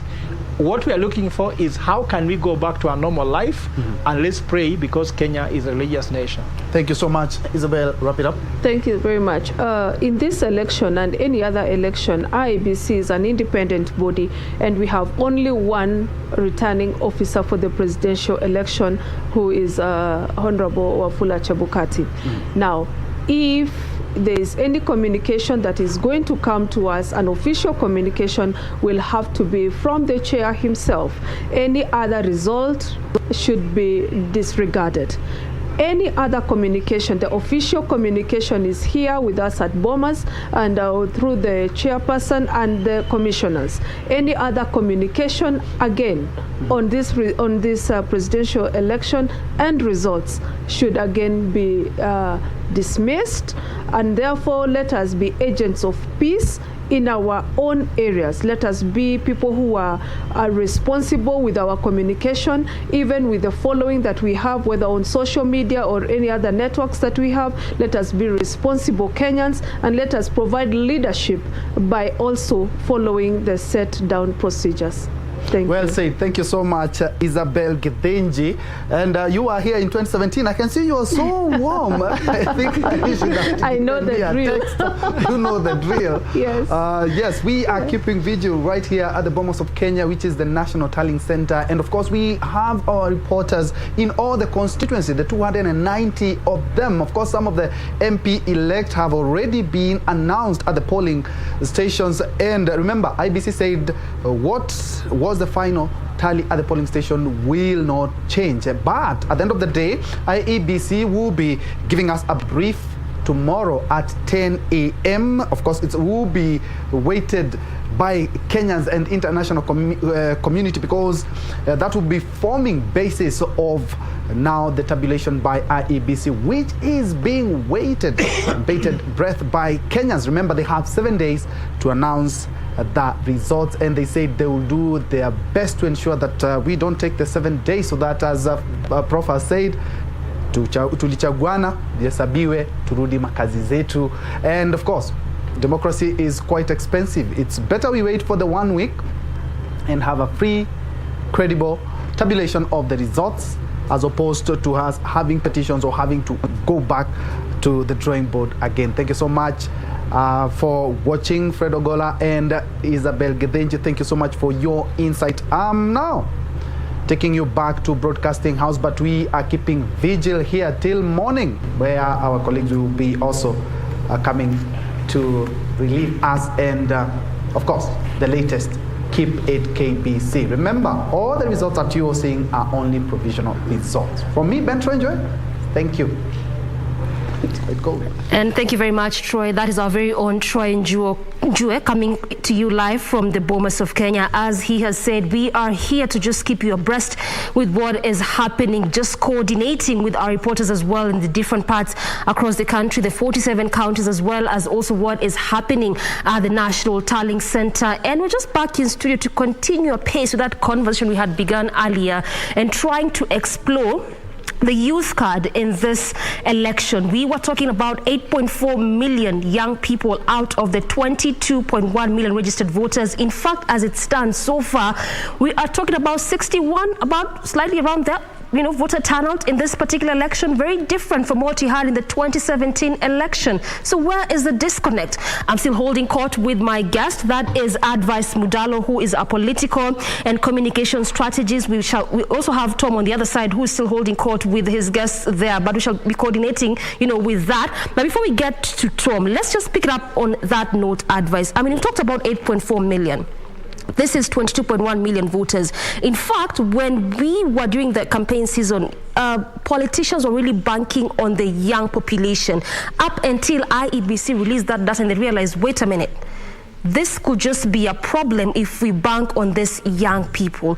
Where is the disconnect? Again, just as you respond to that, bearing in mind that young people have over time said that we want a seat in the table, yet they do not want to be part of that decision making. Where's the disconnect? Yeah, it is actually quite unfortunate that in a country with the biggest chunk of young people it doesn't really occur to be the case during the registration of voters and the voter register with the IEBC.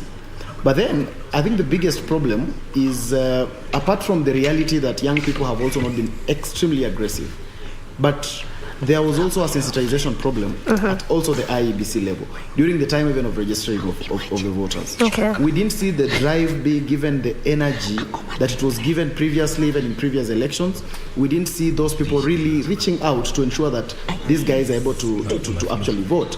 Two, we are also having a problem where young people have limited their knowledge, so that people do not really know to what extent the politics affects them. The narrative of it doesn't affect me has gone so much into them that some people feel it's unnecessary to even go register. It's unnecessary to vote, and it's unfortunate that we have made people believe that their vote doesn't count.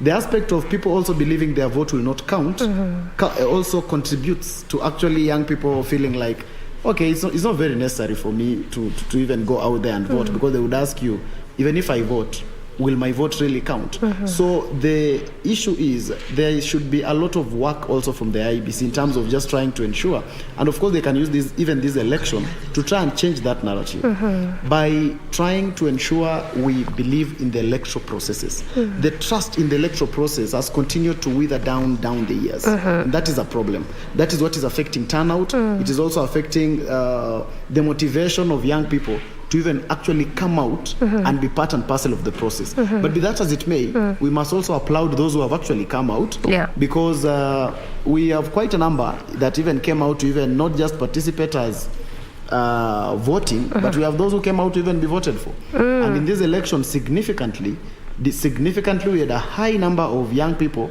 who came out and they presented themselves to the people to actually say, here I am, and I can be able to take responsibility, and I can offer alternative leadership. I have a manifesto. I think I can be in this race. So many of them actually came out, and that actually must be applauded. Of course, not all of them made it to the ballot at the end of the day.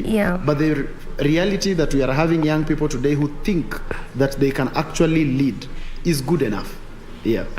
Well said. And even just as you talk about, the young people that presented themselves as aspirants, of course, not many of them made it as candidates, and equally not many of them have made it to the various elective seats. But we can take a case in point of Paul Mwirigi, who has been re-elected as the Igembe South Member of Parliament again. This is actually his second term. And earlier on when Tom was talking to our very able guest there, they're also giving examples of our history, the likes of Kina Musalia Mudavadi when they came to Parliament, the likes of Kina Tomboyas at that time, and we're seeing him at least right now he should be like around 28 years old. When you just look at this young people putting themselves out there and getting to this position, in fact I should say he should be the youngest parliamentarian, so to speak. What does this mean for the young Turks? I think first of all, it's a congratulations to Paul for actually winning that seat. Most of the time when some of these wins happen in the political circle, rarely does it happen twice. So Paul is actually quite a case study. Most of these stories where it's an extreme case of somebody who came from nowhere and won election, it just happens once. Like previously, again, there was the same case in Meru of, I lose his name, the former parliamentarian again who tried to now maybe get in for governor seat.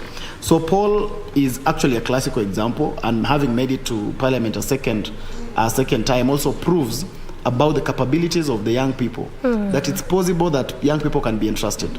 Because in some places, the only reason why we are not having young people in these offices is because there is also a disbelief that you can really entrust the constituency, the county, the ward in the hands of a young person. But such case scenarios of young people who actually make it, like Babu Owino, who has also made it for a second term, overwhelmingly actually. And when you go to Embakasi East, you can be able to see that, yes, there is some work that he has actually been able to do. So some of these people actually are supposed to the latest one being the Feather Road there. Exactly. Some of these people are supposed to be the green light that young people actually have, that when you trust us, we can also be able to deliver. So maybe I would just urge that the more the young people, like when you are given the responsibility as a young person, I always say, you should be able to know that you are working not just on that job you are given, but you are also representing millions of other young people, because it is from your duty, it is from your service, that another person will be able to believe that yes, we can actually elect this guy. Yes, this guy can also be entrusted with a parliamentary seat. Yes, this person can also be given this. So you represent so many people, including when you are given opportunity as CSs from the Zak Kinuthias and the Nadias who have been serving in the ministries as young people. It is important that they do a good job, because they do not just represent themselves, they represent millions of other young people.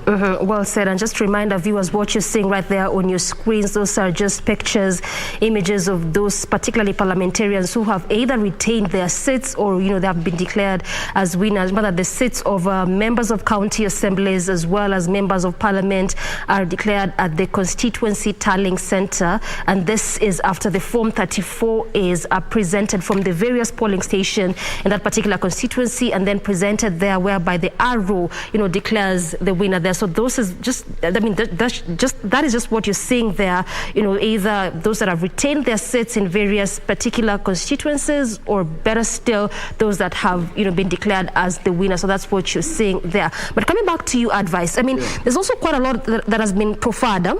When you look at the young people being vulnerable and them not being trusted, because that's the point you're making there, that also if you are elected, make sure you can be trusted, because you represent the larger majority. Just going by what we had in 2019 census data released in 2020 February, we are looking at young people, being at 35.7 out of 47 million Kenyans. So clearly this is a big chunk, and we represent a larger majority. But again, when you look at some of these issues being profiled, is that quite a number of them being said that they are vulnerable. When particularly look at election seasons, and reasons have been coined into that, either unemployment or high cost of living. Where does this place young people in terms of vulnerability, particularly during election seasons? It is actually true that the aspect of vulnerability is true in an election period.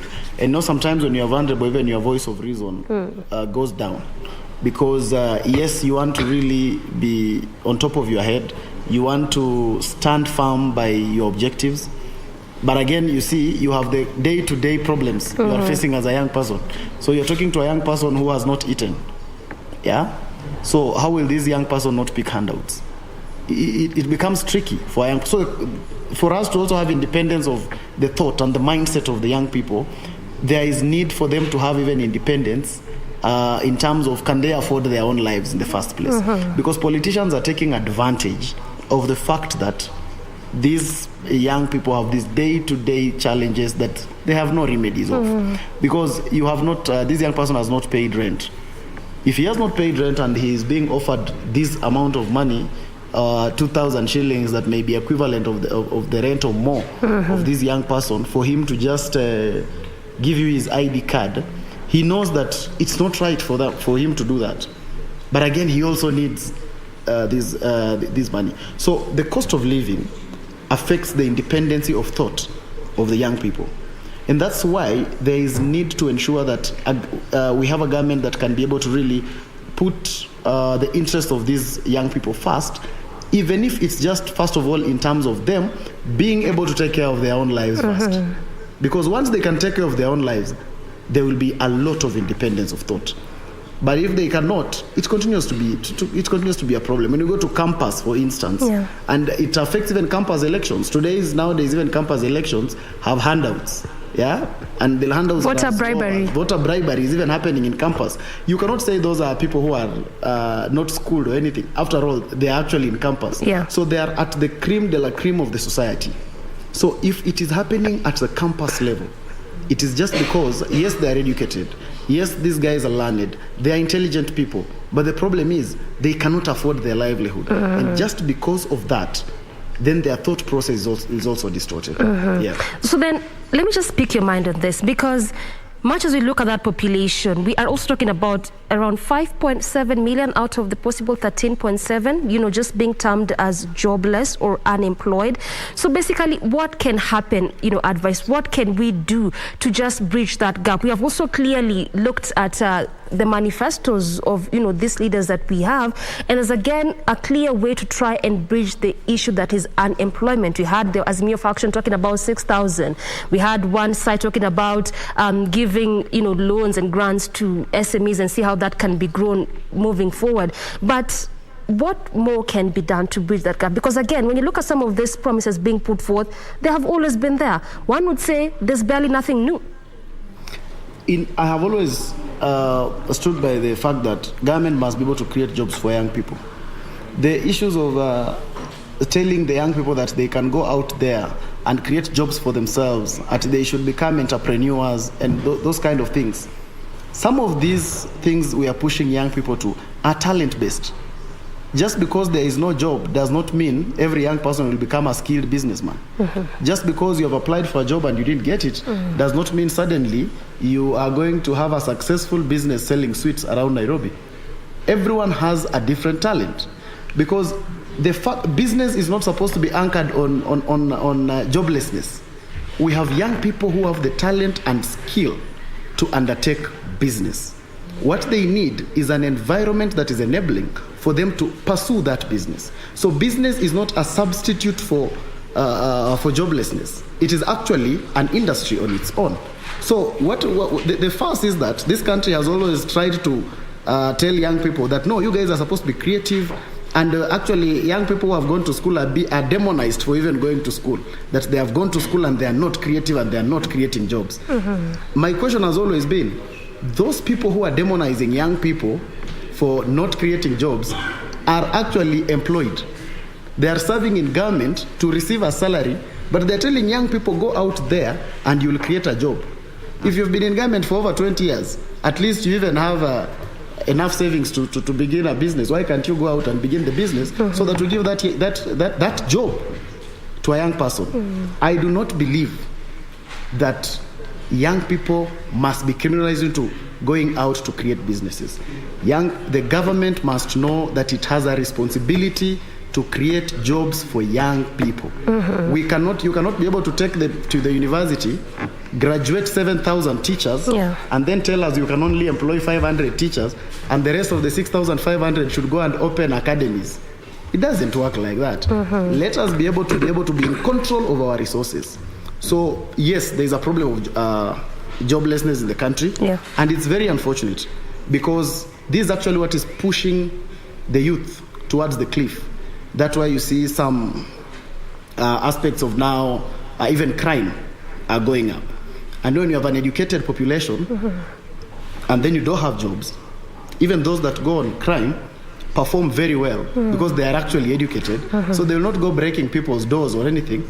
They'll use technology to even do that. And that will become even more disastrous to the country. So the aspect of joblessness is something that government coming in must be able to tackle from the beginning. It's actually an emergency for this country. But the one fact that we must run away from is telling young people that they should go out there and create jobs for themselves. What is the percentage of jobs that actually succeed world over? World over. You look at the percentage, not just in Kenya, world over, not more than 20% of businesses succeed every year. And only about 10% of businesses make it beyond 7 years. That is the reality of business. But we are criminalizing young people and telling them, go out there and start a business. In fact, and coming up with these motivational stories that I started something with 1,500 shillings. I started my kayak with just the first tire. Those stories, young people just need to be given jobs. All right. I mean, it's interesting to just hear you say, all that advice. And Tom, I can clearly see Millie there just giggling over what advice is saying here in respect to telling young people to go out there and look for jobs, start businesses, just become entrepreneurs. Millie, what would you have to say in respect to just what advice is saying here? Yeah, Mundalo has come. He's come out guns blazing, and, but there's a point he makes, and I agree with him. Although the question, and I would like us to now summarize. There's the question again of technology, the acreage, and the opportunities that exist, the jobs that can be made virtually. But let us now just summarize. And I know the reason we spent a bit a lot of time on the youth is because we see a nexus between the voter apathy and that young population. But let me just read something and then you comment to it. And I don't know who wrote this. Bad officials are elected by good citizens who don't vote. Bad officials are elected by good citizens, including the youth who don't vote. So I just want, as you know, we summarize this point on the youth so that we can also tackle other issues. Perhaps I may start with you, Dr. Bad officials are elected by good citizens who say, you know what, I will not register to vote. I will not turn up at the polling station because I have my own issues. I don't want to jump in the bandwagon that all of us do, classifying and demonizing those of us or those Kenyans who don't vote. People have different reasons why they may choose not to go to the booth. That's true. And cast their vote. I mean, when I was listening to the young guy, Mundalo, yeah, I'm very inspired. And you can see some of the things that he raises. If we remain insensitive to some of those issues that he has so passionately shared, why should he and the people in the youth category want to, walk to a voting station and vote? It raises some fundamental questions that I think we need to interrogate. I am not persuaded that bad leaders go into power because good people have failed to vote. Because sometimes it's a question of what do you have out there to make a choice out of? And if there's none that really meets your expectations, as a man of integrity, what are you supposed to do? Are you supposed to elect the least of the worst of the two? The lesser evil. Yeah, the lesser evil. Those are the fundamental questions. Okay. And so I'm totally removed from this notion that if you don't vote, you have committed a serious crime. First, tell me who am I voting and why? Does that manifesto speak to me and my expectations as a citizen? That's where we should start. Okay. And there's also, and I like the way you have brought it out, there's also the issue of, yes, there's no shortage of people who can make extremely good leaders in this country, in the best sense of the word. But then again, if you go to the social media, you get a sense that there are people who are shy of presenting themselves to these positions. But they're brilliant keyboard warriors, and they're making a lot of noise on the social platform, but nobody is presenting himself for a position of leadership. So what do we end up with? A certain cluster, okay? People who are popular. Precisely. All right? People who are trending, and so on and so forth. So, I don't know.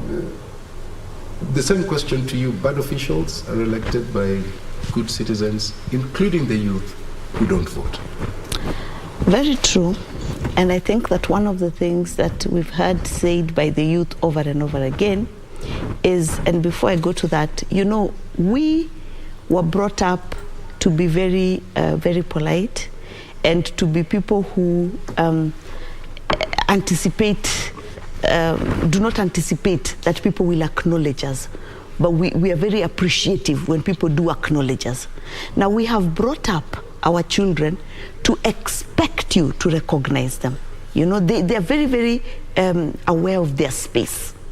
Oh, so the validation. Yes, they are very aware of their space, and everything they do. Yeah. We say these entitled young people. Everything they do, they must see why it would benefit them, and that's the question that they normally ask. Yeah. And we even had it being asked today, that why would I vote? How will it benefit me? So we have brought up these people who are very entitled, and we are not showing them the importance or the relationship of their existence and their growth with the leadership that we have. Because what we have in Kenya in particular, not outside even these borders, not even if you go to Tanzania or Uganda, but in Kenya, the leadership we have is a job. So when you're enticing somebody to get into a job, it must be a job that they can fit into, Not everybody wants to be a doctor. I remember a young man I talked to once, and we all thought he was brilliant and that he should be a doctor. And he said, you want me to sit in a room, in a small room with somebody, and then they start telling me their child's nose is running? That's what you want me to do, you know? They thought it was not something that excited them. It's a calling, you know? So if you want to get people into the job that we have made leadership to be, because it's all about how much money they'll earn, what the perks are, what you get out of leadership. It's not about how you're going to transform lives, how you're going to put policies in place, how you're going to put things that will outlive you, how your name will be stated for generations. Why is it that today, when you go across the country and you say the name Agwins Kodek, everybody will want to know who is Agwins, and there's a story behind it. Why is it that when you say the name Tom Mboya or JM Karaoke, that somebody is going to ask you, who are these? Harituku. Why is it that people will have, you know, those were leaders, but now what we have is a job. So you can't get everybody. We can't all be teachers. We can't all be nurses. Yeah, because you must excite somebody into getting into that job for them to do it. For them to do it. And especially these entitled young people who feel, if it's not for me, it's not for me. It's not for me. Yeah, let me get what is for me, because I know there is something out there for me. Okay. I am not you, and I have my space. And I have my space. Yes. Let me bring in Wakili. She has mentioned some names. Okay? Yes. And if you go into the profile of those names that she has mentioned, JM Karaoke, Harituku, and so on, Gama Pinto, it was a sizable number. You find that they started politics at a very young age. A very young age. So, how do you get them to internalize bad officials are elected by good citizens who don't vote? So that they realize that, you know what, we got to be at the table. Yeah, we have to be part of policy formulation. We have to be part of, you know, to brighten our future. Yes.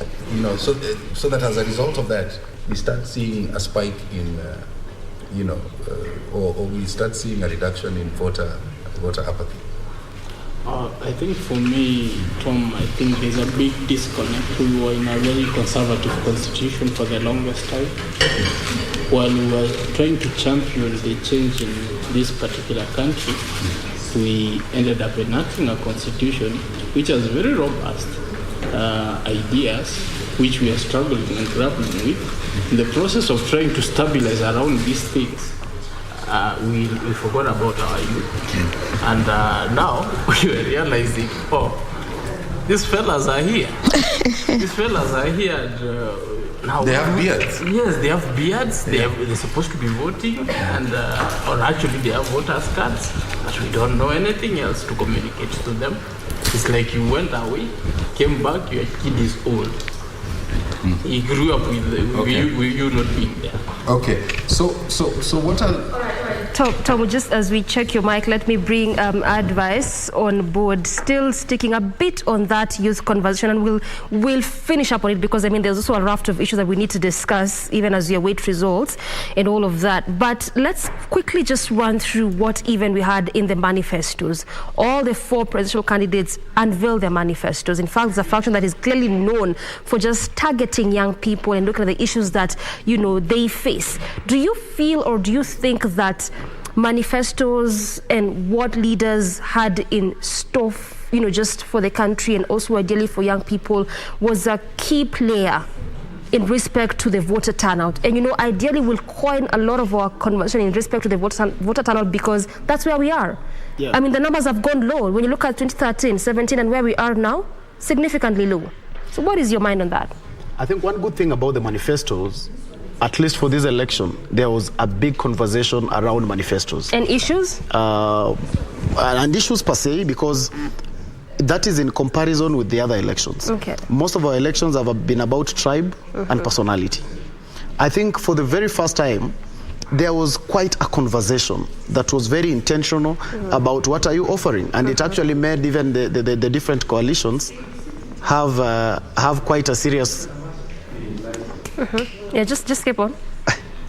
The different coalitions have had quite a significant focus on the manifestos, because there was a demand by everybody in the country that what are you offering?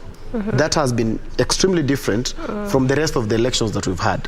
So that was a positive. But now, in terms of how it actually affected the voting pattern is a bit wanting. Because again, you look at one side of the politics, and the Hustler Nation really spoke to young people and made them their target. But there was no specificity in terms of what were they actually offering. It was just about lumping them and saying, you are our target, and that's all. Yeah. When you look at the Azimio coalition, there is significantly the promises for the youth, a youth ministry, a youth council. There would be a better environment for them to do business, free education, which was quite a target for the young people. But I feel they did not necessarily go out there to vote specifically for these items. The manifestos were good. People wanted to talk about them. People wanted to know what you are actually offering them. But most of it was not actually changing their mind. It was just about, we want to know what it is so that we can reaffirm that we are in the right coalition, or so that we can reaffirm that we are supporting the right candidate. It did not have a lot of tilt in terms of really the numbers and how they actually get out to vote. But again, most of these promises have been promised to the youth. The implementation is what matters most. Yeah. One of the biggest problems we have is because the youth is treated as a minority, yet we are the majority. Until the youth come out and crack their space, we shall continue being the minority. Actually, it's always said women, youth, and people with disabilities. Yeah? It is women, youth, and people, like, those are actually the minority. Those are the people who need a lot of help. The youth should be able to understand that they should not be in that category. Because if you form the majority of the country, then you cannot be segmented as a minority. Today, this country, even the aspect of the youth matters are dealt by a department in government. It's a department somewhere in government. You wouldn't know who is in charge of it and something like that. But the chunk of the problem is because we have not been able to claim our space as young people. One, by being competent enough as well.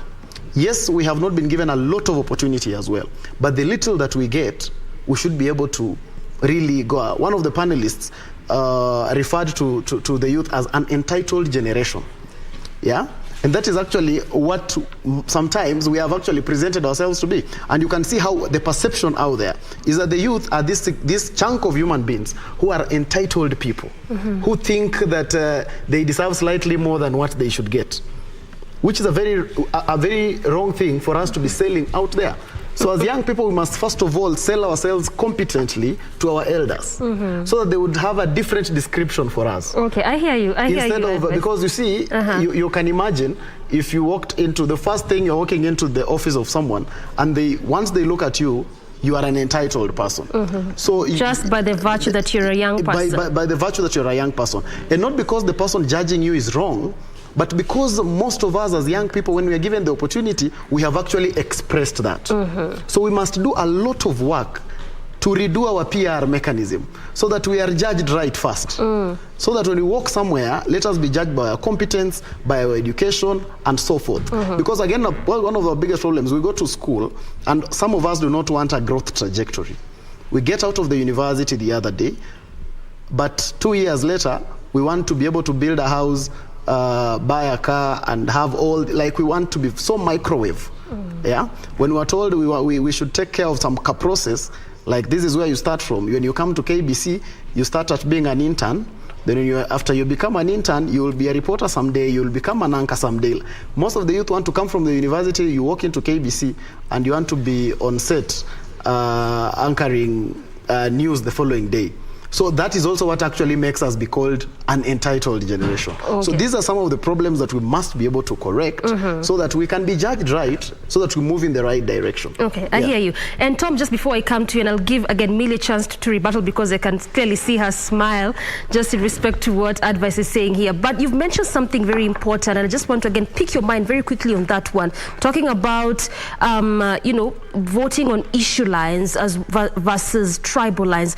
In your perspective, do you think we can ever move past that line whereby we just totally move from voting on tribal lines, sub-tribes, and move to issues? Why I ask that is because when you look particularly at the Mount Kenya voter basket, we were saying that this is the largest voter basket. But when you compare that to the voter turnout, there's been a bit of disconnect. And a lot has been said of the fact that when you look at the 202 elections, we had Mwai Kibaki, the former president, with Uhuru Kenyatta vying on that seat. Coming to 2007, equally had Mwai Kibaki on the same, vying for that particular seat. Fast forward 2013, we had President Uhuru Kenyatta and the same on 2017. So there's been a lot of conversion with respect to the fact that when you look at this election, we don't have a main front runner from that area. And this is largely what has informed the slightly low voter turnout compared to the number of registered voters in that area. So can we ever move past just, this is my man from my tribe or from my sub-tribe, so this is why I'm voting, and move away from that and come to issues? Can that ever happen? Yes, it will happen. It will happen, but that will also not be able to decipher the reality that when you have a presidential candidate from your area, definitely people will always come out slightly more.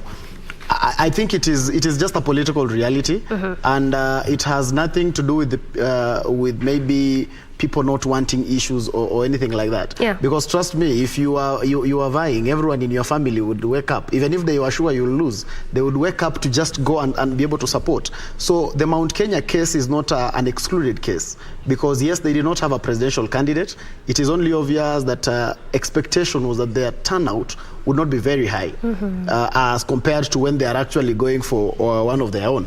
But again, in terms of voting in the issues, and why I say a time will come when this country will purely vote on issues, is because look at the current political setup. And I've said the difference between this election and the other election is that the conversation on issues has been at high stake. Everyone had to launch their manifesto. Everyone had to explain their manifesto, which was not a reality way before. You look at even the way the voting has actually occurred around the country, and there is a place in Baringo, which is in Rift Valley, where Raila Odinga was leading in that near. And there is also a place in Migori where William Ruto was actually ahead. Meaning there is quite, we are not moving and as fast. And equally seen the same sections of Bungoma as sections well, of Bungoma. So we might not be moving as fast as we wish we did, but there is actually motion. In this election, for the very first time, we're able to see governors launch manifestos, which was unlike before. So I tend to believe that a day is coming when MCAs are going to launch manifestos through big TV announcements, and they will be put to task by the people to really explain even their manifestos. Look at even the issue of the gender balance within this election. That issue has really been canvassed. Out of the 4 presidential candidates we have, only one does not have a woman as a running mate. You go to even the governors. Most of the governors in this election were able to actually look for women running mates, just because the gender conversation has really been there, and it has actually made politicians also move towards understand that this is the issue that actually people want. So I want to believe that there will be a time when this country, people will wake up and go to the ballot, not remembering their tribe, their second name, their affiliation, but basically on the principle of, I believe in this person because he represents what I stand for. So I think that day is coming. Well said. And Tom, let me just also pick Gibson's mind on the same. Do you really think we can ever get to that point whereby it's not about tribe, not about where this person comes from, but it's basically the issues that they seek to address for the common Kenyan? Can we get there? Gibson? Yeah, and in fact, Gibson, as you're responding to that question of whether a time will come when we will have one tribe called Kenya, you were making a point. Yes. And as you're finishing it, perhaps you can also react to what Odala said. Yes, I think I'd rather start by what she has asked, so that I don't lose the line of thought. Yeah. Actually, for the youth, they are already there. For the youth, they are already there in a situation where if they're voting around things which they associate with, not about where you come from, not about what it is that you can tell us about your tribe, so that does not matter to them as much. What matters to them, are you resonating with this that we associate ourselves with? So that time is already, it's not like it's in the future. they have already leapfrogged their year. The only people who are remaining by are the minority who are the elderly. Yeah, so that is why I've been insisting that we need to get the messaging right to the youth. We need to know what it is that the youth can be able to associate themselves with so that we get there, not them to come to us. Now it's us to get there. We need to start thinking fast to transform to what it is that the youth are doing, because that's where the world is headed. Okay. You look at things like Internet of Things. Internet of Things is a very big thing. Yeah. World over now, people are actually talking about Internet of Things. Yeah. Right here in Kenya, we had started on introducing our kids to computers, which was really on the right set, because nowadays you give your kid a phone, you will actually realize he knows so much than you do. So that tells you even a kid who has not gone to school has a certain affiliation towards something. So that means our minds, the way we were brought up, is very different, and we need to actually be able to change. As Dr. was telling us here that he's been learning from his kids. Actually, that is the mindset. We need to associate more with these people so that we understand them, so that we know where it is that they are going, and then we move there with them and we move fast. For example, if we are talking about, I think what Mandela has also been explaining so much is, in so many words, or in some few words, we can just say IBC failed. IBC should have come up with a sensitization mechanism for the youth on Twitter, and then package it for the young people. Should have gone to Instagram, because that's where you find the youth. And then, of course, package it the same way. Should have actually done the process, the sensitization process, not manually or physically, or it should have been done in the manner in which they understand it. You should have packaged it in a manner that somebody on Instagram could actually have clicked and gone through the process successfully, because that's where they meet and that's where the key issues are discussed. We also have now things to do with the youth trying to, the kind of political discussions happening, they don't resonate with them, because you're talking about things which really, they are wondering, what are you talking about? Why are you repeating yourself over and over? And for them, they are very fast. They just post something on Instagram and it becomes a sensation. They enjoy the likes, they enjoy the gratification, the instant gratification which comes out of it, and that is what we need to capture, because that's where their minds are. That's where their minds If we don't move there, then, and we don't know how to actually communicate around that, on those circles, then we're actually going to find ourselves to be in the minority in terms of decision making.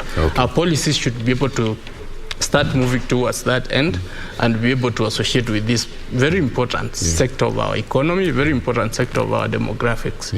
So, I mean, just listening to Wakilia speak on technology, you get a sense that the way our politics is set up for the longest time along ethnic, the ethnic matrix. Listening to Wakili, you get a sense that then that setup perhaps has no future going into. You can finish? No, just go ahead. I'm really excited by what Wakili is saying. Much I may not fully agree. It depends with what section of the Kenyan population you are making reference to. Even within Nairobi, which is cosmopolitan, and you'd want to assume that people are a lot more aware than everywhere else, you'll still see aspects of tribal affiliation in very young people. Now, if you go back to the countryside, where people are predominantly homogeneous, then you'll find that that problem is a lot more profound. So that somebody in Nyanza, the only leadership they know is a Luo-based leadership. Somebody in Ukambani, the only leadership they know is a Kamba-based leadership, and it is so deep-rooted. So do I see this changing anytime now, soon? My answer is no. Is it going to change eventually? Yes, it will. In my own determination, I think I'll probably see it with my grandchildren. Probably not with my children, but with my grandchildren, I have some level of certainty that we will see that tilt. That's in another, say, 20 years or so. 20 years or so. Yeah. Millie, we have countries that are so advanced. They are teaching science in mother tongue. And mother tongue is culture. Case in point, perhaps, is China. How do you navigate around It's not as easy as the other panelists are putting it. It's a complex area because we are seeing examples of advanced nations that have retained their culture, their traditions, their language, their tribe, and they've used it to head towards their true north, and they've done it very well. Very true. Culture is an important thing. Culture is about identity. Yeah. And in fact, you find that now a lot of people have been making money teaching vernacular because you take children to school when they are 2 years, they begin speaking Kiswahili or English, so they don't learn the mother tongue. They don't learn any of the vernaculars because, again, there's a lot of intermarriage. So you'll find the mother and the father speak different languages. So they learn neither. And then when they get to Form 4, so many of them, after clearing Form 4, are going for classes to learn how to speak Luo, learn how to speak Kisi, It's very interesting because they suddenly discover that they want to be able to speak that vernacular. They find it very exciting that you can speak this language that only a few people can, because it's about identity. It's about identity. And it's about feeling that you belong. And there's nothing wrong with us being able to learn all those things, even in vernacular. That is why we say, even the Constitution, you must translate it into vernacular. Even any legislation that you pass, you must translate it into vernacular. So if you're going to learn technology, I mean, it doesn't say that Tanzanians are brilliant people, but they study all the way to university in Kiswahili. In Kiswahili. Yes. That's true. Even the good book is has been translated to mother tongue. So we are seeing some, on your screen you're seeing some winners there. Millie Odhiambo from Suba, Member of Parliament. Saga Saga. Is it Saga Saga or Yagai? Gesa Gesa. Gesa Gesa. Gesa Gesa. As she's fondly referred to. John Kabuchia. That is Mukurweni constituency. And by the way, we are seeing some big names also falling. Isn't it? Yeah. We have seen some big names falling. And before you even comment on that, that's Paul Mwirigi, Igembe. Oh, he's retained. He's retained. Yeah. He's a gentleman who was given a vehicle, I think. He's lost. This one has lost. Moses Kuria, he has actually conceded defeat. That's a big one. I mean, Moses Kuria's visibility index in this country is way up there. The highest, I think. All right? One of the highest, isn't it? Naomi Shaban is another one. Interesting that they're conceding defeat even before Wafula Chebukati. So the process. Trust the process. Trust the process. Trust the process. No matter how slow. No matter how slow. We should take that away. George Theory there. George has also conceded.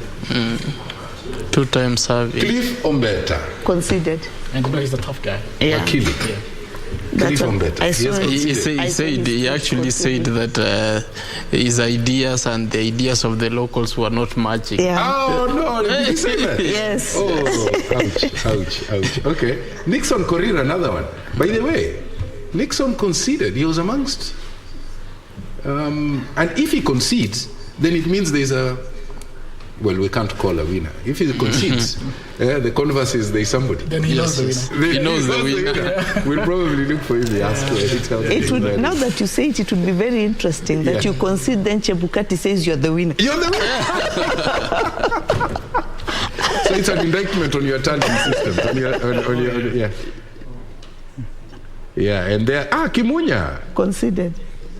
The majority. Kimunya has also conceded. Kimunya. So those are some of the big names that have come down, and and it's interesting that these people are conceding as we wait for Chebukati here, and I want to let's talk about earlier during a presser. Chebukati threw a salvo at the media.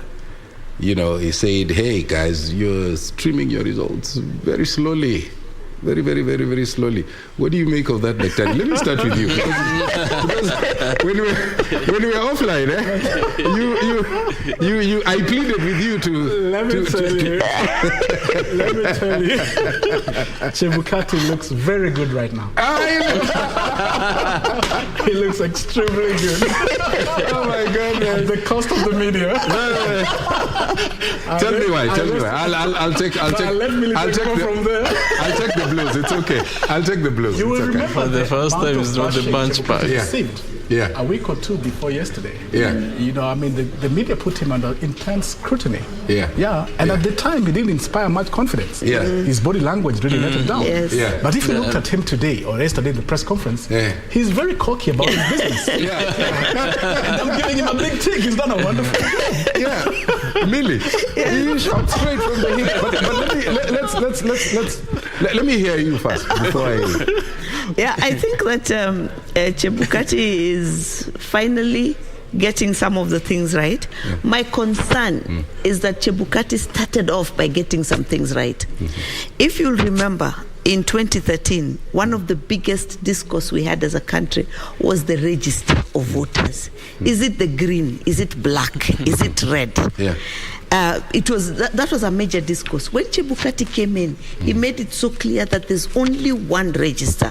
And it was such a relief, particularly for those people who would go to court, that we now would only rely on one register. But then, when we had the by-election in Kibra, he again opened up the register thing by saying that only a portion of the register could be opened, or, you know, he again confused the register discourse. Yeah. Now he has opened up the servers that we've been crying for a long time. He's now telling us, get in there, the server is open, and access these things, and then let's talk. So it's a good thing. It's a major plus. It's a major plus. It's a major plus for him. Yeah. And I hope, because his term ends in a couple of months, I think by beginning in 6 or so months, his term will be ending. I hope he ends with that high. On that high note. He ends with that high. Okay. Millie, you're a governance expert, but you're also a lawyer. So let me frame this question differently. Is there a media house that can win an award for being first to tabulate the wrong result? I think it would be very reckless to do that. You see, the last time, and I said it, I think even yesterday when we were talking, I said the last time we did this was in 2007. And 2007 does not bring good memories in Kenya. Certainly, yes. Because we were showing these results, then there were poses, and we've seen the memes going around now, people remembering what happened, the lights going off, the figures changing suddenly, and all this unclarity. So I think it is prudent to try and be as careful as possible, because there are different strategies that different media houses are applying to access those results. We know that those results are not, it's not like you're dealing with a constituency only, you know, or something. That's one of the things. Yeah. So let me. Here we understand we have a problem with your mic. Let me. I don't know whether I can bring in Wakili, if that's okay, my director. If I can bring in Wakili to just speak to the issue of, you see, in the newsroom there's a cardinal principle of, you know, there's a huge responsibility that we have of not misinforming. Yes. So it's sometimes a question of balancing between speed, the first to break the news, and accuracy on the other side. So why would we want to rush? Because there's a lot of anxiety out there. Many Kenyans tumepigwa sana kwa social media. You've been on the receiving end. So why would we want to rush, you know, and then end up apologizing later? I'd rather you not do that. You just do that which you trust is the right thing. But out here, you know, we have to say what is out here. The expectations of the people is we are living in a generation of instant gratification. The tempers are high, the emotions are high. You see numbers on the other side tilting towards some side. People expect you to be doing the same or giving a different option, then it's not coming. You know, those are some of the expectations. Those are expected things. So Kenyans are anxious. They are very anxious. Very anxious. They want to know now Yes. that what has my candidate got. But Exactly. let me ask you. You remember the presidential debate, and I know that Dr. will weigh in on that one. Yes. There was convergence. Yes. Okay, maybe that would have been an opportunity also to stretch it a bit. Yeah. Yeah, I think, and also have convergence on the. I don't know. Maybe the MCK said something that could have been in that the best regard. option. Yes. Yeah, but it would have been good if we had. But you see, so what that means then is that different media houses have different tallying centers, and are at different polling stations at different times. Yes. So then it basically means that sometimes it's a bit like a marathon race, that the Kenyan goes ahead and then the Ethiopian goes ahead, the Kenyan falls back, but ultimately the Kenyan goes for the gold medal. Yes. I don't know, maybe I sound biased there, but I think what my concept around that could have been, you see the way you guys did, you agreed between stations, which presenter from which station does the interview. Yeah. So the part of the tallying, you could have also come up with your own people joint team to do the tallying, and then the reporting is reported by each station that this is what we have arrived at. Okay. So that now it's only Chebukati on the other side to give a different story, or you try to match the story of Chebukati and what it is that you have. So that it could have reduced confusion. Because now people are saying, if you want to see your candidate winning, switch to a certain station. Yeah. And if you want the other candidate to lose, go to the other station. And that is causing a lot of confusion, and it's bringing a lot of more confusion than what is expected. Yeah, and of course, right now we're in a situation where you tune into this particular station and you see your candidate leading, and you say lock this there. Is the right one. You lock there. Yes. But I'm told those are some of the dangers. When you see something that's so aligned, you need to run out of there. Exactly, and that's the fear. Yeah. I think it would have been a brilliant idea. Yeah. As Daktari had floated earlier, if media did that, then you would have your own analysis style. Because there are different media houses that would want to focus on different aspects of what those results represent. That's true. But the results would be the same, you know? Yeah. The reading of it beyond that would be different depending on what you want to focus on. But this is very tense, and for me it's very frustrating that today you see the city was dead. And I really hope we can get to a place where Kenyans vote and go back to work like they didn't vote. Like they didn't. You know? Life goes on immediately. The economy is moving on. Yeah. We are so broke that it is unfortunate that we can afford to have 3 or 4 days when the economy is churning out very little, because most shops were not open. The cars on the roads were very few, you know? Very few things were going on. And that's an unfortunate place to be, simply because we are waiting for results. But let me bring in Daktari. And at the risk of sounding very simplistic, 7 plus 2, 9. 10 minus 1, 9. 11 minus 2, 9. So we all get to 9. We'll get to 7. Ultimately, the only person who is allowed to declare the results, the winners, is Chebukati. Correct. Isn't it possible that when Chebukati will be releasing and declaring winners, all the media houses would have sorted themselves out? Most likely, yes. But also envisage a situation where Chebukati announces the final results, say, on Friday or Saturday. But given the run rate or the burn rate of the media, data capture and whatever, they'll probably be finishing their bit of their project sometimes mid-September. But the official announcement will have come out. I mean, because we are just looking at the trends. I think there's a lot of manual work involved in this process. And I don't think most of the media houses had enough capacity to deal with it in the most efficient way. And that is why, to your earlier question about the need for speed, because you talked about speed, speed is critical at a time like this. If media houses are going to report this, it has to be done in a speedy way and in the most accurate fashion. Very basic principle of operations. Either you have the process that works and works efficiently, or you don't touch it. I think there is also the aspect of there seems to be a disconnect between the IBC and the media. I think IBC, Chebukati just threw to the media, you figure it out. There ought to have been a joint kind of training that this is what we have, this is what we'll be expecting you guys to be reporting, so that at least media houses know what it is that they're getting themselves into. I think for me, I have a feeling that this was just it's like a dog which was passing and wasn't sure there is food, and a bone is thrown at it and it doesn't know how to go about it. Just starts biting from whichever side. But the media house should have taken the lead in that conversation. They should have. In that conversation. Millie, do you get a sense, I mean, just picking up from what Wakili is saying, being thrown under the bus, and yet that's not your core.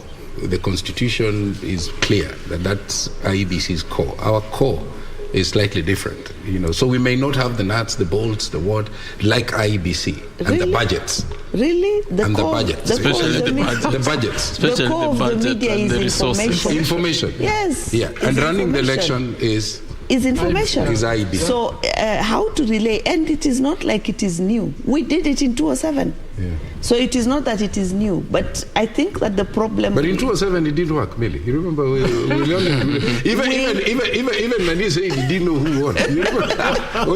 We had to stop at one point because of some other things going on. Yeah. But the media, what I'm saying is the media was doing it. Yeah. So based on lessons learned then, and the reason why for 2 elections after that, the media has not run that as part of the general elections thing, should have encouraged them, the media, to have more discourse and planning around how best this would have been done, what are the lessons learned from what we did, and what would we be able to, how much capacity do we have, how much can we, if we pulled together, how much more benefit would it be, and then what would we look at, because of course at the end of the day everybody is very proud of their own identity. How do we keep our own identity even as we do this? But you make a very good point, but let me bring Daktari in without necessarily putting you on the spot. In terms of budgets, Kapesa, productions, that's a serious production. That is a serious, I mean, look at it this way, even just having a local production like the ones we have here, the one for the court, those are high budget productions. I do agree. Okay. I do agree. Now the election. If the media was to undertake an operation such as that, to efficiently do the tallying and everything, I would imagine you putting up another branch or department specifically just running that particular process. And I don't see you hiring any less than 200 to 300 people in charge of data entry, confirming that they are reconciled, taking them to the next level, to verify and validate before you can do it, before you can stream it. That's a huge, huge budget. All right, so as we wind down and cap to the end of this segment, I just wanted to get your thoughts on the Kakamega, I think, and Mombasa gubernatorial elections were suspended. There are new dates that have been given. So I've been reflecting deeply and wondering, Chebukati announces who wins the election. And then he goes to those 2 areas, Kakamega, and runs a repeat election. But there is already a winner. How will that affect those repeat elections? The fact that we will have a winner announced, all right? And you know the psyche of the voter. So who do I align with? They tend to gravitate to, the strong bull, in a manner of speech. So do you think, and let me start with you, Wakili. I think do you think it will affect? Will it disadvantage, It will affect the turnout. It will affect the morale of the voter. It will affect everything, because going again back to an election after doing an election, that thought itself is already disgruntling, because you want to do one thing and forget about it. But then when you are engaged in another process, not because of your mistake, then you wonder what is going on. But look at the bright side. It could be you've planned to go to Mombasa, Tom, and then your vehicle gets a puncture. You were planning to get in Mombasa exactly by 8 in the morning or 6 in the morning, then you have to think of getting there at around 12. So that is, I think, the same thing. That is the kind of position these people should be able to put themselves in, because whichever way they will arrive, and they are choosing their leader. Yeah. They're choosing their leader, and that is how they should be able to look at it. But of course, it's unsettling, it's disadvantaging, does everything wrong about it, but that is where we find ourselves in. They should be comfortable with it. I'll come back to you for your closing remarks. As you make your closing remarks, your reaction to that question. It will definitely affect whether the impact is going to be positive or negative. A number of factors will influence that. I say this because depending on how the new government that comes in, how it begins, it may impact the feelings of the people on the ground as to whether they want to make a statement that early or not. So that could influence it. You also cannot underplay the fact that every by-election, and this will be almost like a by-election because it's a postponed election after the general election, the turnout is normally lower, because remember that it is unlikely that people will have a public holiday on that day just to go out and vote. So there may be very many people who maybe are registered to vote in that region, in either Kakamega or in Mombasa, but work elsewhere, and they're not getting leave or they're not getting time off to be able to go. So many factors will influence it. But also the fact that since there won't be a general election, it will be possible to pull in all the resources, all the chamas, you know.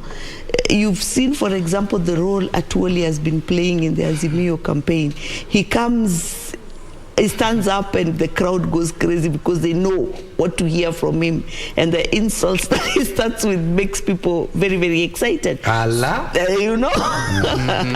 And then Shenzi, everything is Shenzi style, you know. And you may have an opportunity to pull in fellow colleagues who may otherwise not have been able to participate in your election. So a lot of factors would come into play. You can't call it either one way or the other. There may be opportunity for if, for example, it's UDA or it's Azimio, to put in all their resources to ensure that they get those two on their side. It may give them that opportunity. Okay, and she brings out the fact that the climate, the voting climate will be different. What do you see, Dr. as the dynamics? Yeah, that's a variable. The voting climate may be different, but you cannot say with certainty that that change would affect by way of favoring or not favoring a certain formation. You cannot argue that with certainty. I'll just then be left to think, if you've done your homework and you've done your homework well, it does not matter when you do your exams. You should still be able to pass exams. It reminds me of, when you watch football, and I like using football analogies a lot. So this strike is just about to score, and then he's fouled by the defender, and then we all cry, oh, if he wasn't fouled, that would have gone in. But I've also argued that there's no certainty in that. Maybe Maguire would have stopped him and kicked the ball in front, and the opposition would have scored on the other side. So these are the what do you call it? These are the uncertainties on some of the things that we do. And so I wouldn't hold Chebukati too responsible or putting too much blame on him on this particular one. If you're prepared, you're prepared. If the election is coming a week later, you should win just like you would have won a week earlier. And the results will be coming as your parting shot. Exactly. What do you project? By when should we know who the president-elect is, for example? I suspect by Sunday. I don't see this running over to next week. I think that will be taking it a bit too far. By Sunday? Yeah, I think by Sunday. Today is when? Today is Thursday. We are Thursday morning. Thursday. Yeah. Today is Thursday. So Friday, Saturday, Sunday. Yeah. So 3 days. How about you? As we conclude. Saturday, so that they can get out of our schools. They want the kids back in school. Wakili. I still go also by Saturday because I will want the kids back in school. Yeah. And of course, again, about the point which we were talking about, just to finish on, is the aspect that this does not only happen to Chebukati and IBC. This happens all over. You saw in the US, it happened the same thing. Georgia had to, especially the senatorial, had to be called later because of some other things which happened. So it happens even in very mature democracies. It's not only in Kenya. So it's something which I think we need to be willing to accommodate, because it's not something which cannot happen. Yeah. Yes. But I think the election, broadly speaking, has gone fairly well. It has. Yes, It has. Peace, That one we have to give a thumbs up. The transparency, That is true. you know, there are our results. That's our portal. You can log in and look at the numbers. Then let's compare notes. Yes, and then people have to withdraw and say, "Now, I think this one, I'm finished. Let the let the opponent who has won or who is leading." Actually, they're not saying who has won. The one who is leading, let him quit. Let him go. Even to a small level, to a limited level, the consultation with the aspirants beforehand, you know, they engage them quite a bit. Exactly. Yes. The stakeholder engagement. Yes. And you get a sense that even the country, I mean, seeing people conceding before the official results tells us something. Weird. It tells us something about the faith that they have in the process. As lawyers, we are very unhappy. Because of petitions. Yeah, exactly. It's not a good trend we are seeing. You have to admit. What I like is the fact that I didn't listen to what you said. I paid attention to what you're not saying, which is take your time but get it right. Yes. So it's kind of, what do you think? It kind of, you know. Take your time but get it right. Social media. And actually, that's why I'm here. I really just want to sort of bring an understanding to Kenyans with what is happening. IBC has opened, given a leeway for any Kenyan. That's why actually when you go to the portal, even that common Kenyan, you can go there and check the results by yourself. The tallying is open, and I see that's why they're saying at the end of the day, when it comes to announcing, it is back to them. But this is the analogy. See, when the results are coming in, you know, the Form 34 is to be specific. It is a selective process. So take a case in point. For instance, I have oranges, mangoes, and bananas. You know, we are Doreen, Tom, and Gibson, for example. Then we say, I will pick an orange first. You pick a banana. Then Gibson picks a mango. Then again, the second round, I say, I'll pick a mango. Then you pick, you know, a banana. Then Gibson picks, say, a pineapple. By the time we are done picking, all of us will be having mangoes, pineapples, and oranges. I like that. By the time we're done, mangoes, pineapples, and oranges. I like that. By the time we're done, I will say the two Achilles now declare who has more mangoes. By the way. Yeah, that's an analogy. I like it. So I just want to tell Kenyans that do not really go to the socials and you're trying to wonder why are different media houses having different results. Don't start to think that perhaps there's a certain form of inclination. It's all in the selective process. And again, remember, even when you do that, there's also that bit of verification. Exactly. And this largely depends also, first of all, on speed and then personnel. We're talking about human resource. So which one can be able to marshal the numbers to ensure that this verification process is done very quickly? So again, also that's what informs, you know, why you're having Media X having this number of results, Media Y having this, Media Z having this. So there's a process to this. So don't be dismayed and wonder, okay, what is happening? Why don't they make sense? That is the whole idea. There's no black sheep in the media industry. All are right at the end of the day. When you're talking about the banana, you reminded me of the referendum. That's a good place to leave. I want to thank you all for this is national duty.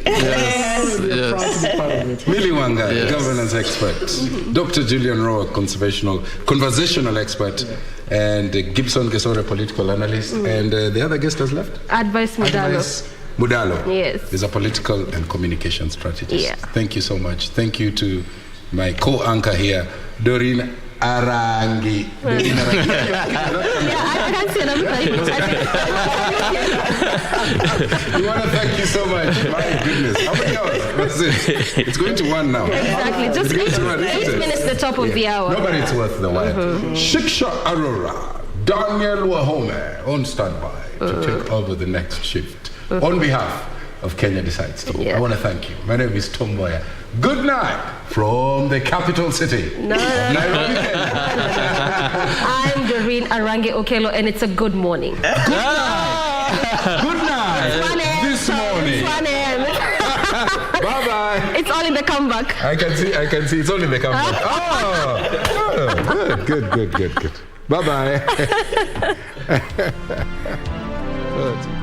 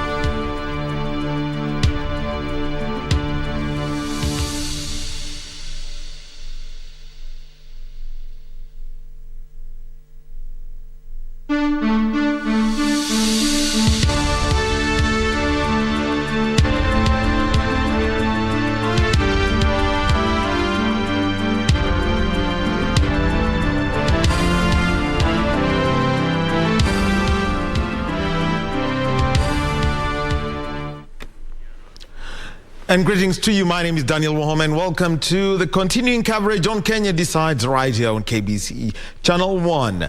Well, it is a night when a lot of anticipation is there. It's not just about the presidential results, but with tallying going on at constituency level, there are a lot of people who are waiting to know who the next member of the National Assembly will be, because 290 persons will be known over this weekend, over the next 2 days. Already, we have got no less than 16 confirmations of those who have been elected or re-elected to their seats in the National Assembly, and there are some changes. There are those who have been re-elected, and remember that we've got our team that is out there that is keeping tabs on the tallying at constituency level. Remember, Form 34A, just at about almost to close to 100% delivery rate, considering that Wajir and Eldas have actually started their elections just about 19 hours ago.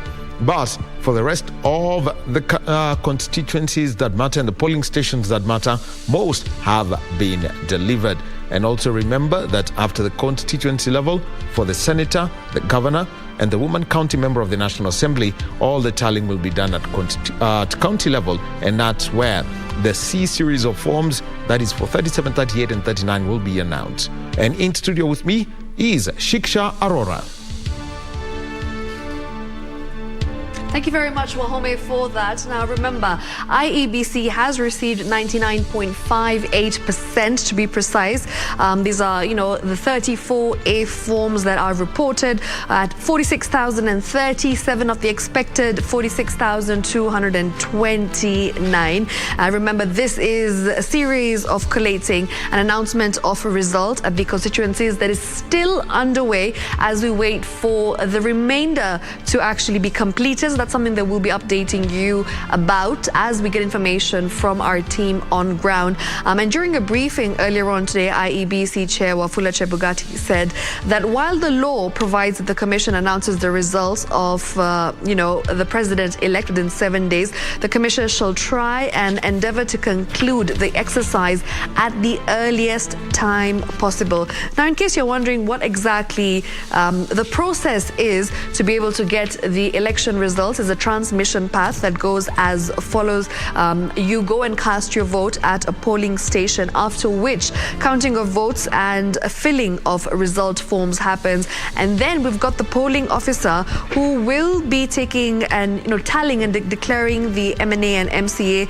There is the compiling of the presidential, gubernatorial, senatorial as well, after which the returning officer takes this information and this data to the National Tallying Center, and then there's the final tallying and declaration of presidential results from that particular polling station. Now, after the tallying and declaration of the M&A and MCA, which is also including the collation of presidential, gubernatorial, and senatorial results as well, the deputy returning officer goes to the county tallying center, and this is where there's a final compilation of the gubernatorial, senatorial, county, women M&A results from the polling station. So this is the transmission path that has been released by the Independent Electoral and Boundaries Commission, that's IEBC. Remember, if you would like to go and look at these results, and of course the reported forms 34A live as we speak to you right here, you can go on to forms.iebc.org.ke to be able to get more information. And also, as Wahome mentioned, we are also going to be giving you the elected members of parliament, and with regards to the numbers of how exactly they managed to get that seat and to win that seat and by how much. So stay right here, because we'll be giving you all the latest information. Wahome? Well, and talking about members of the National Assembly who have been elected, and this is for the 13th Parliament. Remember, let's start with Kabuchai MP, because this is where we've had Majimbo Kalasinga. He has been re-elected on a Ford Kenya ticket. Majimbo Kalasinga previously has served as member of MP for Kabuchai, and this was from March 2021, and this was following a by-election. And he also served in the Departmental Committee of Agriculture. And somebody else who's been elected is Professor Phyllis Bautor on a UDA ticket. She has been elected as the member of the National Assembly for Moiben on a United Democratic Alliance party ticket. Also elected is Richard Kipkoech on a United Democratic Alliance ticket for Bomet East. Tom Odege has been re-elected as the member of the National Assembly for Nyatike constituency. He has been elected on an Orange Democratic Movement party ticket. William Kasait Kamket of Kanu has been re-elected as TRT MP. Joshua Oron has been elected member for Kisumu Central, and this is on an Orange Democratic Movement party ticket. Paul Mwirigi has been elected under UDA, and this is for Igembe South. And this is one of the MPs who's shifted base. Initially, Paul Mwirigi had been elected as an independent party, and that means he's retained his seat, Igembe South. Previously, an independent candidate, now he has been voted in under the United Democratic Alliance. Joshua Kandie of UDA, he's retained his Baringo Central seat, and this is after switching parties from KANU to the United Democratic Alliance. John Kagusha is the new MP for Mukurene, and he comes in place of Anthony Githiaka Kiai. Anthony Githiaka Kiai had been elected on a Jubilee Party ticket, and John Kagusha, who was the Speaker of the Nyeri County Assembly, has been elected as the new MP. Junet Mohammed has retained his Suna East MP seat, and this is with the Orange Democratic Movement as a party. Joseph Cherorot, he's been elected, and this is in Kipkelion East. For Joseph Cherorot, the seat was previously held by Joseph Kirui Limo, who had been elected on a Jubilee Party ticket in 2017. And we've got Opio Wandai. He has been re-elected as Ugunja MP, and this is on an Orange Democratic Movement Party ticket. Who else is there? Let's talk about Caleb Mule. He's been elected as Machakos Town MP on a Maendeleo Chap ticket. And the other person who's been picked up a seat is Dr. James Nikal. He has retained his semi-parliamentary seat, and this is on an Orange Democratic Movement Party ticket. Samuel Latani of Alego Songa has been elected member for Alego Songa, and we also have got Raphael Wanjala on an Orange Democratic Movement Party. He has taken that seat in Budalangi constituency in Busia County. Then let us move on to Tinderet constituency, where Julius Melly has been elected, and this is on a UDA ticket. Millie Odhiambo, elected a member of the National Assembly for Suba North, and she has retained that seat. Then we've got Musa Sirma. He had been elected member of parliament for the first time in 2003, and then for Musa Sirma, he's been elected again as member of the National Assembly for El Damaravin constituency. Susan Kemba has been elected member of the National Assembly for Makueni, and this is on a Wiper ticket. And Martin Wanyonyi has been elected the member of the National Assembly for Webuye East, and Stephen Mugaka of West Mugirango has also been elected. One name I haven't mentioned is George Kariuki of near Shiksha. Thank you very much, Wahome. Of course, that is the update of the members of parliament who've been elected. Remember, this year there has been a very interesting turn of events when we speak about the incumbent members of parliament and how some of them have lost their seats and have been and of course some of them who have been re-elected as well. So yes, we'll definitely be taking you through that later on.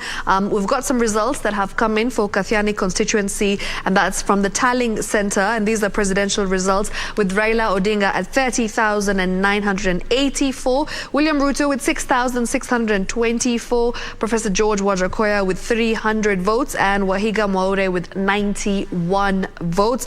Members of the National Assembly, we've got Robert Mbui at 30,635 votes. Moya Kitavi at 6,524 votes. Teddy Kioko with 365 votes. And Kiseli Wambua with 165 votes. Now let's just cross over and take a look at what's happening in our respective counties, and of course the tallying centers and how the counting is going as we speak. We've got a reporter on ground. His name is Dan Mwendwa. So we're going to be crossing over to him and just listening into what information he has gathered for us so far. Dan?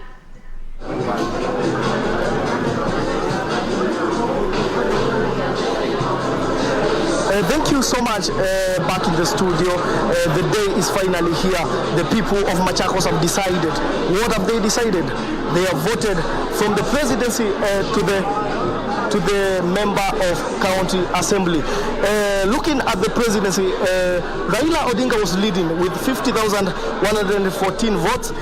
William Ruto following with 19,677 votes. Wahiga Mwaure scored 196 votes, with George Wajakoya with 540 votes. The most amazing thing is that the Machakos constituency have a new MP. Guess who is he? Caleb Mule, the former member of county assembly. Thank you so much and welcome, Bona Caleb. First, congratulations so much.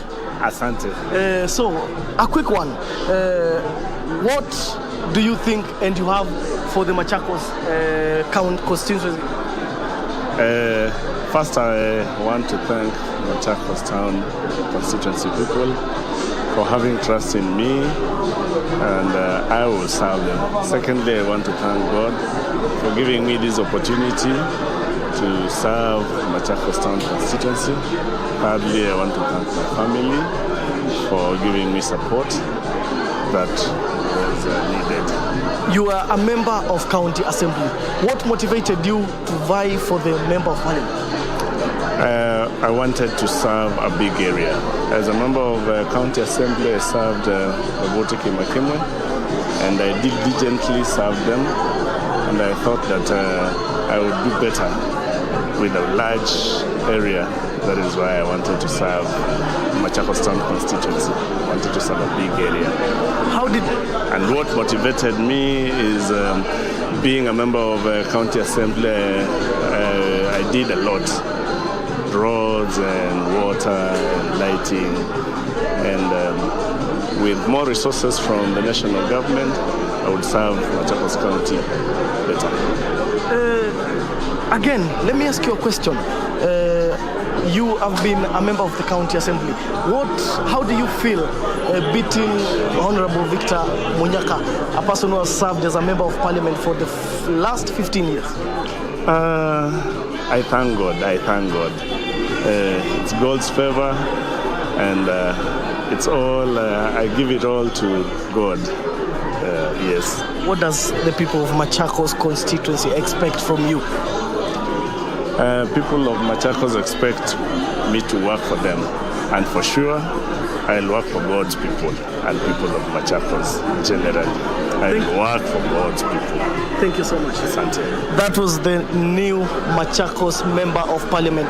We're also joined by one of the elected members of County Assembly, who is Johanna Munyao, who is representing the Mutituni Ngelani ward. How does it feel retaining the seat for yet the second time? I want to say that I'm happy to have been re-elected to serve for another 5 years.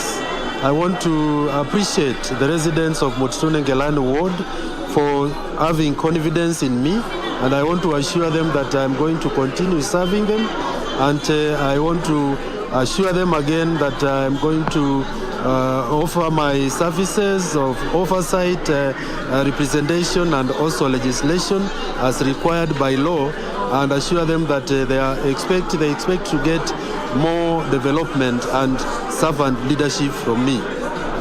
After stiff competition, do you think that you're the best bet for Mutituni Ngelani ward? Yeah, I would like to. I want to say that there has always been several elected members before me, and I am the first person to have served for 2 terms. And this is enough evidence that people from Mututu-Ngelan ward have seen that I have been able to offer the best in terms of pushing for development to the area, and also in terms of engaging with the other stakeholders to ensure that our ward gets enough services. Thank you so much. Thank you.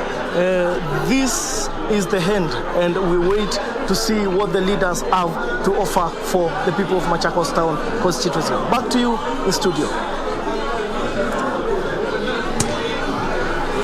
Thank you very much, Dan, for that update. Of course, we will continue having this conversation with him later on as well with regards to the numbers. But yes, you are hearing it from him. He is in Machakos getting us the figures from the Tallying Center as the results come in. Yes, indeed, we've got Caleb, who is the new member of Parliament, and we've also got the declaration of the MCA. So we'll be taking you to other constituencies and, of course, other polling stations as soon as we have our reporters on ground. We've got our reporter in Kasarani, that's Jacqueline Masharia. We've also got Zainab, who's in Kamukunji. And yes, we'll be getting more information from them right here on KBC Channel 1.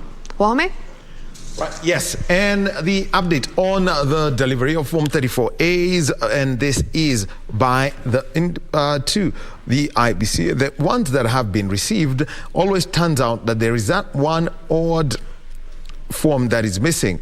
So going by the counties and where they have delivered them, and this is where they've been delivered 100%. Let's take a look at Bomet, 100%, Bungoma 100%, and in Baringo there is one Form 34A that hasn't been delivered, just one form. And the other one in the diaspora, this is where I would say it's a little bit interesting. 2 forms have not been delivered, and they are from 2 places. One of the forms at the moment, 2 from Qatar have not been delivered. 25 of 27 have been delivered. So then Elgeyo Marakwet, 100% delivery. Embu, 100% delivery. In Garissa, 13 of the 559 forms have not been delivered. And also Homa Bay, Isiolo, all at 100%. Kajiado, 2 forms are yet to be delivered. Kakamega County, 3 forms are yet to be delivered. And we've got Kericho at 100%. Kiambu, 99.86%. 3 forms have not been delivered. Kilifi County, all have been delivered. Same to Kirinyaga, Kisii County. And in Kisumu County, 1 form is yet to be delivered. 1,169 of 1,170. And 100% delivery in Kitui County. In Kwale County, 3 are yet to be delivered of the 744 forms. Laikipia, 564, 565, 1 yet to be delivered. In Lamu County, 4 are yet to be delivered of the 192. And let's talk about Machakos County. That's where Dan Wendwe is. 1 form is yet to be delivered. Then from Machakos, we move on to Makueni, 100% delivery. In Mandera, 15 forms are yet to be delivered of the 554. Marsabit, we've got 436 of 448. Meru County, 1,641 of 1,643, 2 yet to be delivered. In Migori County, 1 form is yet to be delivered. Mombasa is at 100%, Moranga 100%, and 1 form yet to be delivered in Nairobi. 1 Form 34A yet to be submitted. Let's talk about Nakuru County. 1 form yet to be delivered. In Nandi County, 1 yet to be delivered. In Narok County, 3 yet to be delivered, while there is 100% delivery in Nyamira, Nyandarua, Nyeri, Samburu, Siaya, Taita Taveta. In Tana River County, 8 of the 368 yet to be delivered. In the Rakanidi, 100% delivery. Trans Nzoia County, 1 is yet to be delivered. In Turkana County, 8 of the 786 are yet to be delivered. Western Gishu is at 100% delivery, same as Vihiga County. In Wajir, 512 of the 610. And in Wajir County, we would understand because voting started less than 24 hours ago after the elders scenario. So that is understandable given that there is still about 98 forms yet to be delivered, especially from elders constituency. Well, in West Pokot, 2 of the 858 forms are yet to be delivered. So that is what we have got coming in from the delivery of the Form 34As, which specifically deal with the presidential election. And we would also like to mention 2 more members-elect of the National Assembly. We're talking about Martin Wanyonyi, Webuye East, and Stephen Mugaka, West Mugirango. So that means the number of the members of the National Assembly whose fate is known so far are 25. 24 from the constituencies and 1 from who is the Kericho woman member of the National Assembly, Beatrice Kemei, who was elected unopposed. Remember, that is one of those who was there. So already we know 25 of those 337 members of the National Assembly. So remember that there is 312 more whose names we are waiting for, and we've got our teams who are on the ground, and they will be giving us a full update as the results are announced by the constituency returning officers. So, Shiksha, an update more.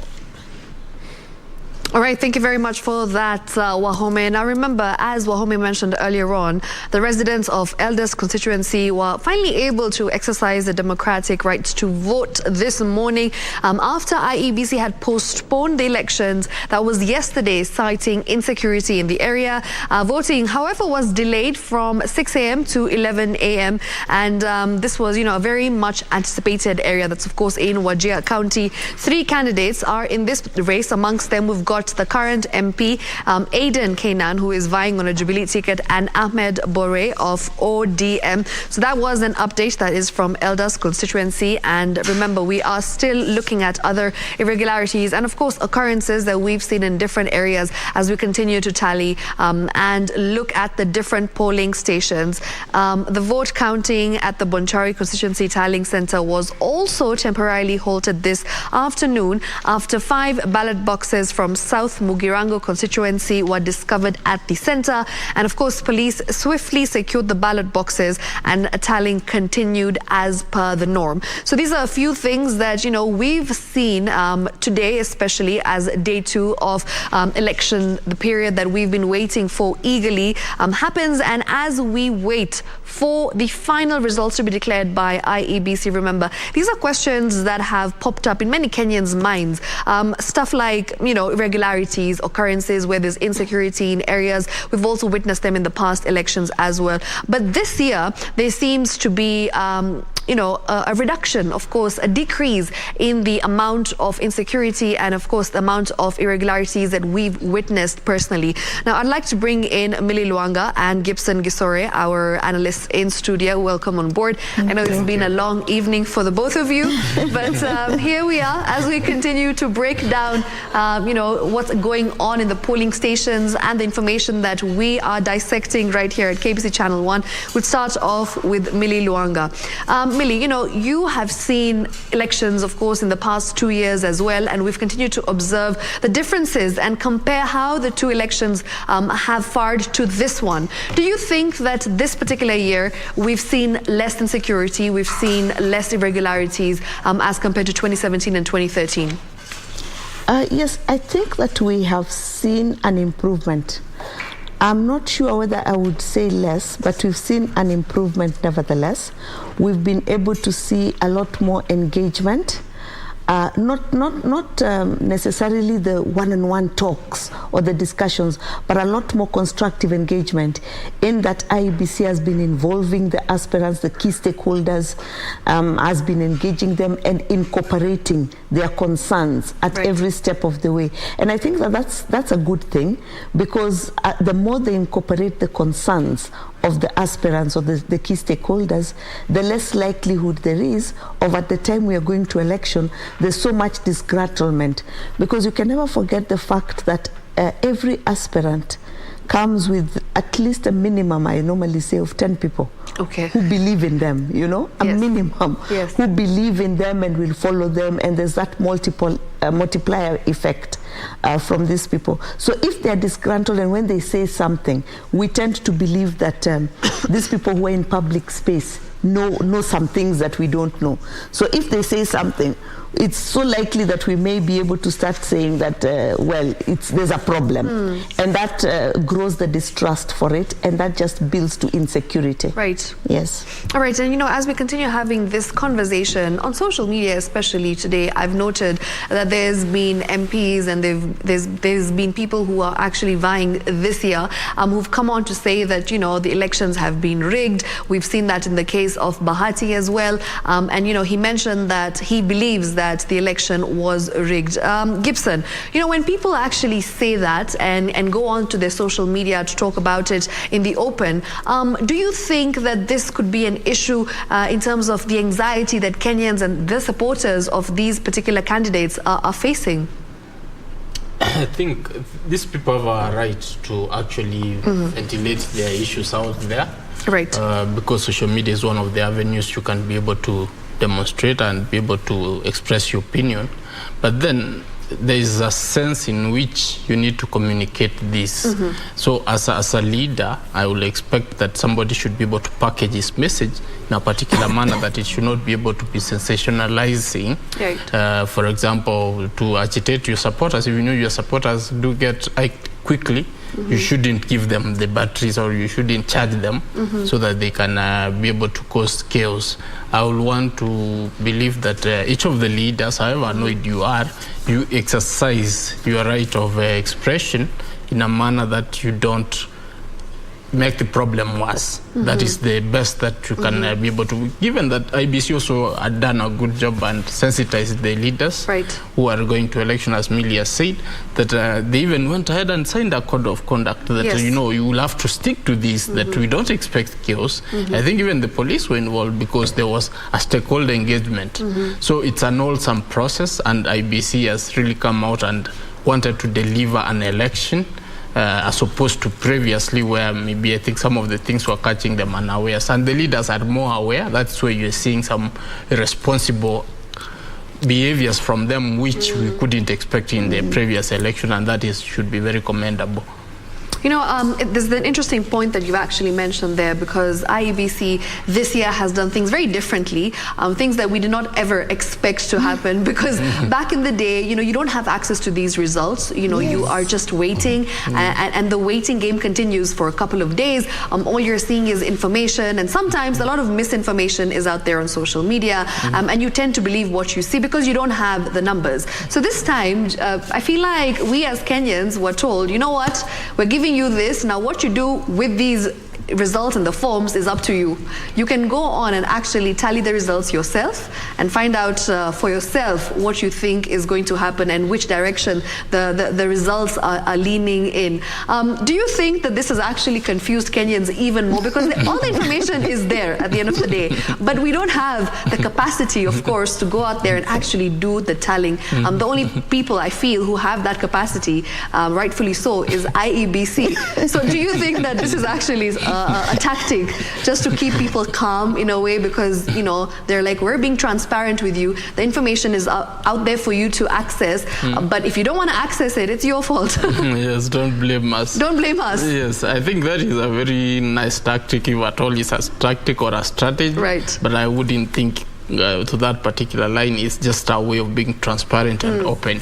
There's a sense in which IBC has decided to actually play a different game as opposed to the election of 2017 annulment came with a lot of goodies for Kenyans, and that is why IBC, in a sense, has tried to comply. I won't say that they have fully complied, but has tried to comply, and some of the benefits which we are seeing right now is because of that particular decision. There's the Mainakiai 1 and 2 give very, very interesting recommendations which of course, as the chairman of IBC, you wouldn't want to jump into that swimming pool and be mixed with that mud of last time. Yes. So he's tried to clean house.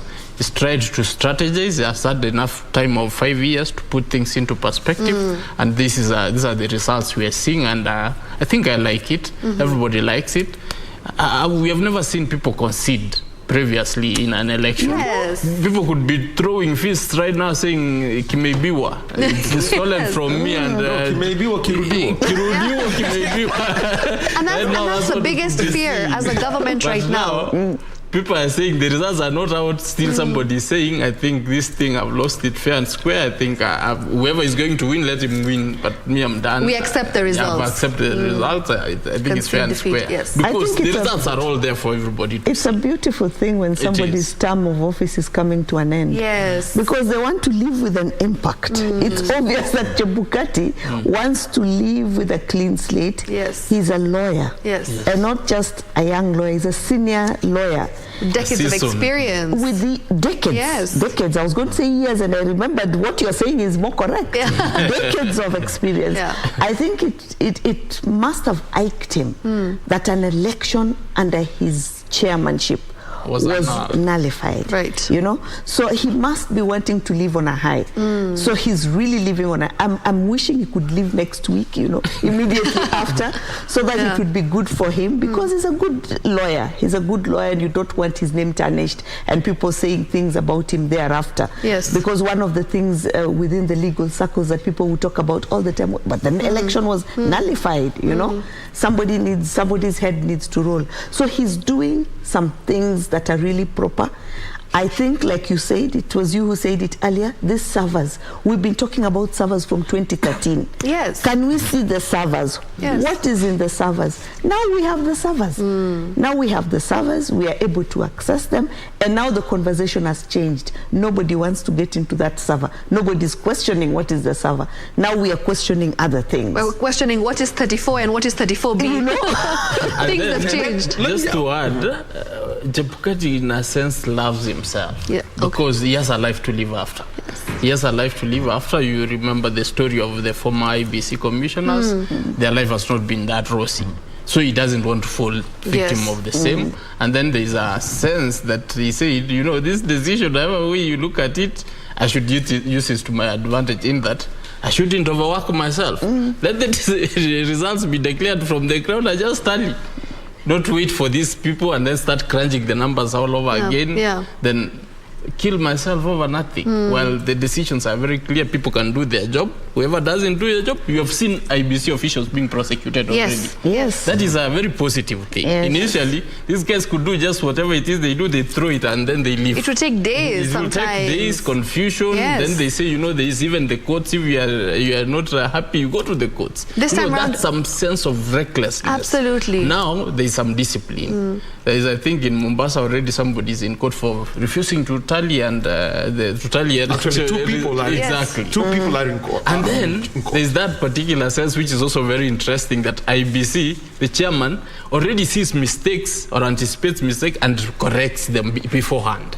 So these are very responsible IBC, and I think we need to have hope that all is going to be well. Gibson, you mentioned about minor K1 and 2. Yes. It's an odd thing. We haven't seen minor K this year around. Exactly. I was actually telling somebody that minor has been missing this time round. He's now in Facebook, isn't he? Yes.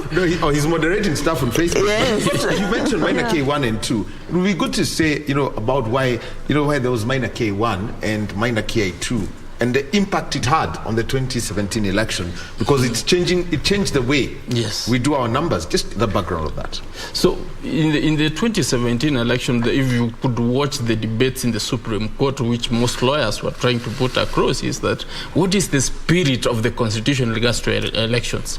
And then some very key aspect came up. This aspect was, how should the presidential elections be done? The Constitution talks of it should be done in the constituencies. Yes. What does this exactly mean? That is where minor K now came in to bring a clear decision that what does it mean to talk of a presidential election being done in the constituencies, and actually, so whatever it is that All right, let me just interrupt you, because at the moment on our screens we are seeing the presentation of the certificate. That is Form 35C. That is Form 35C, which is the certificate, actually Form 35D, which is presented to an elected, that's 35C, when you elected member of National Assembly, and that is Caleb Mule, who has been elected as a new member of the National Assembly for Machakos Town Constituency. Is receiving his form at the moment, his certificate at the moment. Remember, Form 35 A is the one that is used at the polling station level. 35B is used at the constituency level, and that is 35C, the certificate to say you can now go present it to the clerk of the National Assembly, and you can wait for the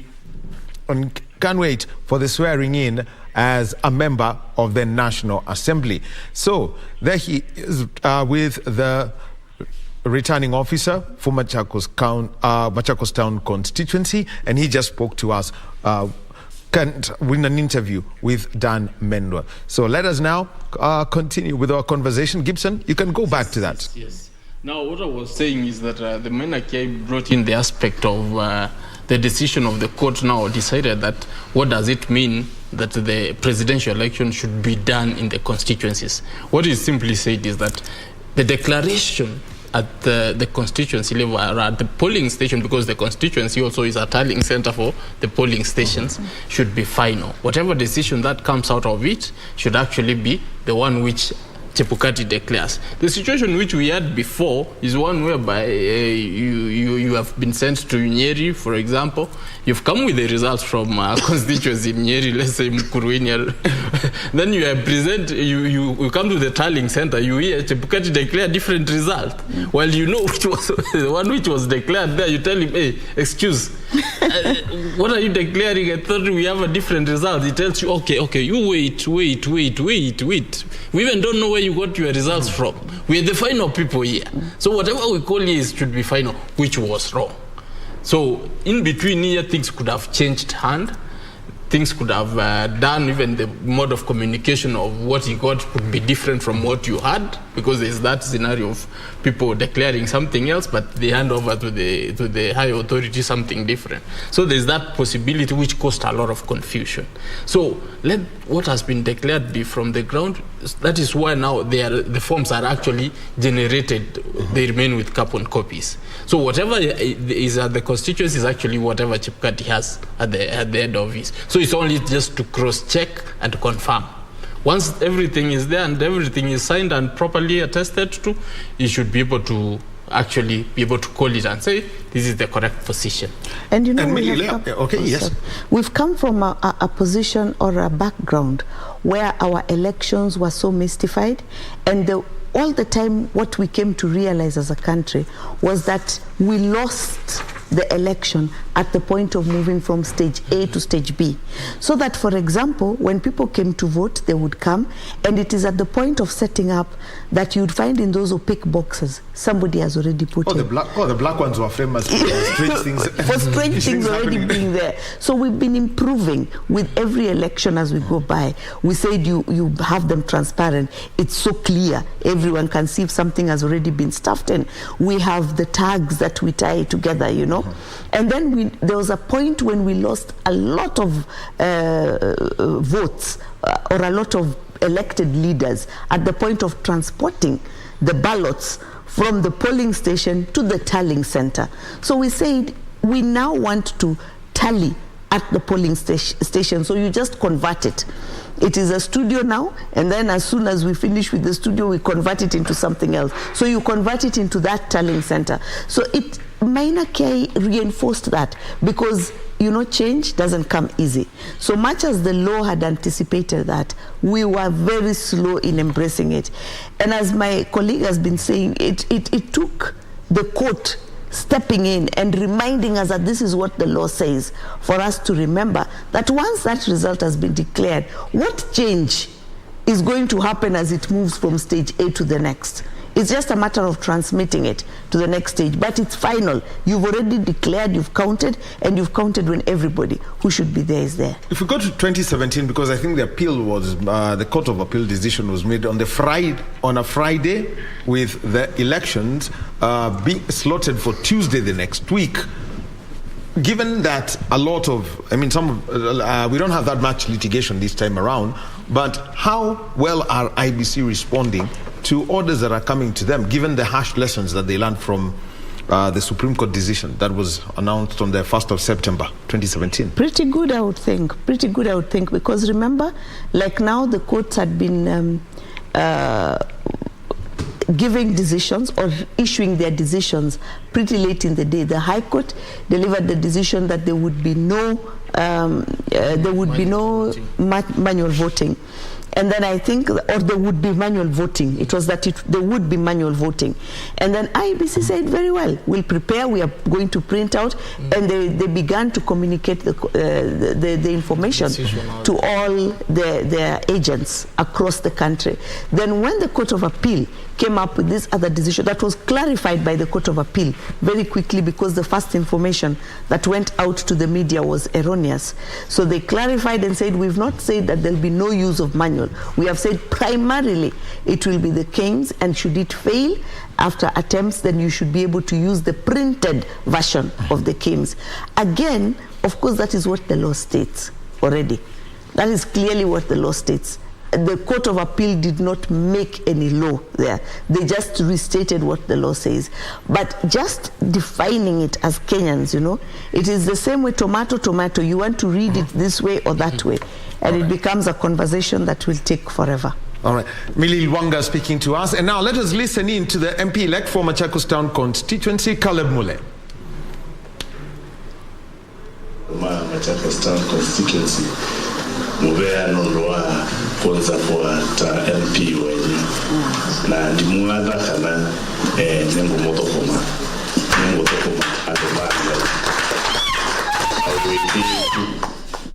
Well, he's speaking in a different language, and he just finished giving his speech, and at times they say the politics is local. Yes. That is very true. Local. If I was to go to Gunjai now, I would have to say Erokaman. Yes, that should be opening statement. Well, that was Caleb Mule. He has been, elected as the member of the National Assembly for Machakos Town constituency, and of the 24 now, we are now at 26 members of the National Assembly for the geographic constituencies, because we've got 2 more who've been elected, Robert Boy in Kathiani constituency on a Wiper Party ticket, and Fabian Chule, who's been elected for Kangundo on a Wiper Party ticket. So details are all coming through. So coming back to this, and from the kind of processes that the IBC has had so far, and what I would say is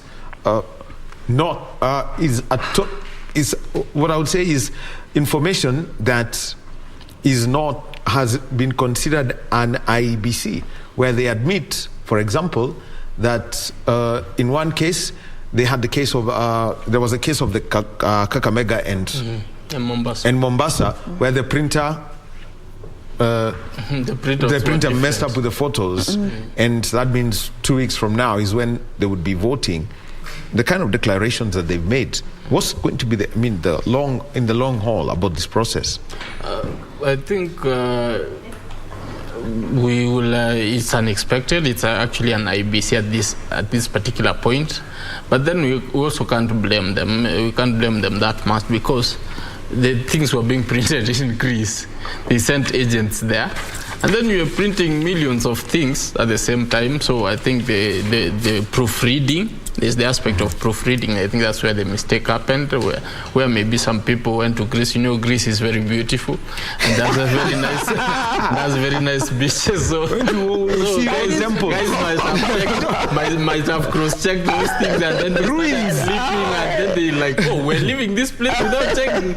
I think if the others have been okay, just print everything and then just jump to go have fun in the streets just to cool off. And that's what I'm imagining. If I was there, I wouldn't have left without actually checking some of the places. But then we end up in this situation, and then of course they have been fighting these issues of courts to the very end. You know, Songo was in court to the very last minute. Exactly. There was also the other preacher, what is his name, who got orders that he should Ruben be Kigame actually in the presidential, and you know, that was very confusing for them.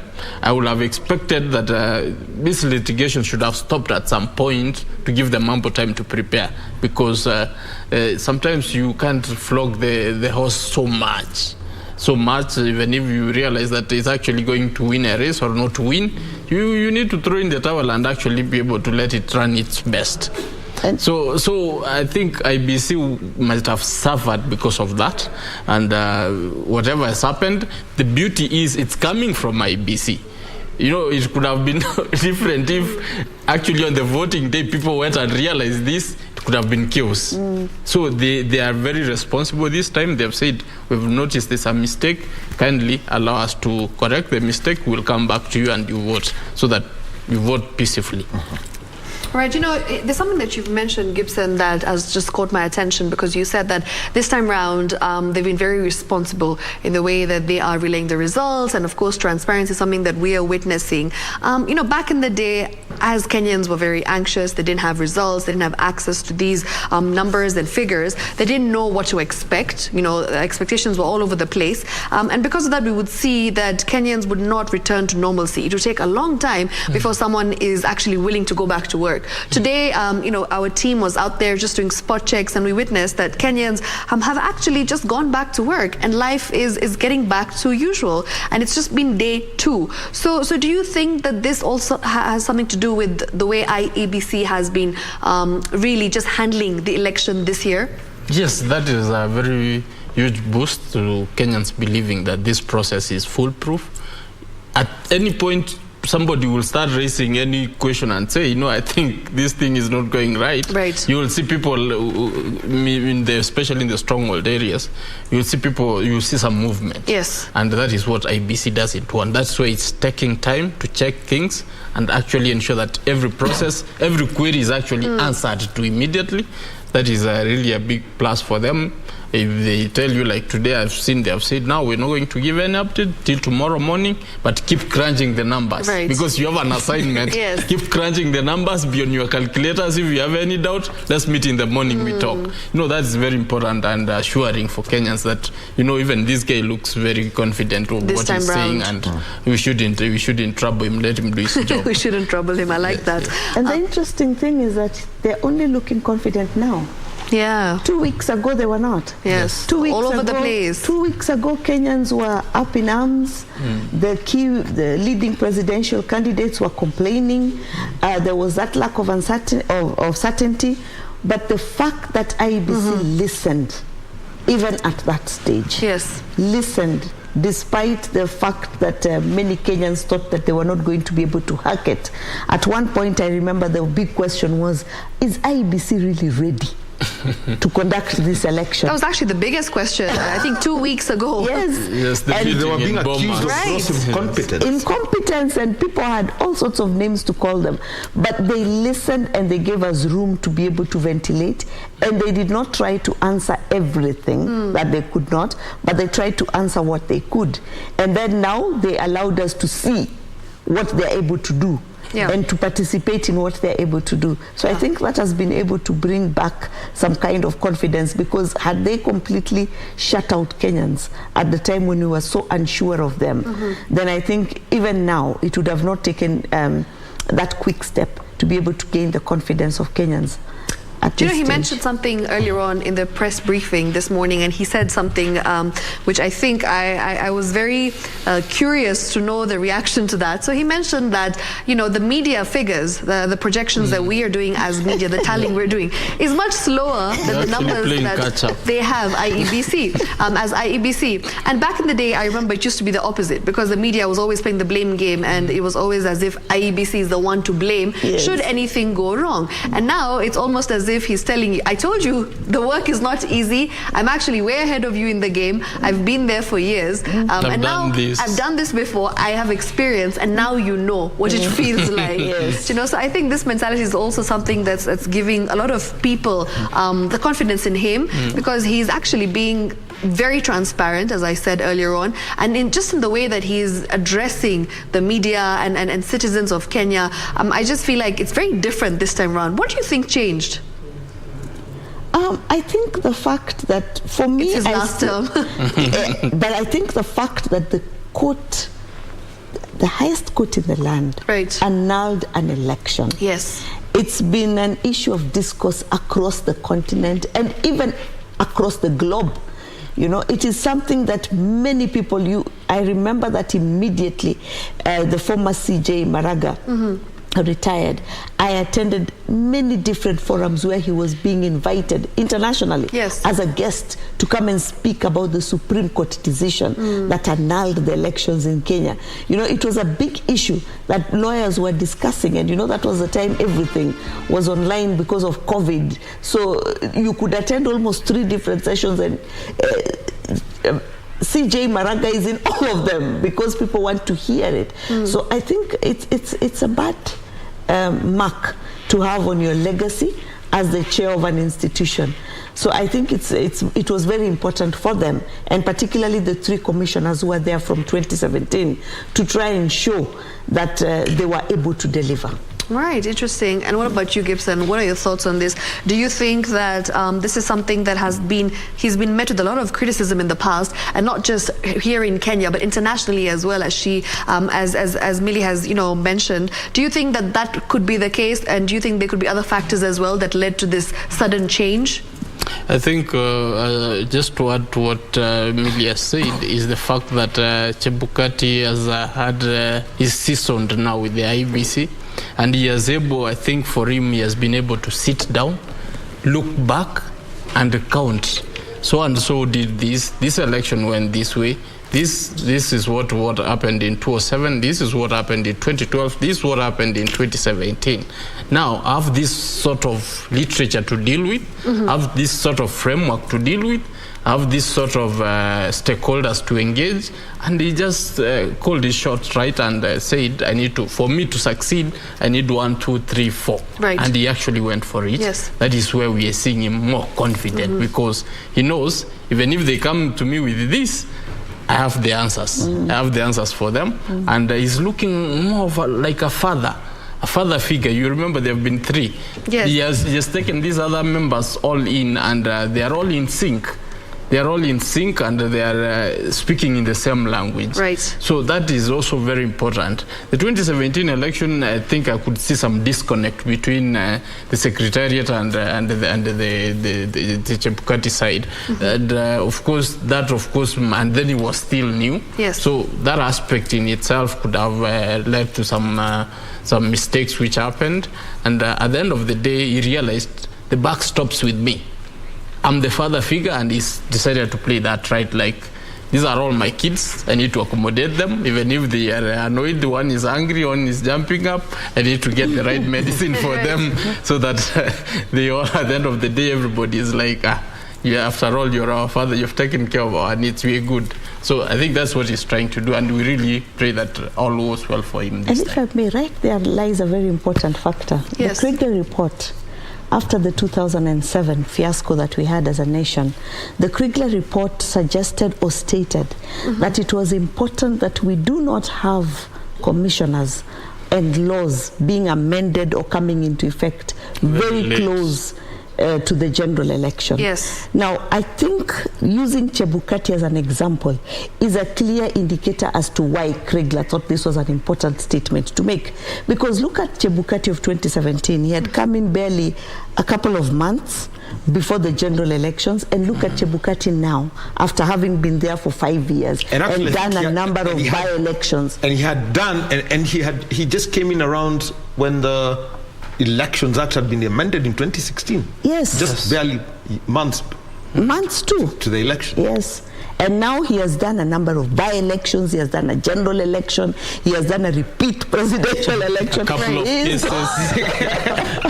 couple of cases. Yes, for experience. Yeah. Do you know, Millie, of course, this is, I feel like, something that has been brought up over and over again. We talk about the cost of this election, right? It is one of the region's costliest polls. Parliament, approved a 40.9 billion shilling budget for the IEBC. We have international observers coming in from the African Union, the European Union, the Commonwealth as well, are some of those that have sent their observers to just come and make sure that, things are going smoothly and as planned. Do you think that could also be a reason as to why, things have been very swift this time around, because of how many eyes are on Kenya this time around? Yes, but we've had observers every election. We have the AU, we have the East African Community observers, we have the local observers. We've always had observers, and we have them delivering reports before, because they do the pre-election analysis report, and then they do the post-election report. So we've always had observers, and I think that that pressure, though real, of course it is real, knowing that there are these people coming and he has meetings with them. And if you look at the IEBC website, every time this group of observers have called in on IEBC, they have had them pictures lifted up on the website, and they've reported to the world that these people visited us and they wanted to see how prepared we are. So they know that lots of people are watching. Yes. But I think that other than that, it is also important for them, and I think they have realized that the stability of the nation depends on them. We cannot afford a rerun. Every time we go to a general election, we can't be walking on tenterhooks. Oh, yes. And it's a simple democratic thing, But we are walking on tenterhooks. We are unsure. For 6 months before that, everything almost comes to a halt. Standstill. That let us wait and see how the elections will go. So I bet that being on the hot seat, it takes a toll on you. You begin to realize that maybe you can change something. And I am hoping against hope, because I think I'm a pretty pessimistic person, that Chebukati will do this for us. Let him open up election process to that extent, so that next time we're going to be having the conversation, Kenyans are going to say, but if the server can be opened, why should we spend so much money going to print this or to do this there? Why can't we do it here? He may just make it cheaper for us in the long run. And one of the things I want to bring in, because you keep mentioning about the server, and this was put out during when the submissions were being made before the Supreme Court. They kept talking about the results transmission system. How has this been ring-fenced by the Supreme Court decision? It was a majority one that was made in 2017. You could go first, Gibson. I'm not sure the part of ring-fencing. I mean, making it safe, because they kept saying, because one of the things that they kept being asked is, you've got these kits that you're using to transmit the results. Where is the allocation identification? What is the process that was used? Did you send these things? And why is it that whatever is captured here and also available and what is available at Bomas tended to be different? How did they secure that? Okay, I think, and I get it. You see, the part, what IBC this time has done, has done better than what they did last time. This time, as Milia said or alluded to earlier, is the fact that they have been able to be very transparent, that whatever is declared in compliance with the minor KI, whatever is declared at the constituency is actually reflected in the portal. So we don't need the server wherever it is. We don't want to care wherever it is, but provided we know whatever it is, and the Chebukati has insisted that, we are not going to get any other results from anywhere. Go to the server, tally yourself, we will tally. If there is a difference, we will come talk. Me, I'm going to sleep. We meet tomorrow. You do your assignments. It's like students who have been sent home with an assignment. So let's meet tomorrow, we mark. We see who is wrong. So we wouldn't, that is assuaging people that, there's nothing to hide. The last time we were told of several stories. Oh, the server is in Europe. Oh, some people are sleeping. So, what is happening? You know, they can't wake up to put it on. You're wondering, what kind of funny stories are these? The lawyers who actually servers never go off. That's what people forget. Yes. Servers never go off. Exactly. If they go off, then they're not working. They're not working. You cannot talk of a server which is dead. So, you know, they were trying to look a fool. They were playing fools of themselves, trying to say all these stories. And I think that's part of the reason why Chebukati has said we can't suffer such public shame. It's enough. Let's just try and do things better this time. So the issue, the question you've asked about how they have ring-fenced is actually to be open. There's nothing to hide. Come check out. This is your stuff. This is what you paid for. Check it out. If you can crunch the numbers, the better. Yeah, and remember that the court required them to transmit those results and for them to have 4G. If you can remember, one of the questions that the deputy CJ kept asking them was, how are you saying there's no 4G there? You know, to try and clarify that they should be able to get an alternative system of transmission and be able to ensure that that result is transmitted within a close parameter from the tallying center, if not within it itself, because that was something that the court tried to get them to explain, and there was no explanation forthcoming from them. So once the decision was passed that they must do this, they were required to do this, and that is why even at this time during preparations, IEBC was very clear to tell us that they've ensured there's 4G available in all these places, and in the places where they'll transmit and where there isn't, they clearly stated what the alternative would be well in advance, so that there's no secret about it.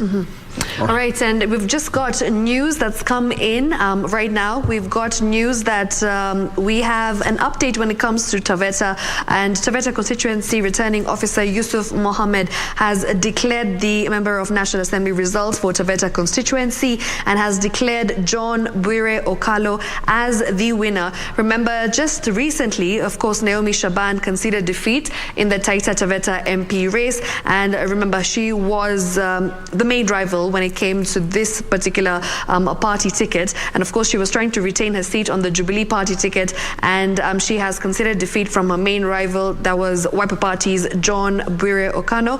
So yes, just news that has just come in that John Bwire Okalo has been declared the winner for Taveta constituency, and yes, we will definitely keep giving you more information as we keep getting these figures, and of course the results coming in from different counties, from different constituencies right here on KBC. We also were meant to have our reporter Alvin. He's in Kasarani Tallying Center, and he'll be giving us information and an update from there as well. We also have Jacqueline Masharia. So we do have a team of able reporters on ground at the different polling stations as they continue to give us this information. Wahome. Well, and talking about Taveta constituency, two of those who are there, two of those who lost, one of them, just taking a look at this, is Naomi Shaban. Yes. And there is Mwachala Nzilai. Both garnered 7,772 votes each. They are tied. It just doesn't happen that you've got a tie when it comes to the votes cast, but 18,742, and that is from the Form 35B for John Bwire, who's been elected the MP for Taveta. And we're also looking at at an election that is creating a lot of fuss when it comes down to the numbers, because this is an oddity that I've seen where they may not have won 7,772 votes. What would be the implication if the top two ended up with something like that? Millie. It's odd. I'm tempted, as we already said.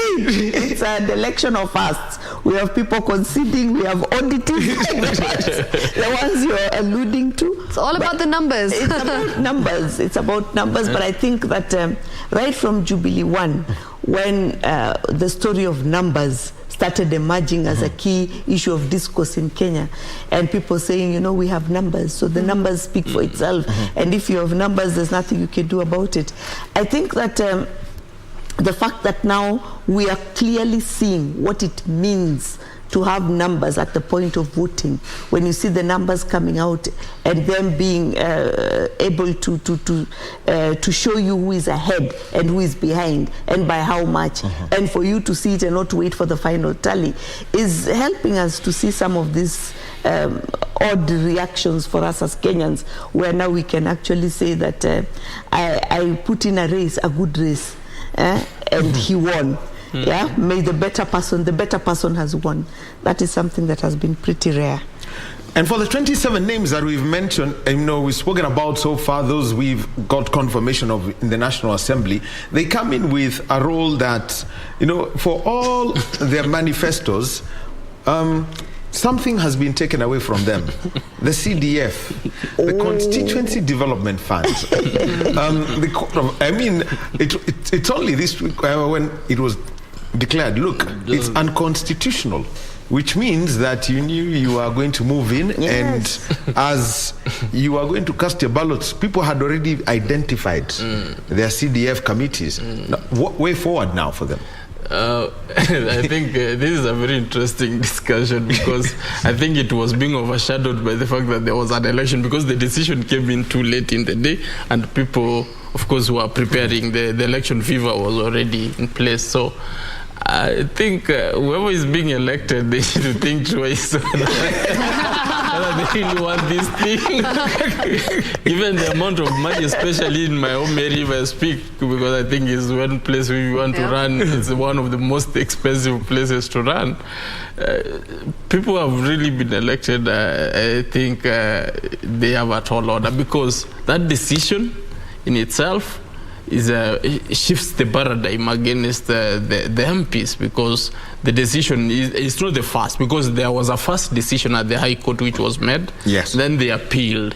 The appeal, of course, came in with its own decision. They tried to come up and set up something different called the National Government CDF Fund, which again the court said that is null and void. We don't want that. Whatever it is you did does not amend the problem which was already declared by the High Court. So as it stands, the decision of the High Court still stands, that actually the members of Parliament's role is basically to legislate. You can't legislate and then audit yourself, because National Assembly is supposed to be for accountability of the national government. But here is a situation where the national government has given you funds, and then now how can it hold you accountable, and yet you are the people checking it? There's that particular aspect of kind of tokenism, and we have seen this in our Parliament. We have had people say, or actually seen, that our members of Parliament are the weakest chain in the link of democracy, actually in the aspect of democracy in Kenya, where we're talking about the three arms of government, whereby the courts are strong, the national government is trying to do its thing in whichever way out, but they're not holding it accountable. And part of the reason is this, that they have the CDF, which they could actually misuse, and then the national government could look the other side, provided they also give favors to the national government. So this is where I think Kenyans should be happy. This is a decision which is really going to change things, that now we're going to see a major fund, a major decision made, that we are going to elect MPs purely for the role they are meant to be. The constitutionally anticipated role of legislation and holding government accountable. And it should start and end there, not giving the money again to start issuing like tokenism. As you have well put it, that most of these guys, they have nothing else to offer, because the only thing they say, I will distribute the CDF. In their manifesto, they are saying, I will distribute the CDF. I will ensure that I give school buses, bursaries here and there. I mean, very typical things. Now that has been taken away, and these guys will have to start rethinking the process where they actually need to be in the game. So if somebody went in for the CDF, or with the agenda of using the CDF wisely, he should rethink his priorities again. Shiksha. All right, remember, we are getting updates coming in from different constituencies and, of course, different areas. An update just coming in from Kimilili, where Kimilili MP Didmas Baraza has been re-elected. Of course, he garnered 26,000 votes, while his closest challenger, Brian Kayemba of DAPK party, has got 9,000 votes. Now, remember, he is currently wanted, as he allegedly shot dead and aged to his rival, Mr. Brian Kayemba of DAPK party on Tuesday evening, whom he managed to beat by, there's a big gap there of around 17,000 votes. So, does this change the dynamic of everything? Does it feel like it all went to waste? Okay, from the legal aspect, there is, as a lawyer. Yes, as a lawyer, I will want to say that that thing, when I had that communication that somebody had actually been shot. Yes, allegedly shot dead. Allegedly shot Absolutely. dead. Of course, the photos are there. That was very sad. And whoever it is that we talk to, everybody shares the same sentiment that that shouldn't have happened. Yes. That shows that Kenyans have become conscious that we don't want violence. Yes. Other than that, there is the aspect, of course, that will be processed in a different way. The DCI will come in and be able to process that. I hear they are looking for him. Yes, he had 24 hours to surrender. Yes, to surrender and show up. And now that he has been declared winner, now he needs to show up fast. Because no, it's very easy. It's very easy to arrest him. Yes, it's very easy to arrest when he's going to pick his 35C, you get hold of him and grab him and put him inside fast. So other than that, the process of that election, there is a high possibility if actually somebody goes to court for it to be annulled because of the election malpractice, where actually somebody was shot. Yes. So that is very sad. And I think Chebukati himself alluded to that. He didn't allude to the aspect that it's going to be annulled, but actually said that that is a criminality. It will be processed by the criminal justice system, and we are ready for anything. If somebody comes with an order that we need to redo the election, there could be a possibility of that as well. The possibility of that also exists. And if people of that particular place, but however much that they had so much confidence in the guy, but then, you are seeing the kind of person, allegedly. Yes. Allegedly, because that has not been confirmed. But I think the frustration there was also with Chebukati. Okay. Because in the eyes of everybody, this was clearly something that happened in the face of an election. And Chebukati comes up and says that this has nothing to do with the election. It is a criminal offense. Yes. And let DCI deal with it. Yet we have been constantly saying that we want to see IEBC with teeth that can deal with members. Can you imagine how beautiful it would have been if right now we were saying that actually the votes have come in as one, but he's been kicked out. Right. Because of having committed an offense, an electoral offense. And therefore, despite his 26,000, we are giving this seat to the next highest person, which is 9,000. Kenyans would have begun to feel, Olympics. If you're caught doping, we give to the next person. It would have been a very beautiful discussion. It would have moved us away from the tension of waiting for the presidential results. Absolutely. When we talk about the impact of Didmas having lost this seat. But unfortunately, we missed that opportunity. Yes. And electoral offenses will still continue. I think also the aspect that we shouldn't encourage this. This is very sad. Yes, as Kenyans, we shouldn't think this law.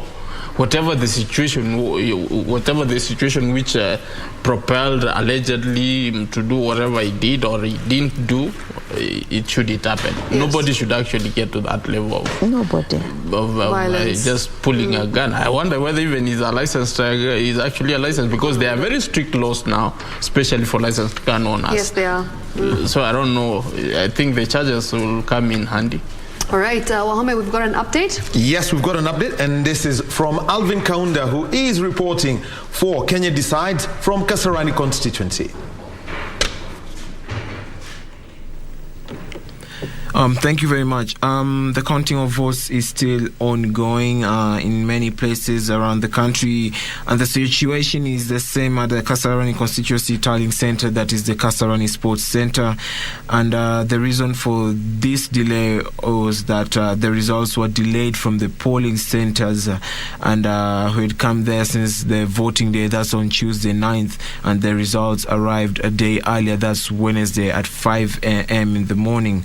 And we were earlier informed by the constituency, or rather the constituency returning officer, that this exercise will be completed very early this morning.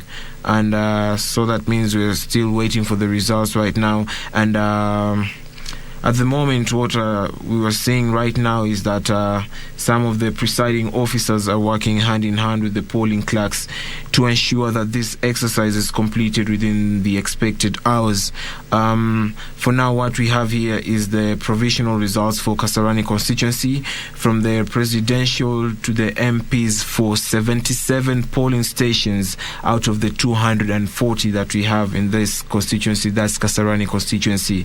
Maybe if I could quickly read them out, is that I'll start with the presidential, and we have Deputy President William Ruto leading with 17,723 votes, followed by Honorable Raila Odinga with 10,765, and followed by David Maure with 127 votes, and lastly Professor George Wajakoya with 110 votes. Moving on to the governor, we have Johnson Sakaja leading with 22,742 votes, followed by Polycarp Igathe with 6,948 votes. Moving on to the senator, we have Wanjiru Margaret leading with the 12,884 votes, followed by Edwin Sifuna with 8,010 votes, and lastly David Mwangi with 232 votes. For the women rep, we have Millicent Omanga with 14,279 votes, followed by Esther Passaris with 8,135 votes. And the MP, we have in the MP race for this constituency, that's Kasarani constituency, we have Ronald Karauri leading with 10,536 votes, followed by Shege Njoroge with 9,234 votes, and followed by Masi Wanjiku Gakuya with 7,641 votes. And also, when we talk about the security of this center, is that it has been strengthened, because the Kasarani Center is not only a tallying center for the constituency, but also a tallying center for the whole of this county, that's Nairobi County. So that's all, and more updates later as time goes by. Back to the studio. Well, thank you very much, Alvin Kaunda, who is at the Kasarani Tallying Center, which is also serving as the county of the Nairobi City County National Tallying Center. So we shall be getting briefings from the county level coming from Kasarani, and this is on Kenya Decides as it continues. And also, meanwhile, this was a story that we had earlier today, where the Independent Electoral Boundaries Commission has received 99.8% of results from of Presidential Form 34A, this representing over 46,000 out of the 46,229 polling stations, with a collating an announcement of the result at the constituencies still underway. During a briefing earlier yesterday, IBC Chair Wafula Chebukati says while the law provides that the Commission announces the results of the President-elect within 7 days, the Commission shall endeavour to conclude the exercise at the earliest time possible. Different polling centres continue to stream into the Independent Electoral and Boundaries Commission website as the electoral body awaits for the returning officers to bring the physical forms of 34A and 34B for verifications. They will physically deliver the National Tallying Center here at Bomas forms 34As and 34 Bs. The commission is up to task even as voting in Elders Wajir County continues, a day after the actual voting day due to insecurity concerns in the region. That voting in that constituency commenced today at 6 a.m. Chebukati further acknowledged a few errors recorded in Rakware, Rongo, Migori County, as well as Anabkoi and Sabaot. Result from 34A from Rukwaro Market polling station, Rongo constituency, Migori County, was erroneously transmitted. The commission will await for the original from 34A from the returning officer, validate it with the presidential agent, and thereafter replace the said image in the portal. As of the last briefing, the electoral body says 65.4%, representing 14,164,561 Kenyans, had cast their votes out of the 22 million registered voters.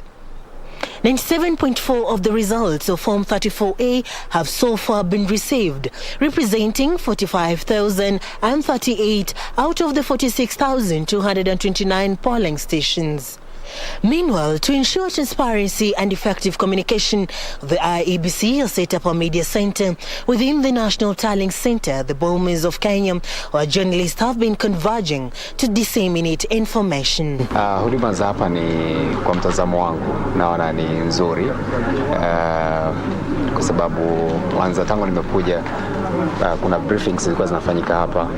In terms of the space, it is quite big compared to last time. It was a bit small. Journalists here have acknowledged the adequate security put in place to ensure the flow of information is smooth. We have a special access card to access all the way from the gate to the National Tallying Center. I think they've really tried in terms of beefing up security and who can access the National Tallying Center. A call center with almost 100 personnel receiving information and calls from Kenyans across the country has also been set up. As the tallying continues, the Independent Electoral and Boundaries Commission has set up this call center urging Kenyans to use the toll-free number, which is 1543 and 1544, to report any matters to the Commission. Reporting from the National Tallying Center, I'm Serafina Robbie. Thank you very much, Serafina Robbie, for that report.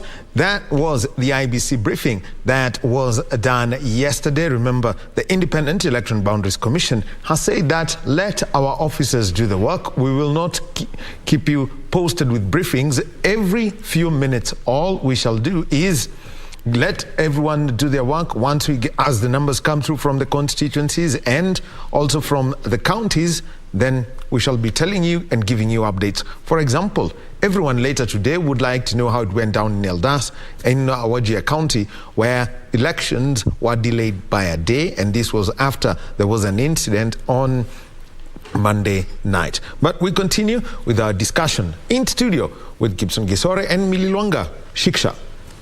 Thank you very much for that, Wahom. And I remember the Independent Electoral and Boundaries Commission has also begun announcing the results for various offices in the 2022 Kenya general elections. We'll definitely be giving you an update on that. There has been more members of parliament that have, of course, been elected. We'll be talking about the recent ones that have been announced by IEBC. There's been a couple that have come to my attention. So we'll take a break in a bit, and after that, we'll give you more information on that. But before that, let's just get back to the conversation that we're having in studio with Gibson and, of course, Millie, as we continue to dissect the general election 2022.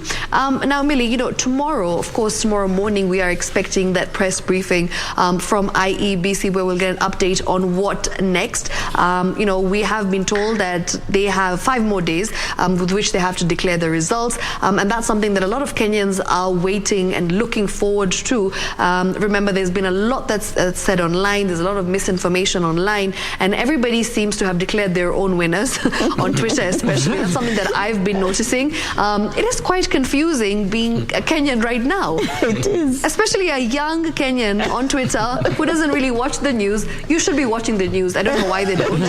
Because we're the ones who will be, you know, giving you the right information, right? And we're verifying all these things that are coming to our attention, and we're really just making sure that we do it in the most righteous way possible. But when you go online, citizen journalism, I believe right now, is one of the biggest factors that's causing anxiety and a lot of misinformation. Fake news is something that we keep talking about, and there's something that has been used time and again. It's a word. It's called sensational journalism, right? And do you think right now on Twitter especially, this is something that's been adopted by leaders as well? People who are public figures who have blue ticks on Twitter are going out there and declaring their own winners. And it is giving them an opportunity to have the most number of likes that they've ever seen. Right. In their tweets, because some people have been tweeting and they don't get enough likes because maybe what they've been tweeting is boring, is not catchy. Popular. So suddenly you tweet something and many people will retweet, like it and what, and it's a good feeling. It's a good feeling to have the limelight for the 2 seconds that you do. Yeah. So I think that's a thrill that is difficult to deal with. Right. Because I think the most we can do is to constantly remind people to educate themselves. Yes. That there is value in waiting for verified information. Absolutely. And not relying on certain sites. Because even the courts have been criticized by lawyers. For example, remember during the BBI case, when the courts quoted, I think, Google. They quoted Google as one of their sources of information, and that was a discourse for an entire week. People saying, really? Is that where you'd base? Was it Google or Wikipedia? It's Wikipedia. I think it's Wikipedia. It is Wikipedia. Yeah, it was Wikipedia. It is Wikipedia. Yes, it was Wikipedia. And people said, can you really? Do you know how Wikipedia works? Many people don't know that Wikipedia is, how it works, how it generates the information right. that is sourced in there. So when you rely on it, because even with the mainstream media that has got Twitter handles, the information changes. Yes. Yeah, it changes with time. Once they clarify, once they get it, it's different once it's been confirmed. So educating Kenyans to be able to sit still and enjoy the fact that you're able to get an inkling of what is likely to be, but don't rely on that and base all your hope in it, is something that I think we can't do enough of. Right. I like what I think is a governor. The governor whose Twitters and his video has been circulated so much, the one who said that politics you don't... Oh, that is Mandago. Yeah. Mandago. Weka kwa lungs. Yes, politics, you place here. It's important to use that, make a meme out of it, and tell people that information in social media you put here. Yes. You don't take it and wait for verification. Yeah. What about you, Gibson? Like when you look at, for instance, there are people who are allies of different parties, and of course these are people who are constantly updating the followers, pro UDA and pro Azimio and pro Roots party as well. And every time you're on social media, all you're seeing is them declaring their winners, right? And then people in the comment section go out there and ask questions. But I mean, I like the fact that people are actually asking these questions, like, where are you getting these results from? I haven't seen them. We have other results. Our results are different from yours. So where are you getting these results from? So it's also nice to see that people are actually getting very proactive and they are also informing themselves that not everything that a leader would say or a politician would say is actually the truth, right? Yes. And the truth from the Bible, because these are not facts sometimes. Because you just see a lot of people doing the most, as Millie mentioned, just to get those likes and 2 seconds of fame, which can cause an issue in the long run because people start getting triggered and there's anxiety that's caused in the process. I think I'm looking at it differently in that, do you imagine from the time elections was declared up to now, you might not be knowing your MCA, you might not be knowing, and then there's nothing you know. These people coming up with these stories is a sensation. It keeps people engaged. It keeps people temperatures talking and trying to so that yes, the temperatures come down and you are like, my guy is winning this thing. So and then the next minute somebody is like, no, he's actually not winning it. there was yesterday at Langata. Yes, we saw it happen. There's Langata. There's Sakaja. Yes. Sakaja in Nairobi. I mean, I've seen somebody. I think it's really usual. Somebody was saying, how can Sakaja win this thing? Because he had already won. Who has won Sakaja out of the Nairobi seat? Up to now, I don't know the correct position. Up to now, I don't know the correct position. This is based on social media as to what we personally, in the morning, I wanted to congratulate one of my good boys. We were with him in school. Because you saw something on social media. Yes. But I called him, he didn't pick. But I said, now let me hold it till it's declared. Once I see him with the certificate, then I will be able to congratulate him. Had he picked and told me the situation, then I would be in a better position. So sometimes what you see, you can't carry it. It should be sensationalism. It could be some blogger who has been paid. It could be somebody else who has just seen some figures from one side. So you need to actually verify or wait for IBC to declare. That is then the only true source. Until somebody is issued, like Mule from Machakos has been issued, then that is the time you can actually say, now we have taken this thing. And you know, I think that's the thrill of social media, because remember even the number of people, especially celebrities, who've been killed so many times in social media. Yes. Someone wakes up in the morning and decides so and so is dead, and people are, oh my gosh, and it's circulating, and then the family is coming out to say, no, this person is alive. Is alive. Simply because you want to see how many people are going to like your comment, how many people are going to comment on it, how. And you know, the funny thing is, most of the comments that I actually read under these, declarations of the candidates winning are from the youth. And I feel like they're the ones who are the most engrossed, and they're the ones to pick out the mistakes immediately, because they know they're following the election. They want to know who the winner is. They're following the results. They're actually keeping tabs on the different media outlets, and of course checking on the IEBC portal as well. But then when it comes to voting, they're nowhere to be seen. They become social media returning officers. I like that. On that note, I think they have no agents. They just declare, let it be. Social media returning officers. I think on that note, we should take a break. Right? So we'll be right back in just a short moment. Make sure you stay right here as we continue to, keep tabs on what's happening in the different polling stations, and of course tallying centers, I beg your pardon. We continue to get all the information from our various reporters on ground, and of course in studio as well with our analysts. We've got Millie and Gibson, and not forgetting my co-anchor Wahome. So make sure you come right back. This is KBC Channel 1.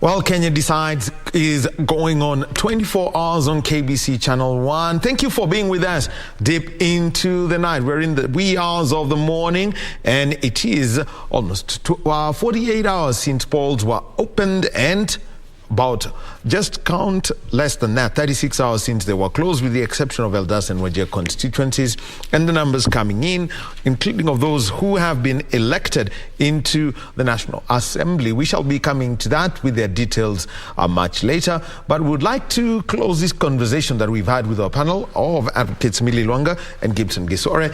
And, you know, it's turning out to be very interesting, social media and the implication of it.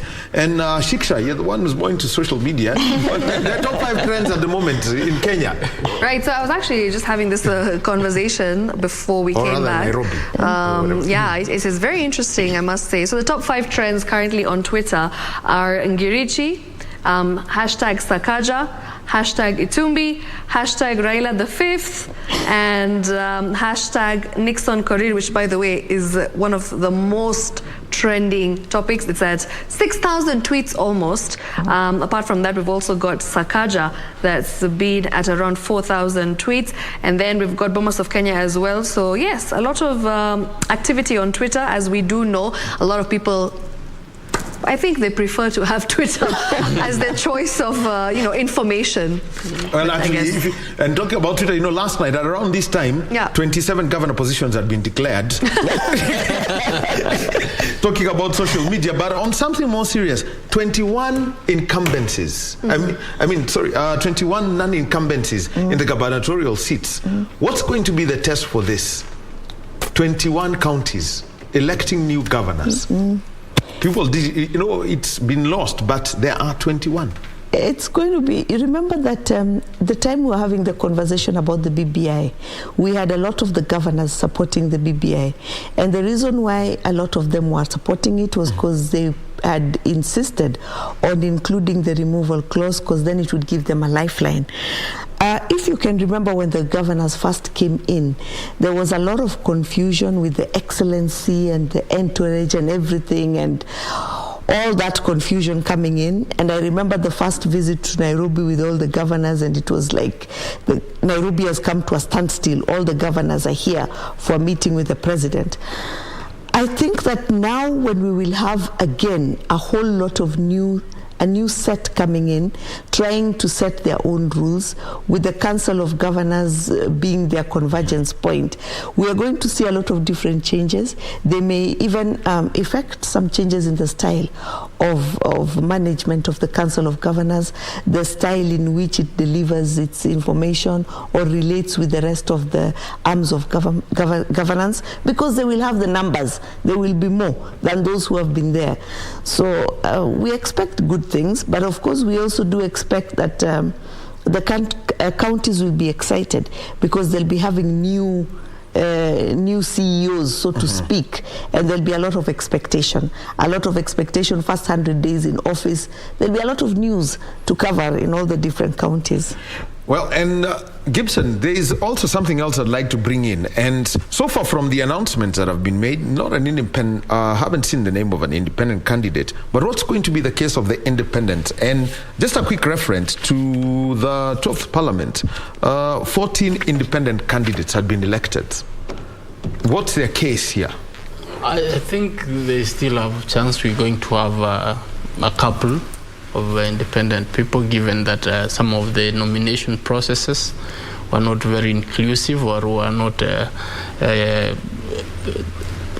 actually reflecting the will of the people, if I might put it that way, especially the big parties. So people ended up going to run as independent. So we are likely to see a couple of independent people coming in, and that will, of course, bring a very interesting mix. That will bring a very interesting mix in the National Assembly. I'm not sure whether there will be a governor who will be independent. We'll just wait. But in this time we had Laikipia. Yes, Laikipia. We had the... Yes, and we hope there won't be many. But then we know for governor there isn't much. Because he's in control of his territory.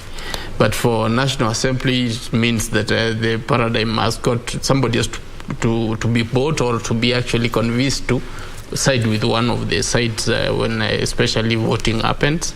So that would be very interesting if these people go beyond the numbers which we have seen, and that there are some of those who will actually still their heart remains. You know, you can be the party can run away from you, but you can fail to run away from the party. So you can still associate with. We have seen that aspect where people actually they're independent, but they tend to associate with a particular party or their policies or understanding or voting actually is with the other party. So it depends. And then there are those who will be like me. I'm just here.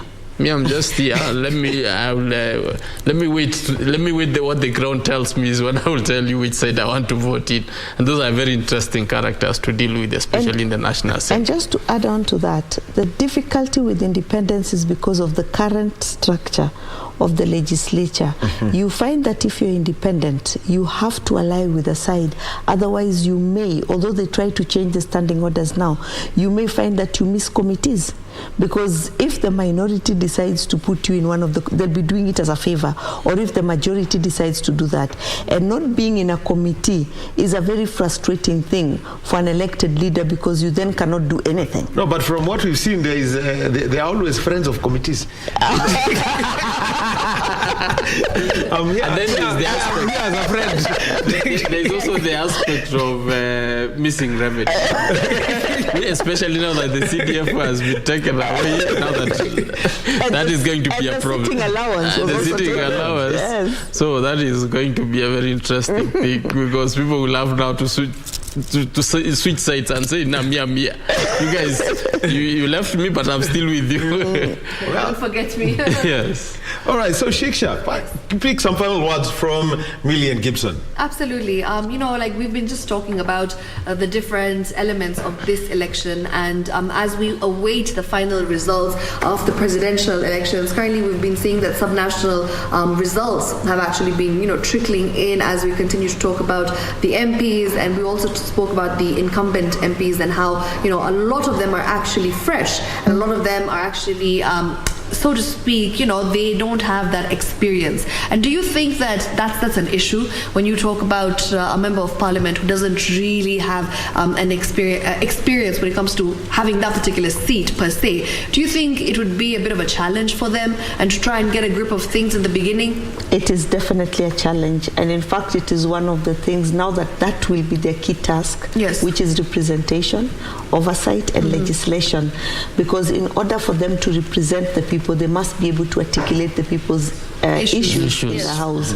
In order for them to be able to legislate, it means that they must be able to contribute in the discourse during the making of these bills. Yes. Now we know that with the current setup, with 300 and something legislators almost in the National Assembly, it is very, very difficult for any of them to catch the eye of the Speaker, for them to be able to speak. So it will probably be very frustrating. For the most seasoned ones, they normally know the tricks. They know the tricks where you'll find that they know when to press, so that they highlight their name, so that they'll be picked up by the Speaker. They know how to catch the eye of the Speaker or the chair of the session, so that they're able to contribute. Sometimes they're even called twice, and they have to be reminded that you already spoke to this, you may not speak to it, because they had played the tricks to ensure they're caught. These are things that novices may not know. So I think it's a very frustrating, unless you're a quick learner, it may be very frustrating in the first couple of months. And unfortunately or fortunately, I'm not sure which one to use, we've got a very alert Kenyan society who are watching. They want to see whether you're speaking, whether you're contributing, and they're commenting on that. Yeah. And now that the CDF will have been removed, focus, I'm sure, will be more on who is doing what in Bunge. Are they playing their role? Yes. We've had MPs who have even been re-elected, and they never spoke even once. They were never in Bunge. They were at risk of, I will not name them, but I'm sure we know. All they said is I.